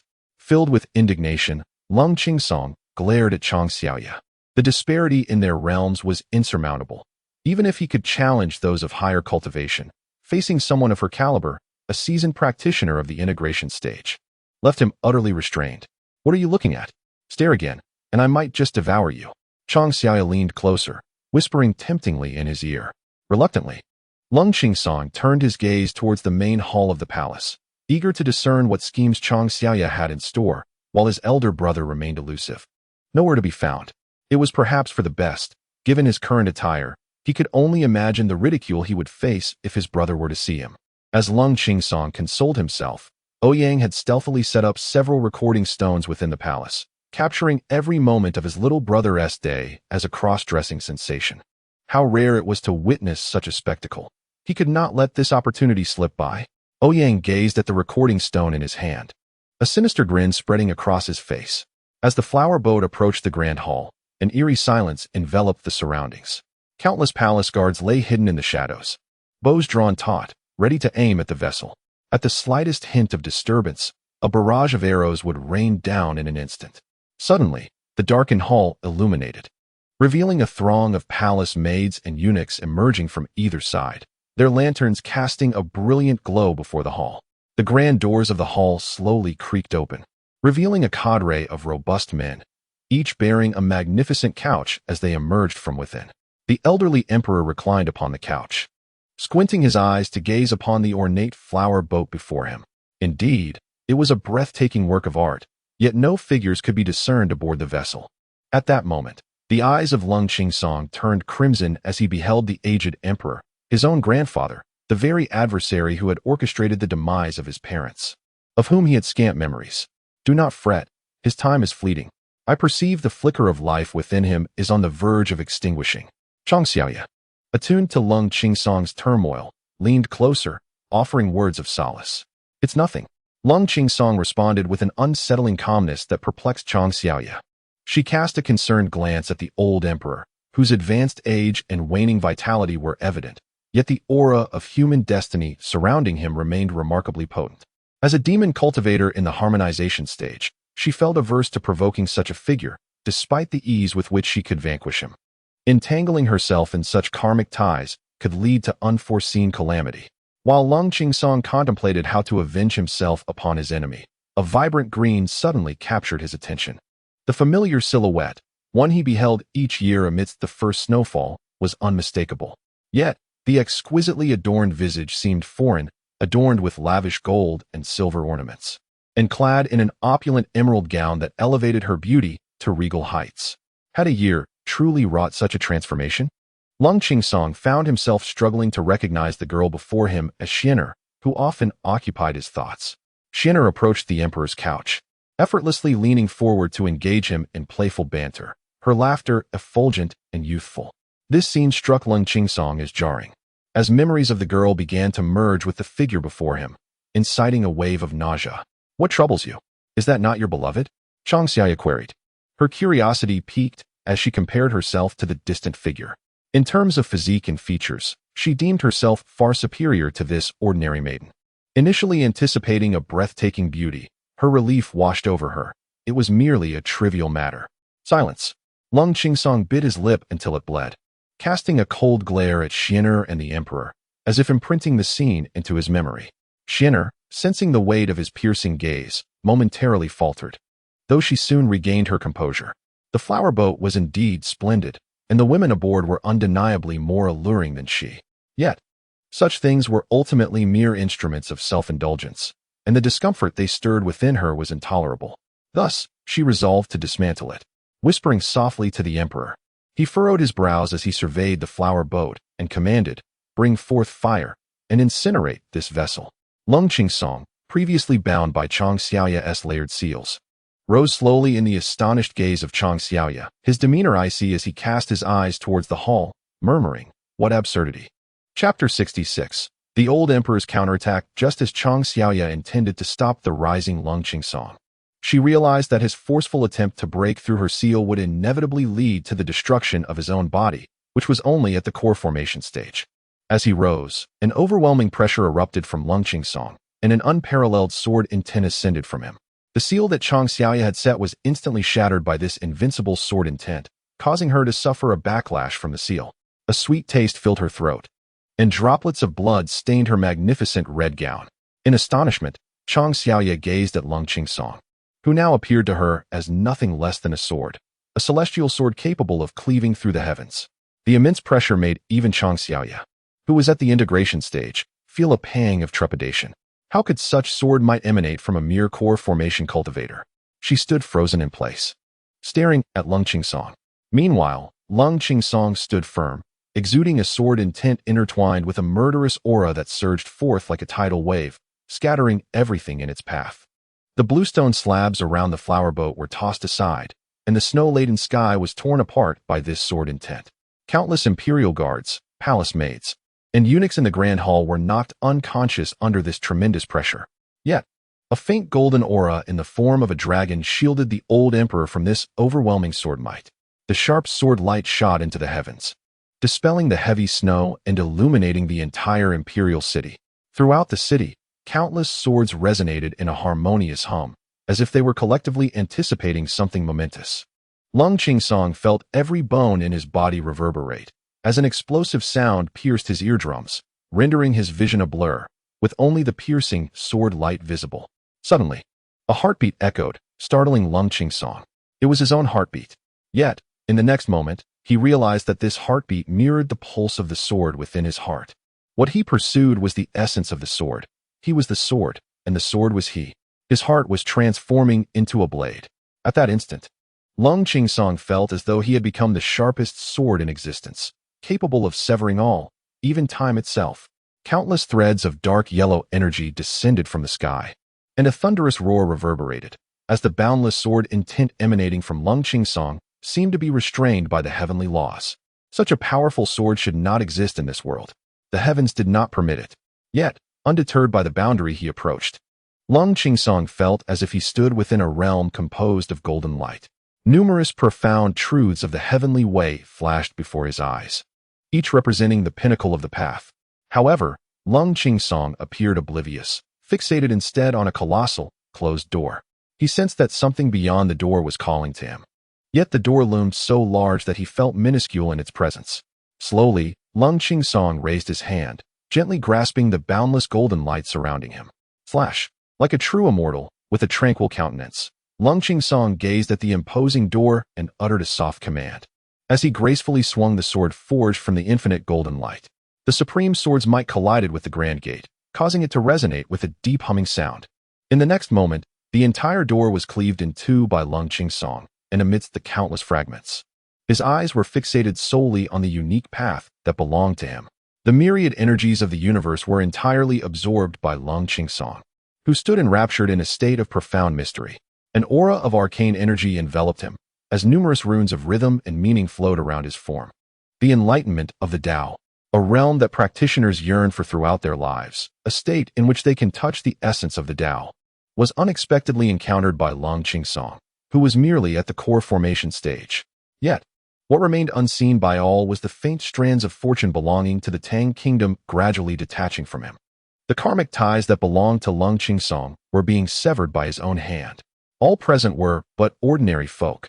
They could only observe the white-clad woman, who had previously sat atop the flower boat, slowly rise and then remain still, as countless green stone slabs shot forth in all directions.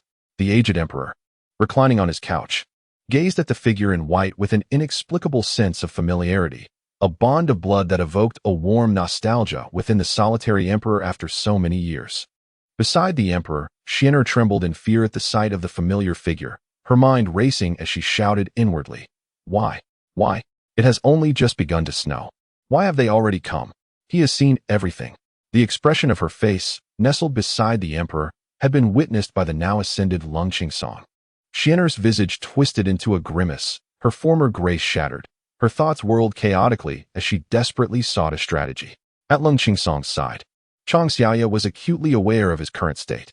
Clutching her chest, she suppressed the backlash and stood before him, shielding him with her protective aura. Enlightenment is a rare and significant event for practitioners, one that may not occur even once in a lifetime. Recognizing its crucial importance, Chang Xiaoya would not allow Lung Qingsong to be disturbed at this moment. Xian'er had descended into utter madness. She envisioned herself being returned to her original form due to deceiving the Immortal, forced to endure a life of turmoil and uncertainty once more. Impossible. I would rather die than return to such a life.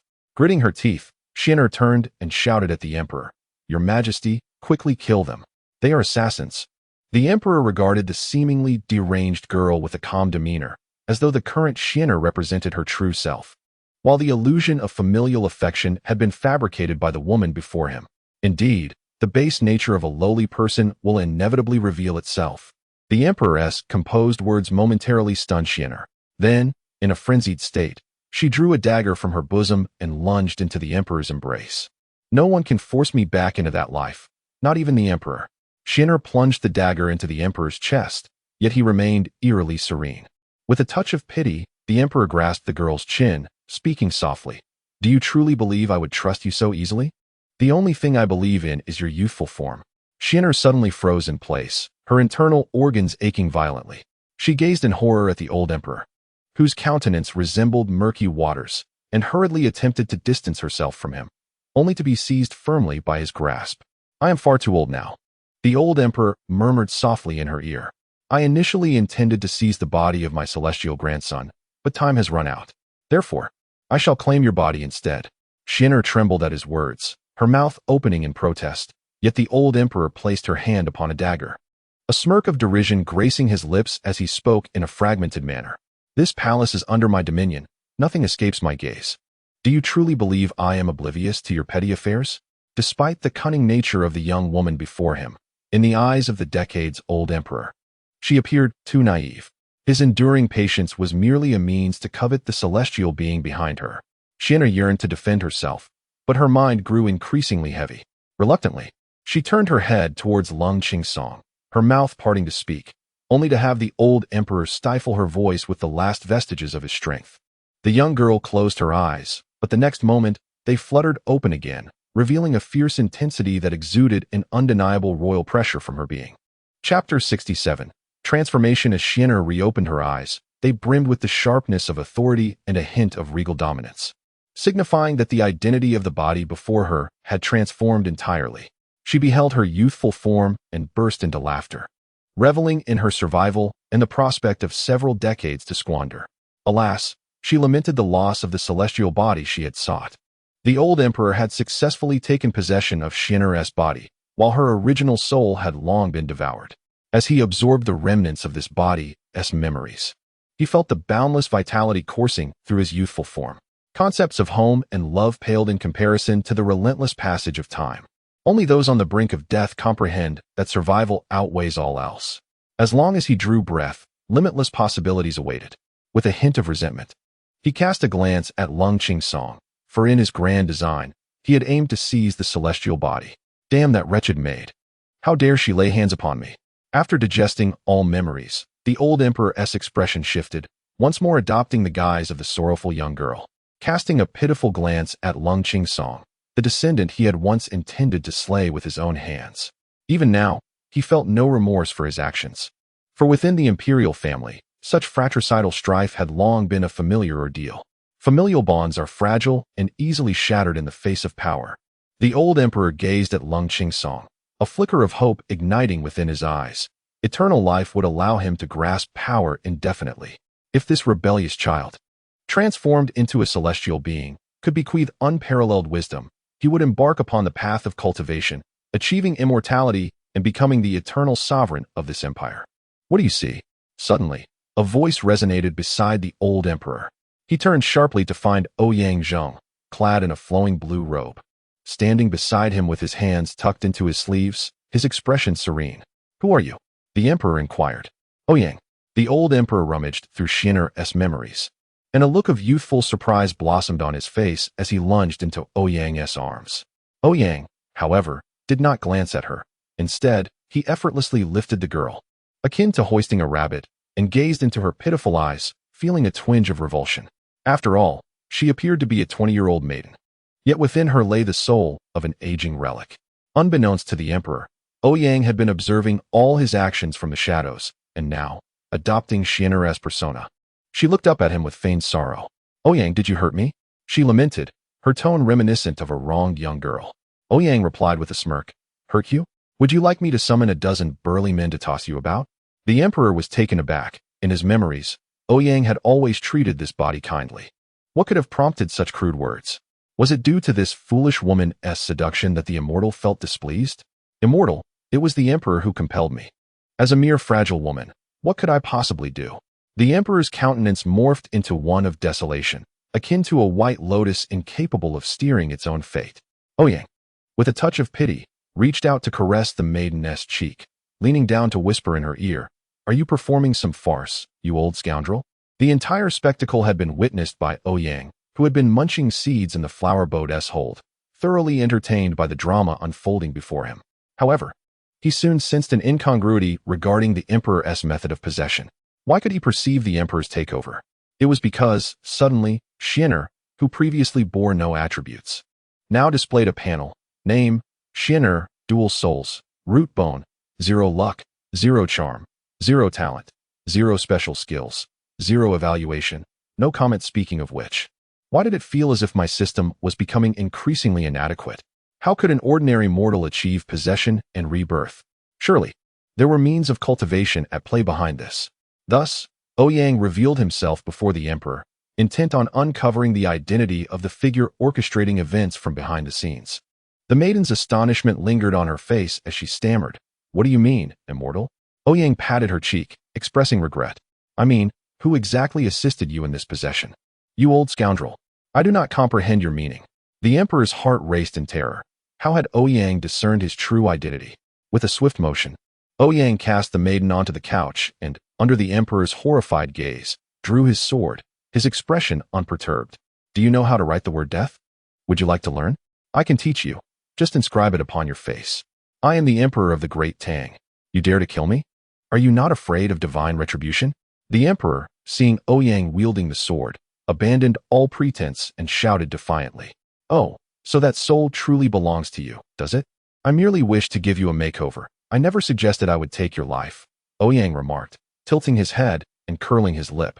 The old emperor, perceiving the sardonic tone in Ouyang's voice, immediately realized he had been deceived. He hastily proclaimed, I can appoint you as the national master of the Tang dynasty. We could even share this empire between us. Observing the old emperor, who resembled a dog pleading for mercy, Ouyang remained perplexed. How could they possibly believe that material possessions could sway a cultivator? He raised his hand and thrust his sword beside the emperor's ear, embedding it into the wooden armrest of the soft couch, the quivering blade reflecting the emperor's ashen visage. Ouyang felt an unsettling familiarity regarding the cultivator behind the old emperor. Yet he could not pinpoint who it was at that moment. The fact that this individual had not revealed themselves thus far suggested an extraordinary level of caution. As long as they chose to remain hidden, they would not make an appearance. Turning to gaze at the meditative figure of Lung Qingsong, Ouyang's expression shifted to one of confusion. An odd sensation gripped him, as if something was amiss. Finally, Lung Qingsong, who had been immersed in a state of enlightenment, opened his eyes, a stream of profound wisdom swirling within them, the enigmatic energy completely absorbed into his being. Within his body, the golden elixir whirled in a frenzy, reaching an incredible velocity before beginning to shatter. Lung Qingsong gently raised his hand, and the clouds above parted as if swept away by a sword's edge, leaving the sky clear. A colossal, formless sword gradually materialized, accompanied by countless streams of mysterious energy, as Lung Qingsong's body involuntarily ascended toward the heavens. In midair, the immense, Intangible sword softly descended behind him, transforming into a streak of light that flew into Lung Qingsong's body. The golden elixir within him shattered instantaneously, and a diminutive figure, merely an inch tall, emerged from the remnants of the elixir. The infant soul. Lung Qingsong was on the verge of breaking through to the nascent soul stage. This nascent soul bore an appearance identical to Lung Qingsong, and the streak of light morphed into a small sword that found its way into the hands of the infant soul. As the small sword fully formed, Lung Qingsong gazed at it intently. Its likeness was reminiscent of a wooden sword gifted to him by Xian'er during his childhood. Do you enjoy practicing swordsmanship? Then I shall give this to you, the girl had said, handing the wooden sword to his envious self. I will become the greatest in the world. The young Lung Qingsong had replied earnestly as he accepted the sword. In the next instant, Lung Qingsong's gaze sharpened, and the long sword in the infant soul's grasp shattered in an instant. A resounding, crisp sound of metal breaking echoed throughout the world. Suddenly, chaos erupted within Lung Qingsong's dantian, the recently formed nascent soul even beginning to turn translucent. For cultivators of the sword, to shatter their own life-bound flying sword was tantamount to self-destruction, a deed that could easily lead one to madness. Lung Qingsong's aura became unstable. He opened his eyes, filled with a frenzied, killing intent. However, upon locking eyes with Chang Xiaoya, who stood unwaveringly before him, his gaze cleared, and within his dantian, the nascent soul stabilized. The shattered sword in its grasp ceased to dissipate. With eyes gently closed, the nascent soul sat cross-legged within Lung Qingsong's dantian, absorbing the myriad energies of heaven and earth. Though the transparent broken sword had nearly stabilized, his life-bound sword had been severed but not lost. When the nascent soul emerged from the golden core, the heavenly Tao responded. The ominous clouds, previously dispersed by a sweep of sword light, began to coalesce once more. Amidst the flashes of lightning and the rumble of thunder, a terrifying tribulation was brewing. Those who reach the nascent soul stage must confront a trial of heaven and earth. To transcend this calamity is to become a formidable nascent soul practitioner. To fail is to face death and obliteration. This marks the first assessment by the heavens for those who cultivate, commonly referred to as the 3-3 Thunder Tribulation. Each year, countless golden core practitioners perish within this daunting trial. As the aura of the cold Qingsong gradually stabilized, he opened his eyes slightly, gazing with dissatisfaction at the tribulation forming in the sky, and slowly uttered a single word, "Begone." Chapter 68. The secret realm of the immortals emerges. The brewing thunder tribulation in the sky seemed to falter for a moment before vanishing entirely in a whirlwind. The once formidable storm of tribulation disappeared without a trace after Qingsong's utterance. This was the dreaded 3-3 Thunder Tribulation, which had claimed the lives of innumerable golden core cultivators. How could such heavenly might simply flee before Qingsong?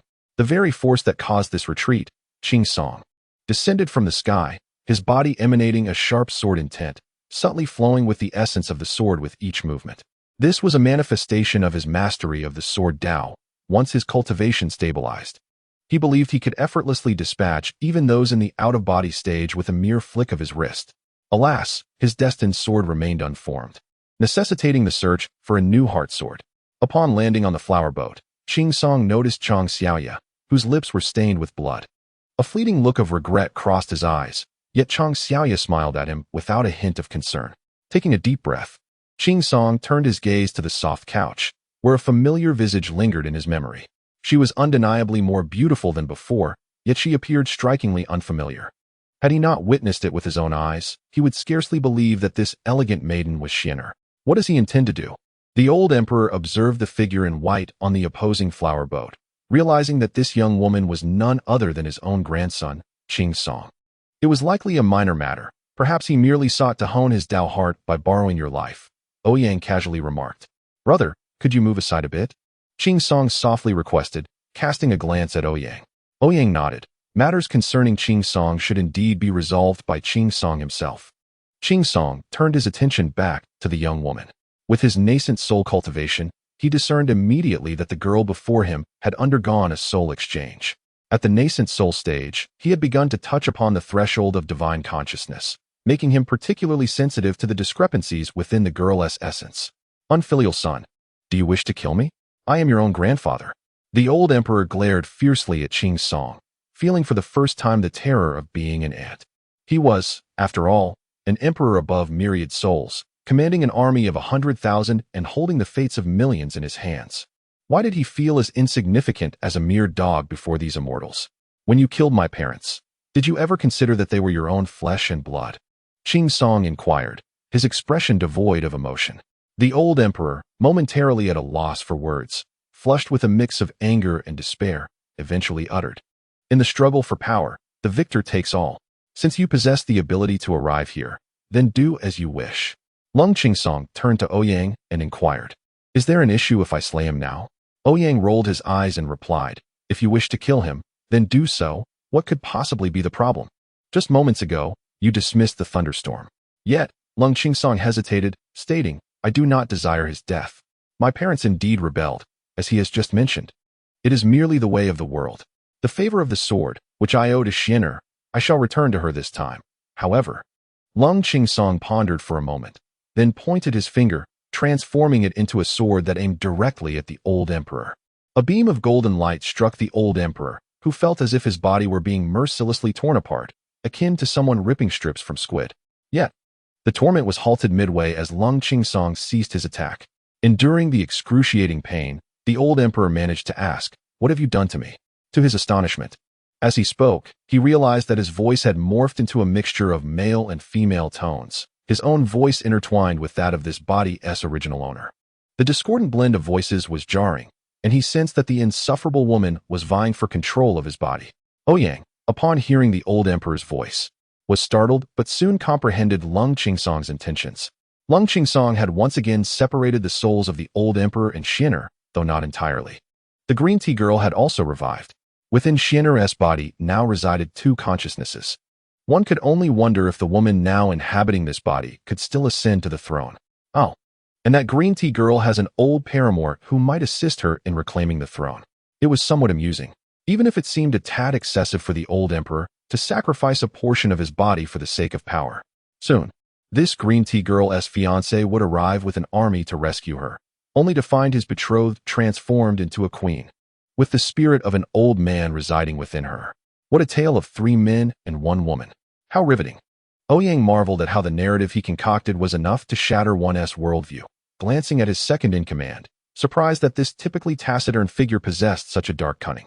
With an expression of calm, Lung Qingsong gazed at the full moon in the sky. Having completed this act, he felt an unusual heaviness in the atmosphere. His inner nascent soul sensed its master's thoughts, furrowing its brow and raising the broken sword in hand. Lung Qingsong transformed entirely into a streak of sword light, soaring towards the heavens, which seemed to rend apart, creating a vast fissure in the sky. It was as if he had pierced the heavens, from which countless energies flowed forth. "I am the sword, and the sword is me," reverberated Lung Qingsong's voice throughout the cosmos. The heavens responded, resonating with 3 ancient chimes. Suddenly, a phenomenon arose anew. A majestic palace emerges from the heavens, its form resembling a long sword, akin to a sharp blade sheathed within its scabbard, slanting through the sky. Numerous formidable practitioners in the realm of cultivation simultaneously sense the arrival of this palace, their gazes drawn upwards in unison. This celestial palace, shrouded in an aura of infinite sword intent, instills an overwhelming sense of dread at merely a glance. The immortal secret realm. Those who have lived long enough and witnessed enough understand, upon first sighting this palace, its true nature. In ancient times, great cultivators possessed the power to forge their own realms, crafting personal sanctuaries through their supreme cultivation. Upon their demise, these realms would be concealed by the heavenly Tao, only to resurface when a suitable master appeared. Such realms are known as immortal secret realms. Within these realms lie not only the rarest treasures from antiquity, but also the legacies and artifacts of ancient masters. Possessing even a single item from such a realm could benefit an ordinary practitioner for a lifetime. Instantly, the cultivation world is abuzz with excitement. The sudden emergence of this celestial secret realm signifies an opportunity, one that even the 9 great sacred lands cannot afford to overlook. Yet, the identity of the ancient immortal who bequeathed this realm remains a mystery. Far away, atop a small peak, Bai Feiyu sneezes loudly, nearly toppling from his perch. Rubbing his nose, he wonders why his right eyelid has started to twitch uncontrollably. Chapter 69. Ouyang. Lung Qingsong has delivered the old emperor's fate, yet it only deepens his suffering. As Lung Qingsong returns to the flower boat, glancing back at the seemingly frenzied figure, his expression is devoid of emotion. The flower boat, hovering before the grand hall, ascends slowly, carrying Ouyang and his companions into the sky. Second brother, what on earth did that sword just sever?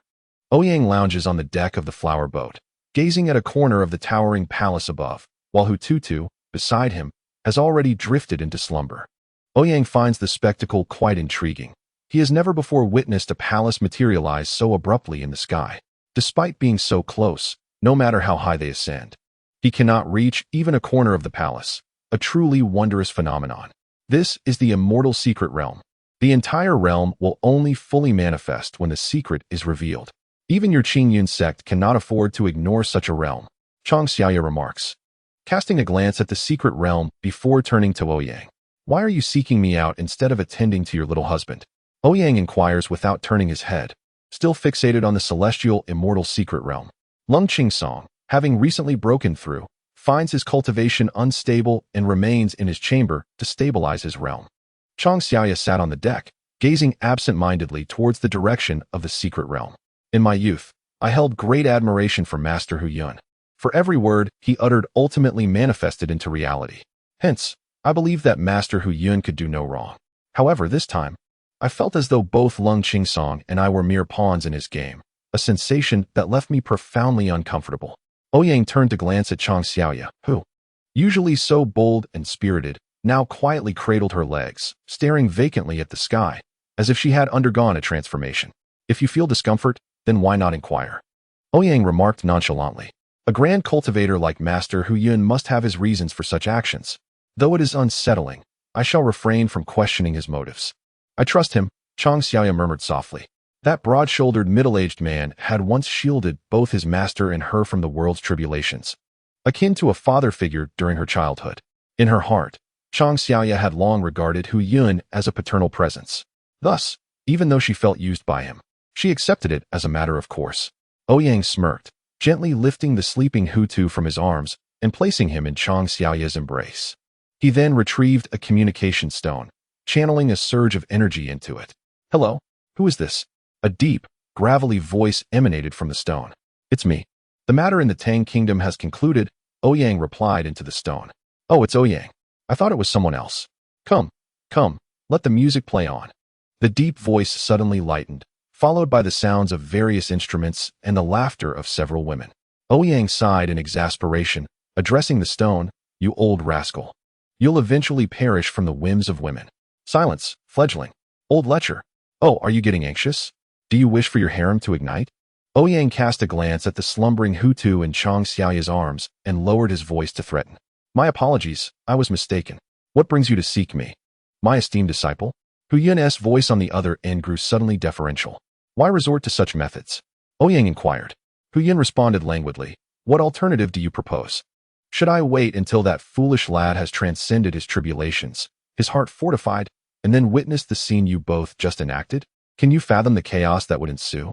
Ouyang's mind conjured an image of Lung Qingsong, amidst his tribulation, drawing his sword in rage and unleashing carnage upon the world, leaving him momentarily speechless. Nevertheless, he countered, did you transform that green tea into this state? How dare you tarnish one's reputation without cause? I merely gifted the girl a jade pendant. Beyond that, I did nothing. The choices she made thereafter were solely her own, and her transformation is her burden, not mine. Huyun replied impatiently. Huyun had indeed stated that he merely provided a jade pendant, but in doing so, he had also unlocked the door to Shinner's desires. He wielded not only influence, but also the inherent desires of mortals. His prowess in this domain was truly formidable. Must a cultivator sever ties with the mortal realm? Ouyang pondered before posing the question. Huyun let out a long sigh and pondered. What do you think are the consequences of a mortal falling in love with a cultivator? The lifespan of a mortal is fleeting compared to that of a cultivator. When a mortal reaches the age of 100, what madness might a cultivator resort to in order to reclaim their beloved? Can you truly guarantee it? There exists a way of life for mortals, just as there is for cultivators. The affection a cultivator holds for a mortal is akin to marrying an inflatable girlfriend. It appears utterly absurd in the eyes of a practitioner. Once a cultivator reaches a certain level of mastery, they possess the capability to accomplish extraordinary feats. and the transformation into a malevolent being occurs far too frequently. Ouyang spoke with a gentle yet contemplative tone. You, my younger brother, aspire to become the master of 10,000 swords. But what difference does that make compared to the emperors of the mortal realm? The karmic ties of the earthly world will tarnish his sword heart. Only when his sword heart is untainted can he truly discern his path. Look at the spouse I found for him. She possesses everything one could desire and is certainly superior to the flawed offerings of the mortal world. Upon hearing Ouyang's words, Chang Xiaoya's cheeks flushed with indignation as she retorted, You old rascal. Has the secret realm manifested? Ouyang's voice resonated once more. Ouyang gazed at the palace in the sky and nodded in affirmation. I deduced that once Qing Song achieves an untainted sword heart, he will be able to unlock this secret realm, which is said to harbor great opportunities. Do not forget to go, Ouyang urged. That old man even calculated the secret realm. It became evident that Ouyang had orchestrated everything to ensure that Lung Qingsong attained an untainted sword heart, paving the way for his own disciple. Ouyang, puzzled, posed one last question. If that is the case, then why assist the old emperor in seizing a body? Is that not akin to pulling down one's trousers to fart? I shall reiterate, I merely gifted that girl a jade pendant. Beyond that, I know nothing. Surely, you do not believe I am infallible? Ouyang emphasized, seemingly addressing someone unknown. Not you? Ouyang furrowed his brows, realizing that the communication stone in his hand had been abruptly disconnected by Ouyang. If it were not his master, then who could it be? Within a cave, a melancholic yet handsome middle-aged man embraced a captivating woman, whispering sweet nothings. The woman nestled against his shoulder, exhaling softly. Can that lad truly help Xiaoya overcome her tribulation? The middle-aged man pondered for a moment before shaking his head. The secrets of fate must not be revealed.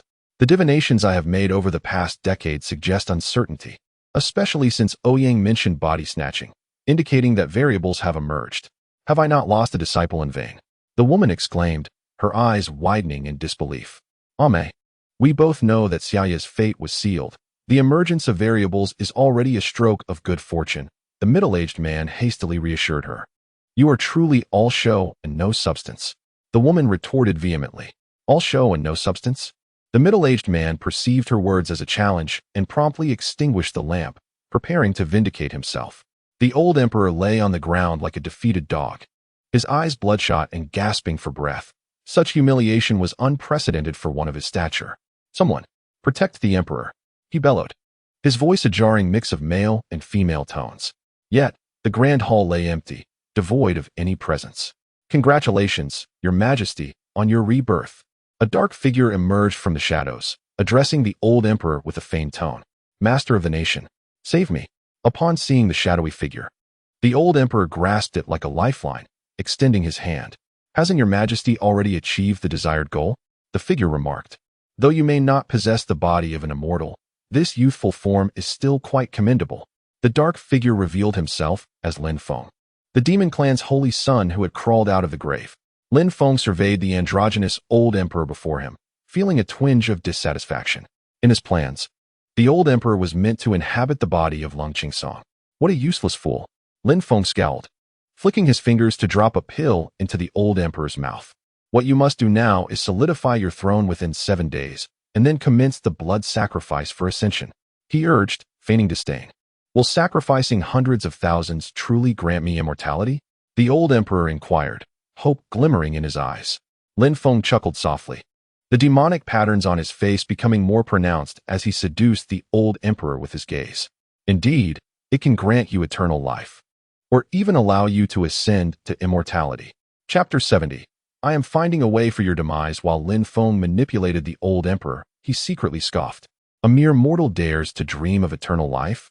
If it weren't for this old emperor's auspicious golden dragon protection, I would have long since transformed him into a human sacrifice. It was unfortunate that his meticulously planned blood sacrifice of hundreds of thousands was intended for the old emperor to stabilize his position against Ouyang and Lung Qingsong, and then annihilate them both in a killing array. Yet, he never anticipated the old emperor would prove so inept. All the lives he had taken over the past days seemed in vain.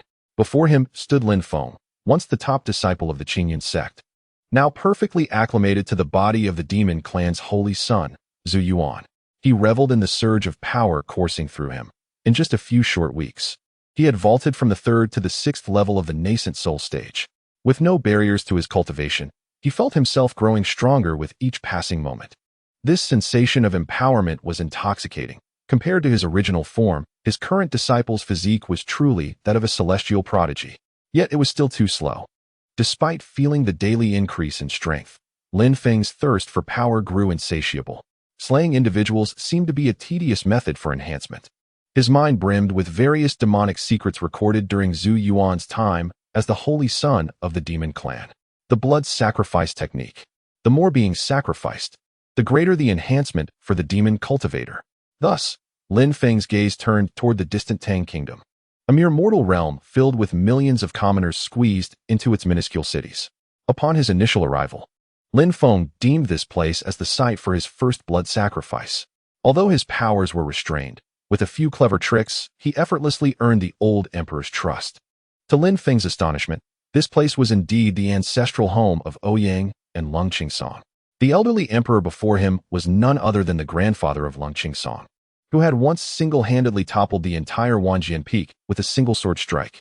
With a personality transformed into one of ruthlessness, Lin Feng resolved to torment this old emperor to death, relishing the pleasure of revenge now that he was aware of their connection. He produced a yellow talisman, which ignited spontaneously without any flame, and tossed it onto the emperor's original body, igniting a frenzy of flames as if it were doused in oil. The old emperor gazed at his body, which was slowly being reduced to ashes, with a complex expression. The sensation was remarkably surreal, akin to witnessing his own demise. Surely, your majesty has prepared contingencies. The throne should be smoothly succeeded, correct? Lin Feng inquired nonchalantly. Rest assured, National Master, I have made all necessary arrangements. The old emperor replied hastily. Lin Feng nodded, stating, in 7 days, I will activate the formation. It will be the day you ascend to immortality. The emperor's face lit up with joy as he clasped his hands in gratitude, exclaiming, once this is accomplished, I shall gladly share the Tang kingdom with the national master. The emperor's voice shifted back to that of a female, as the pill Lin Feng had flicked earlier stabilized her spirit. It is getting late. Your majesty should return to rest, Lin Feng said, unceremoniously issuing a dismissal. The old emperor bowed, but a glint of malice flickered in her eyes. She had never been treated with such blatant disregard. When she attained longevity, she would mobilize the entire imperial guard, regardless of the casualties, to ensure Lin Feng's demise. Once the emperor vanished from sight, Lin Feng gazed at the increasingly radiant magic patterns on his hands and murmured, Ouyang, just wait. One day I shall reclaim what I have lost from you. There's no need to wait. I dislike being indebted to others. Let's settle this now. Just as Lin Feng was silently vowing, Ouyang's voice drifted down from the air above. Beneath the moonlight, Ouyang, clad in a blue robe, sat atop a colossal paper crane. Propping his head on one hand, wearing a smile that was both teasing and perplexed as he observed Lin Feng below. Meanwhile, Lin Feng's attribute panel had already materialized before him. Name, Lin Feng, Saint of the Demon Clan. Cultivation, 6th level of the nascent soul, suppressed, root bone, 101 charisma, 8 luck, 7 swordsmanship aptitude, 10 exclusive skills, metamorphic demon avatar. Soul transformation evaluation. Don't ask me. I have no idea how to evaluate this. Ouyang, intrigued by Lin Feng, who bore an uncanny resemblance to his ancestor, noted that his root bone, charisma, and luck were identical as well. Yet the garbled text following his name and the vague evaluation piqued his curiosity even further. What was the true origin of Lin Feng that even the system could not provide a complete assessment? It was known that even reincarnated beings and sword immortals were easily discernible by the system. But facing Lin Feng, the system had faltered for the first time, casting doubt on its credibility. All along, I have placed immense faith in the judgments of the system. However, an unexpected figure has emerged, even baffling the system itself. Ouyang gazed at Lin Feng before him, filled with profound curiosity. Upon learning that his master had not arranged for the old emperor to seize control, Ouyang promptly activated the recording stone concealed within the palace. He fortuitously witnessed the dialogue between Lin Feng and the old emperor. The recording stone, crafted for him by a junior from the Miscellaneous Studies Peak, lacked the ability to capture sound. Additionally, merely observing the recording did not reveal the attributes of the other party. Hence, Ouyang resolved to employ Hu Tutu's paper crane to ascertain the identity of this mysterious figure. To his surprise, he arrived just in time to hear Lin Feng speaking directly to him. Ouyang, observing Lin Feng's wide-eyed astonishment, inquired, "Who exactly are you? Why do you bear such an uncanny resemblance to Ziyuan?" A torrent of expletives surged within Lin Feng's mind. He had never anticipated Ouyang would launch a counterattack. Gazing at Ouyang atop the paper crane, Lin Feng's thoughts raced, and he replied, "I am Zuming, the great prince of the demon clan. You, Qingyan sect, have slain my royal brother, and I shall avenge this grievance." Ouyang, noting Lin Feng's attempt to conceal his identity, leapt down from the paper crane. With a surge of vital energy, he struck the ground, creating a crater as he extracted his leg from the earth, eyeing Lin Feng, who had instinctively adopted a defensive stance. Ouyang retrieved the tome titled Fundamentals of Five Elemental Magic, flipping through its pages while casting a smile at Lin Feng, declaring, "I do not believe you, Lin Feng. Your name has been explicitly marked by the system. Do not feign ignorance before me." A chill swept down Lin Feng's spine. This name was known only to himself and Ling Feng of the Qingyan sect. How could Ouyang possibly know? As frantic thoughts raced in his mind, Lin Feng, whose cultivation had been suppressed to merely the qi refining stage, found himself at a loss for any viable strategy against Ouyang. "What are you looking at?" Lin Feng swallowed hard, observing Ouyang peruse the book and awkwardly inquired. Ouyang lifted his gaze to Lin Feng and then resumed his search, casually responding, "I am selecting a method of death that pleases me." Chapter 71. A completely overwhelming battle. The rustling of pages instilled immense pressure in Lin Feng, who stood rooted in place. Ouyang merely perused the book nonchalantly, yet Lin Feng felt as though he was awaiting the judgment of death itself. There was no chance of victory. Escape was imperative. Lin Feng's mind screamed, yet his feet felt as if they had taken root, utterly immobile. This body was something he had painstakingly acquired. The thought of relinquishing it filled him with despair. If only he were granted sufficient time. He was certain he could ascend to unparalleled heights. But why? Why was he not afforded that time? If only he had 7 days. He could become a formidable cultivator at the out-of-body stage. Lin Feng's eyes burned crimson as he regarded Ouyang, his gaze laden with resentment and hatred, almost tangible in its intensity. Ouyang, acutely aware of Lin Feng's penetrating stare, lifted his head to meet Lin Feng's gaze, scoffing disdainfully, "What is it? Do you wish to bite me?" The figure of Lin Feng surged forward like a phantom, lunging towards Ouyang, with 3 purple long needles appearing in his hand, which he cast with precision. Ouyang tilted his head, evading the 3 silver needles effortlessly. It was too slow, although he was merely in the qi refinement stage. Lin Feng's realm, now suppressed to the same level, presented no real challenge. Ouyang, having stagnated in the qi refinement stage for years, felt confident he could take on 10 opponents of this caliber. However, the 3 magic needles were merely a diversion. The moment Ouyang dodged them, Lin Feng advanced. His right hand transformed into a claw adorned with dark magical patterns, aimed directly at Ouyang's neck. Bang! Lin Feng felt a sharp pain in his abdomen as the world around him rapidly receded. He was sent flying. He crashed onto the steps of the palace, the blue stone beneath him cracking under the force. Lying on the ground, he nearly lost consciousness. Ouyang, withdrawing his foot, didn't he even bother to turn the page of the book in his hand as he glanced at Lin Feng, now sprawled on the palace steps, and curiously inquired, "Is that all?" He had expected Lin Feng, who seemed capable of causing system disturbances, to possess considerable skill, but to his astonishment, a single kick almost concluded the encounter. This was pitiful. Could it be that the system couldn't even provide an evaluation? Ouyang felt a tinge of dissatisfaction as he looked at Lin Feng.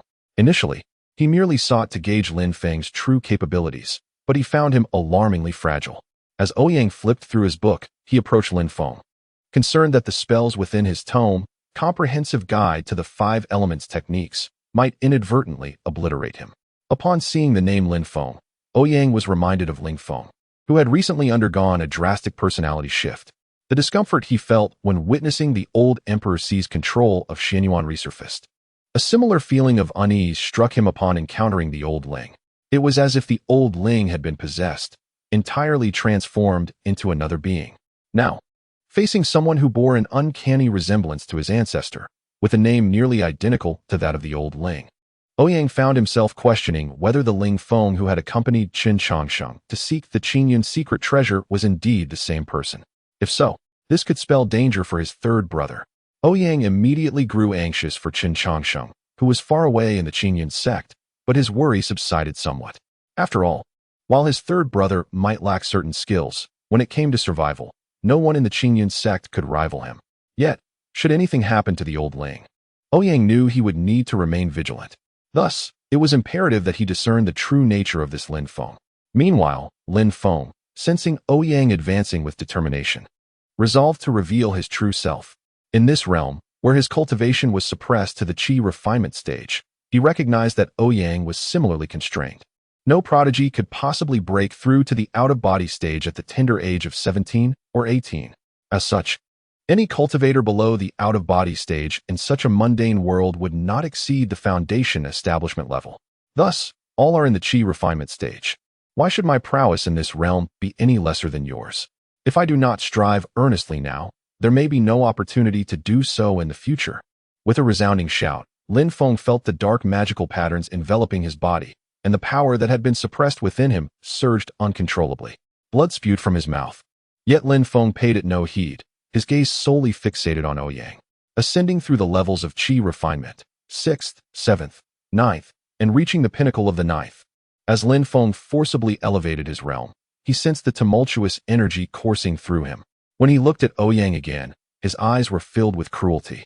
At the peak of the 9th stage, he was capable of exhibiting strength equivalent to that of a mid-foundation establishment cultivator. Lin Feng felt that eliminating Ouyang, who was merely at the qi refinement stage, would be effortless. Amidst the surging demonic energy, Lin Feng raised both hands, grasping at the air before him, and a blood-red demonic blade materialized in his grasp. Upon the appearance of this crimson blade, anguished wails of vengeful spirits seemed to echo from it, as if they were enduring unbearable torment. All of Lin Feng's power coalesced into this blade. With this strike, even a cultivator of a higher realm would meet their demise. This was a secret technique of the demonic lineage, a transformation born from his comprehension of the blade's intent. Even a lion exerts its full strength against a mere rabbit. How much more must Lin Feng, against Ouyang, ensure a decisive strike? With his entire being radiating fierce energy, Lin Feng resembled a protagonist ready to unleash his ultimate, life-threatening blow. Ouyang halted, observing the tempestuous Lin Feng, and calmly closed his book, stating, "I have perused through it all. Water burial, wind burial, thunder burial. None can surpass earth burial." Lin Feng disregarded Ouyang's words entirely, channeling all his might as he swung the demonic blade towards him. The blade, which was originally half a meter long, suddenly expanded into a colossal shadow stretching dozens of feet, its essence entwined with wailing spirits, hurtling towards Ouyang. Faced with the seemingly unstoppable blade shadow, Ouyang clapped his hands together and calmly declared, "Earth wall technique." In an instant, two formidable earthen walls rose on either side of Lin Feng, colliding violently towards him with a height of several dozen feet. The once unstoppable blade shadow was halted as if swatted like a fly, ensnared between the two earthen walls. An instant kill. This was a battle of entirely disparate levels. The towering earthen walls stood like solemn tombstones before the grand hall. To eradicate the roots, one must strike decisively. Ouyang twisted his clasped hands slightly, placing them before his chest.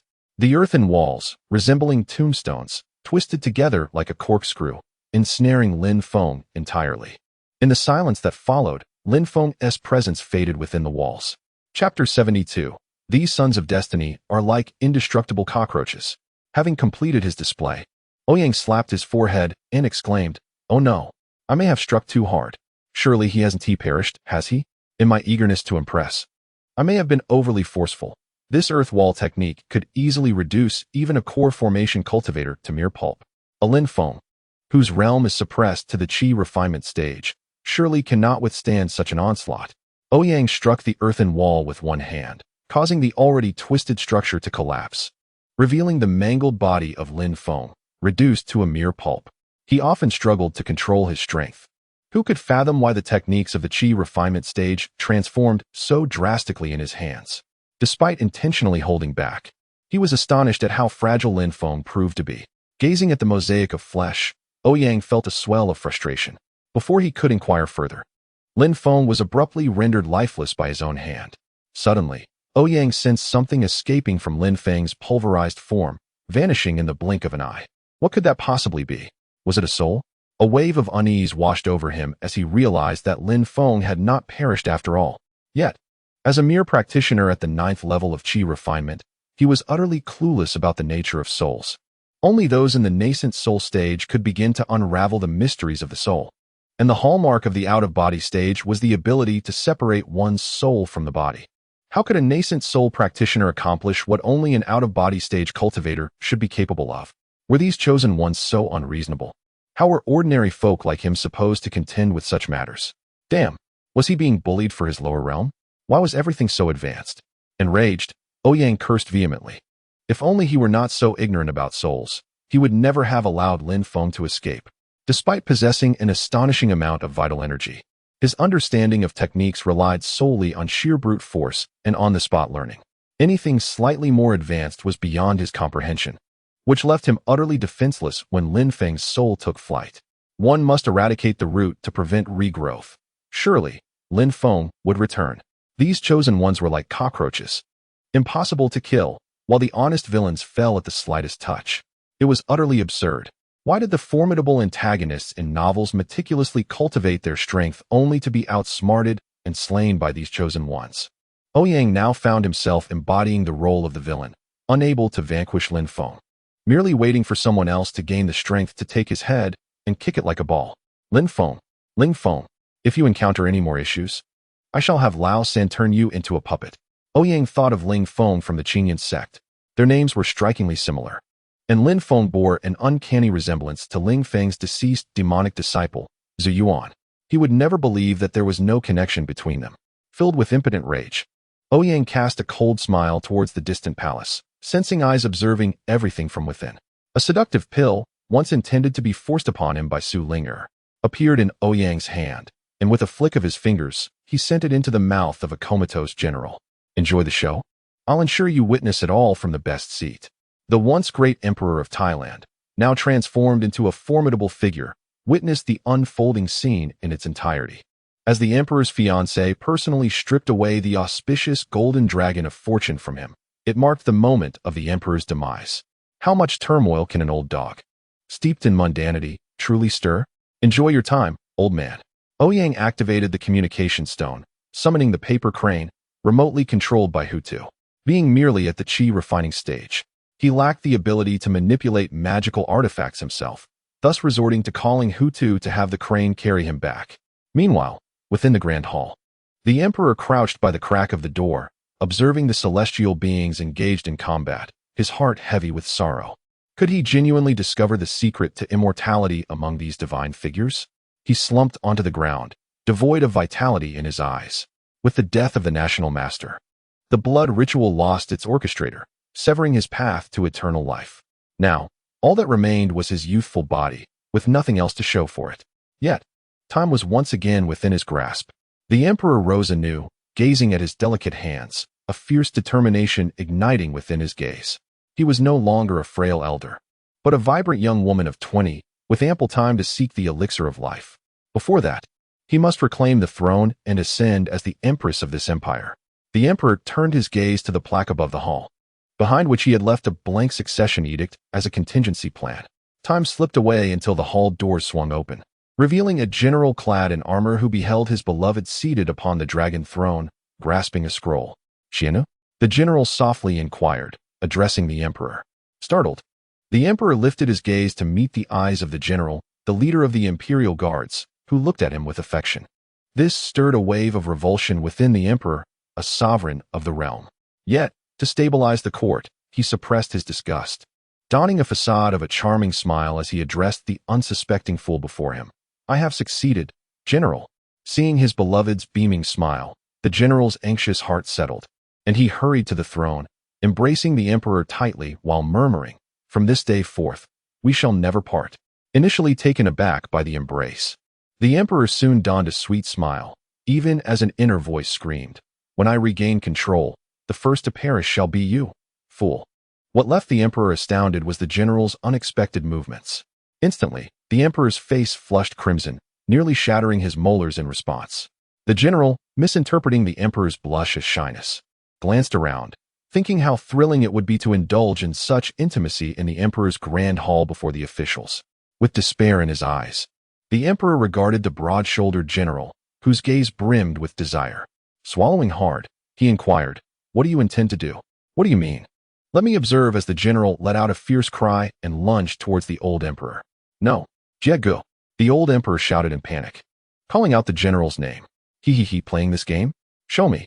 Accompanied by the general's heavy panting, the sound of tearing fabric filled the air. Chapter 73. Chinchangsheng. Deciding the fate from afar outside the imperial city, hundreds hastened towards it, led by the anxious young lord of Maple Leaf City, Xiexinji. Behind him were over 100 martial artists who had just entered the innate grandmaster stage, while he too had consumed a medicinal pill to achieve the same status. This formidable assembly was sufficient to rescue his fiancée Yi from within the imperial city. Having assured himself that the pill provided by Ouyang was reliable, Xiexinji disregarded Xie Chongyang's advice and marched forward with the newly advanced 100 innate grandmasters, solely to rescue his betrothed. "Shinner, wait for me." Xiexinji's heart raced. With each passing minute, his fiancée endured further suffering. Heaven knows the inhumane torments she faced. As Xiexinji pressed onward, an imperceptible stream of light penetrated his forehead. He felt a sudden heaviness in his head, and soon lost consciousness. His subordinates, sensing something amiss, quickly supported him.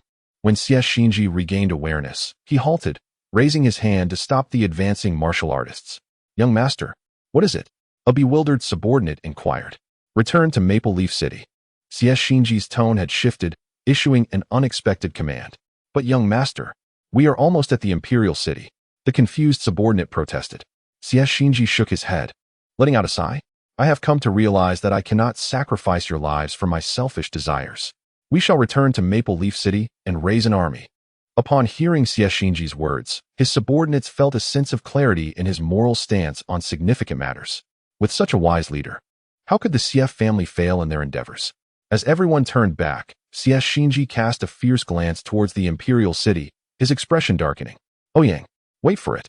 One day, I shall personally sever your head." In that moment, as Ouyang transformed him into a mere pulp, his soul escaped, evading destruction. Fortunately, Ouyang had no means to target his soul. Otherwise, he would have perished there, albeit lamenting the loss of the hard-won flesh. That was the body of a demonic prince. Reflecting on this, Lin Feng felt a pang of regret, noting that this body only possessed the first layer of qi cultivation. Although the body of Ziyuan was endowed with a method for soul possession, he could only occupy the bodies of the deceased or those yet to establish a foundation.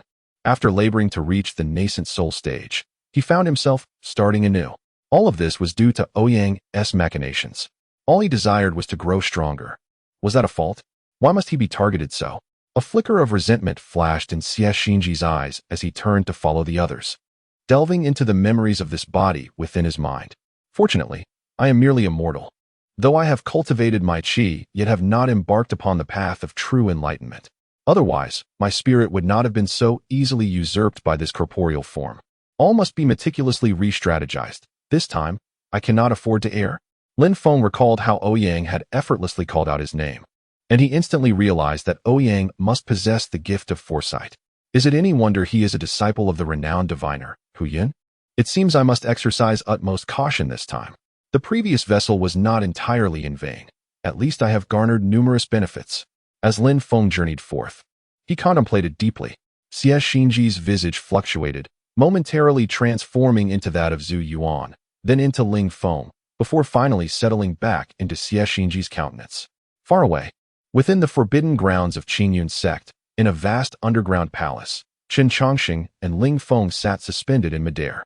Before them hovered an enormous pale blue sphere of light, swirling with countless intricate patterns, yet these patterns remained firmly ensnared within the sphere. This luminous orb was the sect's treasured relic, an artifact that countless cultivators have never glimpsed in their lifetimes, a legendary Tao treasure.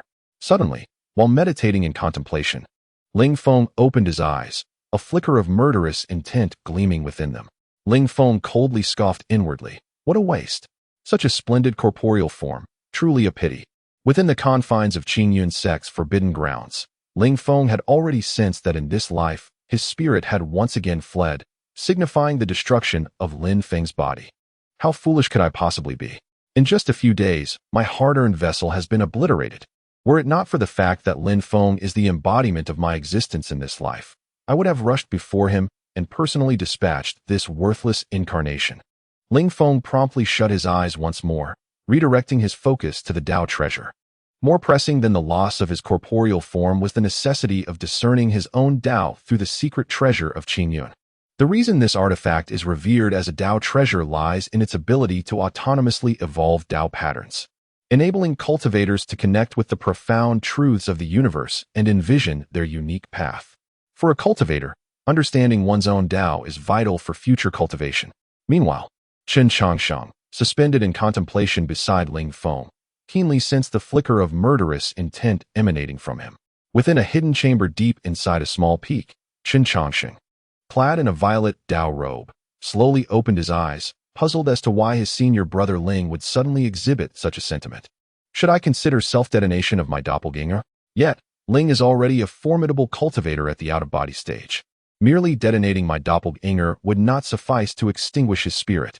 Though uncertain of the reason behind Ling Feng's sudden display of murderous intent while he was engaged in the contemplation of the Dao treasure, Chen Changsheng chose not to relinquish his focus. He gently closed his eyes, reconnecting with his doppelganger still immersed in the vision of the Dao treasure. As he slightly opened his eyes once more, two paper figures stealthily emerged from his sleeves. The two paper figures transformed into wisps of gentle wind, darting toward Ling Feng, where they snipped a strand of hair from the tips of his locks. The two breezes encircled the hair, carrying it beyond the confines of the forbidden grounds. Unaware of all that Chen Changsheng had accomplished, Ling Feng remained engrossed in his visualization of the Dao treasure. As the hair reached the secluded chamber atop the small mountain, Chen Changsheng, seated within, extended his hand to catch the strands. In an instant, two gentle breezes transformed back into two paper effigies. Chen Changsheng chanted an incantation, swiping the hair across the paper figures.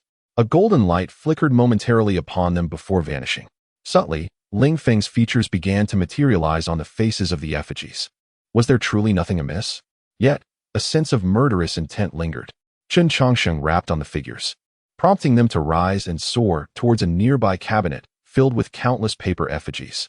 This cabinet housed an array of effigies crafted from the hair of numerous disciples of the Qingyun sect. A flicker of vigilance crossed Chen Changsheng's eyes as he surveyed the multitude. Each member of the Qingyun sect had fashioned their own external paper effigy, including Chen Changsheng himself. This was one of his trump cards, the puppeteering technique. It allowed him to manipulate the actions of others via effigies imbued with their hair. For those of lesser cultivation, he could even compel the effigies to self-destruct.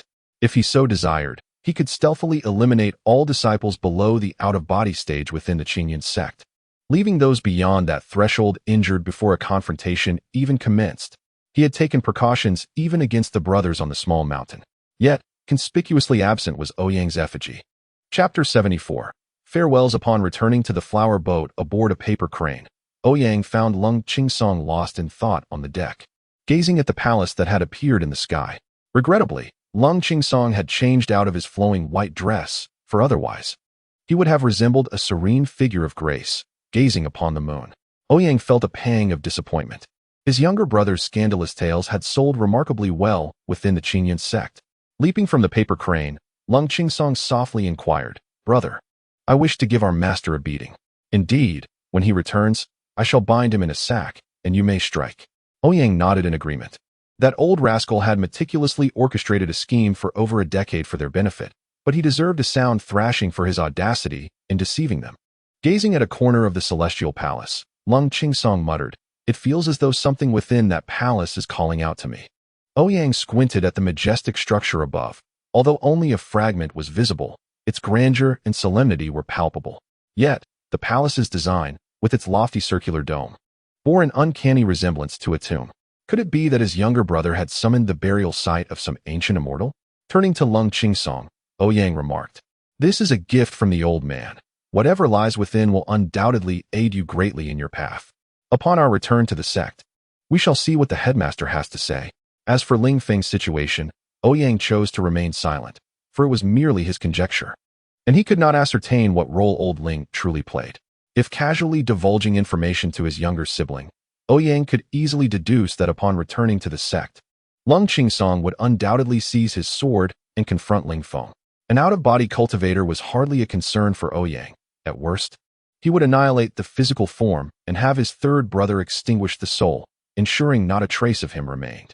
What truly troubled Ouyang was the enigmatic force lurking behind Ling Feng. Having a demonic progeny was already peculiar enough. Why was there also an entity that even the system could not discern? Such occurrences had never transpired since his arrival in this world. With the system generating its first bout of garbled data, until he could grasp the situation, Ouyang resolved to proceed with caution.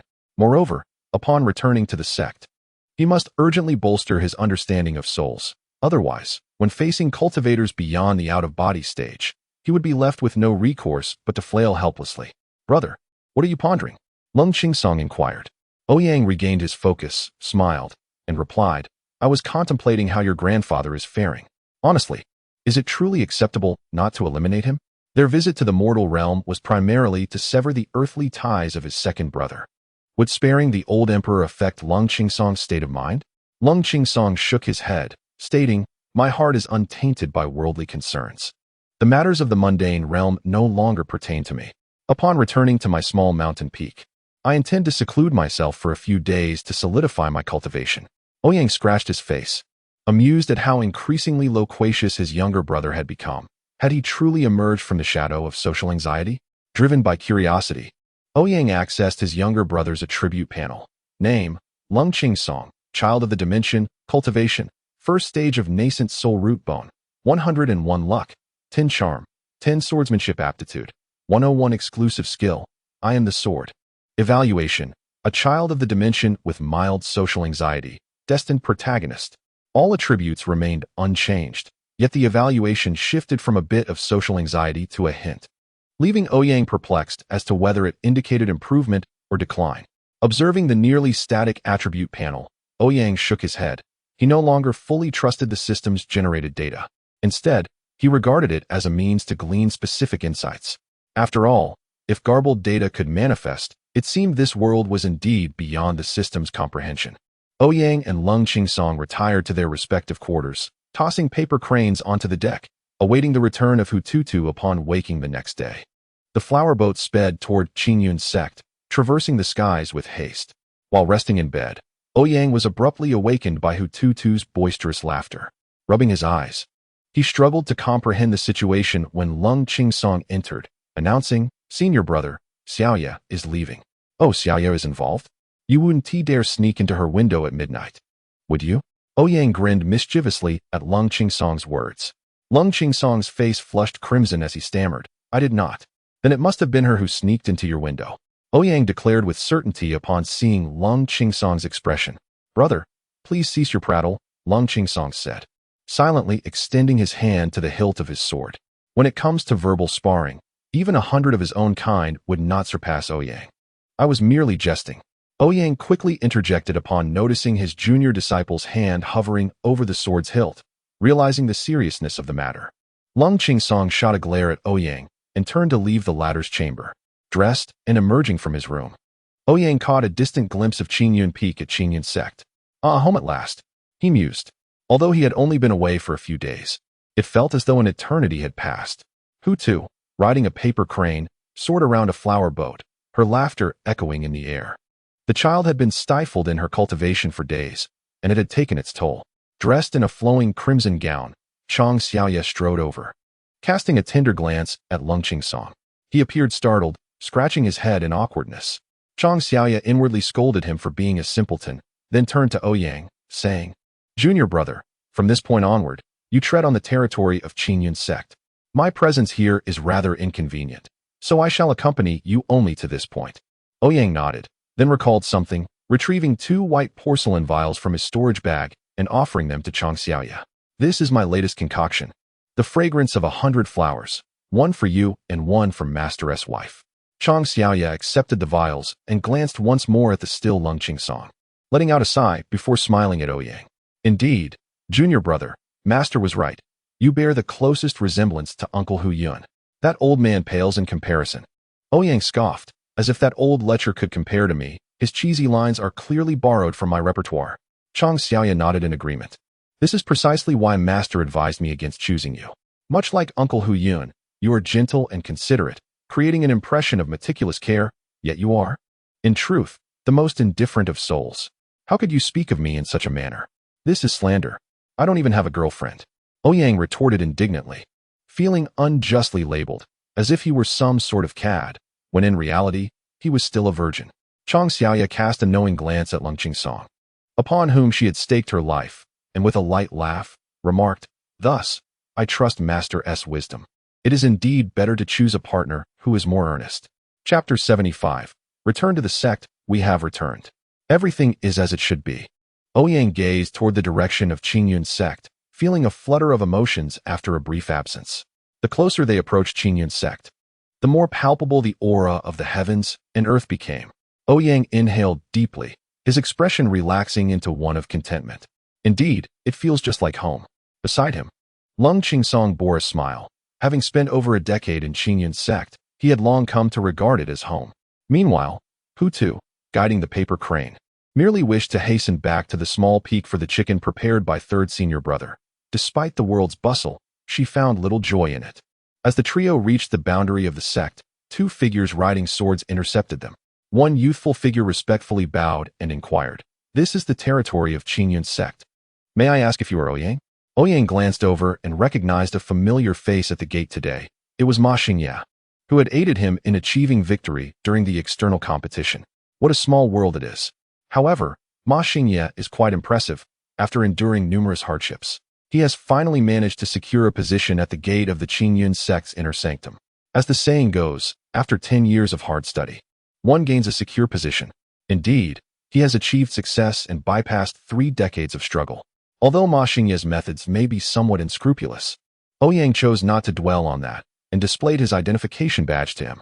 Ma Xingye raised his hand and bowed respectfully, saying, "Senior brother, please." His bow was impeccable, exuding a welcoming demeanor that clearly indicated he had undergone professional training for such duties. Ouyang nodded, and the three of them soared directly into the territory of the Qingyun sect. Watching Ouyang and the others depart, a flicker of confusion crossed Ma Xingye's eyes. After all the effort he had expended to enter the inner door, everything here was vastly different from what he had envisioned. Once a figure of prominence in the outer sect, he had anticipated that upon entering the inner door, he would rise to prominence, leveraging his exceptional talent and formidable skills. Yet, he found himself blending into the crowd, becoming indistinguishable from the masses. Although the resources within the inner sect were abundant, and he no longer needed to worry about cultivation materials, he soon realized that his peers were all more gifted than he, mastering their techniques at a quicker pace. Having once been the pride of the outer sect, Ma Xingye now felt like just another face in the crowd. Each time he received letters from home, he would extol the virtues of the Qingyun sect, bringing comfort to his parents, but only he knew the truth of his discontent. The pressure was overwhelming. There were simply too many exceptional individuals. Though the atmosphere seemed amicable, with laughter and casual conversations, beneath the surface, everyone was fiercely competing. After entering the inner door, the manager's son from the outer sect specifically advised him to avoid conflicts with Ouyang and to maintain proper etiquette when they met. He had also heard that Xiao Feng had been admitted to the inner door, residing on the same peak as Ouyang's faction. Ma Xingye wondered if Xiao Feng felt similarly stifled, given that he was the man who had defeated him. Despite claiming that Xiao Feng was merely a defeated foe, Ma Xingye held genuine admiration for his prowess. As he watched Ouyang fade into a distant silhouette, he sighed softly. Though the Qingyun sect is vast, it is not easy to thrive here. To Ma Xingye, Ouyang and his companions were merely a passing episode. When the little mountain peak appeared before the trio, Ouyang and the others simultaneously erupted in laughter. Hu Tu, unable to contain his excitement, shouted towards the peak, "Hey, Tutu has returned." His voice echoed through the little mountain peak, but as the echoes faded, no one emerged to greet them. Feeling a bit aggrieved, Hu Tu turned to Ouyang and asked, "Senior brother, why is no one here to welcome us?" Ouyang felt a sense of perplexity. Logically speaking, with the presence of Lao San, Xiao Bai, and brother Xiao on the mountain, it was rather curious that no one had come to greet him, the elder brother, upon their dusty return. Was it not rather embarrassing for him, the senior disciple? Upon their arrival at the courtyard atop the small peak, Ouyang's gaze was immediately drawn to Xiao Bai, who, instead of standing as he usually did by the tree, was now reclining in a chair, staring blankly at the sky. The three of them had landed in the courtyard. Yet Xiao Bai remained oblivious to their presence. This was indeed peculiar, The ever-composed Bai Feiyu had never exhibited such a disheveled and vacant demeanor before. Ouyang turned to follow Bai Feiyu's line of sight, discovering that his attention was fixed upon the circular domed palace in the heavens. Could it be that this palace bore some significant connection to Xiaobai? Ouyang approached and waved his fingers before Bai Feiyu's eyes, but received no reaction. He then seized Bai Feiyu by the shoulders and shook him vigorously, exclaiming, "Xiaobai, it's time to wake up." Startled from his stupor, Bai Feiyu turned to Ouyang with vacant eyes and murmured, "What have you all been doing down the mountain? That palace in the sky, it couldn't possibly be your doing. Could it?" Ouyang, with an air of nonchalance, replied, "Of course. Just take a look at your elder brother. Such a grand commotion must undoubtedly be our handiwork. Impressive, isn't it?" Suddenly, Bai Feiyu's expression twisted into a fierce grimace, completely devoid of his usual calm and serenity. Like a ravenous tiger pouncing on its prey, he lunged at the bewildered Ouyang. The abruptness of Bai Feiyu's transformation startled Hututu, who had always known the handsome and gentle senior brother. "Wow, wow, wow. Handsome brother has changed," Hututu exclaimed, rushing over while cradling the curious in his arms, weeping at the thought that his absence had led to Bai Feiyu's drastic change in mood. Meanwhile, Lung Qingsong, seemingly accustomed to the playful bickering between Bai Feiyu and Ouyang, deemed it more important to consolidate his newly attained realm rather than engage in their antics. Thus, he retreated to his room to focus on stabilizing his cultivation. In an instant, the small peak returned to its usual chaotic state. Bai Feiyu clutched Ouyang's neck, shaking him furiously. "How long have you all been back from the mountain? Why on earth did you disturb someone's ancestral grave? Are you out of your minds?" Ouyang, momentarily taken aback by Bai Feiyu's grip, suddenly recalled the hidden identity of Bai Feiyu as an ancient sword immortal. According to his elder, this mystical realm of immortals was particularly suited for Lung Qingsong, who was devoted to the sword path. Observing Bai Feiyu in a frenzy, an immature thought sparked in Ouyang's mind. Could it be that the palace in the sky was, in fact, the result of Lao Air unearthing Xiaobai's previous life's grave? Chapter 76. Who can resist being called handsome?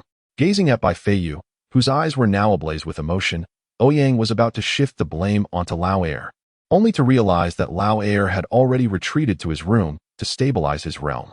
What to do now?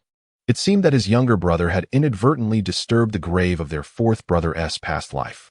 Ouyang suddenly felt overwhelmed, swallowing hard and forcing a dry smile as he said, "Xiaobai, your excitement is quite puzzling. Could it be that the celestial palace above belongs to your ancestor?" Upon hearing Ouyang's words, Bai Feiyu, who had been irate for several days, was momentarily taken aback. He had already undergone reincarnation, a fact that constituted his greatest secret. How could Bai Feiyu ever utter such a thing? Clearing his throat, Bai Feiyu released Ouyang from his grasp and feigned righteous indignation, declaring, "It is evident that the heavenly palace is the resting place of a great sword cultivator from ancient times. Disturbing the slumber of such a venerable ancestor is something I, as a sword cultivator, cannot ignore." Observing Bai Feiyu's brazen demeanor, Ouyang rolled his eyes inwardly, fully aware of Bai Feiyu's true nature. When had Bai Feiyu ever been so meddlesome? Even if the Qingyun sect were to be besieged at dawn, this stubborn lad would undoubtedly be perched in a tree, watching the spectacle unfold. Righteous indignation? Was it not merely because his own grave was at risk of being unearthed? Though Ouyang harbored such thoughts, he spoke earnestly. "The relics left by our ancestors are meant for those fated to receive them. If the second brother is able to access this grave, it signifies that the ancestor has acknowledged him." Ouyang's words were indeed compelling, presenting the notion that the second brother was the rightful heir to the great sword cultivator. As Bai Feiyu listened, veins throbbed on his forehead, and he inwardly seethed. When did I ever recognize that stubborn mule? I certainly do not recall. Suddenly, a realization struck him. It seemed that Lung Qingsong's path in swordsmanship was mirroring his own in a past life. In his previous existence, he had taken the sword as his way, wielding it to cleave through all. Yet, that path was a dead end. Otherwise, he would not have met his demise in that life. Bai Feiyu's expression darkened instantly. The road chosen by Lung Qingsong was one he had already traversed. He could not bear to watch as Lung Qingsong repeated his mistakes, having spent nearly a decade together and having felt familial bonds with these people in this life. Bai Feiyu could not simply stand by and witness Lung Qingsong's self-destruction. With this thought in mind, Bai Feiyu turned towards Lung Qingsong's chamber. However, after taking a couple of steps, he hesitated and returned to Ouyang, his face laden with gravity as he said, The immortal secret realm is not a place for the second brother. Ouyang gazed at the earnest Bai Feiyu, momentarily at a loss for words. Yet upon observing the unwavering determination on Bai Feiyu's face, he found himself uncertain. Softly, Ouyang replied, "It was the old man who arranged this. Our descent from the mountain is part of his scheme, master." Bai Feiyu's expression fluctuated as he heard Ouyang mention their teacher, Ouyang, causing him to waver in his resolve. Upon hearing Ouyang's name, Bai Feiyu recalled those eyes that seemed to perceive all. When those eyes gazed upon him, it felt as though all his secrets had been laid bare. In this new life, Bai Feiyu was indifferent to joining any sect. Drawing from his past experiences and the countless ancient tomes at his disposal, he lacked nothing in terms of cultivation methods. However, when those piercing eyes were fixed upon him, Bai Feiyu found himself inexplicably nodding in agreement. If this was the will of his master, Bai Feiyu fell into deep contemplation. Observing Bai Feiyu's hesitation, Ouyang realized that among their group, the one who held the deepest respect for the old man was none other than the young Bai before him. As a reincarnated ancient sword immortal, Bai Feiyu's obedience to his master was something Ouyang had never anticipated. Could it be due to the system's evaluation of his master? When Ouyang first laid eyes on the old man's assessment, he couldn't help but chuckle. In the realm of cultivation, the odds were equal even with a dog. Were it not for the title of the younger brother of the Qingshan sect's leader, Ouyang would have suspected his master was nothing more than a swindler. With a bemused expression, Ouyang playfully teased Hutu, then inquired, "Where are Lao San and Lao Lu?" Abruptly pulled from his reverie, Bai Feiyu casually replied, "Senior brother Chun went to the forbidden area of Qingshan Peak to contemplate the Qingshan secret treasure, while junior brother Xiao has entered the forbidden zone to refine his physical body." Hutu, who had just ceased his weeping, pouted with a sorrowful expression, lamenting, "If San Shixiang isn't here, who will prepare delicious chicken for me?" Ouyang scoffed with a smirk and said, "Lao San is contemplating the treasure? Really? I don't believe it." He then shouted, "Lao San, I'm hungry. Come out and cook." No sooner had Ouyang's voice echoed than the once empty kitchen began to emit wisps of smoke. Chen Changsheng, clad in an apron, poked his head out from the kitchen and grinned amiably at Ouyang. Senior brother, you're back. Just a moment, I've just put the chicken on to stew." "Weren't you supposed to be contemplating the Qingshan secret treasure?" Bai Feiyu asked in astonishment, looking at Chen Changsheng. How had he failed to notice that Chen Changsheng was still on the small peak? As a reincarnated ancient sword immortal, how could he be so lacking? It appeared he needed to hasten his cultivation, striving to reach the realm of divine consciousness, so he would no longer seem so inept on the small peak. For the first time, Bai Feiyu, as a reincarnated ancient sword immortal, felt the weight of pressure.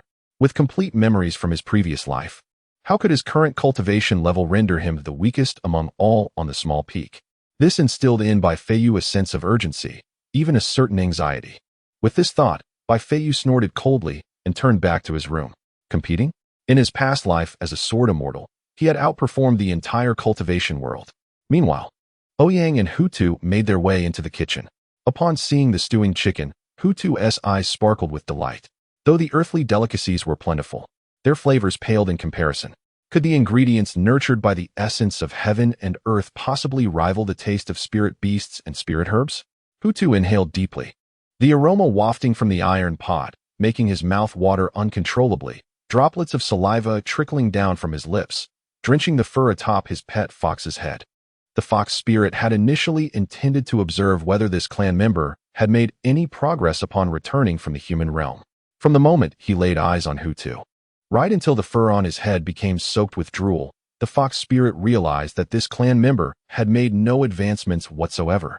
It seemed that without his guidance, this girl would be fortunate to break through to 5 tails, let alone achieve the status of a 9-tailed celestial fox. What a pity to waste such remarkable talent. On the face of the cunning fox Fangjong, no expression was discernible, yet internally, he had begun to formulate a plan. Although he held no interest in revitalizing the Qingqiu mountain, he genuinely cherished his kin. After all, who would not appreciate a fox that incessantly calls one handsome? Or perhaps it was a matter of repaying debts. Chapter 78. A conversation among brothers. Ouyang observed the clumsy Hutu, who was squatting beside the hearth, and settled down next to him, poking at the firewood. Suddenly, a thought struck him, and he turned to the grinning Chen Changsheng, inquiring, "Third brother, is it true that one can only grasp the essence of the soul during the out-of-body stage?" Qin Changxing's smile froze, and he awkwardly replied, "Why do you suddenly inquire about this, senior brother?" Ouyang casually responded, "I am merely curious. You know my realm is too low. I cannot even comprehend the 5 elements escape technique, let alone the sophisticated matters of the soul." After a moment's contemplation, Qin Changxing replied, "Logically speaking, during the qi refining stage, one condenses true energy in the dantian. In the foundation establishment stage, true energy solidifies into true essence. In the core formation stage, true essence transforms into a golden core, and the hallmark of the nascent soul stage is the shattering of the core into an infant. The out-of-body stage signifies the soul's departure. This is a consensus in the realm of cultivation." Ouyang nodded, signaling Qin Changxing to continue. Qin Changxing carefully chose his words, stating, "However, there are indeed exceptionally gifted individuals who can perceive the existence of the soul even at lower realms. For instance, you?" Ouyang inquired with curiosity. Upon hearing Ouyang's question, Qin Changxing, had his body not been a puppet, would have been drenched in sweat. He chuckled awkwardly. "I am indeed somewhat unique. I can faintly sense the existence of the soul, hence I possess a rudimentary understanding of its applications." Listening to his third brother's humble account, Ouyang scoffed, conjuring over 100 puppet subordinates with a mere wave of his hand. Was this what he deemed a rudimentary understanding? Yet, Ouyang found no inclination to expose Qin Changxing's identity as a reincarnate and instead asked, "So, can cultivators capable of soul departure freely occupy the bodies of others?" Upon hearing Ouyang's query, Qin Changxing's expression grew grave as he fixed his gaze on Ouyang, speaking solemnly. "Has senior brother encountered a cultivator capable of body snatching?" Ouyang nodded and replied, "During my descent to the mortal realm, I met a cultivator who could not only seize bodies, but also assist others in doing so." In the hidden chamber within the mountain's core, Qin Changxing abruptly opened his eyes, exuding a chilling aura. He slowly closed his eyes again, reconnecting his consciousness to the puppet beside Ouyang. Maintaining an impassive countenance, Qin Changxing inquired, "Where is that person now?" "Dead, or rather, his physical form has perished. However, when I examined him, I sensed something fleeing from his body. I suspect he did not truly die. His soul escaped," Ouyang remarked, continuing to poke at the firewood. "Where did you slay him?" Qin Changxing asked, urgency lacing his tone. Ouyang paused, his stick of firewood halting midair as he turned to Qin Changxing, saying, "What? Do you wish to massacre that place?" Momentarily at a loss for words, Qin Changxing gazed at Ouyang, his tone softening. "No, I merely wish to take precautions." Ouyang gazed at the figure of Qin Changxing before him, fully aware that this younger brother of his was a reincarnate, possessing profound foresight into future events. When he first encountered the progeny of the demon clan, Qin Changxing's demeanor transformed drastically. He sought to eliminate Ziyuan without hesitation. Had Ouyang not intervened, Ziyuan would likely have perished on the spot. It seemed that in the unfolding future, this progeny of the demon clan would commit heinous acts that even Qin Changxing deemed intolerable. Yet, Ouyang halted Qin Changxing not out of disregard for the potential calamities Ziyuan might unleash, but rather because none of those events had yet transpired. What has not occurred is non-existent. Indeed, Ziyuan was the scion of the demon clan, but aside from Ouyang's own system that provided insight, only the reincarnate Qin Changxing was privy to this knowledge. Even the ancient sword Immortal Xiaobai and the sect leader Dong Shuzi remained oblivious. To slay Ziyuan and then assert he was the progeny of the demon clan would be preposterous. Furthermore, Ziyuan merely came to convey a message, coercing him to swear an oath to the heavens. On what grounds? The oath to the heavens is not something to be taken lightly. Forcing another into such a vow would suffice to warrant the collective expulsion of their entire small mountain peak. The treachery among fellow disciples is so egregious that it is inscribed in their sect's laws. The unwarranted murder of a fellow disciple is an unforgivable crime in any sect.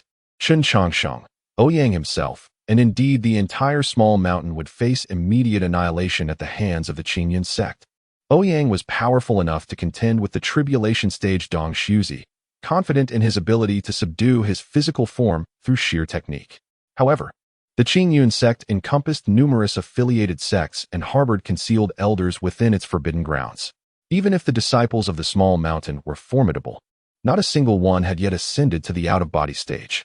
Ouyang might hold his own, but what of his second brother and others? Even if he managed to escape with all his junior brothers, Would they truly risk the entire small mountain becoming a pariah in the eyes of the cultivation world due to the actions of a single progeny of the demon clan? It was conceivable that Ziyuan might reveal his demonic lineage before Qin Changshen could strike him down. Yet what if he remained undiscovered? If Ziyuan's identity were to surface during the sect competition, only to be slain by Qin Changshen, that would be the most favorable outcome Ouyang could envision. Even if Ziyuan did not expose himself during the competition and a mishap led to the inadvertent slaying of a fellow disciple, it would merely necessitate Qin Changshen entering seclusion for a century. To jeopardize the entirety of their small mountain for an event that had yet to occur was simply unacceptable for Ouyang, as the eldest brother. This was his duty as the senior disciple. What troubled Ouyang further was Qin Changshen's apparent obsession with the events of his past life, cultivating an excessive caution that could ultimately become his inner demon. Ouyang's gaze remained fixed on Qin Changshen, who, hidden away in the secret chamber, sensed as if Ouyang could peer directly into the depths of his soul through the puppet. Third brother, do you remember what Master once said? The small currents may be altered, yet the grand tides remain unchangeable. Change leads to transformation. Ouyang, with each word carefully articulated, addressed Qin Changshen. Bowing his head, Qin Changshen absorbed his senior brother's admonition. Even though this lifetime's senior brother lacked the extraordinary talent of his past incarnation, the pressure he exerted was even greater than before. Nevertheless, Qin Changshen, with a hint of defiance, replied, "But what if we can eliminate future threats in advance?" Ouyang recalled the demon named Lin Feng, who bore an uncanny resemblance to his ancestor, Ziyuan. Tilting his head, he gazed at Qin Changshen with profound significance and replied, "How can you be certain that such elimination is feasible? What if it only worsens the situation?" Qin Changshen fell silent for a moment, then lifted his gaze to Ouyang and declared, "Then we shall persist in altering things until all threats cease to exist." Ouyang sighed. Geniuses are often obstinate. If their convictions could be easily swayed, they would hardly be deemed geniuses. Such matters can only be resolved when they reach their own understanding. Without experiencing the pain of failure, they will not concede their errors. This, too, is a form of adherence to one's own path. Ouyang rose, rapping on the lid of the iron pot, and announced, "The chicken is ready. Let us dine." Chapter 79. The entering of Xiao Feng. Qin Changshen absorbed Ouyang's teachings. Yet his heart remained unyielding. "As long as my preparations are impeccable, I could slay even immortals before you. The grand tides remain unchangeable. That merely signifies a lack of thorough alteration, having endured the calamities of his past life." Qin Changshen was acutely aware of the bloodshed that would ensue should the future remain unaltered. The grand tides cannot be altered? I, Qin Changshen, have returned to ascertain whether change is indeed possible. If not, what significance does my rebirth hold? Is it merely to witness the tragic scenes of my past life unfold once more? Within the concealed confines of the small peak, Qin Changshen's true self slowly opened his eyes, resolute and unwavering. Amidst the raucous cheers of Hu-Tu-Tu, Ouyang entered the courtyard, carrying the chicken. Hu-Tu-Tu wiped his drool and contentedly savored the chicken prepared by the third senior brother, finding its flavor as delightful as he recalled. How wonderful it is to have such a handsome third senior brother. A child harbors no ill intentions. He simply longs for chicken. Ouyang glanced at the sun, which was nearing dusk, and inquired with curiosity, "Is Xiao Shidi not returning?" Qin Changshen shook his head and replied, "Judging by the sun, it should be soon. Xiao Shidi follows the path of physical cultivation and has a substantial appetite. He always rushes back for mealtime." Just as Qin Changshen finished speaking, a resounding, spirited melody erupted, accompanied by the sounds of dragon roars and phoenix cries. Bare-chested, Xiao Feng leaped into the air, running towards the small peak. Ouyang's eyelid twitched. Could it be that Xiao Feng is making his entrance while carrying a speaker? With a light shout, Xiao Feng leaped into the courtyard, his bronze skin and sculpted muscles glimmering under the setting sun. Gulpy, Hu-Tu-Tu, clutching a chicken leg, stared blankly at Xiao Feng, swallowing hard. "Grandfather, I am truly happy here at Qingyun's sect. I shall not return to Qingxiu Mountain." Hu-Tu-Tu silently mused. In the courtyard, Xiao Feng, who had just landed, beamed upon spotting Ouyang and Hu-Tu-Tu seated nearby. He promptly turned off the record stone still resonating with stirring music and bowed respectfully to Ouyang, saying, "Master brother, little junior sister, you have returned. Has second master brother come back as well?" Ouyang, observing Xiao Feng's vibrant spirit, especially the still manifesting dragon and phoenix silhouettes, nodded and remarked, Xiao Shidi, you have been quite diligent these past days. Xiao Feng grinned sheepishly, replying, it is all thanks to Brother Bai's excellent guidance and the auxiliary training tools crafted by Brother Chun. Moreover, the spirit beasts within the Forbidden Ground have been tremendously helpful. During Ouyang's absence, Xiao Feng had not only sought counsel from Bai Feiyu regarding ancient body cultivation techniques, but had also mastered the application of the tattoos adorning his body. Qin Changxing had even tailored a yellow talisman inscribed with a burden-bearing array specifically for him. Most importantly, he had engaged in sparring with formidable spirit beasts within the Forbidden Ground, honing not only his physical body but also his close combat skills. However, it had become increasingly challenging to locate a spirit beast, as he needed to venture deeper into the Forbidden Ground each time. Ouyang nodded, recognizing that Xiao Feng had indeed made significant progress in his training, particularly in the ability to effortlessly retract the dragon and phoenix apparitions behind him. He then turned to Qin Changxing and inquired, Old 3, at this pace, when will Xiao Shidi be able to awaken the remaining divine beasts? After pondering for a moment, Qin Changxing replied, once Xiao Shidi fully integrates the power of the dragon and phoenix into his own bloodline, he will be able to awaken the tattoos on his back using his bloodline. This will ensure a greater compatibility with the divine beasts. Is it possible without my true energy? Ouyang asked, intrigued. Qin Changxing chuckled, shaking his head. The 5 divine beasts are interconnected. When Brother activated the dragon and phoenix for Xiao Shidi, all 5 were awakened. Now it simply depends on when Xiao Shidi can trigger them. Isn't the music a bit too ostentatious?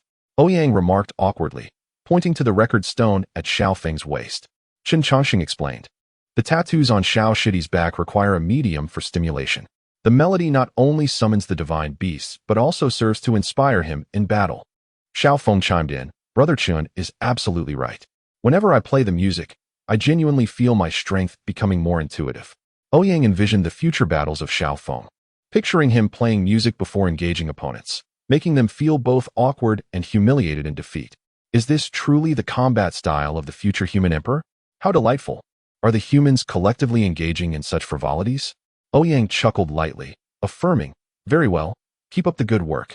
Xiao Feng earnestly assured, rest assured, brothers, I shall not disappoint your earnest intentions. Hututu waved her hand excitedly, don't forget about me. Go, Xiao Shidi. Xiao Feng glanced at Hututu, a gentle look in his eyes as he nodded earnestly. Of course, little junior sister. After finishing their meal, everyone returned to their respective rooms. As Ouyang was about to retire for the night, he heard a sound at his door, and Hu Yin swaggered in without a hint of hesitation. Hey, don't you knock before entering? Ouyang expressed his displeasure. Hu Yin shot him a sideways glance and retorted, have you ever seen a pet knock before entering its own home? His expression remained inscrutable as he boldly perched himself on Ouyang's desk and produced a piece of paper from his pocket. Help me acquire these herbs. Hututu needs to ascend to the legendary nine-tailed fox, and the foundational preparations must be solidified. Ouyang inspected the list and noticed that the herbs listed were exceedingly rare and in substantial quantities. Frowning, he questioned, do we truly need so many? The resources required for the cultivation of demon kin far exceed those of humans. Thus, at the same level, a demon cultivator can easily overpower 2 human cultivators. Are you truly unaware of this? Hu Yan's face bore a mocking expression. Ouyang shook his head. Is that so? I hadn't noticed. Hu Yan was momentarily at a loss for words. In this small mountain range, it seemed every individual could effortlessly dominate their opponents of equal rank, and it appeared to be a matter of disgrace if one could not challenge an opponent of a higher level. I've finally mustered the resolve to assist that young girl in her cultivation, and you can either help or not, Hu Yan said, a hint of frustration evident in his voice. Oh, feeling a bit proud, are we? Ouyang waved the list in his hand and replied, no problem at all. I happen to be visiting Qingyun Peak tomorrow, and I can borrow these items from the medicinal fields of Dan Peak. Of course, Ouyang's borrowing always occurred without any form of IOU, as they were friends, and such formalities could strain relationships. Chapter 8. Qin Changxing's Night Raid in the Dead of Night. Qin Changxing quietly approached the door of Hututu's room. His expression was marked by inner turmoil, for he was preoccupied with Ouyang's words regarding the cultivator capable of seizing control of others' bodies. In his recollections, only the ancient demon sovereign, Zhu Yuan, possessed such a capability. He believed he had successfully eliminated Zhu Yuan, having fulfilled his celestial oath. Yet, Why was his senior brother encountering a cultivator with such powers upon descending the mountain? The act of soul seizing was beyond even the most formidable cultivators in the tribulation phase. Once a physical body was destroyed, only the soul remained. And cultivators above the integration stage could opt for dissolution into immortality. However, soul seizing remained unattainable. After his rebirth, Chen Chongsheng was astonished to discover that he had returned with the soul of his past self, which had undergone a transformation due to his resurrection. His soul could infinitely split and proliferate. Though his soul had the potential for endless growth, it was limited to creating puppets. Even he could not achieve soul seizing. Given that his soul's strength was among the pinnacle of existence and could regenerate infinitely, the challenges of soul seizing were evidently monumental. Such feats he had only witnessed in the demon sovereign, Zhu Yuan. Suddenly, Chen Chongqing recalled Ouyang's words. The grand trend is immutable, yet the small trends can be altered. Is it truly a mistake to have preemptively eliminated Zhu Yuan? My reliance has always been on the identity of my rebirth, preparing thoroughly for the significant events that may unfold in the future. Yet, if the trajectory of this life diverges entirely from the last, does my advantage of rebirth still hold any merit? Chen Chongqing found himself engulfed in confusion, but in the next moment, his gaze regained its determination. Even if the memories of the future prove futile, if I can eradicate all dangers in their infancy, I will surely alter the course of fate. I shall pay any price. Without further hesitation, Chen Chongqing gently pushed open the door to Hututu's room. Hututu, already nestled in bed counting sheep, sprang up in alarm upon hearing the door creak, only to discover his third senior brother gazing at him with a warm smile. Third senior brother? What brings you here at this late hour? Hututu yawned sleepily while addressing Chen Chongqing. With a gentle smile, Chen Chongqing produced a sugar figurine from his robe and waved it in front of Hutu, saying, I've just returned, and I came to see you. Would you like a sugar figurine? Hututu's eyes fixated on the confection, his pupils dancing in tandem with its movements. He promptly leaped from his bed and rushed towards Chen Chongqing, exclaiming joyfully, Third senior brother, you are the best. I adore you the most. As he handed the sugar figurine to the eagerly approaching Hututu, Chen Chongqing tenderly patted Hututu's head and softly inquired, You have been away for so many days. I have missed you dearly. What have you been up to with the eldest and second senior brothers? Could you share your adventures with me? Today, the eldest senior brother would undoubtedly withhold information about where he encountered the soul-transcending individual, and the second senior brother, Lung Qingsong, was immersed in seclusion. If Chen Chongqing were to question Lung Qingsong, as the eldest senior brother's most trusted aide, he would likely report back to the eldest senior brother, yielding no information and possibly incurring a reprimand. Thus, Chen Chongqing turned his attention to Hututu, who had accompanied the two senior brothers.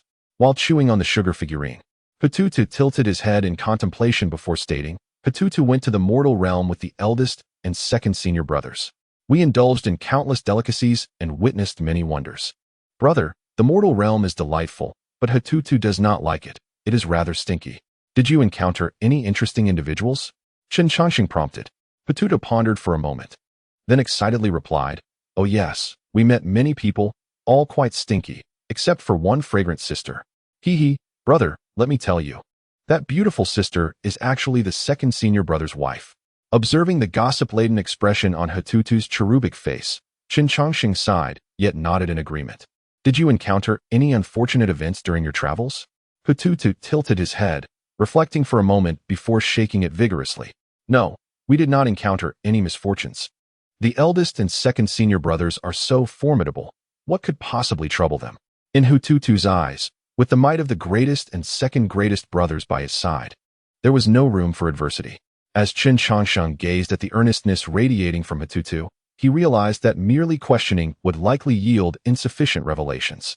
With only one method remaining, a flicker of hesitation crossed Chen Chongqing's eyes, swiftly replaced by an expression of remorse and determination. He extended his hand toward Hututu, who was engrossed in a sugar figurine, his gaze radiating a peculiar intensity.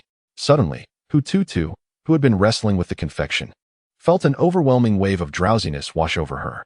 Ah, senior brother, I'm feeling so sleepy all of a sudden, she exclaimed, one hand clutching the sugar figure and the other rubbing her eyes as she spoke to Chen Chongqing.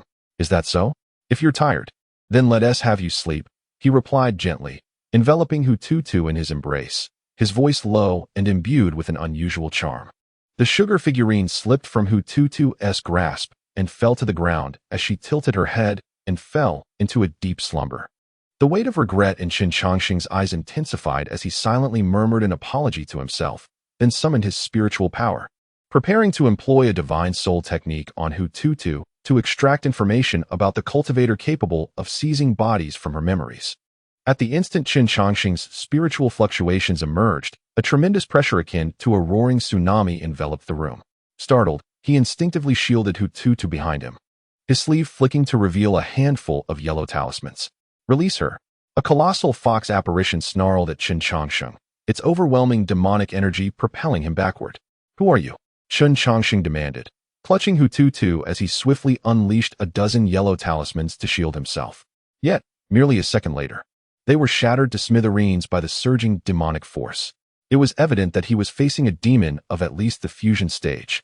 How could such a formidable creature have bypassed the intricate array he had set up around the small peak and intruded upon him? Shocked, Qin Changxing attempted to retrieve his trump card, but a massive fox paw pressed against his throat, and a square-faced fox loomed before him. Its beady eyes fixated on him as it spoke slowly. You dared to employ a divine soul technique on her? Were you not aware that it would harm her soul? Recognizing the fox before him, Qin Changxing was taken aback to discover it was the pet named Handsome belonging to his junior sister. This fox often basked lazily in the sun or sneaked treats from his kitchen, but he had never imagined it was a demon of such high caliber. Struggling to speak, he asked, "What exactly are you? Why would you willingly take on the guise of a pet and infiltrate my small peak?" The fox, Ouyang, gazed at him intently and replied, "I am Ouyang, the eight-tailed spirit fox. I am here under the direct orders of your elder brother to protect Hututu. Are you truly the protector of my junior sister?" Qin Changxing inquired with difficulty. Each family genius was typically accompanied by a powerful guardian, and upon first encountering Hututu, he had sensed that she would one day become the Empress of the demon clan. It was unexpected to learn that even the future Empress had a guardian, especially considering the near extinction of the Fox clan prior to her arrival. Ouyang regarded Qin Changxing with a critical eye, expressing his disdain for him. Despite the delicious chicken he prepared, Ouyang felt an instinctive wariness towards this young man, sensing a depth of cunning that far surpassed the clarity of heart found in others at the small peak. "Why did you employ the soul manipulation technique on her?" Ouyang asked, his voice laden with a chilling intensity as he gazed at Qin Changxing. Hututu, sharing the same lineage as Ouyang from the Qingqiu clan, possessed the rare bloodline of the nine-tailed celestial fox, a prodigy unseen in a millennium, even if their paths had crossed only by chance. And despite his own grievances that led him to depart from Qingqiu Mountain, he could not idly witness the harm befalling a genius of his clan. Moreover, he had been prepared to impart all his knowledge to Hututu. In his heart, she was akin to his own kin. The overwhelming pressure emanating from a transcendent being in the tribulation stage, coupled with the suffocating demonic energy that made it difficult for Qin Changxing to breathe, was a testament to Ouyang's fury. He contemplated directly striking down Qin Changxing. After all, he could simply take Hututu and leave the Qingyan sect. The world was vast, and as a tribulation stage cultivator, there were no limits to where he could go. Yet, Qin Changxing, despite his confidence in dealing with practitioners of the nascent soul or even the out-of-body stage, found himself utterly powerless against a formidable foe at the pinnacle of cultivation. Under the weight of Ouyang's wrath and the onslaught of his demonic power, Qin Changxing had no choice but to lower his head and speak.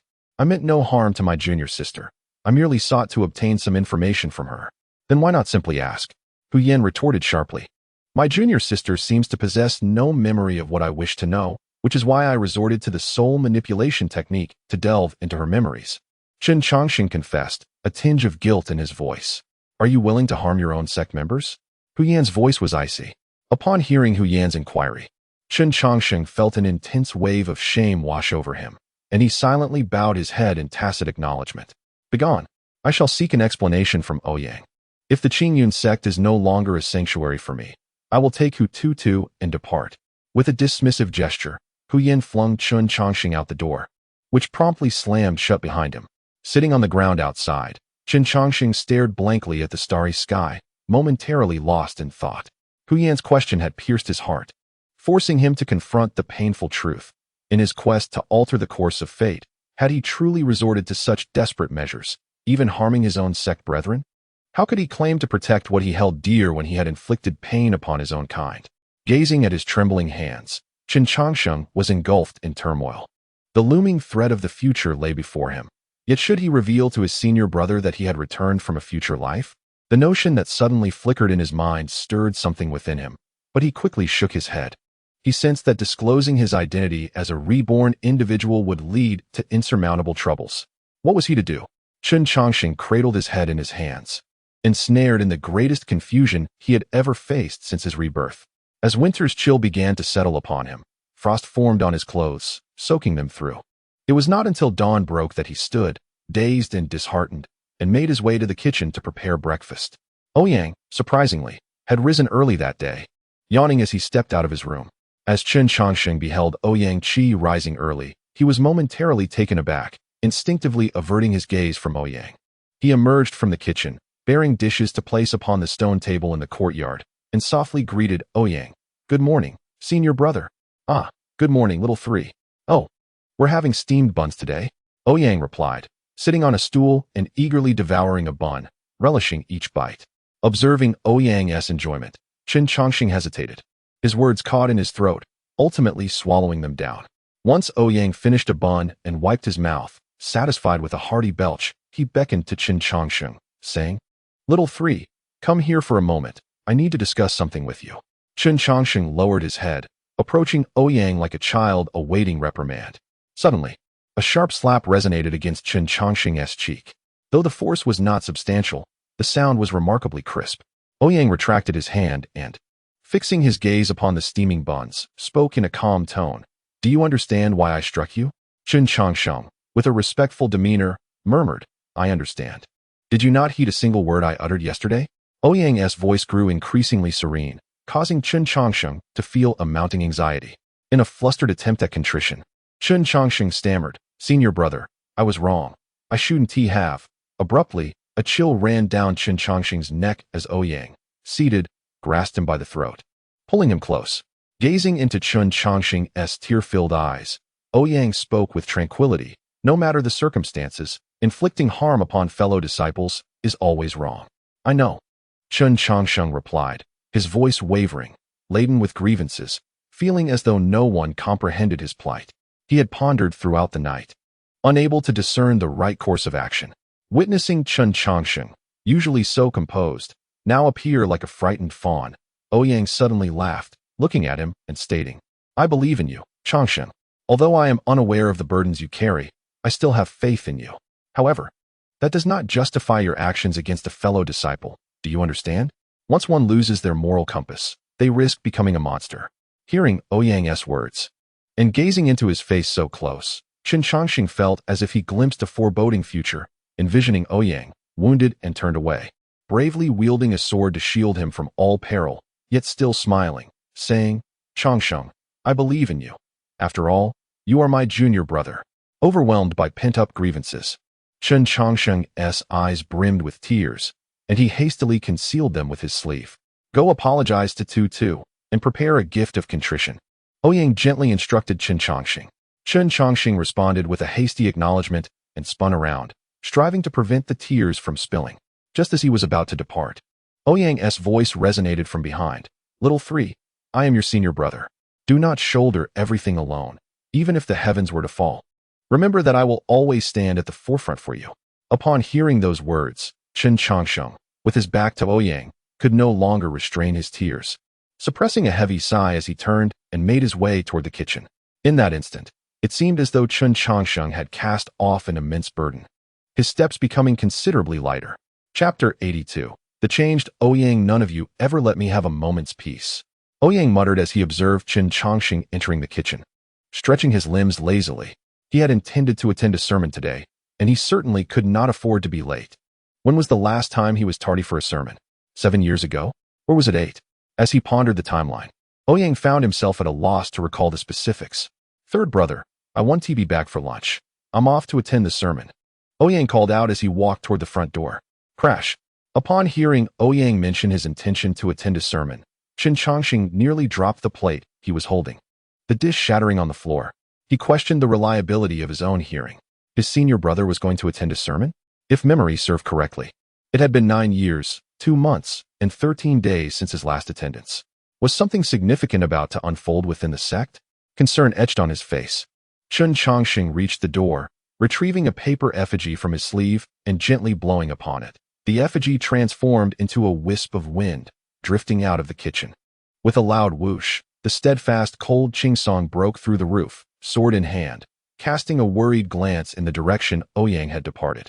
Could it be that this time, my brother carries some unspeakable burden to the mortal realm? Bai Feiyu opened his room door. Casting a contemplative glance at the grave he had created in the sky, his expression similarly grave. The three were all too familiar with Ouyang's character. The notion of him attending a sermon seemed implausible.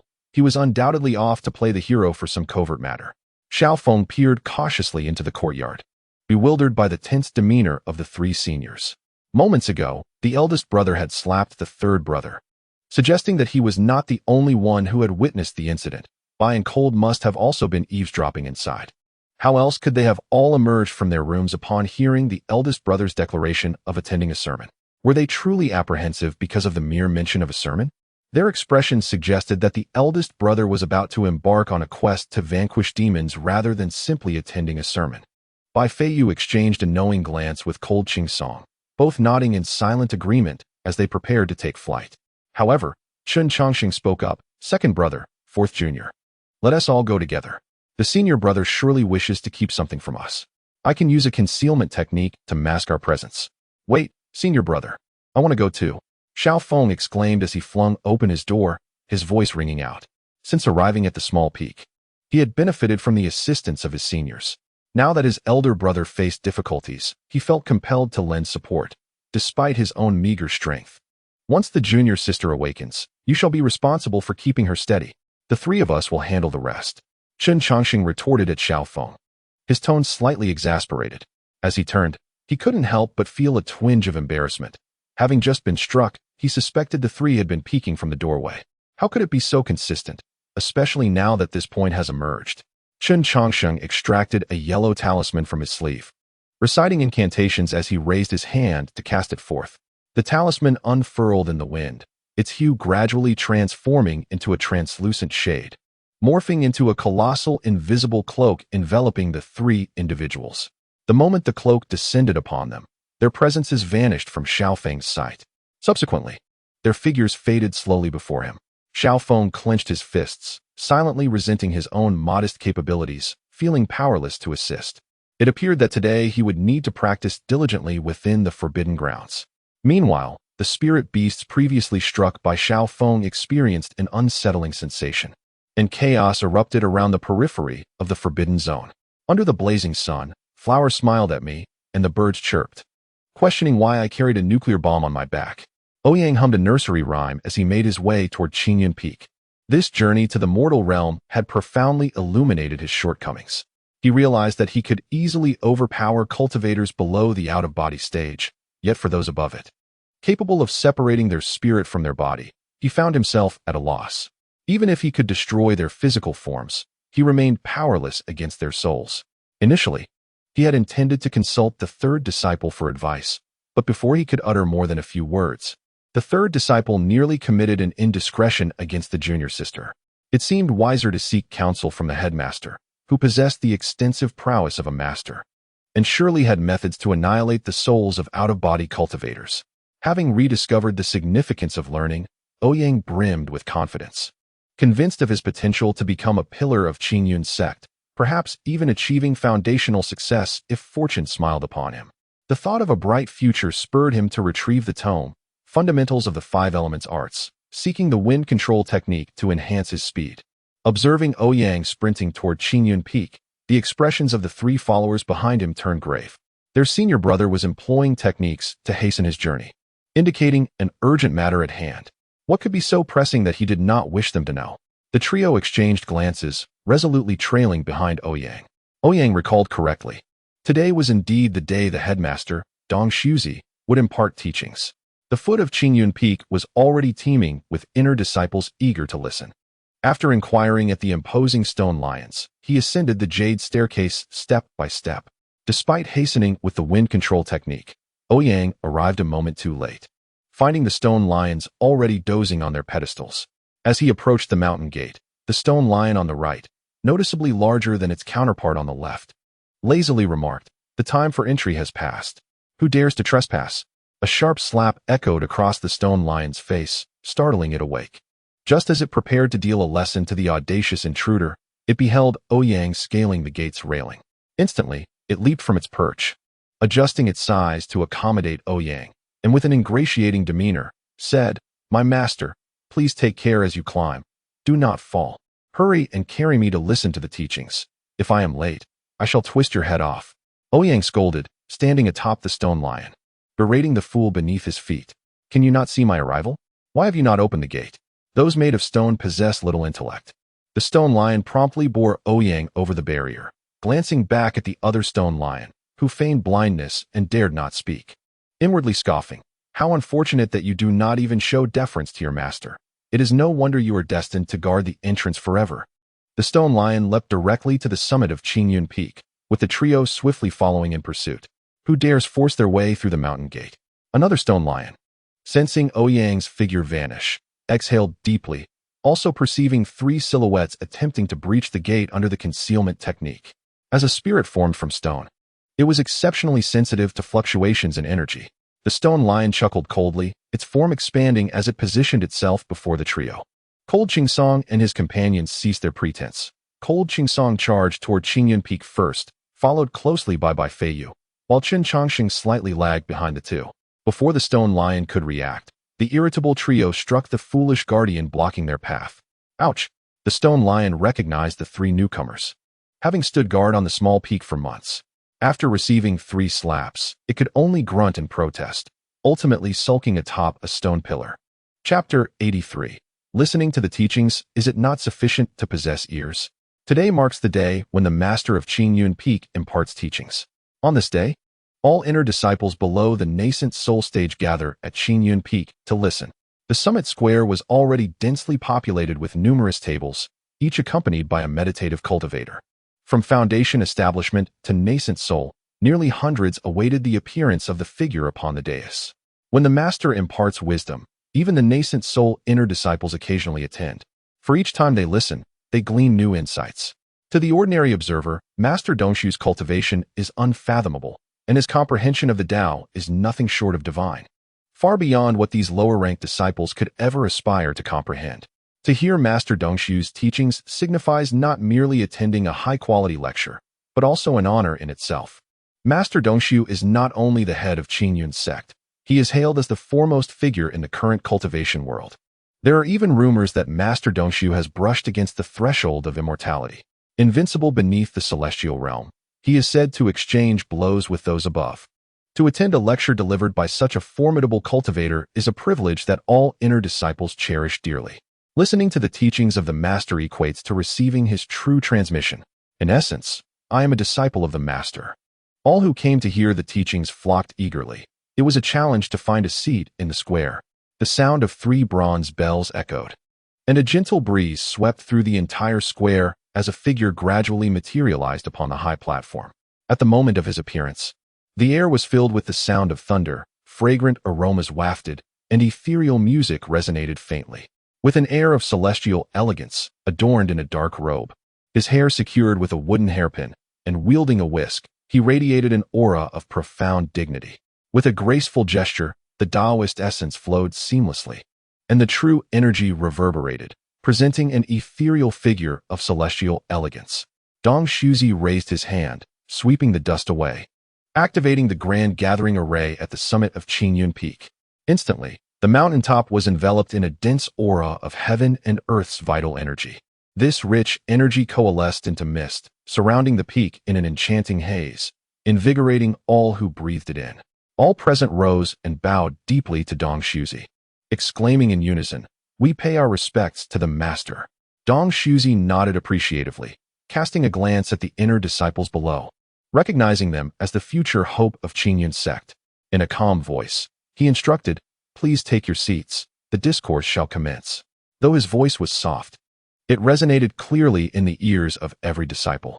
The disciples bowed once more and obediently settled into their seats, eagerly straining their ears for the master's teachings. Dong Shuzi subtly acknowledged them with a nod and seated himself upon the meditation cushion. Just as he opened his mouth to speak, a deep lion's roar erupted, proclaiming, "The young master has arrived. All stand aside." The once tranquil square was abruptly disrupted by this booming voice, nearly causing Dong Shuzi to choke on his own saliva. All eyes turned towards the staircase, where the formidable stone lion, previously stationed as a guardian, leaped forward, bearing a young man clad in azure, whose hair was tousled in disarray. The stone lion, sensing the master's slightly disapproving gaze, felt a twinge of guilt for its loud declaration, yet was quickly emboldened by the presence of its master atop its back.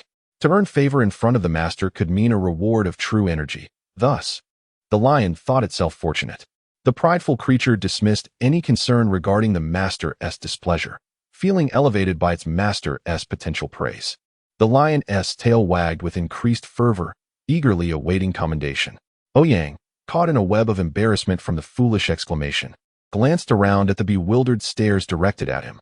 Even with his thick skin, he felt a flush of heat rising to his cheeks. What was that fool shouting about?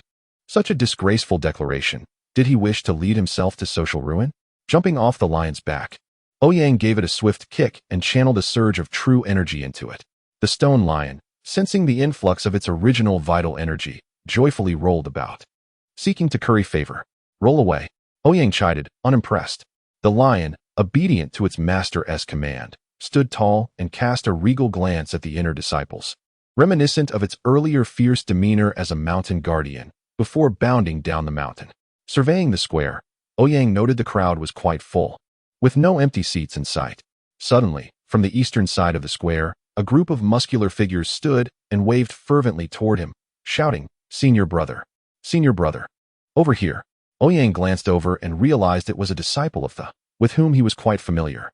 In the past, whenever there was nothing to do, the master of Li Yi would drag him over to under the pretext of discussing the art of painting and alchemy. In reality, it was merely a veiled threat to extract the manuscript of Chun Chongqing's new painting from him. Over time, he became well acquainted with the disciples of. Previously, these disciples were nothing but muscle-bound brutes, and the atmosphere in was decidedly oppressive. Even clad in their flowing robes, the attire was stretched and distorted by their bulging muscles. After all, manage the doctrines of the Qingyun sect. If one could not fight, how could they possibly maintain order among the arrogant prodigies within the sect?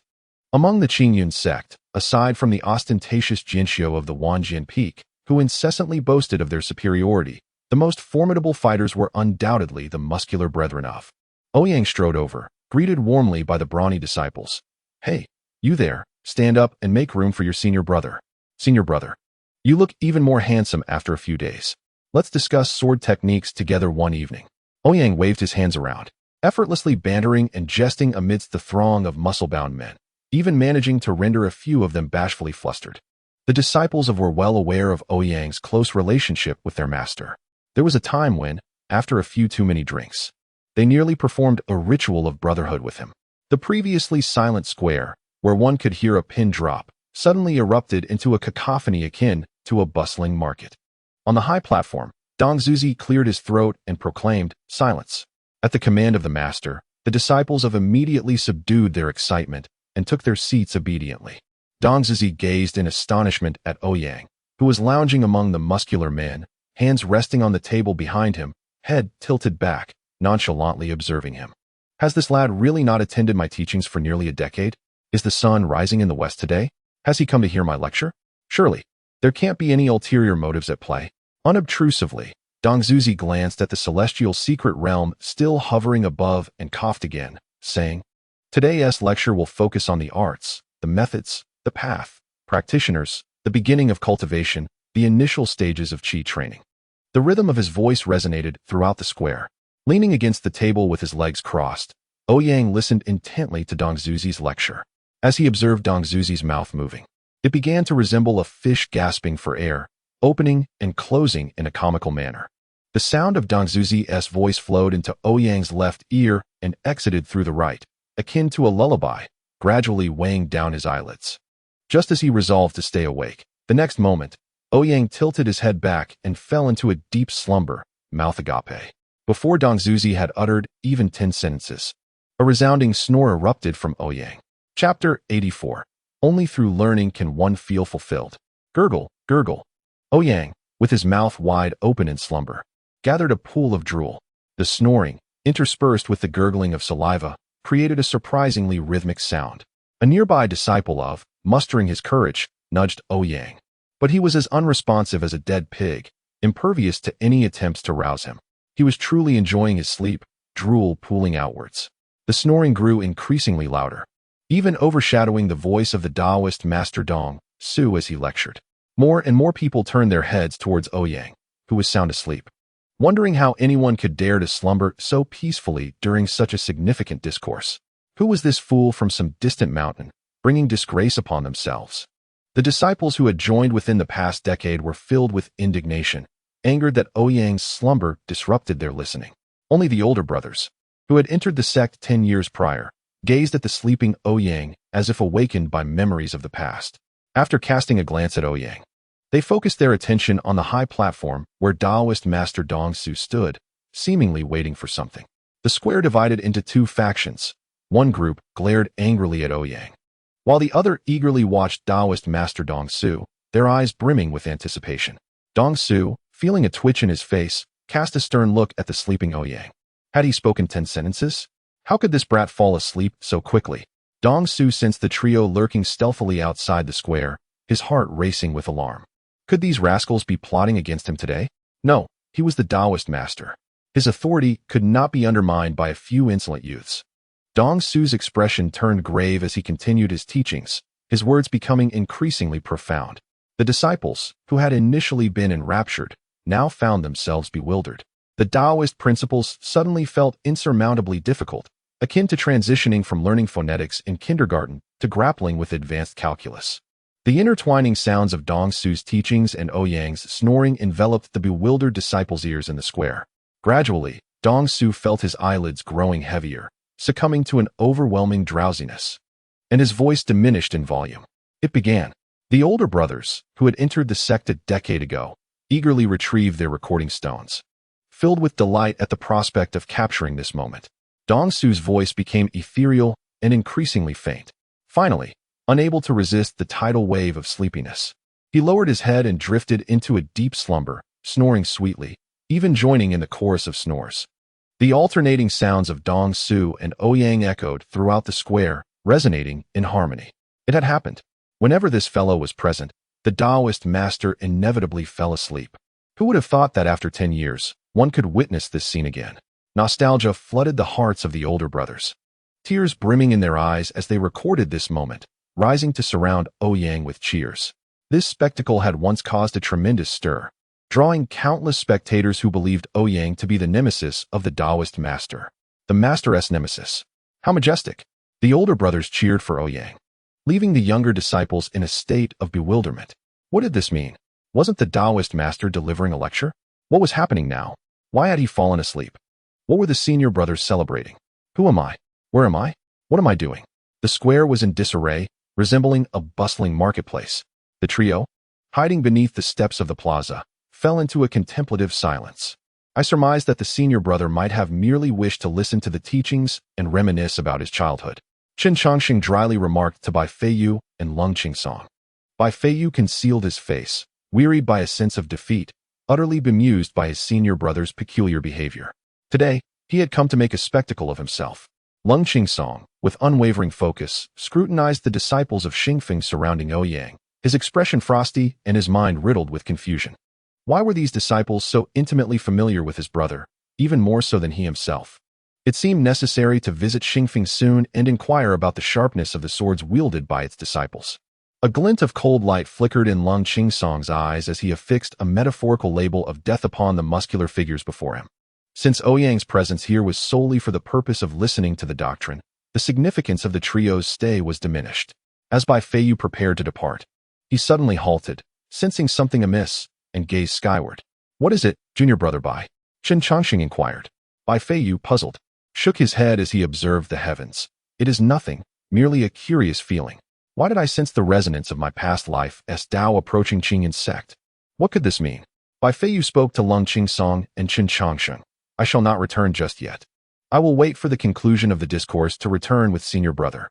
Lung Qingsong and Qin Changsheng exchanged glances, and Qin Changsheng declared, "If that is the case, I shall also remain for a while." Lung Qingsong, sword in hand, did not respond but remained stationary. Meanwhile, atop the drum tower in the plaza of Qingyun Peak, a voluptuous female cultivator materialized, surveying the chaotic scene before her. With a slight frown, she commanded coldly, "Silence." Her crisp voice resonated in everyone's ears, abruptly quelling the commotion like a bucket of cold water. The square fell into a silence so profound that one could hear a pin drop, leaving only the snores of Ouyang and Dong Shuzi. Zzz. Zzz. Upon hearing the snores, the female cultivator looked up and, upon spotting Ouyang, a flicker of surprise crossed her features, quickly replaced by a frown directed at Dong Shuzi. Deep in slumber, Dong Shuzi continued to snore, prompting the female cultivator to channel her true essence and deliver a powerful punch to the giant bell atop the drum tower. The resounding clang echoed across the plaza, accompanied by an invisible wave of true essence. Dong Shuzi jolted awake, dazedly asking, did it thunder? Meanwhile, Ouyang, abruptly roused from his slumber, wiped the drool from his mouth and gazed around in bewilderment at the crowd that had gathered, asking, "Is class over?" The female cultivator huffed disdainfully and vanished into thin air once more. Thus, the lecture concluded amidst this surreal tableau, with Ouyang, predictably, being kept behind by a grinning Dong Shuzi. Once all the disciples had departed, Dong Shuzi, his face flushed with indignation, bellowed at Ouyang, "Don't leave. If you dare, let us settle this in a duel." Ouyang observed the agitated Dong Shuzi, nonchalantly digging at his ears. After such an extensive period of study, he felt invigorated, realizing that only through learning could one attain a sense of fulfillment. Chapter 85. The ancient sword Immortal Li Tai Bai as the trio prepared to disperse to their respective tasks on the small peak. Dong Shuzi's voice resonated in their ears. "You shall stay, and so shall you." The bodies of Lung Qingsong and the others momentarily froze, exchanging glances. They obediently stepped forth before Ouyang. Ouyang, who was gazing indifferently at Dong Shuzi as the latter spewed words at him, was taken aback by the sudden appearance of the trio. "When did you three arrive?" he inquired. Qin Changsheng was about to respond earnestly when Bai Feiyu interjected. "We have come expressly to seek guidance from the master regarding our cultivation." "Really?" Ouyang looked at the three with suspicion, questioning whether they would actually approach the old man for advice on cultivation. Qin Changsheng nodded vigorously, affirming, "Indeed, senior brother. Recently, we have felt our hearts wavering in the path, and thus we came to seek the master's wisdom. Did we not, second senior brother?" Lung Qingsong was taken aback that Qin Changsheng would draw attention to him, but still nodded in silence. Dong Shuzi, who had been fervently addressing Ouyang, turned his gaze towards the trio, specifically fixing his eyes on Qin Changsheng, and sneered, "Shouldn't the holy son of Qingyun's sacred land be within the forbidden area, contemplating the Qingyun secret treasure?" Upon hearing Dong Shuzi's inquiry, Qin Changsheng quickly bowed and said, "Master, my true self is indeed in the forbidden area contemplating the treasure. Today, I have merely come in the form of a clone." Dong Shuzi raised his gaze, observing Qin Changsheng's meridians operating seamlessly, his true essence flowing continuously. He appeared undeniably real. Yet, the Qin Changsheng within the forbidden area bore the same appearance. Who had taught this lad such puppet techniques, enabling him to deceive so convincingly? Clearing his throat, Dong Shuzi stated seriously, "Follow me to the main hall." After speaking, he turned and made his way towards the grand hall of Qingyun Peak. Ouyang was the first to follow, and the remaining three exchanged glances before trailing behind. Upon entering the hall, they were greeted by an altar dedicated to the offerings of heaven and earth. Dong Shuzi held 3 incense sticks, inserting them into the incense burner, before settling on the mat before the altar, gesturing for the 4 to offer their incense. Ouyang led the trio in a sequential offering of incense, and as they prepared to leave, he casually snatched a sacrificial fruit from the altar and began to eat. The 4 of them sat opposite Dong Shuzi, contemplating what riddle he might be presenting. Dong Shuzi regarded the 4 before him, acknowledging that, despite his own youth, he had once only engaged in trivial pursuits with his peers, whereas these 4 had already begun to shine brightly.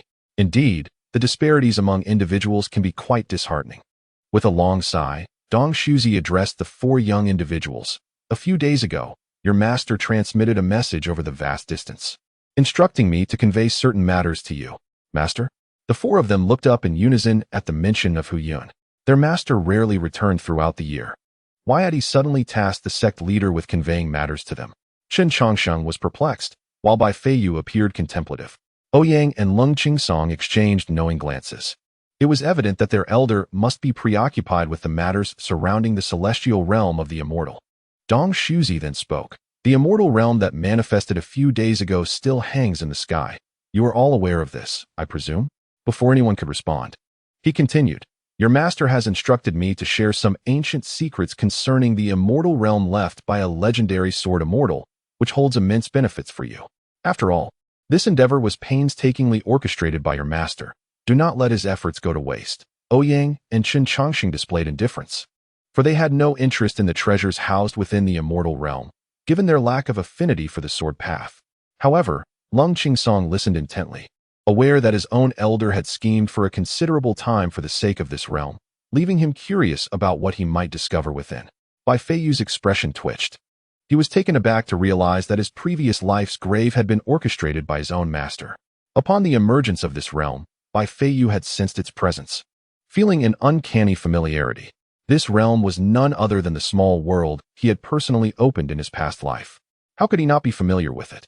After his demise, someone had placed a grave for him within the small world he had created, leading to the current situation where he was being manipulated by Ouyang. After all, Bai Feiyu, upon his fall, remained unaware of the treasures hidden within his own small domain. The transition from his demise to his reincarnation seemed but a fleeting moment in his perception. Dong Shuzi gathered his thoughts and continued. This Immortal realm is the legacy of the ancient sword Immortal, Li Taibai. He was the sole sword Immortal of the ancient era, a formidable force who brought an end to the ancient Immortal realm. As Dong Shuzi's words concluded, the expressions of the four seated before him were nothing short of captivating. Ouyang's mind raced with countless thoughts. While others may not grasp Bai Feiyu's significance, he was acutely aware of it. Though Bai Feiyu's attribute panel had changed, the title following his name clearly stated he was the reincarnation of the ancient sword Immortal. Astonishingly, was this grave truly Bai Feiyu's from his past life? Had his master truly unearthed it for his second disciple to revel in? Meanwhile, Lung Qingsong gazed with longing, inspired by the notion of becoming the sword Immortal who ended the ancient Immortal realm. Bai Feiyu, upon hearing Dong Shuzi's words, was enveloped in nostalgia, his gaze turning complex as he looked at Ouyang's figure in front of him. Chen Changsheng maintained his indifferent demeanor, perceiving the unfolding events as primarily concerning his second senior brother and fourth junior brother, with little bearing on himself. Dong Shuzi's expression shifted to one of solemnity as he declared, concerning the ancient era, the entirety of the cultivation world remains tight-lipped, with no written records to be found. Only scattered legends. Do you know why this is? The four shook their heads, acknowledging their awareness of the ancient period, yet they had indeed seen no documentation pertaining to it. Bai Feiyu shared the same curiosity, pondering when exactly the era he inhabited came to be referred to as the ancient times. Dong Shuzi, observing the four pairs of eager eyes before him, felt a surge of satisfaction, as he had never experienced such a sense of fulfillment in his role as a mentor with these four rebellious disciples. His junior brother had indeed spoken the truth. These four were the type who would not rest until they saw tangible results. Clearing his throat to build suspense, he waved his feather duster and, with a hint of reverence, began to speak. In the era of the ancients, there were immortals. During that time, they sat high in the heavens, surveying the grand tapestry of the world. However, with the advent of the sword Immortal Li Taibai, who slew the immortals, the presence of these celestial beings vanished from this realm forever. At last, the moment for Shao Bai to shine has arrived. I implore you all to anticipate it eagerly and support with your generous gifts. Much love to you all. Chapter 86. Secrets of the Ancient Times Goodness. After this individual, the immortals ceased to exist? So Li Taibai eliminated them all? Chen Changxing gasped, recalling the horrors he had witnessed in his previous life during the apocalypse, where he had seen those ascend to immortality. The terrifying presence of those who had achieved such a state made him feel insignificant, even as someone who had reached the tribulation phase in his past life. Little did he know that such formidable power existed in the ancient times, capable of vanquishing all immortals. Ling Qingsong felt a surge of passion, envisioning a lone figure standing atop the heavens, sword in hand, where every strike of the blade resulted in the fall of an immortal. This was the ultimate aspiration of every sword cultivator, and even he could not suppress his fervor. Fascinating, truly fascinating. Xiao Bai is remarkable. Initially, I thought he was merely an ordinary ancient sword immortal. But it turns out he was a colossal figure in his past life. Bai Feiyu, however, lowered his gaze, adopting an indifferent demeanor, even wearing a hint of disdain on his face. Immortals? Do those beings even deserve to be called immortals? How utterly laughable. Dong Shuzi's voice echoed through the grand hall, recounting the ancient secrets he knew. In the ancient times, the gates of the immortal realm were unsealed.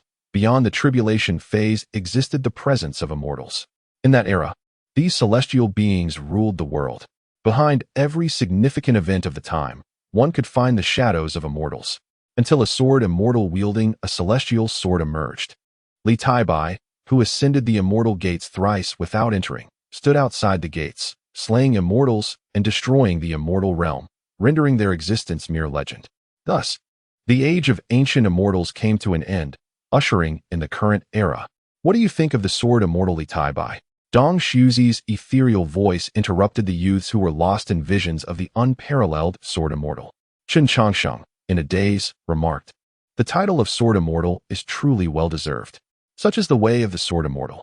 Cold Song, typically aloof, also offered a high praise. Incredible. Ouyang expressed with his limited vocabulary. Only Bai Feiyu remained silent, his eyes reflecting an inner struggle. Indeed, the prowess to slay an immortal with a single strike was awe-inspiring. But do you comprehend the consequences? Dong Shuzi inquired. Upon hearing Dong Shuzi's words, the three were left in a state of bewilderment. While the struggle in Bai Feiyu's eyes became increasingly evident, Dong Shuzi spoke slowly and deliberately, declaring that without the constraints of the celestial beings, the conflict between the demonic factions has persisted since the end of the ancient celestial era, the flames of war continuing to rage to this day. In the absence of the lofty celestial beings, the already opposing factions of the demonic way engaged in a bloody war that lasted for millennia after the complete demise of the immortals. Countless prodigies met untimely deaths. Innumerable sects were annihilated, and their legacies severed. Furthermore, countless souls were reduced to nothing more than a mere phrase in history, countless bones. Therefore, this esteemed sword immortal, do you deem him a sword immortal or a sword demon? Dong Shuzi paused, posing this question that prompted contemplation among Ouyang and the others. While Bai Feiyu trembled slightly, tightly shutting his eyes, Ouyang turned to Chen Changxing, admitting his inability to tackle such a philosophical query. Chen Changxing, grasping the essence of the moment, organized his thoughts and articulated, "I believe this individual should be regarded as a sword immortal. The path of the sword must advance unrelentingly, with a heart attuned to the celestial. Even in a world of peace, where beings live as if mere livestock tended by the immortals, it is far more meaningful for all to partake in the affairs of the world." Upon hearing Chen Changxing's words, Bai Feiyu abruptly opened his eyes to gaze at Chen, a flicker of appreciation crossing his features. A sword immortal is indeed a sword immortal, trusting solely in the sword they wield. What need is there for a sword demon? Cold Song concurred. Ouyang discreetly glanced at Bai Feiyu and addressed Dong Shuzi. "I feel the same." Bai Feiyu, observing the backs of the three, found himself at a loss for words. In his previous life, he had stood in opposition to all, even to all living beings, severing their beliefs with his sword. This led him to become a figure loathed by many, akin to a demon. Yet now, his three senior brothers had united in their stance alongside him. In his past life, he had but one close friend, who ultimately perished due to his actions. Now, he found himself surrounded by three brothers who shared his ideals. Had he simply been born too early in his previous life? Otherwise, he wouldn't have traversed such a lonely path, ultimately meeting a tragic end. Across from them, sitting on the meditation mat, Dong Shuzi gazed at the four rebellious disciples with a furrowed brow. He had earnestly attempted to convey to them that defying the heavens would ultimately invite greater calamities. Instead, these four seemed to be invigorated by his words. Dong Shuzi waved his hand, stating, "If you believe Li Taibai was not in the wrong, then by all means, venture into that secret realm and discern for yourselves what is right and what is wrong, based on your own hearts."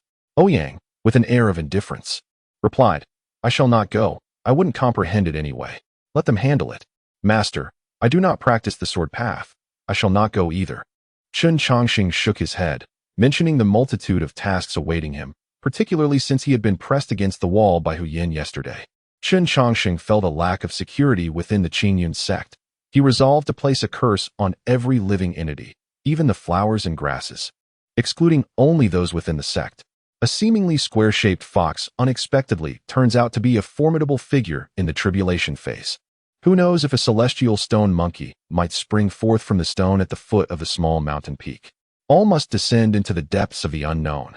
By Feiyu likewise expressed, this secret realm contradicts my path of the sword. I shall not venture there.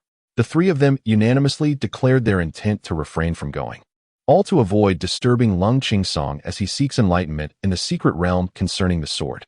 Naturally, Lung Qingsong understood the intentions of his three fellow disciples, but chose to remain silent. Among his brothers, he would not be overly polite. Dong Shuzi let out a cold laugh and said, "You wish to go or not go at your discretion. How optimistic you are. Venture outside and take a look. That secret realm hangs in the heavens. Although mortals cannot perceive it, any practitioner with sight can hardly miss it. One of the 9 great sanctuaries, the Sword Sect, sent a message yesterday announcing their desire to meet with the Qingyun sect. Not to mention the countless wandering cultivators and sects who wouldn't covet the treasures hidden within the Immortal's secret realm." Bai Feiyu appeared bewildered. Although that place was his small world in a past life, he was utterly unaware of who had erected a grave for him there. Treasures? What kind of treasures could the unremarkable version of himself possess in his past life? Upon hearing Dong Shuzi's words, Ouyang rose abruptly, brushing off non-existent dust from his clothing with a nonchalant demeanor, and remarked, "Oh, really? Then let them come." Chapter 87. Arrivals from the Sword Sect. The old man had orchestrated plans for a long time, all to draw forth the grave of the little white fox from his past life, allowing his second disciple to retrieve something from it. If those blind fools dared prance about in front of him, he would not hesitate to scatter their ashes.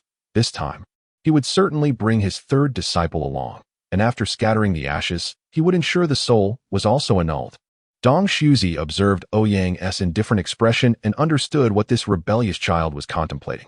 With a sigh, he spoke, this time. The Immortal's secret realm will not only attract numerous sects, but also countless wandering cultivators. Individual prowess may shine temporarily, yet the secret realm is dictated by fortune. Strength alone bears little significance. Can you surpass an immortal with your might? Even the mightiest of immortals eventually succumb to death. You truly have a knack for rambling. Ouyang muttered under his breath, yet he remained vigilant. Dong Shuzi's words held merit. The little white fox had once wreaked havoc on immortals in his previous life. Who knew what he had concealed within that grave? Thus, he must bring the little white fox along this time. The second disciple would charge ahead, he himself in the center, with the third disciple on the left and the little white fox on the right. It appeared that the entire top echelon of the small mountain peak would mobilize for this occasion. Dong Shuzi cast a glance at the 4 individuals, knowing full well that any one of them could stir a tempest in the realm of cultivation. However, their current strengths were still too feeble, with the highest being only Lung Qingsong at the nascent soul stage. With the secret realms opening imminent, it was utterly impossible to elevate their realms in such a short time. Cultivating immortality was inherently a painstakingly slow endeavor.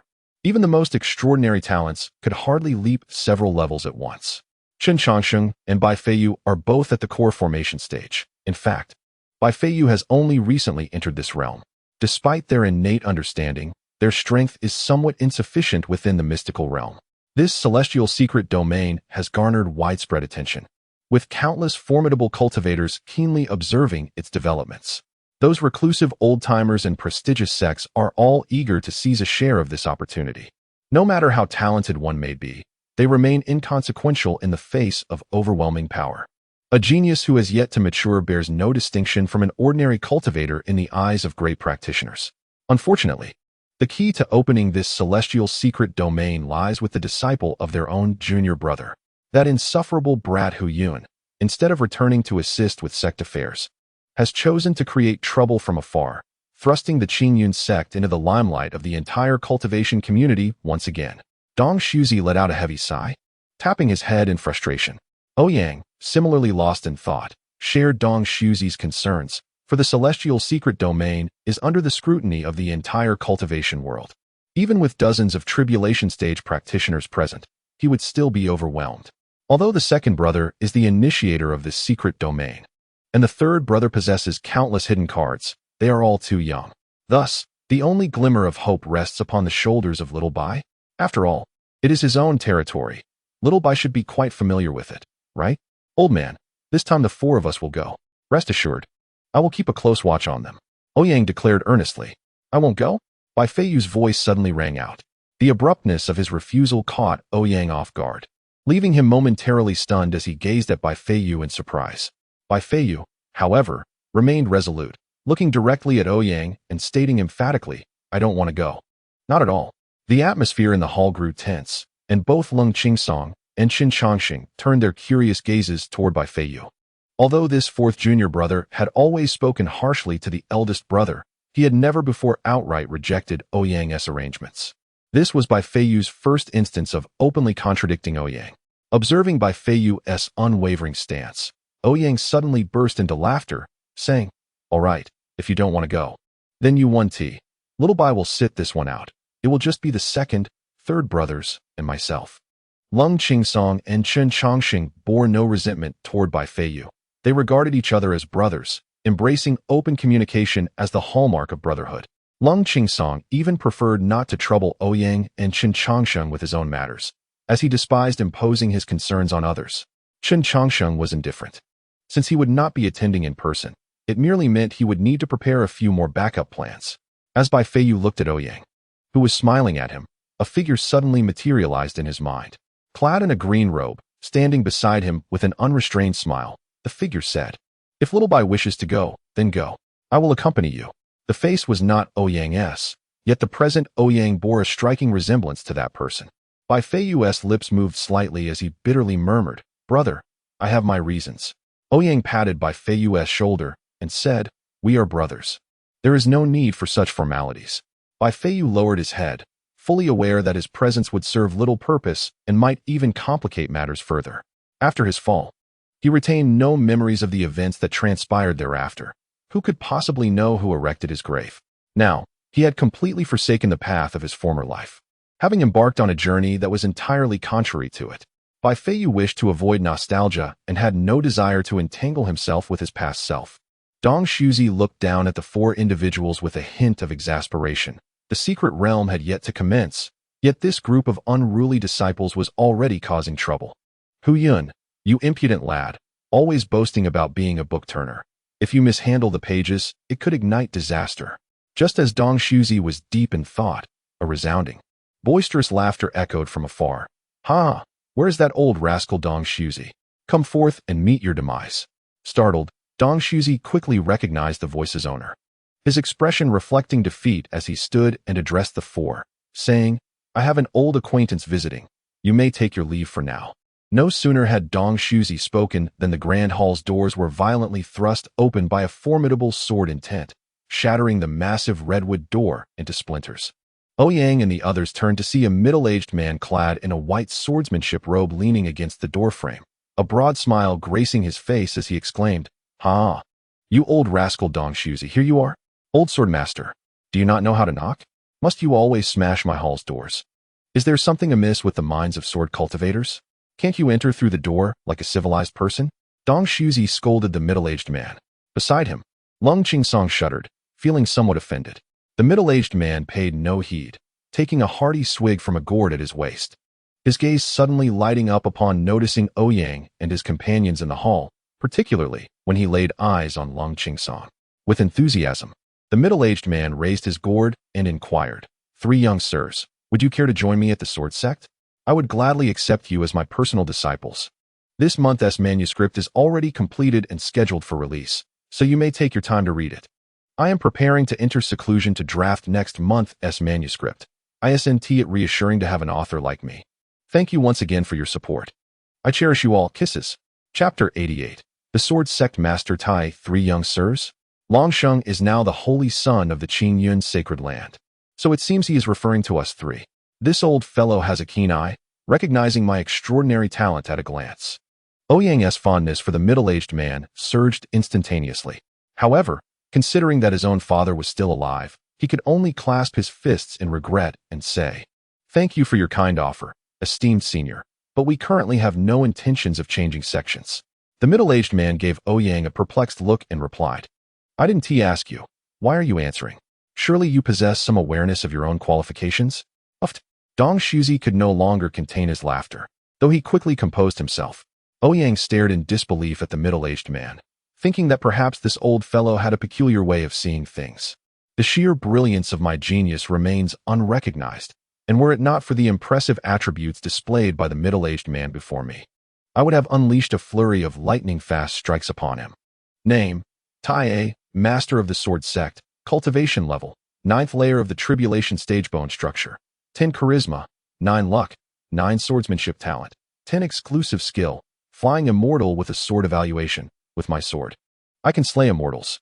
Those who attain the esteemed position of sect master among the 9 sacred grounds are truly formidable, each more extraordinary than the last. The middle-aged man, still brimming with enthusiasm, gazed at Lung Ching Song, Bai Feiyu, and Chen Changsheng, proclaiming, "My sword sect stands as the preeminent authority among contemporary sword cultivators. Every year, over 1 million aspire to join, yet only a single disciple is accepted. However, should the 3 young friends be willing, I would gladly take you as my personal disciples." Dong Shuzi's expression was one of sheer astonishment. This shameless old man dared to poach disciples right before his eyes. Yet, upon hearing the old man's derogatory remarks about Ouyang, he couldn't help but feel amused, watching the unfolding drama with keen interest. In Dong Shuzi's eyes, the sword sect master bore the ominous mark of danger. Chen Changxing's gaze flickered as he regarded the sword sect master. In his previous life, his second senior brother had been a legendary genius of the sword sect, who had acquired the immortal legacy within the secret realm and ascended to become the first immortal in existence during the apocalypse. For reasons unknown, in this life, he had become his senior brother. This thought stirred a hint of jealousy within Chen Changxing. In his past life, he and his senior brother had shared a close bond. Yet in this life, it seemed that Lung Qingsong would be the first to encounter his senior brother. If his second senior brother were to follow the sword sect master, would that not mean he would assume the role of the second senior brother at Little Mountain Peak? This fleeting thought crossed Chen Changxing's mind, but he quickly dismissed it. He cherished the current Little Mountain Peak, filled with the cool yet warm-hearted Lung Qingsong, the mature and steady Bai, the quirky little junior sister, and the resilient Xiao. In comparison to the solitary existence he had shared with his senior brother in his previous life, the present Little Mountain Peak was vibrantly alive. The more one experienced the overwhelming despair of the apocalypse, the more one cherished such beauty. "Master, if there is nothing else, we shall take our leave. You may continue your conversation. Farewell," Ouyang declared, preparing to lead his 3 rebellious disciples back to Little Mountain Peak, casting a casual glance at Tai, already plotting how to strike this old rogue. However, Tai, the sword sect master, stepped in front of Ouyang, earnestly stating, "I assure you, I am indeed the master of the sword sect. Trust me, I can help you fully unleash your talents. Is there something the sword sect can achieve that our Qingyan sect cannot?" Dong Shuzi scoffed. Tai turned to Dong Shuzi, stating earnestly, "Old fool, you may be strong, but when it comes to swordsmanship, if my sword sect claims the second position, would your Qingyan sect dare to assert the first?"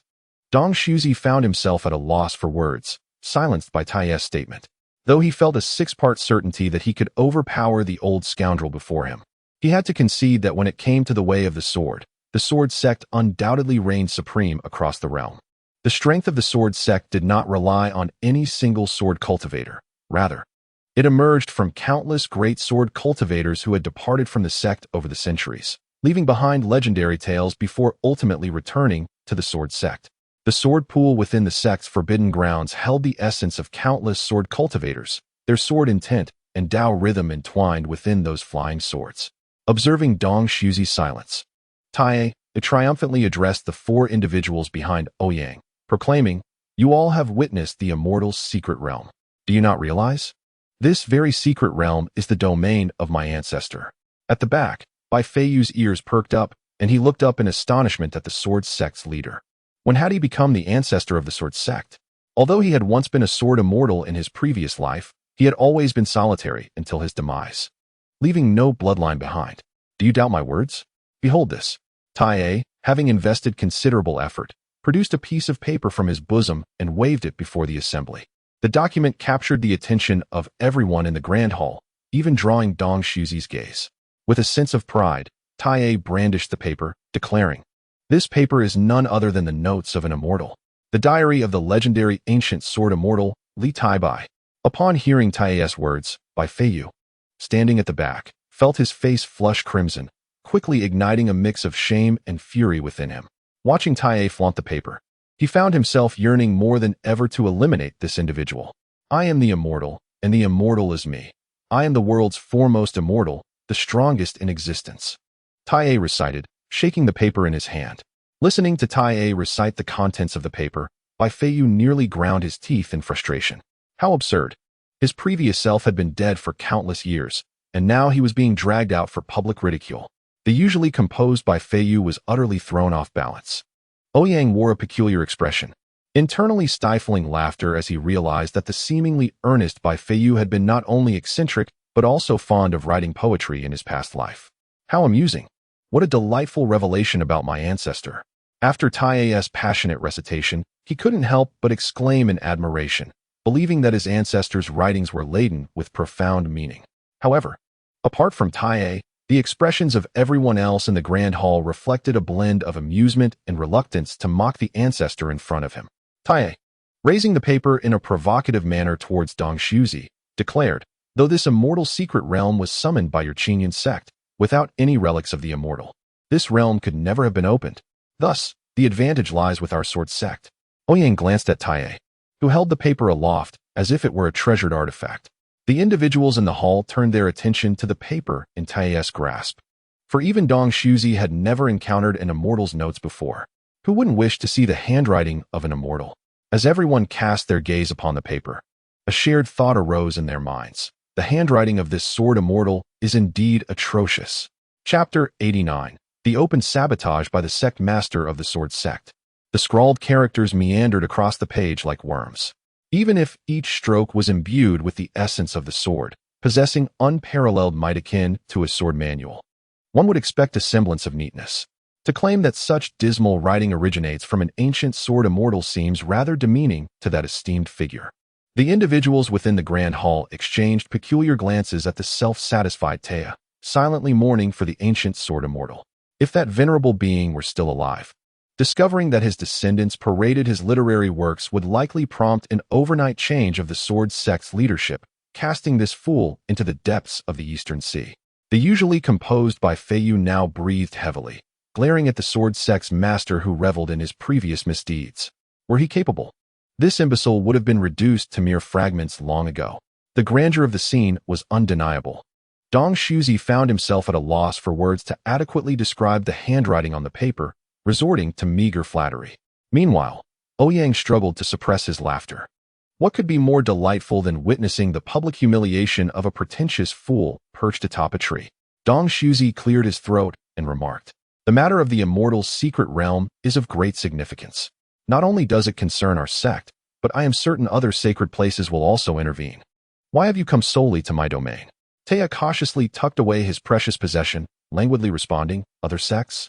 All elders beneath my rank have already taken their disciples to visit other sections. You, Qingyun sect, are the only ones I have personally come to see." The sword sect's audacity was remarkable. For the sake of the immortal's secret realm, they had dared to obstruct others at their gates. Clearly, the sword sect possessed extensive knowledge of the treasures within that realm. Ouyang, with a glint of curiosity in his eyes, ventured to ask, "May I inquire, esteemed elder, what treasures lie within this immortal's secret realm that would warrant such elaborate efforts?" Tae regarded Ouyang with a hint of displeasure. Why did this mere chi refinement brat chatter so incessantly before him? Although reluctant to respond, he reconsidered upon noticing the grave expression on Lung Qingsong's face. With a sigh, he begrudgingly replied, "This immortal's secret realm is the resting place of my ancestral founder, housing both the secret treasures capable of slaying immortals and the swordsmanship legacy of my forebear." Lung Qingsong's eyes sparkled with intrigue. The legacy of an ancient sword immortal capable of vanquishing celestial beings during antiquity was simply irresistible to a pure sword cultivator like himself. Observing the growing brightness in Lung Qingsong's gaze, Tae further tempted him, "Should you choose to become my disciple, not only will I ensure you receive all that the immortal's secret realm has to offer, but I can also pass down my collection of sword immortal diaries." This fellow still possessed his own dark history? Bai Feiyu shot a furious, incredulous look at Tae, marking the sword sect's master firmly on his personal blacklist. Though cold Qingsong yearned for the immortal's secret realm, he would never abandon his modest peak to journey to the sword sect. After listening to Tai A's words, Cold Qingsong merely closed his eyes slightly, clutching his sword and standing behind Ouyang, disregarding the ramblings of the old man before him. This fellow hardly seemed to possess a high intellect, did he? Ouyang's eyes glimmered with mischief as a wicked plan began to form. What a joke. This is hardly the ink of a sword immortal. I, too, possess notes from an immortal. With that, Ouyang confidently addressed the self-satisfied Tai A, who was boasting about his treasured relics of the sword immortal, turned his gaze to Ouyang, perplexed that this seemingly unremarkable youth dared to speak so boldly. With a curious frown, Tai A asked, "Young man, do you truly possess the ink of an immortal?" Ouyang chuckled and called out to Tai A, "Behold my hidden weapon." A book soared forth from Ouyang's sleeve, hurtling towards Tai A at great speed. Chen Changsheng, upon recognizing the familiar tome that Ouyang had flung, couldn't help but grimace at his elder brother. Tai A, initially unwary, was skeptical that an object tossed by a mere qi refinement disciple could be of any significance. He casually caught the book and glanced at it nonchalantly. However, as he perused its contents, his expression transformed dramatically, moving from indifference to anger, then to astonishment, and finally to a lingering fascination. Swiftly, he concealed the book in his sleeve and regarded Ouyang with an appreciative gaze, stating, "Though you appear unremarkable, your wit is commendable. I shall reluctantly accept you as a gatekeeper disciple." A single tome could elevate him to the status of a gatekeeper disciple? Wait a moment. Did this old fellow mean it in the literal sense? Ouyang initially scoffed, but soon realized that the old swordsman was attempting to take advantage of him. He wished to seize my immortal's relic? Return the book to me, Ouyang retorted with irritation. Yet Tai maintained an air of composure, responding, "I have pressing matters to discuss with your sect leader. You may depart." What audacity! The old rascal not only sought to take advantage, but also to dismiss them. Just as Ouyang was about to voice his objections, a sudden dizziness enveloped him, and by the time he regained his bearings, the four of them found themselves standing outside the gate of Qingyun Peak. Inside the hall, only Dong Shuzi and Tai remained. Dong Shuzi glared at the disheveled Tai, exclaiming, "What was the purpose of your antics with them?" With a carefree demeanor, Tai approached the wooden plaque representing heaven and earth, lit 3 incense sticks, then turned to Dong Shuzi and said, "The youth in white and the one in black are destined for our sword sect. They ought to become our disciples."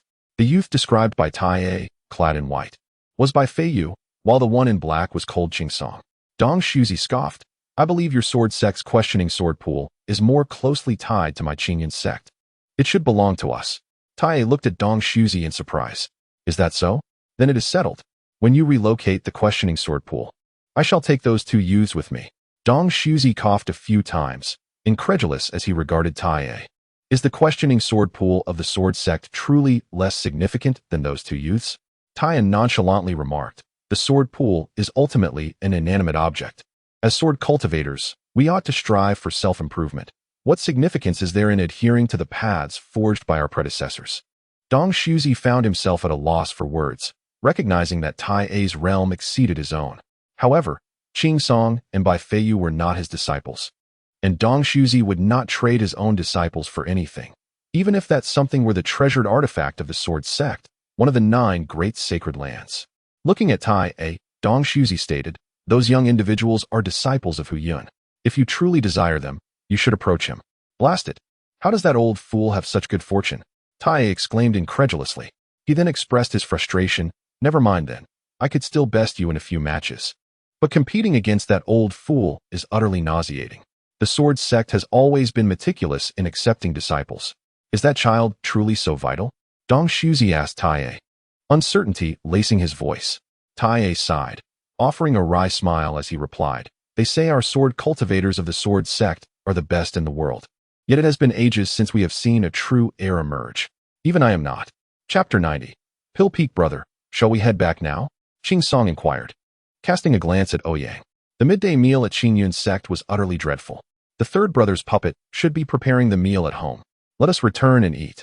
Ouyang contemplated, glancing at Chen Changxing. The latter responded with a simple, hearty smile and a nod. Bai Feiyu, however, was in no mood for conversation. Ever since his grave had been unearthed, memories he wished to forget began to replay in his mind like a slideshow. Among these were both pleasant and painful recollections. though the latter far outweighed the former. Observing by Feiyu's lack of enthusiasm, Ouyang clapped his hands and exclaimed, "By the way, Tu will commence her training today. I need to gather some herbs for her medicinal bath. Let us venture to Pill Peak to procure some spiritual herbs." Chun Changsheng, with a hint of exasperation, interjected, "Senior brother, have you forgotten? Pill Peak has long erected a sign at the mountain gate forbidding our entry. Such talk. What nonsense is this? We are all of the same sect. That sign was merely a jest. Why take it to heart?" Ouyang retorted, somewhat displeased. Yet, even as Chun Changsheng sought to voice further objections, Ouyang waved his hand dismissively, asserting that a visit to Pill Peak was essential for fostering amicable relations between the small mountain peak and Pill Peak. How could there be discord among fellow sect members? Though his words conveyed determination, Chun Changsheng still wished to protest. At this juncture, Qing Song boldly interjected, "Brother, let us proceed." Having broken through to the nascent soul stage, Qing Song's swordsmanship allowed him to traverse the skies at an astonishing speed, far surpassing his former abilities in the foundation establishment stage. He rarely volunteered, but now he did so with uncharacteristic eagerness. With a flick of his wrist, Qing Song sent his long sword soaring into the air, directing it with a single finger. The originally 3-foot-long azure blade instantly transformed into a colossal sword spanning 2 zhang. Ouyang gazed enviously at the spectacle. The art of sword flight was a skill reserved for those of the foundation establishment stage. He couldn't help but wonder if he would ever possess the ability to soar through the skies in his lifetime. This thought led Ouyang to recall his increasingly sluggish system, which had not yielded any returns from its automated processes for over a month. Had it not been for Ouyang's ability to still see the attribute panel, he might have nearly forgotten about his own external assistance. The 4 of them leapt onto their flying swords and soared towards the direction of Danfeng, the place where the alchemists of the Qingyun sect resided.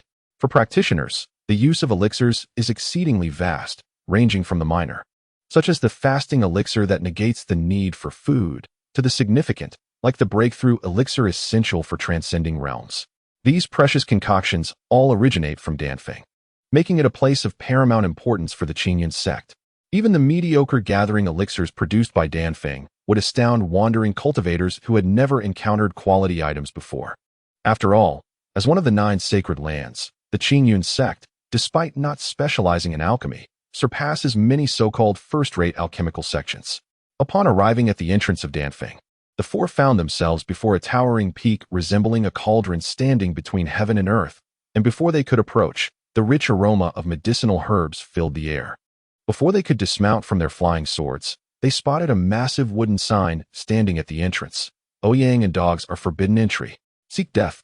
With a cold snort, Lung Qingsong raised his hand, unleashing a sword aura that shattered the sign into splinters. As the fragments flew apart, the disciples guarding the mountain gate caught sight of Ouyang, who was beaming and enthusiastically waving at them. The disciple, who had been dozing against the gate, shifted from surprise to anger and then to terror upon seeing Ouyang, channeling his true essence to turn and emit a piercing cry towards Danfeng. "Ouyang is here," with the shrill cry echoing from the entrance. The previously serene Danfeng erupted into chaos. "Quick, hide everything. Activate the mountain protection array. Go summon the Guardian team at Xinfeng." Summon the Guardian team? Those muscle-headed fools are in league with him. Secure the spiritual herb garden. We vow to coexist with the elixirs or perish. In an instant, the atmosphere at Danfeng was filled with a tragic fervor, with some even exclaiming, "For the elixirs, better to die?" Witnessing the once peaceful Danfeng transform into a flurry of activity, the expressions of Lung Qingsong and his companions gradually shifted as they regarded Ouyang. Ouyang awkwardly chuckled, "You see? I told you, we are all fellow disciples. Aren't the brothers of Danfeng quite enthusiastic?" The trio remained silent, making Ouyang's embarrassment increasingly palpable. Ultimately, unable to contain himself, Ouyang exclaimed, "Isn't it because of you ungrateful wretches? Do you think the fasting elixirs you daily consume and the gathering elixirs you practice with, along with those precious herbs, simply appear on the streets? It is I, your senior brother, who has endured countless hardships to borrow from Danfeng. My reputation is tarnished, and it is all your doing." Lung Qingsong and his companions exchanged glances, understanding the situation. The small peak produced nothing of worth, possessing merely an ineffective medical skill. Even within the sect, the principle of equivalent exchange was upheld, Yet this small peak was utterly devoid of resources, and their indifferent master cared for nothing, burdening everything upon Ouyang's shoulders. I never considered sharing the burden with my senior brother. Instead, I merely took without giving. And now I even question his character? Even the usually composed by Feiyu feels that I have gone too far. Ouyang, observing the remorseful expressions of the three, feels a wave of relief. These three wayward disciples still possess a modicum of conscience, recognizing the difficulties they have caused. Thus, the few foundation establishment pills I consumed can be deemed as a reward for my own toil, and I shall not bring it up again. Those from Dan Peak truly lack appreciation. Was it not agreed that I could borrow? It is not as if I would not return them. Yet they dare to erect a wooden plaque to humiliate my senior brother. Bai Feiyu furrows his brow, casting a disdainful glance at the chaotic Dan Peak. They are merely spiritual herbs and pills. Does the esteemed Qingyun sect truly need to be so miserly? It is a disgrace for Dan Peak, one of the 12 peaks of Qingyun sect. Seeking death, Lung Qingsong's gaze turns icy as he looks at Dan Peak.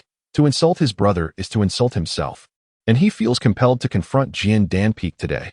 Qin Chongqing slightly steps back behind the trio, rummaging through his sleeves. You little brat, how dare you show up? A thunderous voice erupts, and a flash of light ascends from the peak of Dan Peak, arriving before Ouyang and the others in an instant. An elderly Taoist, with hair and beard as white as snow, stands atop a cauldron, glaring furiously at Ouyang. Ouyang chuckles amiably and greets, Master Dan Yuanzi, how have you been lately? The elder, referred to as Dan Yuanzi, points an accusatory finger at Ouyang, exclaiming, you little rascal.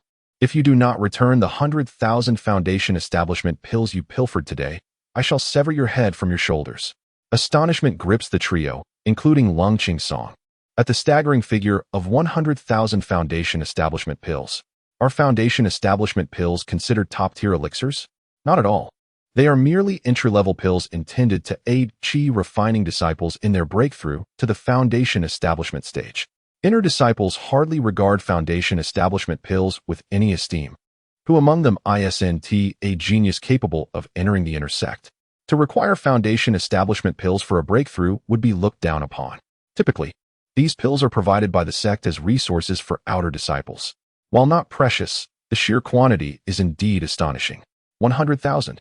Foundation establishment pills are only useful during the breakthrough to the foundation establishment stage, serving as auxiliary pills to facilitate the conversion of true qi into true essence. A common individual requires just one. Those of lesser aptitude may need two, while 3 is the utmost limit. Consuming 100,000 would turn a person into a veritable pill. The trio gazes at Ouyang, who moments ago was reflecting deeply on his selfishness. Now, they are left yearning for an explanation. Feeling the piercing gazes behind him, Ouyang defensively states, Master Dan Yuanzi, you said it was fine for me to eat as I pleased. You. Dan Yuanzi trembles with rage, pointing at Ouyang.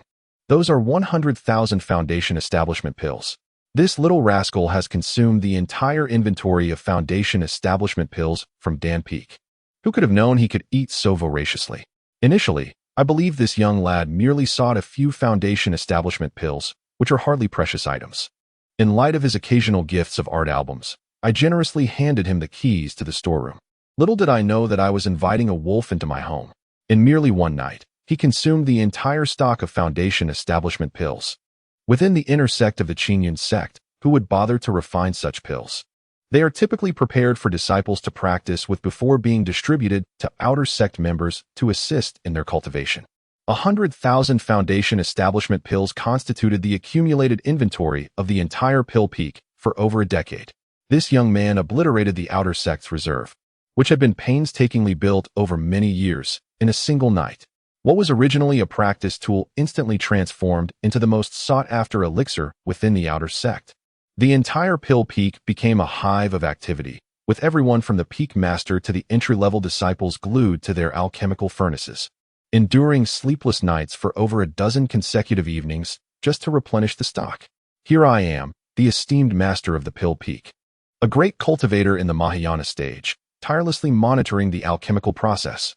Now, upon hearing the term foundation establishment pill, the entire pill peak experiences an involuntary urge to retch. All because of this insufferable brat before me. Observing the trembling figure of Dan Yuanzi, The three individuals behind Ouyang dared not even glance in the direction of the Pill Peak. To commit such an act, and yet have the audacity to swagger into the Pill Peak to borrow more items. My senior brother truly possesses an audacious demeanor. Even Lung Qingsong, casting a sorrowful glance at the shattered wooden plaque from his sword energy, felt a twinge of guilt towards the entire Pill Peak. The atmosphere grew awkward, with Ouyang's companions nearly burying their heads beneath their flying swords in embarrassment. Ouyang, feeling utterly wronged, recalled how he often borrowed items from the Pill Peak, where his senior brothers were exceedingly generous and pleasant to converse with, making him quite fond of the place. Hence, he rushed to create a batch of art albums overnight, specifically to express his gratitude. Upon seeing the albums, Dan Yuanzai felt greatly reassured and even praised Hu Yun for having such an excellent disciple. Seizing the opportunity while the elderly man was in high spirits, Ouyang posed a question he eagerly anticipated. Could one utilize elixirs to break through to the foundation establishment stage?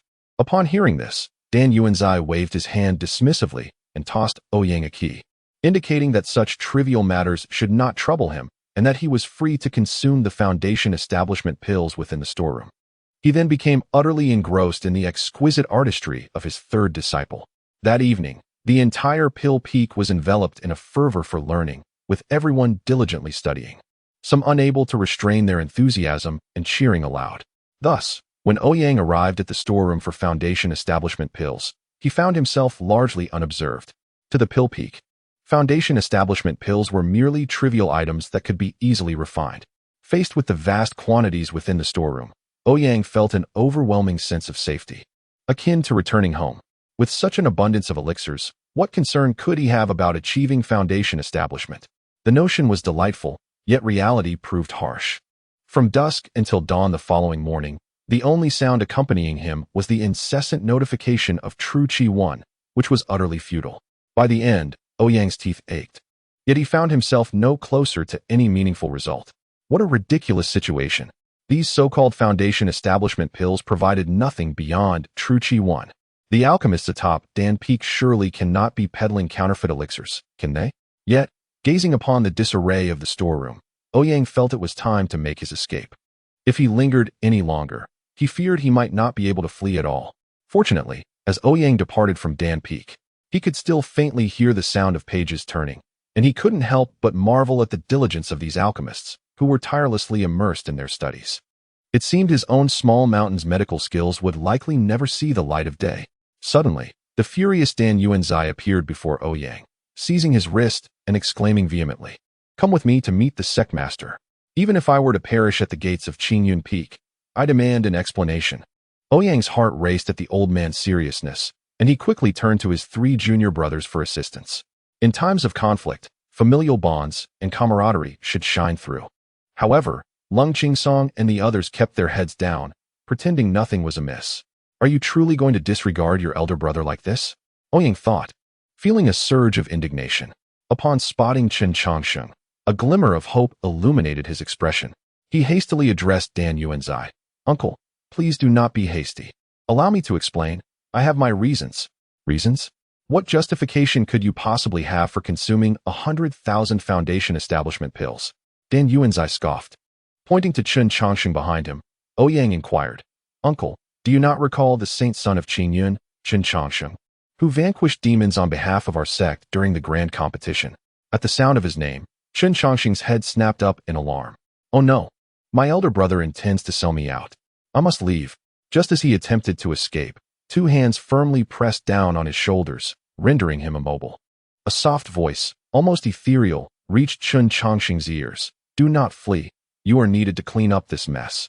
Otherwise, our small mountain will truly become a target of scorn for all in Qingyun's sect."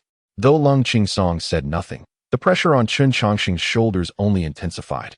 Dan Yuanzai eyed Chen Changsheng suspiciously, questioning, why would this lad, already in the core formation stage, require foundation establishment pills? "Uncle, have you forgotten my junior brother's unique talent? The resources required to activate those hundreds of puppets would be astronomical."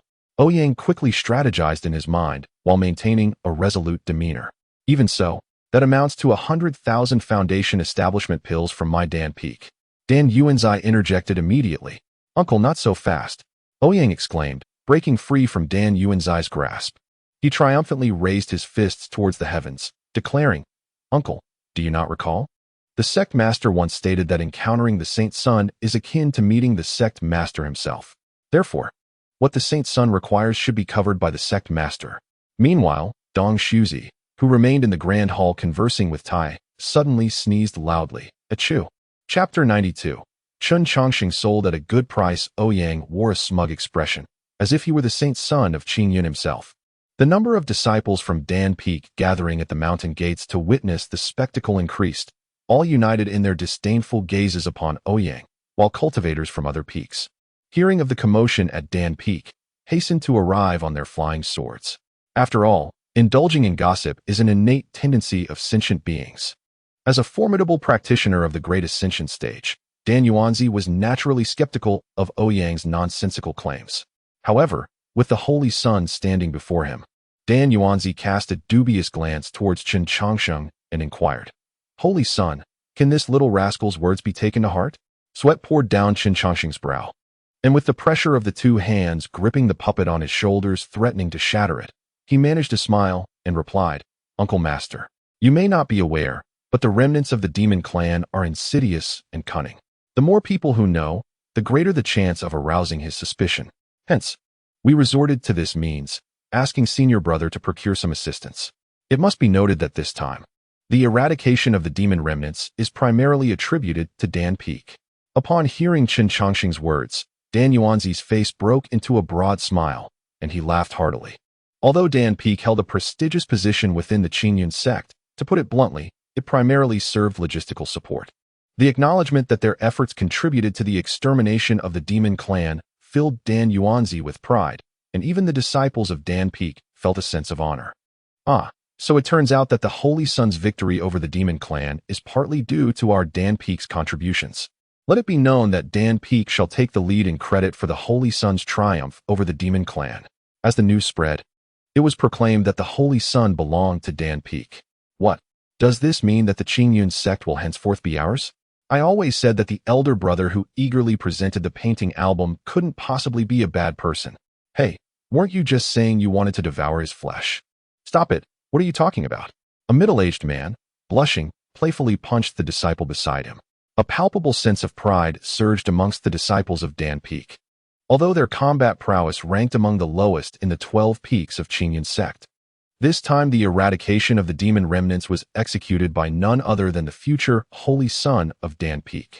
Furthermore, the disciples had tirelessly concocted foundation establishment pills for the Holy Sun, contributing their share to the cause. Therefore, it could be said that they had a hand in the defeat of the demon remnants. Were those 100,000 foundation establishment pills truly vital? The Holy Sun himself declared that they were used to vanquish the demon clan. How could one doubt that? To see the Holy Sun was akin to seeing the sect master. If one possessed the capability, they could directly inquire with the sect leader. Dan Yuanzi's countenance radiated joy, starkly contrasting his previous exasperation as he gazed at Ouyang and his companions with increasing warmth. I wonder, Holy Sun, what brings you to Dan Peak this time? Dan Yuanzi inquired with a cheerful demeanor. Uncle Master, Ouyang interjected, with the recent drop in temperature, we thought to borrow some spiritual herbs to prepare a nourishing dish for the Holy Sun, who has just vanquished the demon remnants. As you know, the Holy Sun expended tremendous energy in that battle, even jeopardizing his foundational state, and has been recuperating since. Chun Chongqing's lips twitched, contorting into an unappealing smile as he nodded, resembling someone who had just tasted something unpleasant. Oh, the Holy Sun is unwell. I have 10 second-grade enlightenment pills here. Would you like some? Dan Yuanzi inquired with immediate concern. Thank you for your kindness, Uncle Master, but Chun Chongqing began to decline Dan Yuanzi's goodwill, only to be silenced by Ouyang's hand over his mouth. With a sheepish grin, Ouyang replied, Oh, how embarrassing. I cannot refuse a gift from a senior. I shall accept it on behalf of the Holy Sun. Taking the white jade bottle handed over by Dan Yuanzi, even through the bottle, the invigorating fragrance of the medicine wafted through the air. Such a splendid treasure. Now it belongs to the Ouyang family. With a flick of his wrist, Ouyang made the white jade bottle vanish from his grasp, replacing it with a piece of paper that detailed the medicinal herbs he required, pinned by the enigmatic Ouyang. Master Uncle, please take a look at these herbs. They are indeed what we need. Ouyang respectfully presented the paper to Dan Yuanzi. With a swift motion, Dan Yuanzi summoned the paper from Ouyang's hand, scrutinizing the list of spiritual herbs. Stroking his beard, he furrowed his brow and remarked, the Qiling grass, white beast fruit, and Qinghu leaves are all essential for concocting the spirit pet breakthrough pill. These are not meant for human consumption. Does the Holy Sun truly require such items? Ouyang, with a glint in his eye, replied, Master Uncle, have you forgotten those puppets? They are not human. At that moment, Chen Chongsheng felt a twitch at the corner of his mouth, recalling that those puppets were manifestations of his own divided soul. Thus, they were akin to himself. Dan Yuanzi nodded emphatically and proclaimed with grandeur, since the Holy Sun requires it, our Dan Peak shall certainly offer its unwavering support. I shall arrange for the preparations immediately. Ouyang's heart swelled with joy, and he retrieved a stack of art albums from his storage pouch, presenting them to Dan Yuanzi with a bow. This is the latest collection of albums. I hope Master Uncle will find them to your liking. With a wave of his hand, Dan Yuanzi whisked the albums away from Lung Qingsong, his face alight with pleasure. My dear child, you have come all this way. There is no need to bring such things. Ouyang chuckled. Master Uncle, you jest. The Dan Peak and the Little Mountain Peak are like brothers, considering the herbs listed here. Might we not double the amount? Dan Yuanzi squinted, soaring to Ouyang's side and leaning down to admonish. Do not take liberties, lad. Do not push your luck. Ouyang whispered back, Master Uncle, I have brought the Holy Sun along. Let him sign an IOU in the name of the sect leader, requesting double for me. And threefold for you, which you can later reimburse through the sect leader. Threefold? How about fivefold? Dan Yuanzi retorted with dissatisfaction. Fourfold, or I shall take my leave. And let us write down that 100,000 Foundation establishment pills too, for my junior brother may also wish to be associated with Dan Peak. Ouyang countered in negotiation. Upon hearing Ouyang's final words, Dan Yuanzi's heart stirred, and when he looked at Chen Chongsheng, it was as if he beheld a cherished piglet he had raised since childhood. Let us strike a pact, Dan Yuanzi declared in a hushed tone. It shall remain unaltered. Ouyang extended his palm in agreement. They exchanged 3 hearty slaps of their hands. And Dan Yuanzi burst into laughter, waving his hand as he proclaimed, Today, Dan Peak hosts a feast for Little Mountain Peak. From now on, Little Mountain Peak and Dan Peak shall be sworn brothers. The disciples of Dan Peak erupted in cheers, for henceforth, the Holy Sun of Qingyun's sect, a future power broker in the cultivation world, would also be regarded as one of their own. Oblivious to the onlookers, the two continued their discussion on how to con the sect leader. At that moment, Lung Qingsong and Bai Feiyu realized why their senior brother was so endeared by the disciples of other peaks. His actions were indeed impeccable. Only Chen Chongsheng remained in a daze, nearly grinding his back teeth to dust in frustration. The banquet concluded with both host and guests in high spirits. And as they departed, Lung Qingsong and Bai Feiyu each carried a substantial bundle, while the enthusiastic disciples of Dan Peak eagerly stuffed more medicinal herbs into the packages. After all, these were the necessities for their future Holy Sun, whose endeavors would unify the 3 realms. Having ample supplies was certainly prudent. Amid the benevolent gazes of Ouyang and Dan Yuanzi, Chen Chongsheng trembled as he inscribed the name of Dong Shuzi onto the promissory note. Chapter 93. Iron pot stewing 2-2 in the courtyard of the small mountain peak. A large pot had been set up. Ouyang and Chen Chongsheng were kindling a fire, while Lung Qingsong busily repaired the roof, producing a cacophony of sounds. Bai Feiyu stood in a daze, staring at the sky, lost in thought regarding his own grave. 2-2 had accompanied Xiao Feng into the forbidden area to play with spirit beasts and had yet to return. Senior brother, what prompted you to seek the teachings today? Chen Chongsheng inquired tentatively. Lung Qingsong's hammering paused momentarily, and Bai Feiyu blinked, pricking up his ears. Ouyang, with a sudden jolt, exclaimed, Damn it! I went to ask the old man about advanced techniques, and I completely forgot. Lung Qingsong resumed his hammering, while Bai Feiyu returned to his contemplative state. Advanced techniques? Chen Chongsheng swallowed hard, but remained silent. Although his senior brother differed from the extraordinarily gifted senior brother of his past life, he could still wield the most fundamental techniques with remarkable mastery, even imbuing inanimate objects with sentience. This alone left Chen Chongsheng in awe. The 5 elements escape technique was nearing the level of a sect's secret art. What need was there for advanced techniques? Though he held this thought, Chen Chongsheng was reluctant to undermine his senior brother's confidence. as the breakthrough to the foundation establishment stage had always been his senior brother's fervent aspiration. By the way, have you three been following me? Ouyang asked nonchalantly. The rhythm of the hammering above quickened noticeably, and Bai Feiyu appeared even more engrossed in his thoughts. Chun Changsheng felt a chill run down his spine, awkwardly chuckling. We merely heard that senior brother was going to seek teachings.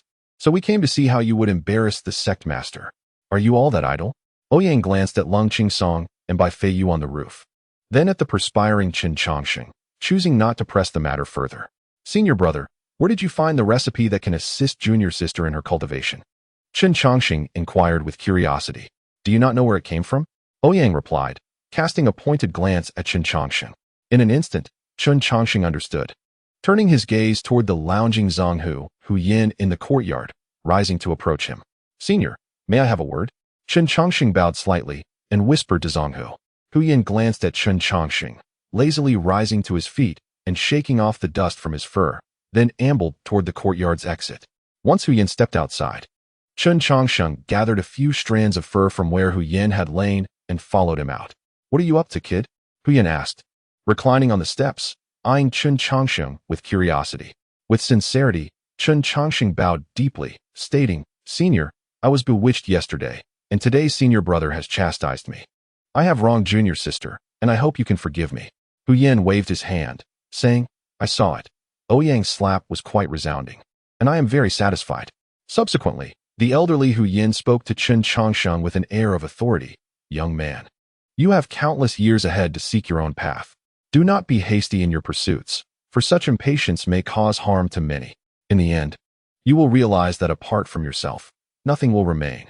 Chen Changsheng listened intently to the teachings of the Tibetan fox before him, adopting a demeanor of humble acceptance. The Tibetan fox flicked its tail and returned to the courtyard.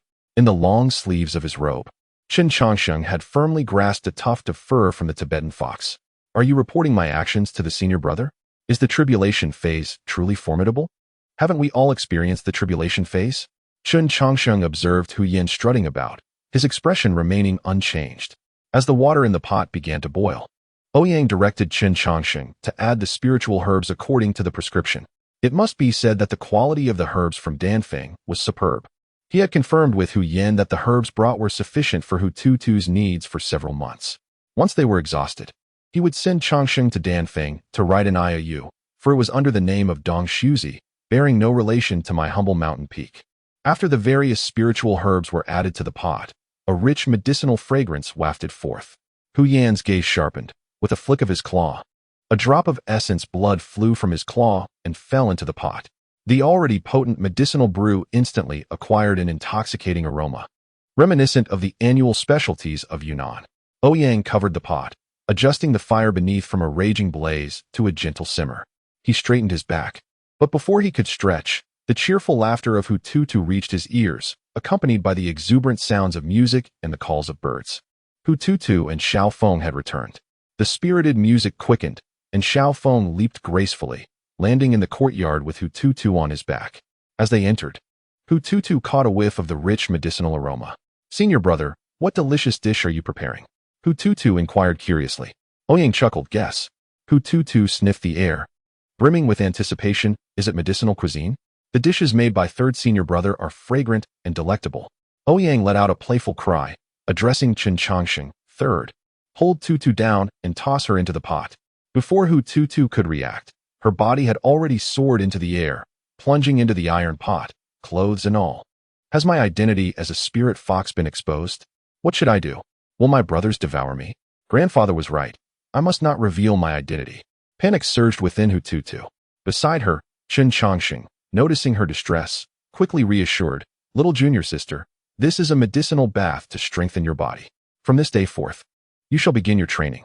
Only then did Hu Tutu relax, casting a fierce glare at the less than gentle senior brother, while secretly thinking that third senior brother was the best.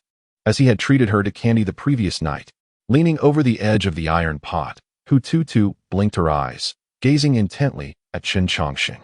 Faced with such innocent eyes, Chen Changsheng recalled the events of the previous day, feeling increasingly guilty. He spoke sheepishly to Hu Tutu. What are you staring at, Tutu? Hu Tutu suddenly burst into laughter and said to Chen Changsheng, Tutu likes senior brother Sin the most. Upon hearing Hu Tutu's words, Qin Changsheng, already feeling guilty, found it even more difficult to bear. He was about to apologize to Tutu and confess his actions from the previous day when Ouyang's voice echoed from a distance. Old 3, hurry up and serve the food, or I'll starve. Qin Changsheng turned to see Ouyang looking at him with a broad smile, while beside him squatted the tribulation stage fox spirit, Hu Yin. Qin Changsheng patted Hu Tutu's head, a smile returning to his face as he said, "Senior brother also likes Tutu the most." Chapter 94. A midnight conversation with Bai Feiyu. The seemingly boiling water posed no threat to Hu Tutu, who was at the core formation stage. However, once the medicinal properties of the spiritual herbs within were unleashed, they surged into Hu Tutu's body, leaving her feeling unbearably hot, akin to sleeping under a thick quilt next to a blazing stove on a sweltering summer day. So hot.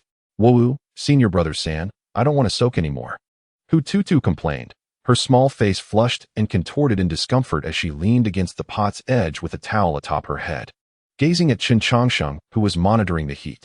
Little junior sister, you must endure a little longer. You're almost at the 2-hour mark, Qin Changsheng replied without mercy. Hu Tutu flipped over, sitting in the pot with a sorrowful expression, her thoughts clouded with frustration. I'm so hungry, woo.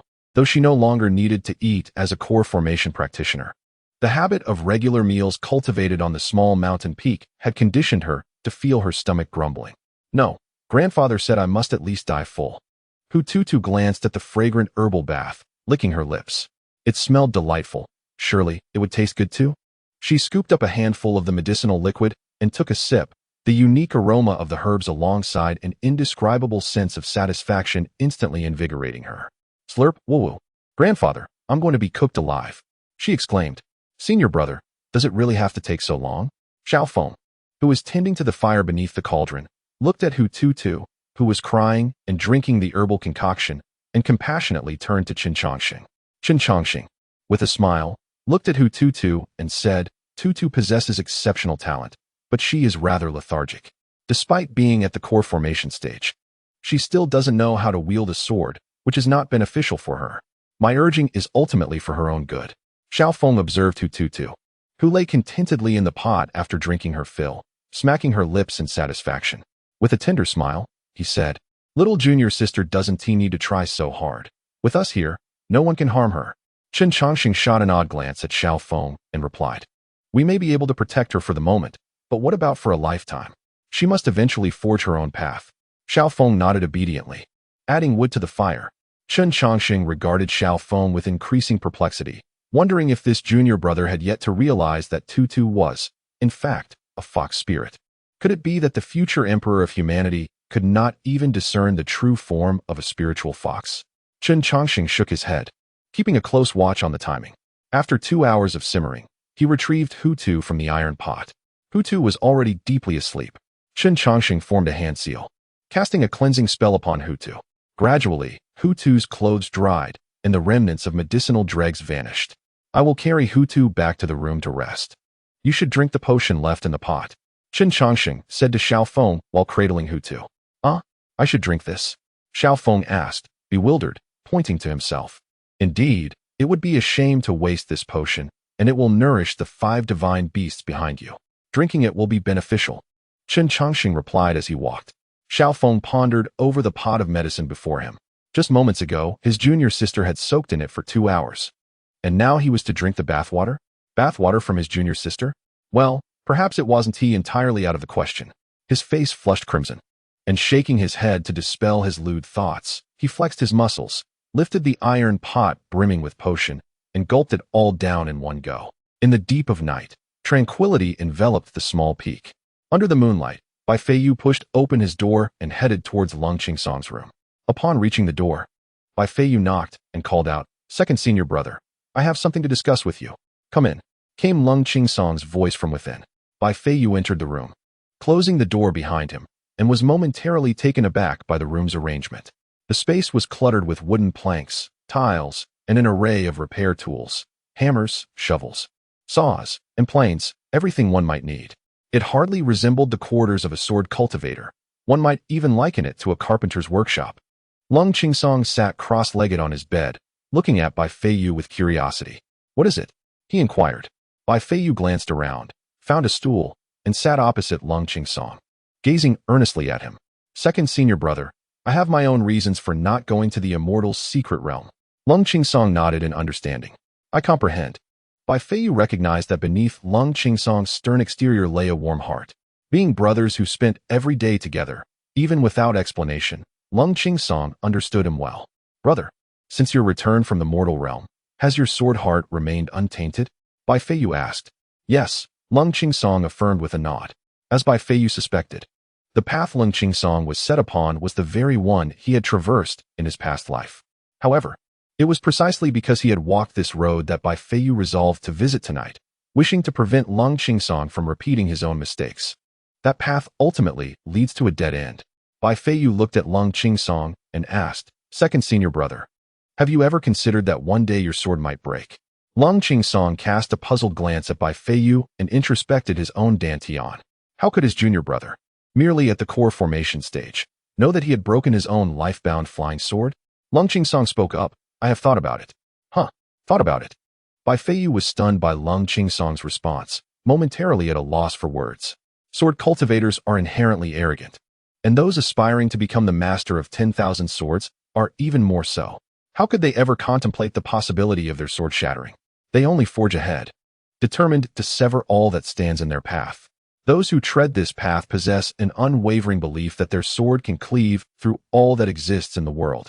Thus, Lung Qingsong's mere admission of having considered this possibility left Bai Feiyu utterly bewildered. He scratched his head and inquired, Brother, how could you ever think your sword would break? Lung Qingsong found himself perplexed by Bai Feiyu's confusion. Did this younger brother not realize that his life-bound sword had indeed shattered? Why was he still asking? Nevertheless, Lung Qingsong candidly replied, because it has already broken. With a gasp, Bai Feiyu sprang to his feet, disbelief etched across his face as he exclaimed, What did you say? Broken. Chapter 95. Then I shall not seek the Tao, let the Tao seek me. Bai Feiyu was consumed by anxiety, struggling to comprehend why Lung Qingsong was still alive. That was a sword cultivator's life-bound sword. It was the very essence of a sword cultivator. How could Lung Qingsong so casually declare that it was broken? With a life-bound sword shattered, one could hardly speak of aspiring to become the master of 10,000 swords. How could Lung Qingsong still be sitting here in perfect health? At the moment a sword is severed, the sword energy would consume its master, leading to immediate demise. Bai Feiyu rushed to Lung Qingsong's side, grasping his wrist and channeling his true essence into him. Transmitting true essence into another's body is a grave taboo among practitioners. This essence could easily devastate Lung Qingsong's meridians and dantian. Yet, in his agitated state, Bai Feiyu recklessly committed this act. Lung Qingsong did not resist. He merely observed his normally composed junior brother losing his composure over the breaking of his life-bound sword, a hint of softness flickering in his eyes. This is strange. This is truly strange. Broken yet unbroken, what could this mean? Bai Feiyu released Lung Qingsong's wrist, murmuring to himself. As he transmitted his true essence to examine Lung Qingsong's dantian, he discovered a nascent soul quietly seated within. In the embrace of this nascent soul lay a broken sword, which was none other than Lung Qingsong's life-bound sword. Though the broken sword appeared somewhat hazy and unstable, Bai Feiyu could still sense the most pure essence of sword intent flowing from it. It was identical to the sword intent from his previous life. How could a shattered life-bound sword maintain its form and even exhibit circulating sword intent? This was inconceivable, impossible, even in ancient times. Even the sword Immortal Li Tai Bai could not have acknowledged such an occurrence. Every sword cultivator is destined to cultivate but one life-bound sword. This has been an unbreakable rule since the inception of cultivation methods.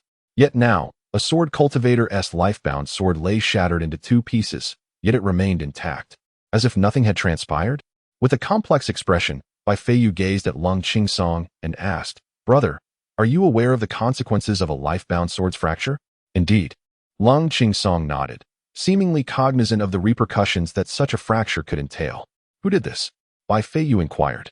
Cold Qingsong's stern visage bore an expression of unease. He could hardly confess to having traversed the mortal realm only to shatter his own heart. Such words would never escape his lips, even under duress. After a moment's contemplation, he addressed his master. Qingsong's thoughts were remarkably pure. Ultimately, The machinations that led to this outcome were orchestrated by his master, marking it as a fault of his own. And which master was this? Upon hearing Cold Ching Song mention Hu Yun, Bai Fei Yu's mind immediately conjured the image of those eyes that seemed to penetrate the very essence of existence. Bai Fei Yu could not fathom what that nearly omniscient cultivator was scheming. However, the fracturing of one's innate sword was tantamount to a death sentence for a sword cultivator. This was a certainty for Bai Fei Yu, for henceforth, Cold Ching Song would no longer tread the path of the sword. This was akin to a death sentence for him. But why did that broken sword still emanate a flow of sword intent? Moreover, the sword intent was so pure. It mirrored that which he once possessed in his previous life. Are you not fearful of what master might do to you? Bai Fei Yu inhaled deeply, slowly exhaling his audacious thoughts. Cold Ching Song paused, as if these considerations had never crossed his mind before. He shook his head and replied, I trust him. At this juncture, the typically stoic Cold Ching Song allowed a faint smile to grace his lips. This was a man who had, for the first time in his life, made him feel like he had a father, someone he could ride on his shoulders in public, bicker with at will, and throw tantrums in front of without hesitation. Of course, he trusted him. As for his brother, he had unwavering faith in their master, and thus Cold Ching Song felt he had no reason to doubt him. Now it was Bai Fei Yu who stood bewildered. He could not comprehend why Cold Ching Song would utter such sentiments. He understood well that Cold Ching Song was pursuing the path of the sovereign of 10,000 swords, the most formidable sword path in existence. Only one who has transcended emotions and possesses an untainted heart could attain such a title. Yet it seemed that Cold Ching Song held something far more precious than his own path. Something so invaluable that he would willingly comply with arrangements that entailed the breaking of his own innate sword. The most seemingly indifferent Cold Ching Song had transformed into the one who cherished bonds the most. How could he possibly continue on the path of the sovereign of 10,000 swords under such circumstances? Bai Fei Yu's thoughts drifted to his previous life, a time before he had ascended to the rank of Sword Immortal. He, too, had once lost his innate sword, leading him to drown his sorrows in drink. Lost in a haze of despair. Little Bai, if you continue down this path, you will destroy yourself. A figure clad in azure expressed concern. I am but a useless wretch now. What does it matter if I am destroyed? The one called Li Taibai replied, tilting his head back to pour wine into his mouth, intoxicated. I can help you reconstruct your innate sword. Trust me. The figure in azure insisted earnestly. Li Taibai erupted in laughter, his mirth laced with desolation, then turned to the figure in azure and shouted, Leave. It's impossible. I am already a failure. Are you here to pity me? Go away. However, the azure robe ultimately succeeded, and Li Taibai's fateful sword returned, even surpassing its former glory. Yet, Li Taibai could no longer find the silhouette of that azure robe. He had irrevocably embarked upon the supreme path of swordsmanship, attaining the status of a sword immortal. Ultimately, he met with a tragic end of death and dissolution. This path is a dead end, an absolute road, requiring the eradication of all emotions, leaving only the sword path in one's heart, in order to truly achieve the so-called transcendence of emotional detachment. A flicker of pain crossed Bai Fei Yu's eyes. This was also the reason he chose not to follow the path of his past life. This path was destined to have an end, and the outcome would inevitably be desolate. Thus, he opted to pursue the sword path where all things become his sword. Even if he could not reach the heights of his previous life, he no longer wished to endure such suffering. Senior brother, what would you do if your path led you to the most agonizing choice? Bai Fei Yu inquired, his gaze somewhat vacant as he looked at Lung Ching Song. Lung Ching Song observed the visibly disheartened Bai Fei Yu and gently replied, I am not alone. I have you all. What if the choice you face is precisely this? Bai Fei Yu fixed his gaze on Lung Ching Song, asking earnestly. Lung Ching Song's eyes sharpened, his demeanor transforming into that of a blade, as he seriously addressed Bai Fei Yu. That path is erroneous. The path itself cannot be wrong. Bai Fei Yu, equally unyielding, responded, the path cannot be deemed incorrect. Without hesitation, Lung Ching Song declared, Then I shall cease to seek the path. Let the path seek me. Chapter 96. Is the nascent soul stage difficult? Then I shall cease to seek the path. Let the path seek me. Lung Ching Song asserted with the utmost audacity, causing Bai Fei Yu to momentarily freeze in expression. Ha ha ha. Bai Fei Yu suddenly burst into laughter, tears streaming from his eyes. Concerned, Lung Ching Song watched the seemingly deranged Bai Fei Yu and reached out to steady his shoulder. Yet, Bai Feiyu abruptly lifted his head to Lung Qingsong, proclaiming, "Senior brother, I have made up my mind. I shall accompany you to the Immortal secret realm.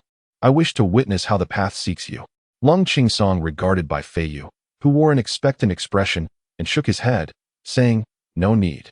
Initially, he believed that his strength alone sufficed, and with the addition of his elder brother and the third brother, he felt they could traverse the world without requiring the presence of Bai Feiyu, who was still at the third level of the Golden Core stage, to face danger. Bai Feiyu, perceiving Lung Qingsong's refusal as an attempt to spare him from hardship, laughed and said, "I did not wish to go there at first because I had my reasons, but now I am even more eager to see how you will navigate your sword path." Lung Qingsong continued to shake his head, stating, "You are too weak." His intention was to convey that Bai Feiyu's current strength was merely at the Golden Core stage, and he did not want Bai Feiyu to put himself at risk in the Immortal secret realm. However, upon hearing Lung Qingsong's words, Bai Feiyu's expression stiffened. Was he being underestimated? It seemed as though he was the only one lacking strength on this small peak, a stark contrast to the times when he had consistently been several steps ahead of others, now reduced to the lowest tier. Believing that Lung Qingsong looked down upon him, Bai Feiyu scoffed, "Is the nascent soul stage truly that difficult?" Upon hearing Bai Feiyu's words, Lung Qingsong realized that Bai Feiyu had misunderstood the situation. Just as he was about to clarify, he sensed the tumultuous surge of true essence emanating from Bai Feiyu. With his eyes slightly closed, Bai Feiyu murmured, "All things are my sword, all things are my path." As these words resonated, his internal true essence was stirred, and the energy within his dantian began to whirl violently, fervently absorbing the essence of heaven and earth. In an instant, the once clear and starry night sky was shrouded by dense clouds. The tribulation of three thunders, typically appearing during the transformation into an infant, manifested once more at the pinnacle of the small mountain peak. Sitting atop the summit, Chun Changsheng raised his head, perplexed, and activated the recording stone embedded in the mountain, murmuring, "Is Junior Brother Bai breaking through?" Truly, one could never underestimate the speed at which Junior Brother Bai ascends to new realms. In Chun Changsheng's recollection, Bai Feiyu had only transcended 3 realms. The first leap from no cultivation to chi refinement, the second from chi refinement to foundation establishment, and the third just last month from foundation establishment to Golden Core. Now he was on the verge of breaking through from Golden Core to nascent soul. It seemed that the 9 minor stages within each major realm were inconsequential to Bai Feiyu, as effortless as drinking water. Such a prodigious talent. Why had he never heard of him in his previous life? Perhaps it was due to his premature demise, leaving him unaware of such a genius as Xiao Bai. However, this presented an opportunity for him, as he had lingered at the 9th level of the Golden Core stage for far too long. The spectacle of the nascent soul's tribulation was undeniably captivating. Chun Changsheng had long sought a suitable moment to discreetly break through, but before he could execute his plan, Bai Feiyu unexpectedly provided him with a chance. The Golden Core within Chun Changsheng's dantian began to rotate, preparing to seize this opportunity and ascend to the nascent soul stage, with both individuals poised to break through simultaneously. The potency of the 3 thunders would surely be magnified. Yet, all of them were bold enough to draw their swords against the heavenly Tao, and thus, a mere tribulation did not daunt them. Bai Feiyu's realm ascended at an astonishing pace, soaring upward almost a level per second, without a moment's pause. Golden Core 4th level, 5th level, 6th level, 7th level, 8th level, 9th level. Bai Feiyu opened his eyes and called out, "Come forth." The Golden Core within his dantian shattered explosively, and a 1-inch nascent soul, strikingly similar to Bai Feiyu, emerged from the remnants of the Golden Core, radiating a lustrous white hue. The essence of the sword flowed around it. However, unlike Lung Qingsong's transformation, Bai Feiyu's nascent soul bore no sword in hand. Could one still be called a sword cultivator without a destined sword? The nascent soul leapt forth from the Golden Core, settling within the dantian and voraciously absorbing the heavenly and earthly essence. Not only did the nascent soul emanate the essence of the sword, but it also shimmered with myriad radiant colors. In the next moment, Chun Changsheng too experienced the shattering of his Golden Core, resulting in a peculiar nascent soul. Unlike a mere miniature version of Chun Changsheng, his nascent soul bore 3 heads and 6 arms, resembling the 3rd Prince Neza, with an extraordinarily bizarre appearance. Chun Changsheng slowly opened his eyes, realizing that he had unknowingly ascended to the nascent soul stage. The transformation of his nascent soul was undoubtedly connected to his rebirth. What mattered most now was to swiftly break through to the out-of-body stage and discover the true nature of his spirit. Dark clouds gathered ominously over the small peak, and after a couple of rumbling thunderclaps, they dissipated instantaneously, leaving the sky clear once more. The moon above shone ever more brightly, seemingly mocking the nascent thunder tribulation that dared not even gather. Bai Feiyu, having just stepped into the nascent soul stage, turned to Lung Qingsong with a smile and inquired, "Senior brother, do I possess sufficient strength now?" Lung Qingsong regarded Bai Feiyu, who had just entered the nascent soul stage, with an impassive expression. After all, who among them had not achieved consecutive breakthroughs to the nascent soul stage? What was there to boast about? Everyone on the small peak could accomplish that feat yet. Lung Qingsong shook his head and replied, "No, you cannot go. Just having entered the nascent soul stage, your foundation is unstable. Your priority should be to solidify your realm." Feeling slighted, Bai Feiyu retorted with a cold smile, "Is it the way of the Lord of 10,000 Swords that gives you such confidence, senior brother?" Lung Qingsong looked at Bai Feiyu, puzzled. Was this junior brother out of his mind? He was concerned for him, yet Bai Feiyu chose to mock him instead. It was clear that Bai Feiyu's nascent soul lacked a life sword, whereas Lung Qingsong, despite his own life sword being broken, still had a fragment remaining.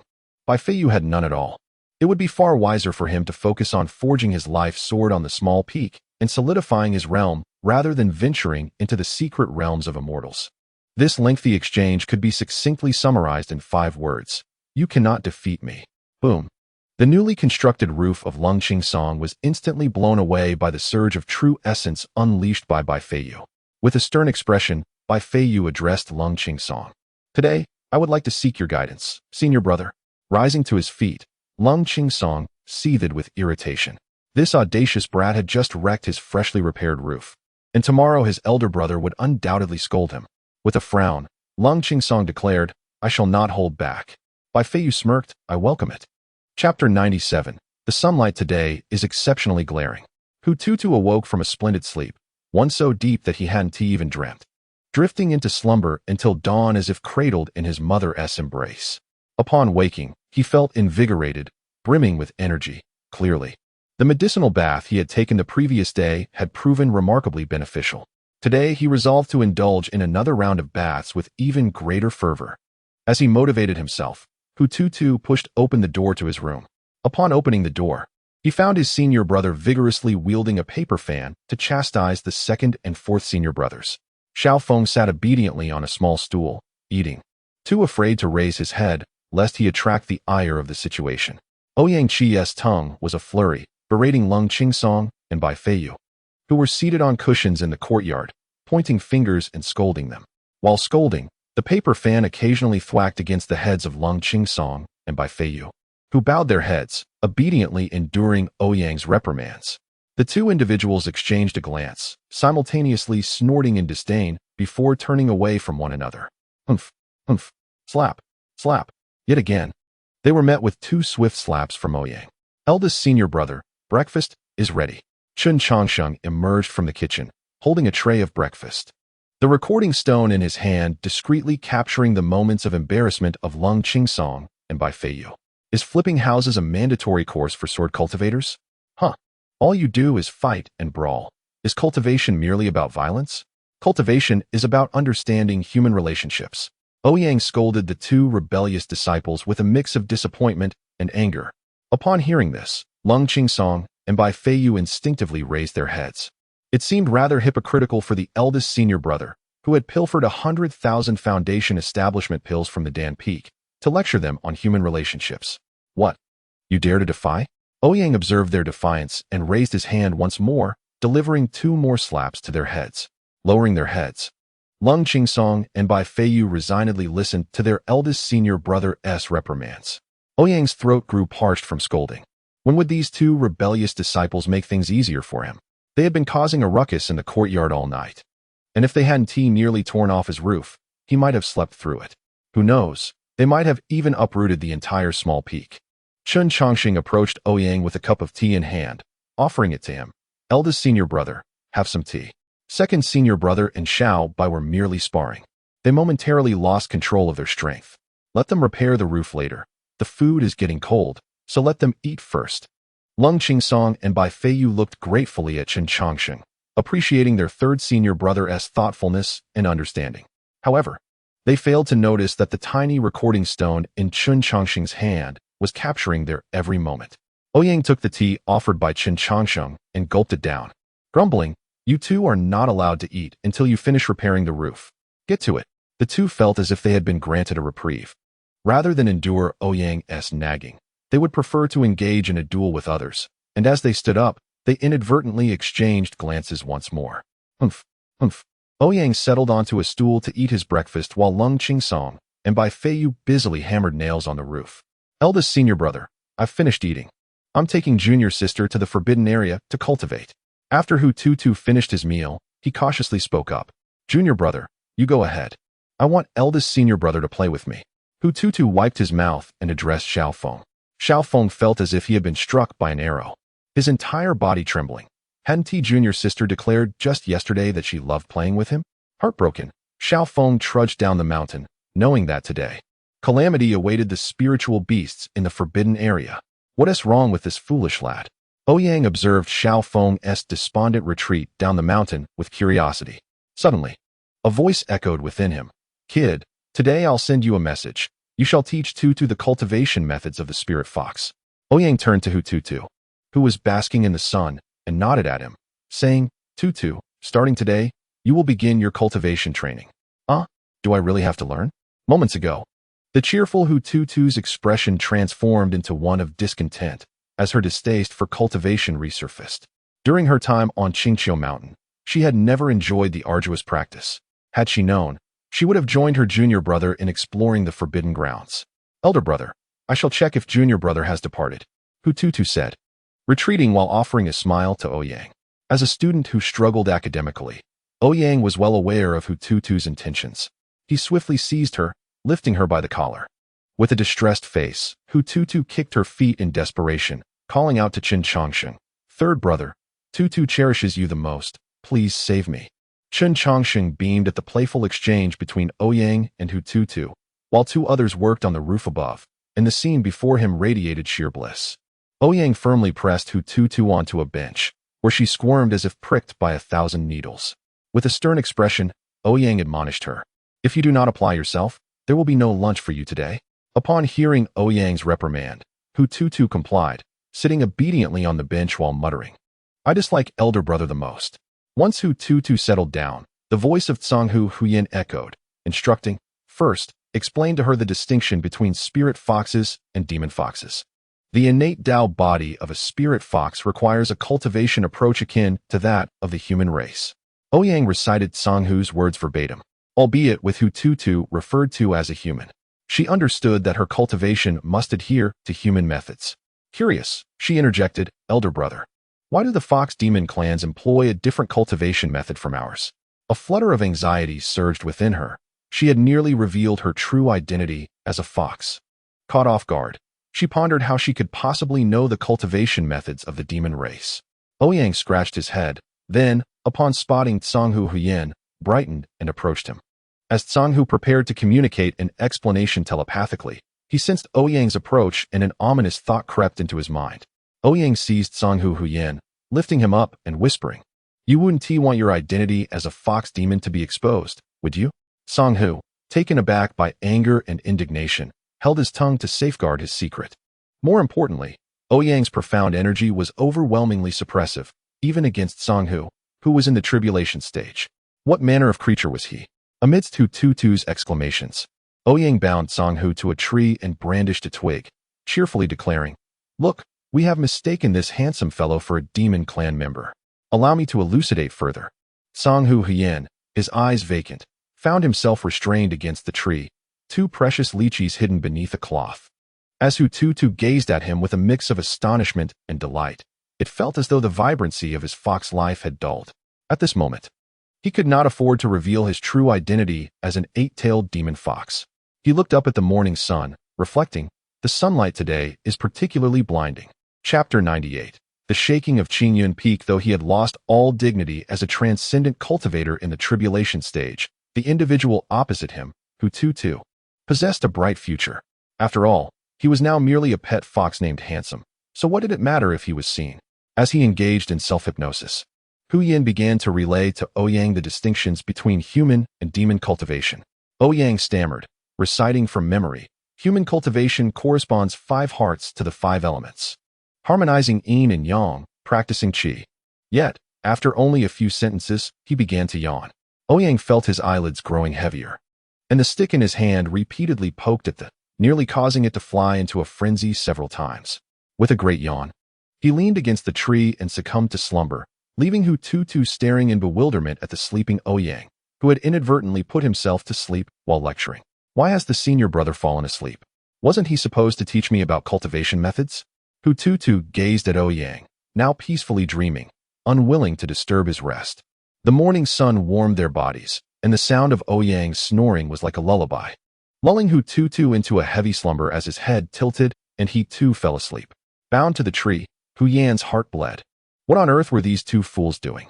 Here he was, a great cultivator in the tribulation stage, tied to a tree as a reference point, while these 2 imbeciles slept soundly. Turning his gaze to the peacefully snoozing Ouyang, Ouyang felt tears welling up. He had thought that he had shed all his tears during his time on Qingqiu Mountain, yet here he was, on the brink of tears once more. Infuriated by the antics of these 2 rascals. Get out here, you brat. Wake your senior brother and junior sister. With the sound of nails being hammered on the roof by Lung Qingsong and by Feiyu, Ouyang directed his thoughts towards Chen Chongsheng, who was preparing a medicinal bath in the kitchen. Chen Chongsheng's ears perked up, and he emerged from the kitchen, chuckling at the scene before him. In the morning sunlight, Ouyang leaned against the tree, while Tutu's head drooped, both sleeping soundly, in stark contrast to Ouyang, whose limbs were bound and whose expression was one of barely contained tears. Fuming, Ouyang transmitted to Chen Chongsheng, "Wake your senior brother and junior sister. Have your senior brother lecture in my stead. He falls asleep even faster than your junior sister."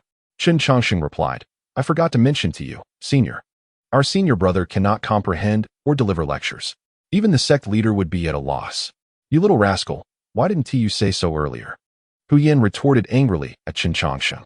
"Well, you never asked, so I didn't volunteer the information. I still have to prepare the medicinal bath for the junior sister." "Excuse me." Chen Chongsheng turned back to the kitchen, effectively silencing Ouyang's thoughts. "Curse it. Untie this rope at once." Ouyang finally lost his composure and scolded Ouyang through thought. The rope binding him was the same peculiar one that had ensnared him in the Forbidden Land, and he could not break free. Unbeknownst to him, Ouyang remained in a deep sleep, even unconsciously licking his lips. As the clock approached noon, the distant sound of 3 ancient chimes abruptly resonated through the air. The ringing of the Qingshan sect's bell stirred both Ouyang and Hututu from their slumber. The duo, one large and one small, simultaneously stretched languidly, wiping the corners of their mouths with a satisfied gesture, their movements nearly in sync. Indeed, diligent study brings forth a profound sense of comfort, akin to the refreshment of a restful sleep. "Kid, untie me." Ouyang's feeble voice echoed within Ouyang's mind. Turning to look, Ouyang saw Ouyang bound to a tree, his eyes devoid of luster. "From now on, I shall seek your company for my sleepless nights," Ouyang remarked as he began to free Ouyang from his restraints. Feeling the numbness in his limbs, Ouyang tore away the towel that shielded the lychee, staring blankly at Ouyang, and growled softly, "Study? What nonsense." The chimes of the bell also captured the attention of the others atop the small peak. Lung Qingsong paused his hammering, casting a glance at Bai Feiyu, internally scoffing at the thought. As expected, he is merely my junior brother. My speed in roofing surpasses his by far. In just one morning, I've laid all the planks, while he hasn't even completed half. When it comes to roofing, Lung Qingsong was more confident than with his sword. Bai Feiyu, feeling the piercing gaze directed at him, looked up to find Lung Qingsong's face brimming with provocation, and couldn't help but mentally scoff. A swordsman takes pride in roofing? How absurd. Humph, humph. Both men simultaneously scoffed again. A wretched bell that clangs incessantly. One might think the Qingshan sect is on the brink of annihilation. Ouyang grumbled, gazing discontentedly toward Qingshan Peak. Chen Chongsheng approached Ouyang and spoke softly. "So, brother, shall we proceed?" "Indeed, we must go. It seems they will discuss the matters of the Immortal's secret realm. When the second brother descends, we shall see what unfolds." Ouyang shouted towards Lung Qingsong on the rooftop. With a light leap, Lung Qingsong gracefully descended from the roof, followed closely by Feiyu. Little Bai, you take care of Tutu. We shall return shortly, Ouyang instructed Feiyu. Feiyu shook his head in response. No, I've decided to join you. Ouyang regarded Feiyu and urged, it's no trouble, Little Bai. Do not force yourself. Feiyu, seemingly transformed from the previous day, declared, Master brother, no need for persuasion. My decision is made. I shall go. I shall go. You didn't take me last time. Tutu chimed in excitedly. After a moment's thought, Ouyang replied, then let us leave a note for the sixth brother. Leaving behind the quietly mending fox in the corner, the group soared toward Qingshan's sect. Upon their arrival at the mountain gate of Qingshan Peak, they noticed a throng of people already trekking toward the grand hall at the summit. Two massive stone lions stood proudly, demanding the passphrase from the sect's disciples. The moment Ouyang appeared, a smaller stone lion transformed into a playful cub and bounded toward him, energetically licking his shoes, its tail wagging like a fan. What are you doing? Ouyang furrowed his brow and retracted his feet, yet the stone lion relentlessly pursued him, fixating on licking his shoes with fervor. Master, did you not see? I shall continue to lick, the stone lion exclaimed while lavishing attention on Ouyang's footwear.